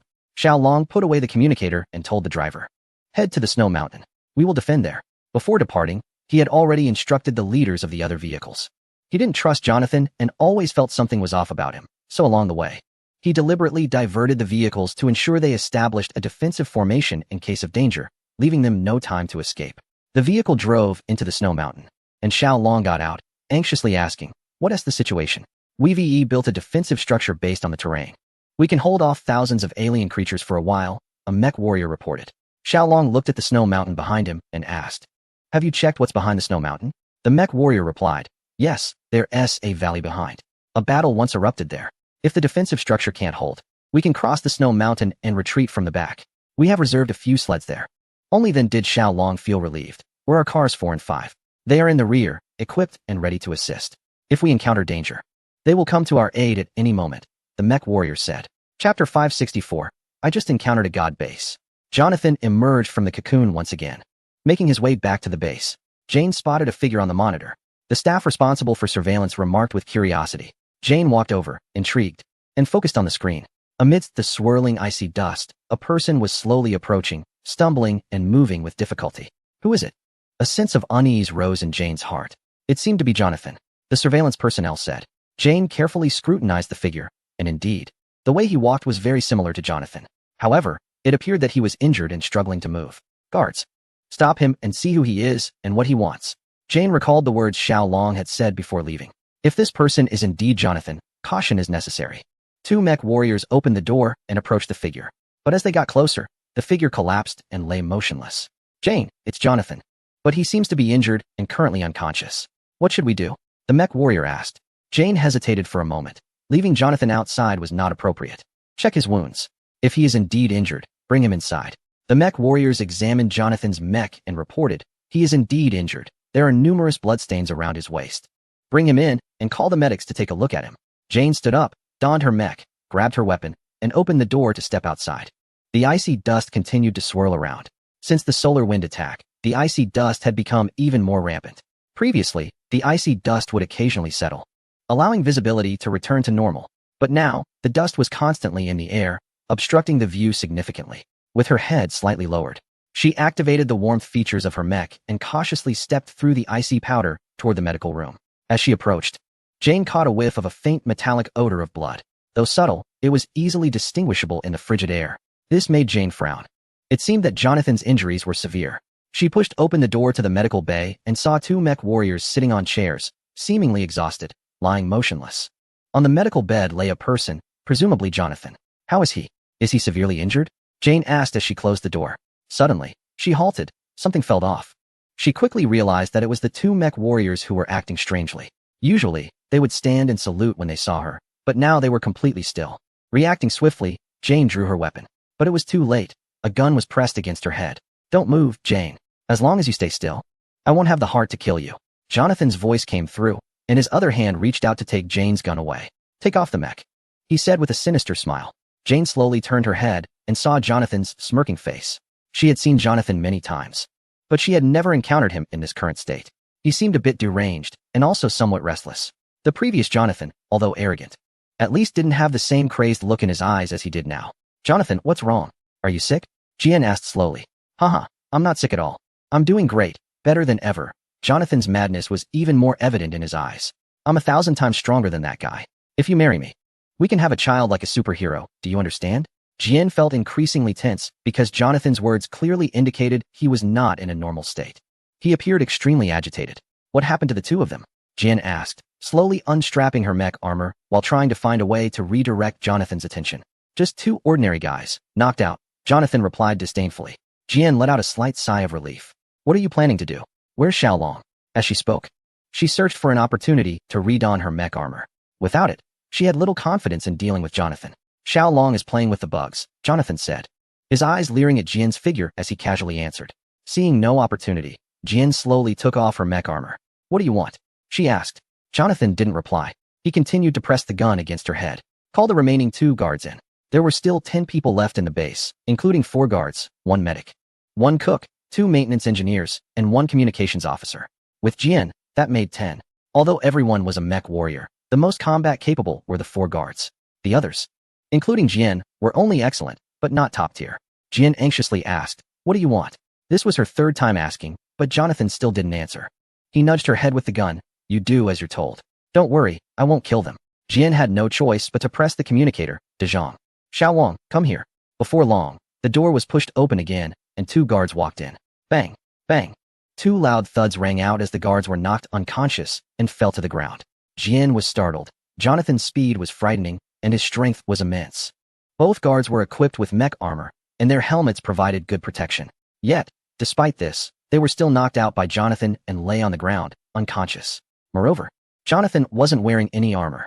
He had knocked out 2 mech warriors purely with his incredible physical strength, which was terrifyingly powerful. Jonathan tied Jian to a chair, opened the door, and walked out. Soon after, he returned, still not wearing any armor. He sat down in the chair opposite Jian, crossed his legs, and grinned wickedly. Now it's just the 2 of us left in the entire base. What on earth is wrong with you? Jian realized that Jonathan was no longer the same. He had clearly undergone some kind of change. I have never done this well before. Jonathan flexed his muscles, and I felt a surge of strength throughout my body. Jane suddenly thought of a possibility. Could it be that you were captured by the Titans? Jonathan paused for a moment, then burst into laughter. Captured? Of course not. I just encountered a god. A lofty god who granted me strength and showed me the way. Chapter 565. The Titans appeared. Jonathan reached out and lifted Jane's chin, You will join me in passing down the power of the gods through generations. We will be Adam and Eve. A new civilization for humanity will be born from our hands. Jane felt confused. However, she had no one to call for help. Everyone at the base was likely taken down by Jonathan, and no one could rescue her. The only one who could save herself was herself. Jonathan, can you please explain what happened? Jane forced herself to calm down and asked softly. The fervor in Jonathan's eyes surged again. Ha, fine, let me tell you. That day, I fell into an ice pit with those two annoying guys. We plummeted straight into the sea. The fervor in Jonathan's eyes didn't wane. I thought I was going to die. But then, a god saved me. It not only saved me, but also granted me strength, giving me a physique and abilities like a superhero. Jonathan picked up a nearby metal cup and squeezed it hard until it crumpled. See? This is my power. A god? What god? Jane was still confused. A god like a fish. That is the Titan civilization. They have the ability to alter genes and can make someone a god. They told me that as long as I convinced the leaders of humanity, I would become a prophet, become a god, the supreme god of humanity. Jonathan's eyes burned with fervor again. Jane's heart stirred slightly. Jonathan, who fell into the ice pit with you? What about them? They do not obey the will of the gods, so they only have one path, death. Jonathan stood up and began pacing back and forth in a somewhat frenzied manner. Do you know? I am now filled with strength. I no longer fear the cold. Here, I can move freely. No matter how cold it is, it won't affect me. Jonathan turned to look at Jane with a fierce expression. You will come with me. You are the best bait to lure Xiaozhong. Jonathan grabbed Jane and effortlessly lifted her up. He opened the door and was ready to walk out with her. Jane shouted, Jonathan, if we go out like this, I'll freeze to death. Jonathan frowned and thought for a moment, then walked over to Jane's mech, removed the weapons and communicator from it, and tossed them to her. Put on the mech, activate the heating device, and come with me. The alien creatures launched another attack, and a large number of flying beasts descended from the sky. They flew into the rear of the defensive works, dropped whatever they were holding in their claws, and turned to fly away again. In an instant, a large number of objects landed behind the defense line. These were small alien creatures never seen before, resembling frogs with disproportionately large bellies. As soon as this alien creature approached the mech warrior, it exploded, spraying a large pool of liquid that covered the area in slime. This slime had a pungent odor, and prolonged exposure could cause dizziness. Moreover, the slime was highly adhesive. Once it stuck, it would cling to the icy surface, hindering the movements of the mech warriors. Several drones got coated with it and were unable to take off. Among the swarm of flying creatures, there were also transparent flying organisms whose attacks were fierce and venomous, causing the mech warriors to panic and struggle to defend themselves. Xiaozhong furrowed his brow and shouted, Fall back to the second line of defense. Gao Xiaobing looked up and saw that Xiao Ling had just climbed to the highest peak, so he quickly said, Xiao Ling is still up there. Xiaozhong glanced at Xiao Ling and said, Xiao Ling, if you can call in the bombers, do it immediately. If you can't, climb over the ice mountain and escape from the other side. Gao Xiaobing paused and said, I'll go cover her. Xiaozhong nodded. Gao Xiaobing took out a climbing tool and began to ascend. Xiaozhong looked around. The situation was critical as the giant armored beasts and other alien creatures launched wave after wave of attacks. The flying creatures also made surprise attacks from the air. Without support from aerial bombers, they couldn't hold out much longer. Everyone, cover each other and enter the ice cave base. Xiaozhong shouted loudly. The mech warriors began to retreat in an orderly manner into the ice cave, leaving only the vehicle-mounted defense towers and tracked robots to hold the line. Without the protection of the mech warriors, the transport vehicles and tracked robots were quickly destroyed by the alien creatures, and a large number of them flooded into the valley. They quickly locked onto the direction of the ice cave and began their assault. However, the entrance of the ice cave was narrow, easy to defend but hard to attack. The valley was small, making it difficult for a large number of alien creatures to gather for an attack. They began to trample over each other, and some of the alien creatures that broke through the encirclement were shot down by powerful firepower before reaching the ice cave. The aerial advantage was also nullified. Below ground, due to the presence of low-frequency waves, the alien creatures could not approach either. The battle situation had reached a stalemate. Suddenly, a strange sound echoed, and the attacking alien creatures halted, starting to retreat and clear a path. What are they doing? Yang Tianxi, guarding the cave entrance, watched this scene outside with curiosity and surprise. The dense mass of alien creatures suddenly fell silent and made way for a passage, creating a very eerie scene. It looks like they are welcoming some important figure, Zhang Xiyuan remarked, piloting a drone to stealthily fly out of the ice cave to observe ahead. Oh, there really is some big figure coming out, Zhang Xiyuan said in shock, staring at the screen. Xiaozhong looked far ahead. The wind seemed to have calmed down, and the swirling ice dust had settled. Visibility had improved significantly. At the end of this passage, an object appeared, slowly moving towards them. Titanian. Zhang Xiyuan suddenly exclaimed. The object moving forward was very familiar to everyone. It was the shield of the Titan beings captured by humans 10 years ago. It glided over the ice like a fish, swaying gracefully, neither fast nor slow. It looked as if a fish was swimming on the ice, giving off a rather eerie feeling. Everyone knew that inside this shield was the essence of the Titan beings. However, no one had ever seen what this essence looked like. Some said it resembled a fish, others said a snake, some claimed it was liquid, and there were even those who described it as a body that resembled quicksand, shifting and unstable. The fish-like shield stopped 1,000 meters from the cave entrance, and a strange sound filled the air. Zhang Xiyuan was astonished and said, "Is it speaking?" This sound was quite rhythmic, clearly a form of communication. Zhang Xiyuan activated a translator, and soon a voice emerged from it. "Lowly Earthlings, lay down your weapons and accept the call of the divine. This is your only way out." "What should we do?" Yang Tianqi asked nervously. This was his first real encounter with the Titan beings, and it was also humanity's first genuine contact with them. Xiaozhong thought for a moment, then turned to Zhao Yiyang and said, "Bring me your extended sniper rifle." Zhao Yiyang was taken aback but did not argue. Instead, he handed the rifle to Xiaozhong.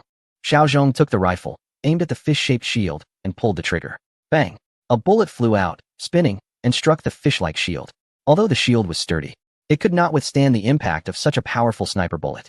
When the massive shield was blasted open, a large pool of liquid spilled out, but it quickly vaporized, rising into a cloud of white mist. Within the mist, part of a bluish-green object emerged alongside the liquid, hanging at the entrance of the cave. Before anyone could figure out what was happening, those alien beings suddenly seemed to lose control and launched another attack towards the cave entrance. What the hell? The Titan beings seemed to come for negotiations, and you just shot them? Is that appropriate? Yang Tianqi asked in surprise. Zhao Yiyang was also dumbfounded. I thought they were kings, but they were taken down in one shot. This is definitely bronze level. Zhang Xiyuan was even more astonished. Such a grand entrance, and they were done in less than 3 seconds. This is definitely not right.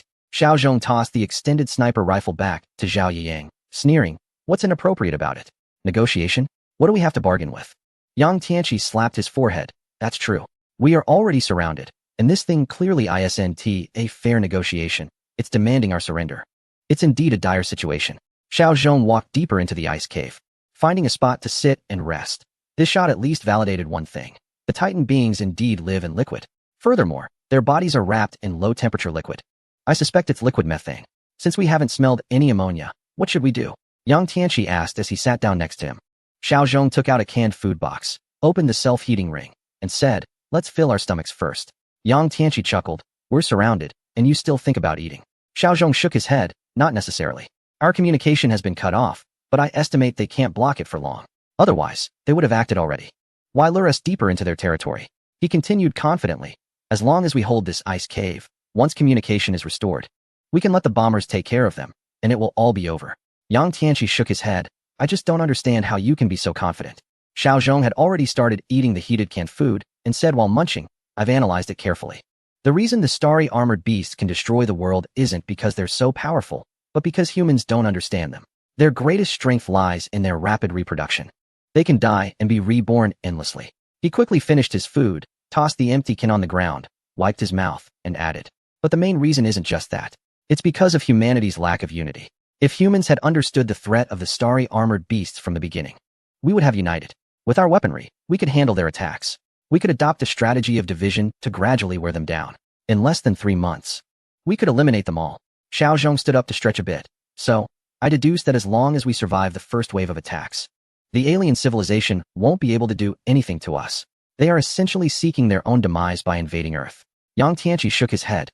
"But Earth has been turned into a semi-frozen planet, and our human population is less than 1/10,000th of what it was. Moreover, these alien creatures they've created are really annoying." Xiaozhong nodded. "Exactly. But that's because we were weakened during the first attack. If we had even 1 billion people surviving back then, the Titanians wouldn't have been able to do anything to us."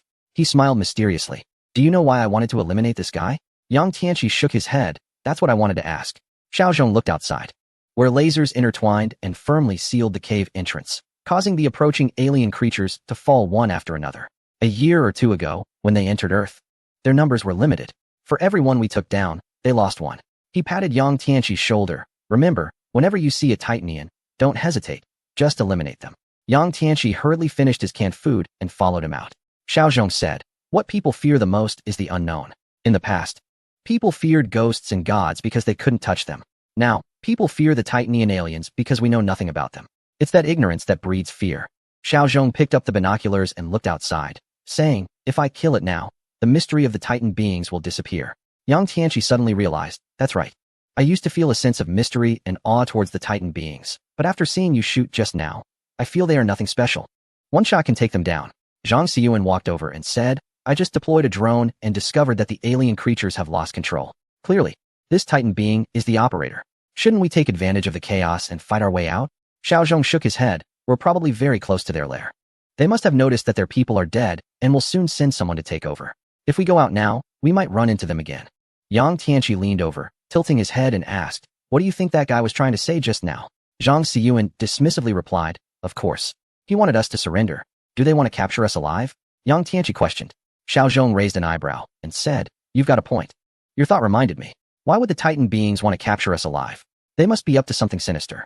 Xiao Zhong. A hurried voice called from the communicator. Have we made contact? Xiao Zhong quickly asked. We just managed to establish a broken connection, but the signal is very unstable. Making communication impossible, Xiao Ling replied. Xiao Zhong smiled slightly. It seems their interference ability has weakened. Let us continue to try and establish contact. Once we do, instruct them to start bombarding the valley. After turning off the communicator, Xiao Zhong glanced outside, and his expression darkened. Reinforcements have arrived. Indeed.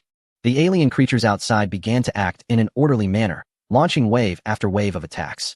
Yang Tianqi ignored the battle outside and pressed Xiao Zhong. What did you mean when you said you were reminded of something? Xiao Zhong replied. The Titan beings clearly cannot eliminate humanity through force. They will definitely find other ways to do so. What ways? Xiao Zhong shrugged. I'm not a Titan being. How would I know? Come on. Yang Tianqi shook his head. I thought you had a major discovery, but it's just that idea. Suddenly, a voice called from outside the cave. Humans, surrender now and you will be spared. The divine will grant you powers beyond nature. I give you 3 minutes to come out and embrace the divine. Xiao Zhong sneered. They even call themselves divine. Yang Tianqi looked worried. It seems they have mastered human language. Be confident, drop the seams. Can't you see they are speaking in human language? Zhao Yiyang chuckled. Xiao Zhong looked outside and said, Zhao Yiyang, see if you can find that guy's location and take another shot at him. Zhao Yiyang shook his head. I've looked around. There's no trace of him. Xiao Zhong turned to Zhang Xiyuan, who also shook his head. No sighting. The drone can't find any traces either. Then let us keep firing and ignore that guy, Xiao Zhong said. His confidence boosted everyone's morale, and the defensive firepower intensified once again. In the snowy mountain valley, after a fierce battle, the ground was littered with corpses. There are alien corpses everywhere. Captain Xiao Long looked at his defense line, which was in complete disarray. The defensive position, made up of 3 vehicles, had long been riddled with holes, and the defense towers had completely lost their effectiveness. If another wave of aliens came, they would have to retreat. Captain Xiao Long, should we cross the snow mountain and leave here? A mech warrior asked. Xiao Long nodded. He knew they could not hold this position any longer. But just as he stood up, he vaguely saw a shadow emerging from the ice dust in front of him, slowly approaching. The shadow resembled a human figure, and it looked like there were 2 of them. When the shadow fully emerged from the ice dust, Xiao Long recognized it was Jin and the recently vanished Chong Nason. Jin was in a mech suit, but all the weapons had been removed, leaving it as nothing more than a warm outfit. Chong Nason, who followed behind, wasn't he even wearing a mech suit? He was dressed in a warm outfit, walking in temperatures below -70 or 80 degrees, as if it didn't bother him at all. Jin, what is going on? Xiao Long immediately sensed something was off. Jin should not be here, especially not with Chong Nason. Jin didn't speak, only turned to glance behind her. The weapon in Chong Nason's hand was pressed against Jin's back. Xiao Long, I'll give you a chance. Surrender now, or I'll kill Jin. Jin, what happened? Xiao Long ignored Chong Nason and directly asked Jin. Jin shouted, Xiao Long, run. Chong Nason has been controlled by the aliens. Xiao Long was shocked and immediately turned to run, moving quickly and using both hands and feet to scale the snow mountain. The other mech warriors hesitated for a moment before quickly following, leaving a bewildered Chong Nason and a somewhat stunned Jin behind. Deep down, Jin still hoped Xiao Long would save her, but she knew she was being coerced by Chong Nason, and Xiao Long had little chance of rescuing her. However, she never expected Xiao Long would turn and flee. This baffled her. Come on, Xiao Long, are you even a man? Your brother's woman is in my hands. And you just run away? Chong Nason cursed angrily. But there was nothing he could do but watch as Xiao Long quickly climbed the snow mountain and disappeared from the other side. This is Xiao Zhong's real brother, huh? Humans are indeed no match for us. Chong Nason grabbed Jin and left in anger. On the other side of the snow mountain, the mech warriors following Xiao Long ran while asking, Captain Xiao, Why are we running? Xiao Long mounted the sled and turned to ask, what other choice do we have? The mech warrior was momentarily at a loss for words. Xiao Long spat in frustration. Chang Nason is clearly using Jian's life to threaten me. What can I do? Surrender? If I surrender, not only are we done for, but Jian wouldn't escape either. I can't just disregard Jian's life and go kill Chang Nason. How would I face my brother after that? So, my only option is to escape. The mech warrior hesitated and said, but what about Jian if we run? Xiao Long spat again and said, bah, I won't run away. I have no other choice. If I escape, at least I can find Xiao Zhong and let him think of a way to save Jian. Moreover, since Chang Nason's goal hasn't been achieved, he won't do anything to Jian. Jian can still be alive. A few people mounted the sled to search for vehicle number 5 and vehicle number 4. Xiao Long continued. Xiao Zhong must be in trouble. We need to inform him in advance that Chang Nason has been controlled by aliens. Otherwise, they will be in danger. The mech warriors thought for a moment and realized that although Xiao Long's decision was shameless, it was indeed the best choice. If they were really caught by Chang Nason, they wouldn't only fail to save Jian, but also lose several lives. They couldn't ignore Jian's safety and directly confront Chang Nason. That way, Xiao Long would never be able to see Xiao Zhong again and would be branded as someone who didn't save others in need. Running away would catch Chang Nason off guard instead. The mech warriors finally understood why Xiao Long was referred to as a tactical genius.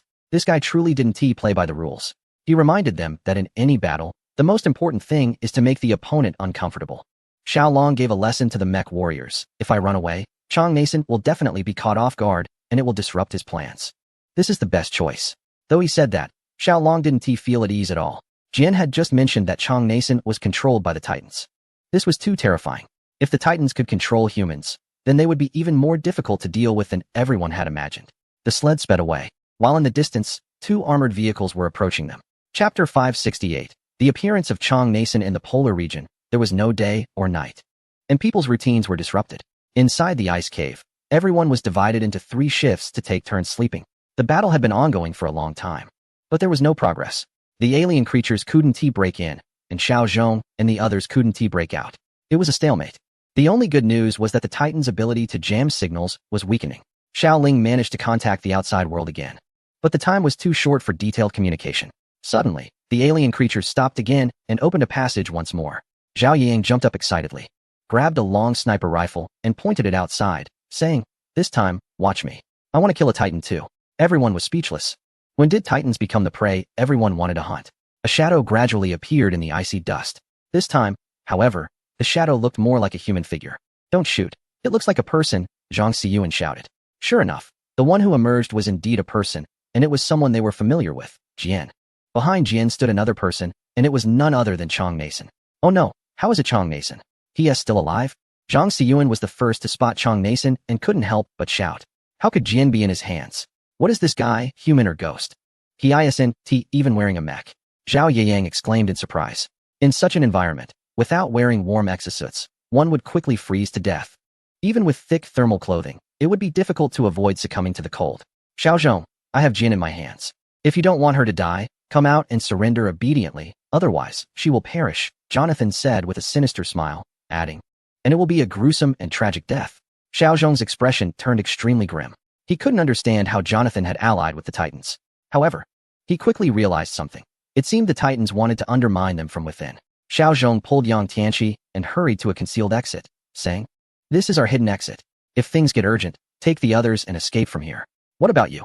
Yang Tianqi sensed a hint of unease. Xiao Zhong took a deep breath. I have a premonition. This is my fate. I must face it.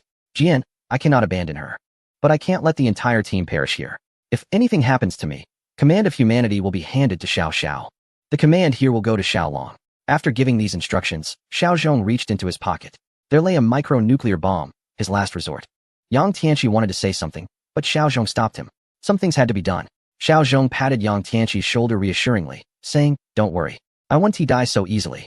If the Titans only wanted my life, they wouldn't need to use Jonathan to kidnap Jian. Xiao Zhong glanced outside. I feel like they want to discuss something with me. Xiao Zhong, I'll talk to them, Yang Tianqi said excitedly. Xiao Zhong shook his head. It's useless. Their target is me.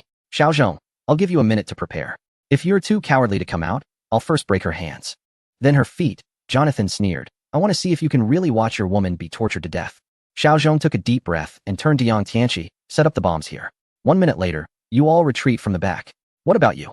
Everyone looked at Xiao Zhong in surprise. Xiao Zhong smiled slightly. I'll go meet the Titans. The others wanted to say something, but Xiao Zhong's expression darkened. Follow the orders.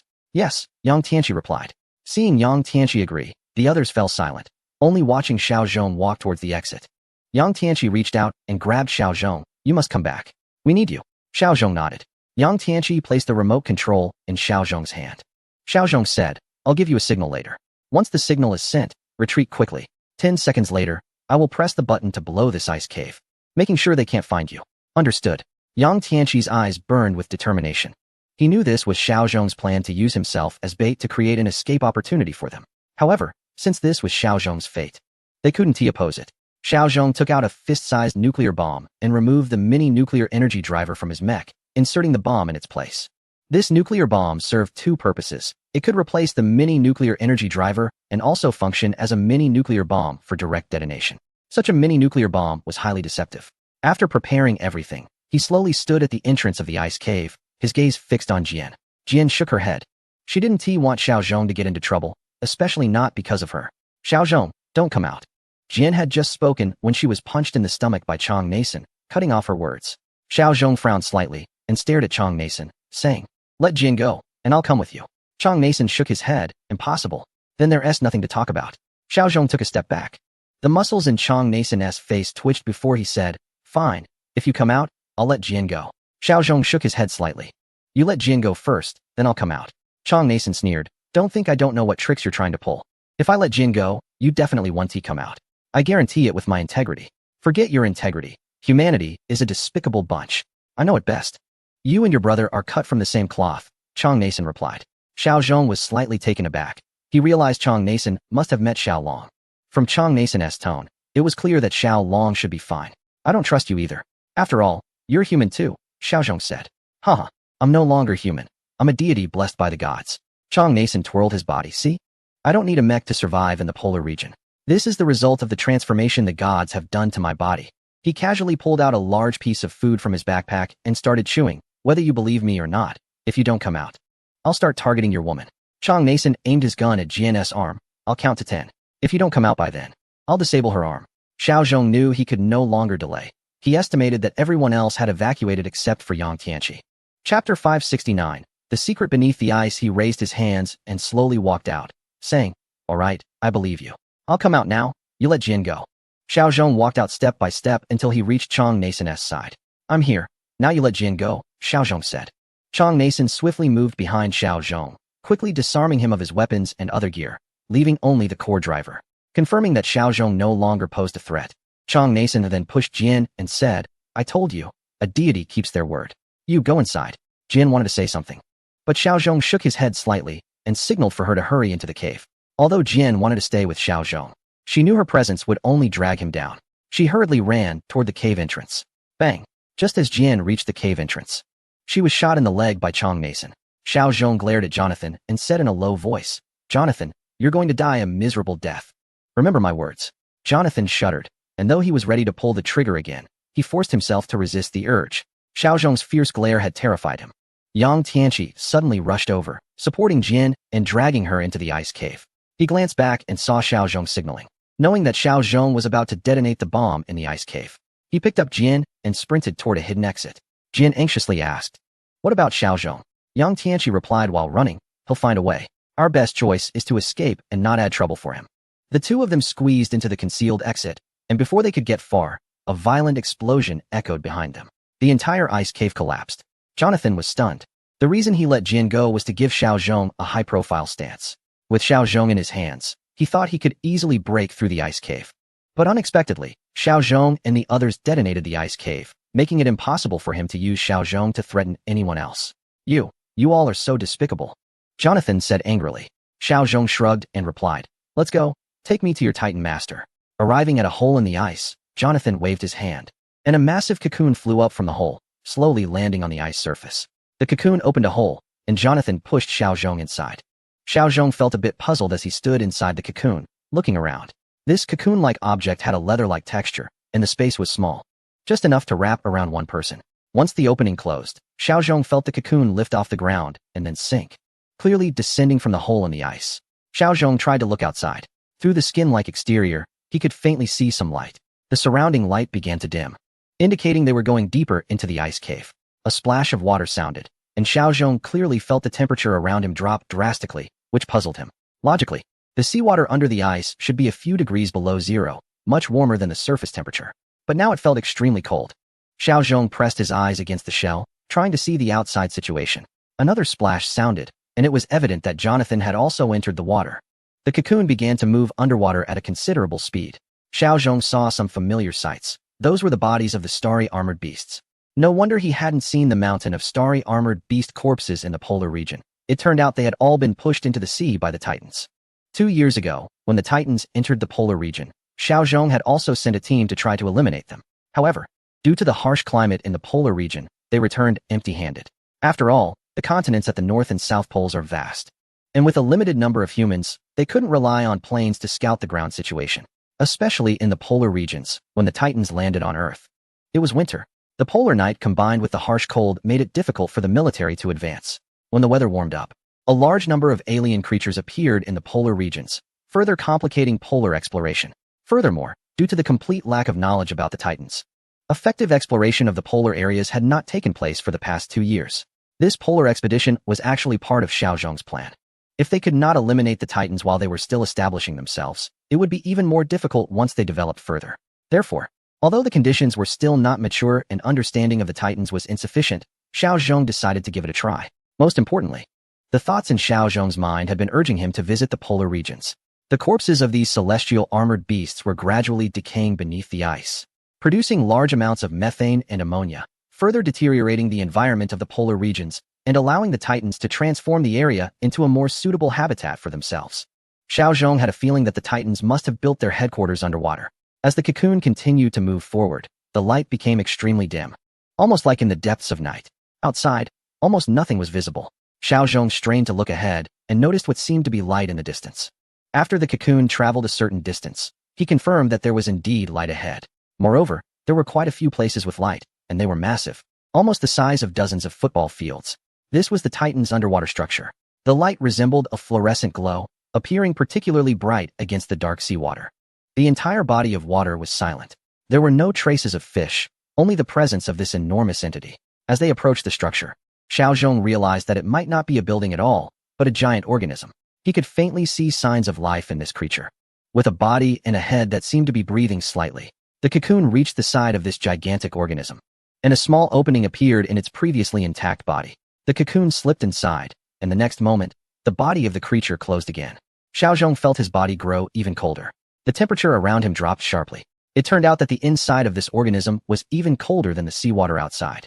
The cocoon's speed slowed down, and its outer shell began to become transparent, allowing him to clearly discern the outside situation. Outside was a liquid, a colorless and transparent liquid. There was light everywhere, not artificial light, but a biological light source. Chong Nason's cocoon arrived as well, and his cocoon was opened, revealing him standing in the liquid, seemingly unaffected. Xiao Zhong understood. After Chong Nason fell into the ice hole, he had been captured by the Titans. He must have made a deal with the Titans, allied with them, and had his body modified by them. However, it seemed that the modifications were not very successful. Chapter 570 Facing the Titans, Xiao Zhong observed that Jonathan had been eating nonstop along the way. It seemed he needed to consume a large amount of food to replenish his energy, rather than absorbing energy from the environment like some other creatures. God, Jonathan did not fail his mission. Suddenly, Jonathan knelt down and bowed his head in front of him.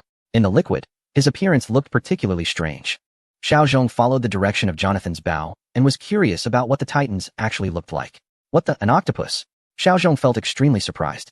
A creature with a very smooth exterior swam over. Its body glimmered with a blue light, resembling a hybrid of a human and an octopus. It had 6 appendages that looked like tentacles or limbs. 4 of the appendages supported its body on the ground like legs, while the other 2 hung in front, resembling arms. On top was its head. Clearly, they were not dressed, as a smooth body was more convenient, agile, and faster in the liquid. As for its head, it had ball-like eyes that resembled fish eyes. Since it didn't need to stay moist, there was no necessity for eyelids. The round eyes were very bulging. Where the nose would be, there were 2 holes, and its mouth looked quite unsettling, resembling a small opening filled with sharp teeth. Buzzing, the creature began to speak. But the words were incomprehensible. However, after being transmitted through the cocoon, Xiao Zhong could grasp the meaning. The Titan was inquiring about his identity. Xiao Zhong found it quite peculiar. It felt absurd, as if they were communicating through sign language despite not understanding a single word, yet still comprehending the other's intent. This sensation was fascinating. After thinking it through, he understood the principle behind it.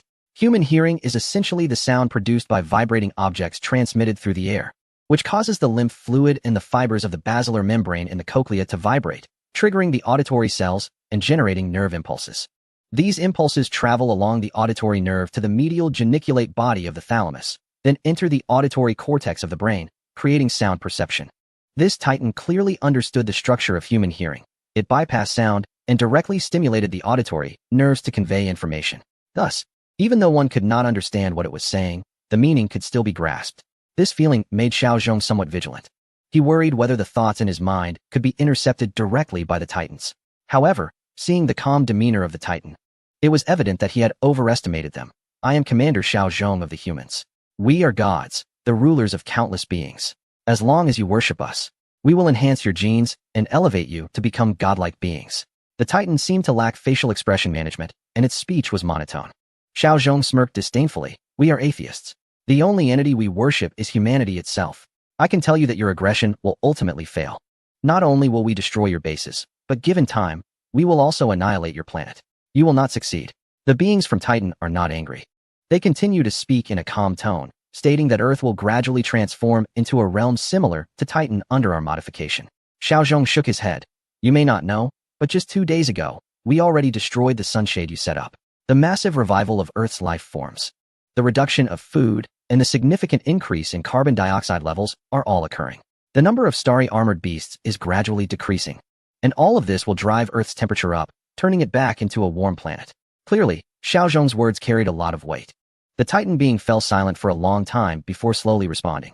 We can continue to produce sunshades. Our interstellar fleet is crossing the cosmos to provide reinforcement. We are developing upgraded biological forms of the starry armored beasts, and Earth's life forms will be destroyed again. Xiao Zhong shook his head again. Stop boasting. You are following a genetic modification route. Moreover, you are not modifying yourselves, but rather other life forms. You treat the modified organisms as your tools. This base, too, is a modified organism of yours. However, you have a fatal weakness that prevents you from surpassing technological civilization. In battles against technological civilizations, you will gradually fall behind and ultimately fail, Xiao Zhong stated. Xiao Zhong was not speaking empty words, nor trying to intimidate the Titan beings. What he said came from genuine thoughts.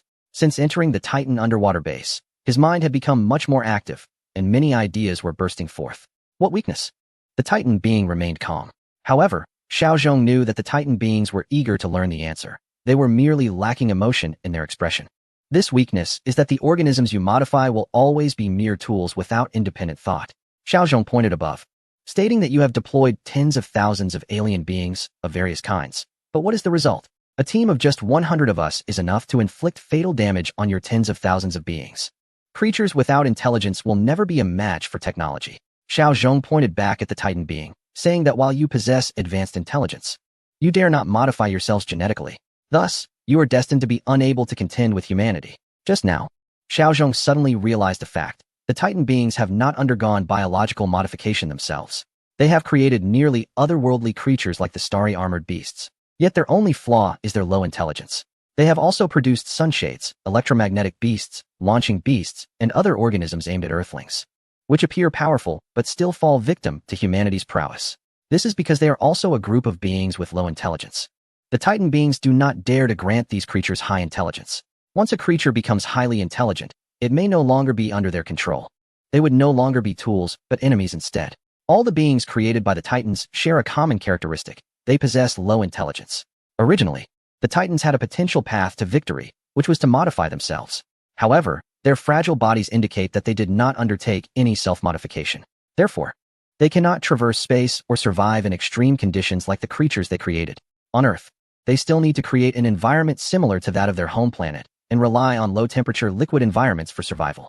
The reason is simple. They did not genetically modify themselves. As for why they did not modify their own genes, one can speculate that it relates to a fear of the unknown, a sentiment that also exists on Earth. Although humans may not match the Titans in genetic research, they have made some achievements, such as in cloning technology and genetic mapping.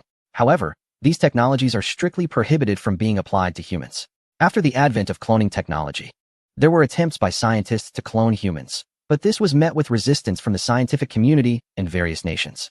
Cloning animals is permissible since they lack the same ethical issues as humans. However, cloning humans raises significant ethical concerns. The most critical aspect is the fear of the unknown that humans have regarding the direction of cloning technology. There is concern that the emergence of cloned individuals could lead to unforeseen risks. Thus, the Human Genome Declaration explicitly states that cloning technology should not be used to reproduce humans. Ultimately, it boils down to humanity's fear of uncertainty. Genetic modification is also explicitly banned. The birth of a pair of twins with altered DNA shocked nations worldwide, and the scientists involved were condemned by the global scientific community and stripped of their research credentials. The reason is the same: fear of the unknown. Once DNA modification becomes commonplace, what will the world look like, and what will become of humanity? Will mutants take over, and could humans inadvertently create their greatest enemies? Will modified humans completely replace normal individuals? Will they treat normal humans as slaves? Could humanity be exterminated by their own creations? No one knows, and no one dares to take such significant risks. If DNA modification leads to superhuman beings, where would that leave the rest of humanity? Such thoughts likely also occur to the Titans. They can genetically adjust alien creatures and create various aberrant beings. But they do not dare to bestow intelligence upon these creatures or modify themselves. Like humans, the Titans are also intelligent beings. Therefore, their thoughts and concerns may share commonalities with those of humans. Listening to Xiao Zhong's words, the Titan alien was clearly stunned. It stood there, hesitating to speak. Meanwhile, Jonathan looked on in astonishment. When he first encountered the Titan aliens, he immediately knelt down in submission. He remembered that the three of them had fallen into an ice pit, almost freezing to death, when three cocoon-like beings brought them here. It was this Titan alien that insisted he kneel and worship them as deities. The two stubborn individuals refused, and as a result, they were frozen to death by the Titan alien. It seemed that the Titan alien sensed the fear within him and chose to spare him. He then accepted the Titan alien's implantation of thoughts and underwent physical transformation. Now, he was powerful, unafraid of the cold, and able to thrive in a methane environment. The only drawback was his need for large amounts of food. However, Xiao Zhong managed to render the Titan alien speechless with just his words, which made Jonathan deeply aware of the gap between himself and Xiao Zhong, as well as the fear that emanated from Xiao Zhong. Kill him, divine being. He is the commander of humanity. If you kill him, humanity will collapse, Jonathan urged anxiously. The Titan alien remained silent, maintaining its stillness as if in deep thought. Another Titan alien approached, differing slightly from the previous one, being noticeably larger. Xiao Zhong deduced that this one was likely male, while the one that spoke to him was probably female. However, there was no way to distinguish them physically aside from size. The female Titan alien hurriedly communicated with the male Titan alien for a moment, and then the male Titan alien slowly turned its head towards Xiao Zhong, emitting a series of buzzing sounds. These sounds entered Xiao Zhong's mind, enabling him to understand the message. We can transform you humans, use you to defeat yourselves. And we have already done so. After saying this, both Titan aliens turned to look at Jonathan, who knelt down again, lowering his head. Clearly, he was in a state of complete submission to the Titan aliens. Xiao Zhong frowned. This was indeed a problem. Jonathan had evidently become a pawn of the Titan aliens. If they created more pawns like him to undermine humanity from within, humanity would be in real danger. Such is often the case in the world. A sturdy wall is usually breached from within before it falls. Traitors are more terrifying than any enemy. However, Xiao Zhong quickly realized that he did not need to worry too much. If you could easily conquer humanity, you would have done so already. Why wait until now? Xiao Zhong cast a disdainful glance at Jonathan. I remember there were 3 of us who fell together. Where are the other 2? Why haven't they been conquered by you? The Titan aliens fell silent. Jonathan also remained silent. Xiao Zhong continued, so? The only ones that can be conquered are the scum among us humans. And such people are, after all, a minority. Relying solely on a few traitors will not lead to the destruction of humanity. The 2 Titans exchanged glances and fell silent.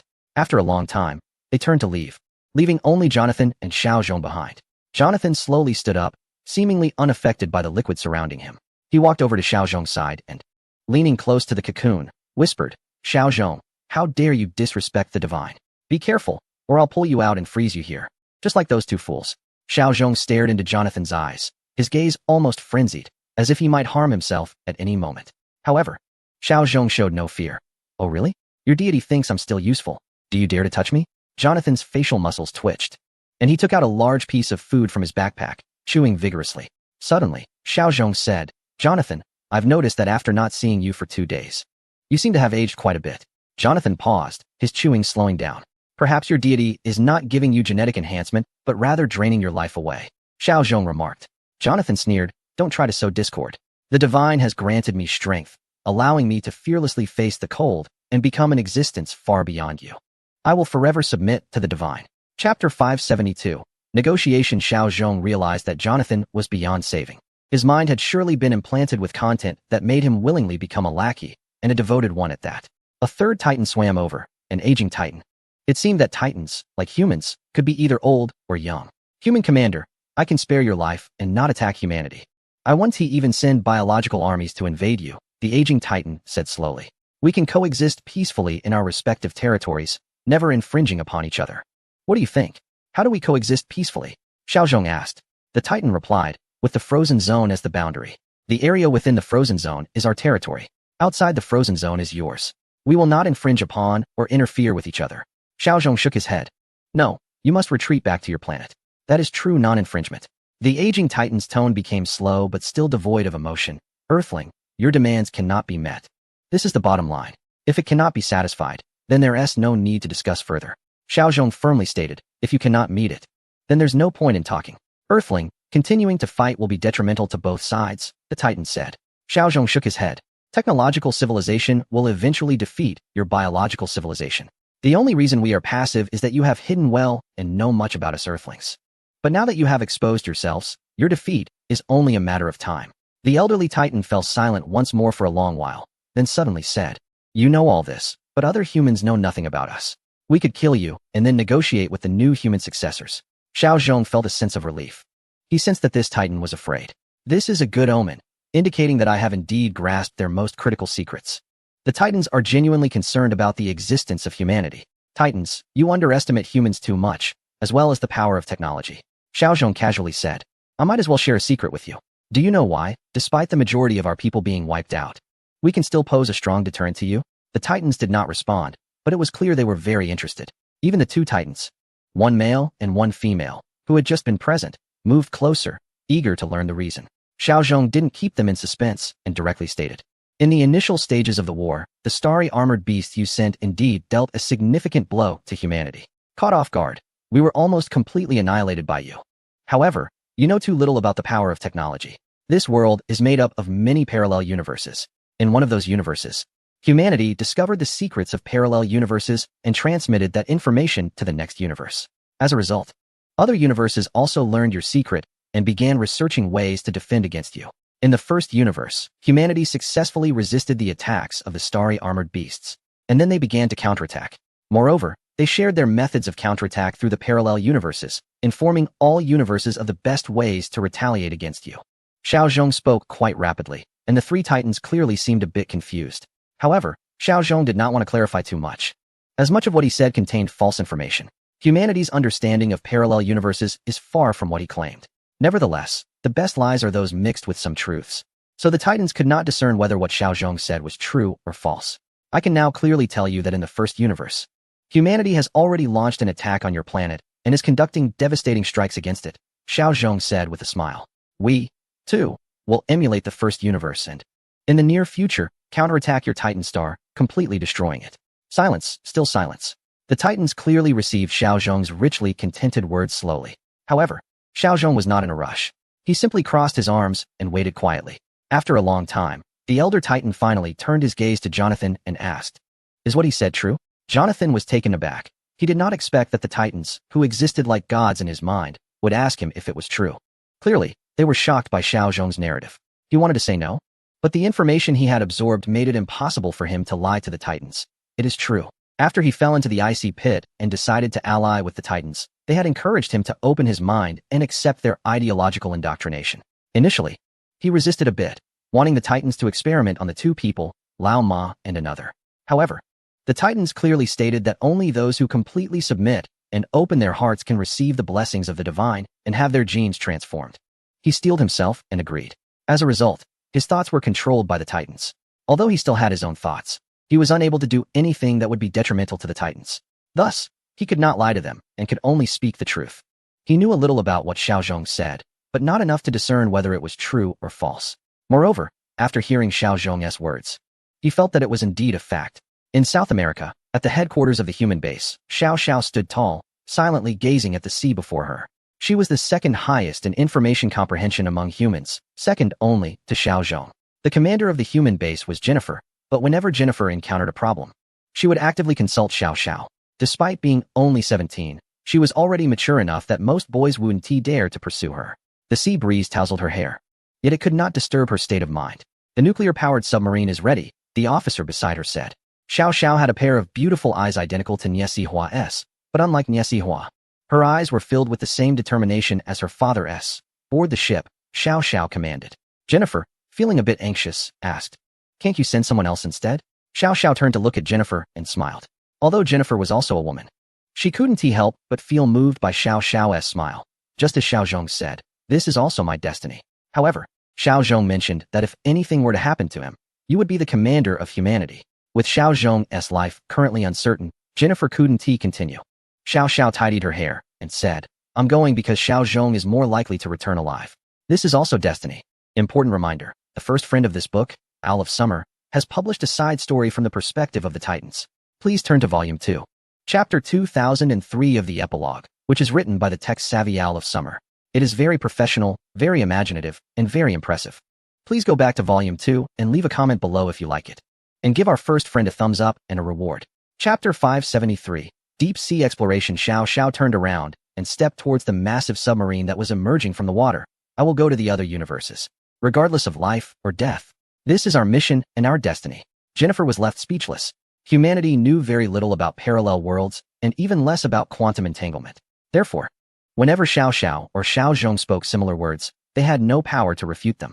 Upon entering the submarine, Xiao Xiao issued her first command, set off at full speed based on the last known location of Xiao Zhong's signal.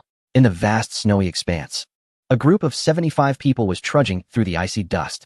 They were Yang Tianqi and Jian, who had just escaped from the ice cave. They lost all their vehicles and supplies, but each person had a makeshift sled on their mecha, even without transport vehicles. The supplies they each carried were enough to last for over 10 days. "Jian, I'll arrange for someone to take you back to the base. You're injured and need to recuperate," Yang Tianqi said as he braved the rising wind.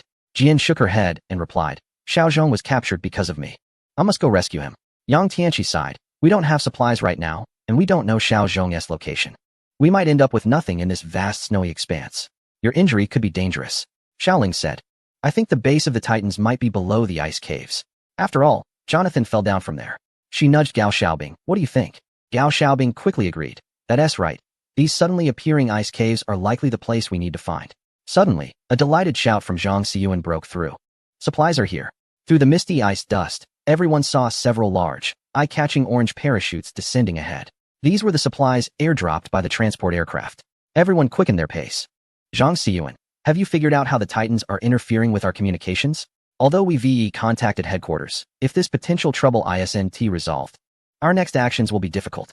With headquarters resources, support from high-altitude bombers, and continuous supplies from transport planes, we can continue fighting the Titans in this icy wilderness. So, if we can't break this interference, our operations will be very dangerous." Headquarters replied that the Titans control an alien organism that can absorb and devour solar winds. This organism receives a large amount of high-speed particle flows generated by solar winds on Earth, and then continuously releases them in specific locations, Zhang Xiyuan said. Yang Tianqi finally understood, so that's how it is. Ordinary solar winds don't pose a significant threat to us. Only solar storms of a certain scale can affect us. So, for now, they can't interfere with our signals. Zhang Xiyuan continued. The sleds quickly arrived at the orange supply drop point. Four large orange crates sat quietly on the snow, easily distinguishable despite the ice dust covering them. Zhang Xiyuan cut open the first crate, revealing a snow transport vehicle. Although it wasn't a heavy armored transport, it was a decent means of transport in the current environment. The second crate also contained a snow transport vehicle, filled to the brim with life-sustaining supplies. The third crate held a small deep-water detector.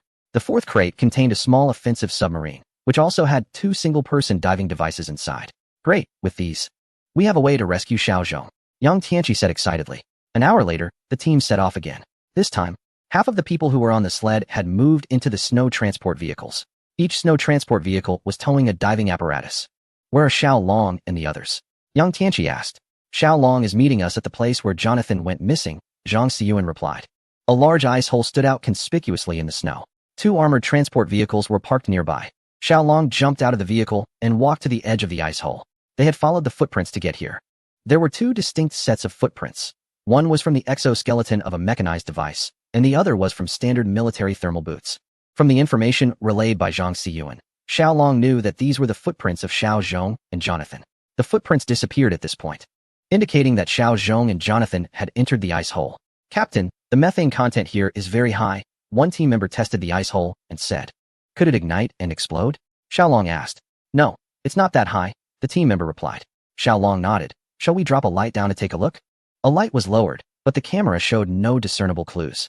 The seawater below seems problematic. The temperature is extremely low. It must have been specially treated. Otherwise, it would have frozen long ago, the team member said. Just as Xiao Long was about to say something, he heard the sound of engines in the distance. Looks like Yang Tianqi and Jian are here. Soon, two light transport vehicles arrived. Yang Tianqi and Xiao Ling got out and greeted Xiao Long. "How's it going? Any discoveries?" Xiao Long shrugged. "We just got here. The seawater here is quite strange. Very cold. I wonder how our deep-sea detector will hold up in such low temperatures." Yang Tianqi shook his head. "I don't know. We'll have to try it out." The deep-sea detector was slowly lowered into the ice hole. Xiao Long and the others climbed into the armored transport vehicle to watch the images transmitted back by the detector. Wow, seawater at -80 or 90 degrees Celsius isn't freezing. That's a bit eerie, Xiao Long remarked as he looked at the various data sent back by the deep-sea detector. This should be mixed seawater. It's not the seawater we normally recognize. It might not even be seawater, but some other liquid. Once the detector collects samples, we will know what's going on, Xiaoling said. Look, the bodies of the starry armored beasts are all piled up here. The changes in the seawater should be related to these bodies, Zhang Xiyuan pointed out, noticing the indistinct shadows in the images. Without even looking closely, it was clear that these shadows were the bodies of the starry armored beasts. Moreover, the seabed was nearly covered with such bodies. Let's zoom out a bit and see what else is down there. Where exactly is the Titan's lair? Xiao Long suggested. Suddenly, a dark shadow streaked past and violently struck the deep-sea detector. What the heck is that? Zhang Xiyuan quickly maneuvered the deep-sea detector to evade. High-energy reminder. The next chapter will be the second conclusion of this book. This book consists of 5 volumes. The first, third, and fifth volumes are the main text. The second volume contains an alternate ending and a perspective ending from a reader's Titan alien viewpoint, and the fourth volume is the second ending. Due to formatting issues, some sections may cause confusion, so please select chapters when reading to avoid affecting the overall reading experience. Thank you. Chapter 4001. The Maya Prophecy. This is the second branch ending of the book, continuing from chapter 451. Many readers often criticize that a book they are following suddenly gets abandoned or ends poorly. This book offers 3 endings, along with a continuation from a reader's perspective titled Owl's Summer from Titan Aliens, totaling 4 endings to enhance the reading experience and allow everyone to choose their favorite ending. Additionally, the first ending is still ongoing, with content about the Titan aliens counterattack, so those interested are encouraged to continue following the updates. And please give me a nudge for more updates. Thank you. Qian Linsen said, "We have checked the signals received from Bristol Star again. Our space receiver picked up the same signal from Earth before receiving the signal from Bristol Star. Based on the timing, it coincides perfectly with the signal from Earth being relayed through the moon, reaching Bristol Star, and then returning to Earth." Xiao Yi was startled. "Are you saying the signal came from Earth? Our enemies also come from Earth?" Qian Linsen replied. "A historian and archaeologist has discovered a clue and may have found the origin of the starry sky armored beast." Qian Linsen pointed to a bespectacled man beside him. "This is Dr. Jin Hongyi." The bespectacled man stood up, politely adjusted his glasses, and nodded at Xiao Yi. Xiao Yi slightly nodded and said, "Dr. Jin, please feel free to share your thoughts." Dr. Jin adjusted his glasses again. "I have been continuing my archaeological research. My focus is primarily on the civilizations of ancient humans on Earth. However, due to the starry sky armored beasts, I am unable to reach the research sites in person. Nonetheless, I have been closely monitoring images of ancient civilization relics sent by reconnaissance drones to assess the extent of damage to these ancient relics amid the tide of the starry sky armored beasts. Dr. Jean has the same habit as other scholars, which is to like clarifying the background of events. Xiao Yi, having dealt with scientists for a while, understood their habits and listened attentively. Although the starry sky armored beasts erupted in large numbers, they did not cause significant damage to these relics, and in fact, there was no damage at all. The most peculiar point is that I traced back through past satellite images before the outbreak of the starry sky armored beasts and discovered that there were several places where the starry sky armored beasts had never entered. Dr. Jean stated. "Which places?" someone asked. Dr. Jean displayed a photo taken during the migration of the starry sky armored beasts. When these beasts migrated, they clearly avoided walking around an ancient structure, as if there was something preventing them from entering. This is quite strange. as it can be observed from the migration routes of the starry sky armored beasts elsewhere that their migration resembles a tide, surging across the mountains and fields. This indicates that there is something in this ancient structure that restricts the entry of the celestial armored beast. Moreover, I compared the contents of the photos before and after, and found that this architectural complex has undergone significant changes compared to the time before the outbreak of the celestial armored beast. Jin Hongyi pulled up 2 more photos. These are pictures from the same location, but it's clear that there are notable differences between the two. Although the photos are not particularly clear, it is evident that the ancient structure seems to have changed, as if certain buildings were moved by human intervention. What is this place? Xiaoyi asked.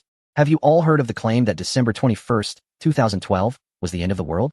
Jin Hongyi did not answer Xiaoyi's question directly, but instead posed another question.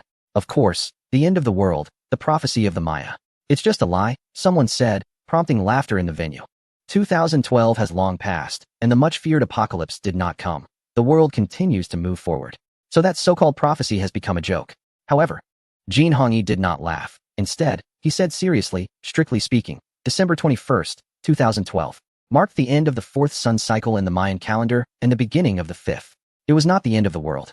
The so-called end of the world was a misinterpretation by some prophets, compounded by intentional media and entertainment industry promotion, leading to the apocalypse narrative. Xiao Yi found Jin Hongyi's lengthy explanation somewhat amusing. Is this photo of an ancient site from the Mayan civilization? Jin Hongyi nodded. Yes, but don't rush to interrupt me. Let me explain it fully. Otherwise, you might not understand the connection between the celestial armored beast and Mayan culture. Xiao Yi and Qian Linsen exchanged glances. Qian Linsen shrugged, indicating he was already familiar with Jin Hongyi's scholarly demeanor. Jin Hongyi continued. In the Mayan calendar, there have been 4 sun cycles, representing the alternation of old and new eras. Each time there is a transition between sun cycles, significant turning points occur, and an important civilization is destroyed and replaced by another. This is the essence of the Mayan prophecy. At the end of the 1st sun cycle, during this transition, glaciers melted, causing a great flood, which is recorded in history as the era of Noah's Ark and to use flood control. The death toll from that flood is unclear, but it was definitely substantial. This transition also saw a change in civilization, with the ancient, primitive Western civilization being replaced by the new Western civilization that embraced Christianity. At the end of the 2nd sun cycle, during this transitional era, ancient civilizations represented by Sumer and Egypt were conquered by the Roman Empire, leading to the disappearance of ancient civilizations and the rise of Western civilization, marking another civilization transition. At the end of the 3rd sun cycle, this was the era when the Mayan civilization was destroyed by Western civilization, which then entered its prosperous period. At the end of the 4th sun cycle, which is now, Jin Hongyi stated, you can see that it does not specifically point to a particular day when a civilization transition will occur, but rather indicates that significant transitional events will happen during the period surrounding the transition. The starry armored beast marks the present moment of a great upheaval, an era where new civilizations replace old ones. Jin Hongyi slammed his hand on the table. This is the truth behind the prophecy of the end of the world. Qian Linsen murmured. Could it be that the artificially created starry armored beast is replacing humanity, forming a new civilization? Jin Hongyi waved his hand. No. Just like the Great Flood during the transition from the 1st solar era to the 2nd solar era, the Great Plague during the transition from the 2nd to the 3rd, and the Great Drought during the transition from the 3rd to the 4th, the outbreak of the starry armored beast is merely a tool for the shift of civilizations. The Great Flood, the Great Plague, the Great Drought, and the starry armored beast are all tools for civilization transitions. The more Jin Hongyi spoke, the more excited he became. But through these transitions, our civilization has survived. Therefore, I believe that this time, our civilization will endure as well. Xiaoyi shook his head slightly. Your statement confuses me. So, who is the true mastermind behind the starry armored beast? Moreover, from what you said, it seems that the Great Flood, the Great Plague, the Great Drought, and the starry armored beast all have the same master. What kind of entity can survive for such a long time, remaining hidden and undetected, yet possess such remarkable powers to control floods, droughts, plagues, and reptiles? Jin Hongyi paused for a moment and said, our understanding of Maya culture is still quite superficial. However, the Maya prophecy aligns closely with this outbreak of the starry armored beast, which cannot be ignored. Xiaoyi nodded, understood. To clarify this, I think the best approach is to visit the Maya cultural ruins and see what exactly the starry armored beast is deliberately avoiding in this area. Xiao Yi turned to Luo Yaoyong. Prepare a strike team, take a few scientists, and let us go. Xiao Yi turned to Jin Hongyi. Where is this place? The Yucatan Peninsula, the site of the Maya ruins, Jin Hongyi replied. All right, Let us go to the Yucatan Peninsula and find out why the starry armored beast is deliberately avoiding this area, Xiaoyi said. Yes. I will arrange for elite personnel to go immediately, Luo Yaoyong said. Qian Linson added. And why does this entity want to destroy these civilizations? What have they done to provoke it? Jin Hongyi adjusted his glasses. As of now, I only have this one guess. I don't know anything else. Yucatan Peninsula. A mech team was advancing through the dense forest. The team was small, consisting of only 20 to 30 members, including a local guide who had fled to our country. This middle-aged man of Mexican descent walked at the front. His name was Santos, and he was from the Yucatan Peninsula. It's really quiet and eerie. Santos murmured as he walked. Jin Hongyi was also in the team. He was filled with eagerness for this exploration. At the command center, Xiao Yi was discussing with Qian Linson and others. Personally, I feel this explanation is too mystical. If it really pertains to the Maya prophecy, who created this prophecy? And on what basis was it made? Yi Wanqing, the leader of the Qiangzi team, said. Astronomer Luo Tingbing said somewhat dejectedly. The possibility of extraterrestrial civilizations has been ruled out. I feel lost. Qian Linson picked up his teacup, took a sip, and smiled at Luo Tingbing, saying, Isn't there a saying that the Maya civilization is a branch of extraterrestrial civilization on Earth? So they could also be extraterrestrial. You still have a place to contribute. Xiaoyi stood up and paced back and forth for a while before saying, Do you think the Great Flood, the Great Plague, and the Great Drought, along with the celestial beasts, are all from the same behind-the-scenes operator? Philosopher Yang Xuelin raised his hand, and everyone turned their attention to him. He said somewhat awkwardly, I can't provide an answer, but I have a new perspective. If Jin Hongyi's statement is correct, and the prophecies of the Maya civilization are indeed accurate, then one question arises. This indicates that civilizations are being manipulated. They are controlled by a mysterious force. Then, I extend another new question. Why are these civilizations being destroyed? What did their existence touch in this operator? Seeing everyone deep in thought, Yang Xuelin continued, in life, as well as in philosophy, there is a very important basic principle. Nothing happens without a reason. Every occurrence has a cause. There is no love without reason, and no hatred without reason, right? Yi Wanqing gently covered her mouth and smiled. The others chuckled lightly. Nie Xihua hurriedly walked in and said urgently, the exploration team has lost contact. Xiaoyi suddenly stood up, and the others followed suit, asking, what happened? Were they attacked by celestial beasts? Yi Wanqing also asked anxiously. Nie Xihua shook his head, no? All the equipment suddenly lost contact. Our reconnaissance aircraft also sees no signs. They seem to have vanished. Everyone looked at each other. Send another rescue team. Luo Yaoyong quickly issued a new order. A week later, 2 amphibious aircraft landed at the airport, and the exhausted archaeologist Jin Hongyi hurriedly disembarked, without taking a break. He went straight to the command center. Xiao Yi and a group of scientists had been waiting in the conference room. Seeing Jin Hongyi's weary expression, Xiao Yi said, Why don't you rest before reporting? Jin Hongyi waved his hand. No, if I don't report, I won't be able to sleep. And I guess you won't be able to either. The crowd erupted in a wave of good-natured laughter. Once the laughter quieted down, Xiao Yi leaned to the side and asked, What happened that led to your loss of contact? Jin Hongyi took a big gulp of water and said, After we entered the Maya ruins, we discovered a cave that had never been opened before. These caves had never been found previously. However, they are not natural caves. They are man-made because there are stairs and signs of excavation. Jin Hongyi's account captured everyone's attention, and Yi Wanqing asked, Do you have photos? Jin Hongyi shook his head. It's a strange place. Any electronic device entering this cave will fail, which is also the reason for our loss of contact. Most importantly, I felt that I had only been inside for a few hours, but when the rescue team found us, they said we had been missing for over 3 days. There were about a dozen of us who entered together, and everyone thought only a few hours had passed. However, when we finally came out, we realized that several days had indeed gone by. Jin Hongyi shook his head in confusion. Everything felt so strange. An assistant beside him said, moreover, while we were in the cave, we didn't feel sleepy at all. Yet as soon as we came out, we felt extremely tired, as if we hadn't slept for 3 days and 3 nights. The scientist fell into deep thought. Xiao Yi was the first to regain his composure and asked, What did you find in the cave? Jin Hongyi took another sip of water, paused, and continued. There wasn't anything particularly special in the cave. The only discovery was the murals on the rock walls. He took out a piece of paper from his backpack and distributed it to everyone, saying, This is my copy of the murals. Take a look. Xiao Yi took a look at one of the papers and showed a strange expression. He glanced at Yi Wanqing and Qian Linson, who also had peculiar expressions. Looking at the others, they were all staring blankly at the papers in their hands. It was only then that the slow-witted Jin Hongyi noticed the expressions of the crowd and asked curiously, What's wrong? Aren't you shocked by the content of the murals? Everyone shook their heads slightly. Jin Hongyi took the paper Xiao Yi handed him, looked at it, and was immediately astonished. What does this mean? It looks like a child's doodle. He couldn't believe it and grabbed each person's paper, discovering that they were indeed all child's level doodles. Xiaoli, who has touched these papers? Could someone have swapped them with me? Jin Hongyi turned to his assistant. The assistant, somewhat frustrated, replied, Professor, you've treated these drawings as treasures. You've always kept them to yourself. We weren't even allowed to look at them. Moreover, the assistant picked up one piece of paper, pointing to a signature at the bottom, and said, This is your signature, Professor. Jin Hongyi sat down with a thud and wiped the sweat from his forehead. This is too bizarre. It's definitely my handwriting. But this is clearly not what I copied. Xiaoli pondered for a moment and asked, Professor Jin, do you remember the content of the murals? Can you recreate it for us? Jin Hongyi pulled out a handkerchief to wipe the sweat from his forehead. I remember. Come, give me some paper and a pen. I'll try to recreate it from memory. Xiaoli turned to his assistant. Xiaoli, you've seen the murals too, right? You should recreate it as well.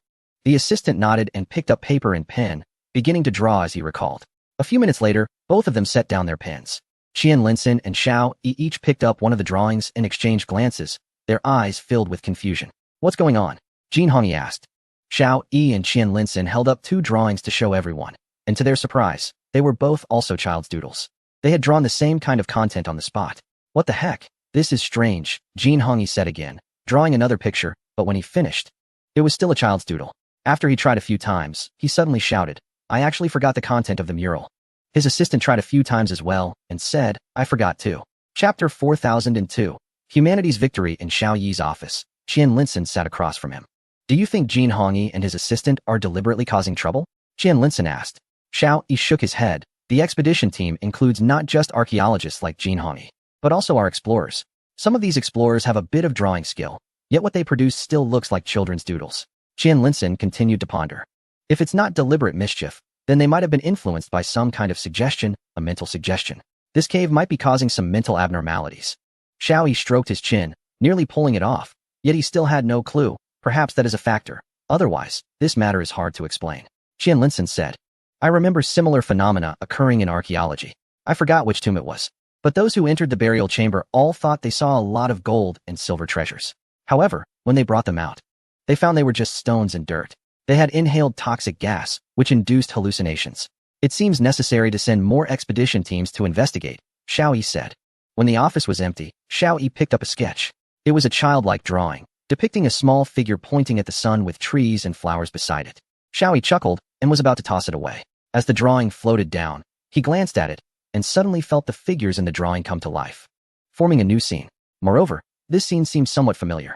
Xiao Yi's heart stirred as he flipped through all the sketches, pasting them on the wall until the entire office was covered. After some adjustments, he began to observe quietly. This was not an ordinary drawing. It was, in fact, a historical map. It began with the outbreak of the Starry Sky armored beasts spreading globally. Eventually, the beasts accumulated beneath the Iron City walls, where a leader commanded humanity to resist the beasts' attacks. In the next scene, the leader held an object, causing the beasts to fall one after another. The final scene depicted the leader entering a cave, seemingly surrounded by holy light. A series of knocks on the door startled Xiao Yi. Come in. The door opened, revealing Nie Sihua's striking face. She walked in, astonished to see the walls covered with Professor Jin Hongyi's sketches. Xiao Yi, what are you doing?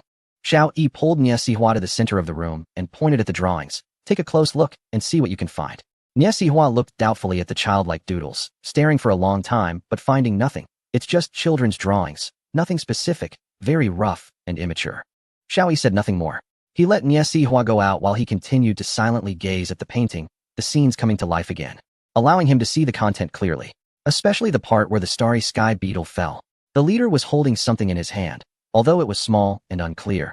Xiao Yi felt an odd familiarity, as if he had seen it somewhere before. Xiao Yi then called for Qian Linsun and Yi Wanqing, even summoning Professor Jin Hongyi, who had just gone to bed. He asked them to take another look at the painting, but they still could not make sense of it. Unwilling to give up, Xiao Yi asked, Professor Jin, do you remember what the painting depicted? Jin Hongyi replied, my memory is quite vague now, but I vaguely recall it being a mural of the daily activities of the Mayans. Some elements seem very familiar, like things from our era. Xiao Yi fell silent, realizing that, much like the transmitted information, only he could receive these signals. This left him with some doubts. Why was it that only he could grasp the information? Why was the content of the mural visible only to him? Everything felt strange. As Xiao Yi pondered, he wandered through the command center. Unconsciously, he found himself in the laboratory of the biological research team. The people in the lab were diligently studying.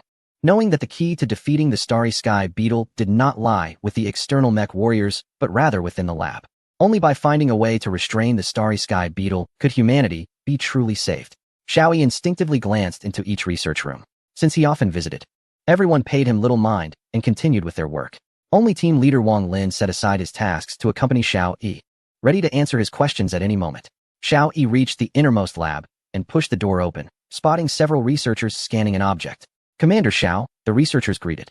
Xiao Yi didn't respond. His attention was drawn to the object they were studying. He recalled that the familiar item in the painting was indeed what they were examining. It was the head of a mother worm found in the Bay of Bengal. Seeing Xiao Yi staring intently, Wang Lin quickly explained, "We are still conducting genetic research on the head, but we haven't made any breakthroughs yet." Xiao Yi approached the detection equipment, and Wang Lin continued, "This is an ultrasound device. We are studying its cranial structure." Xiao Yi asked, "Is there anything special?"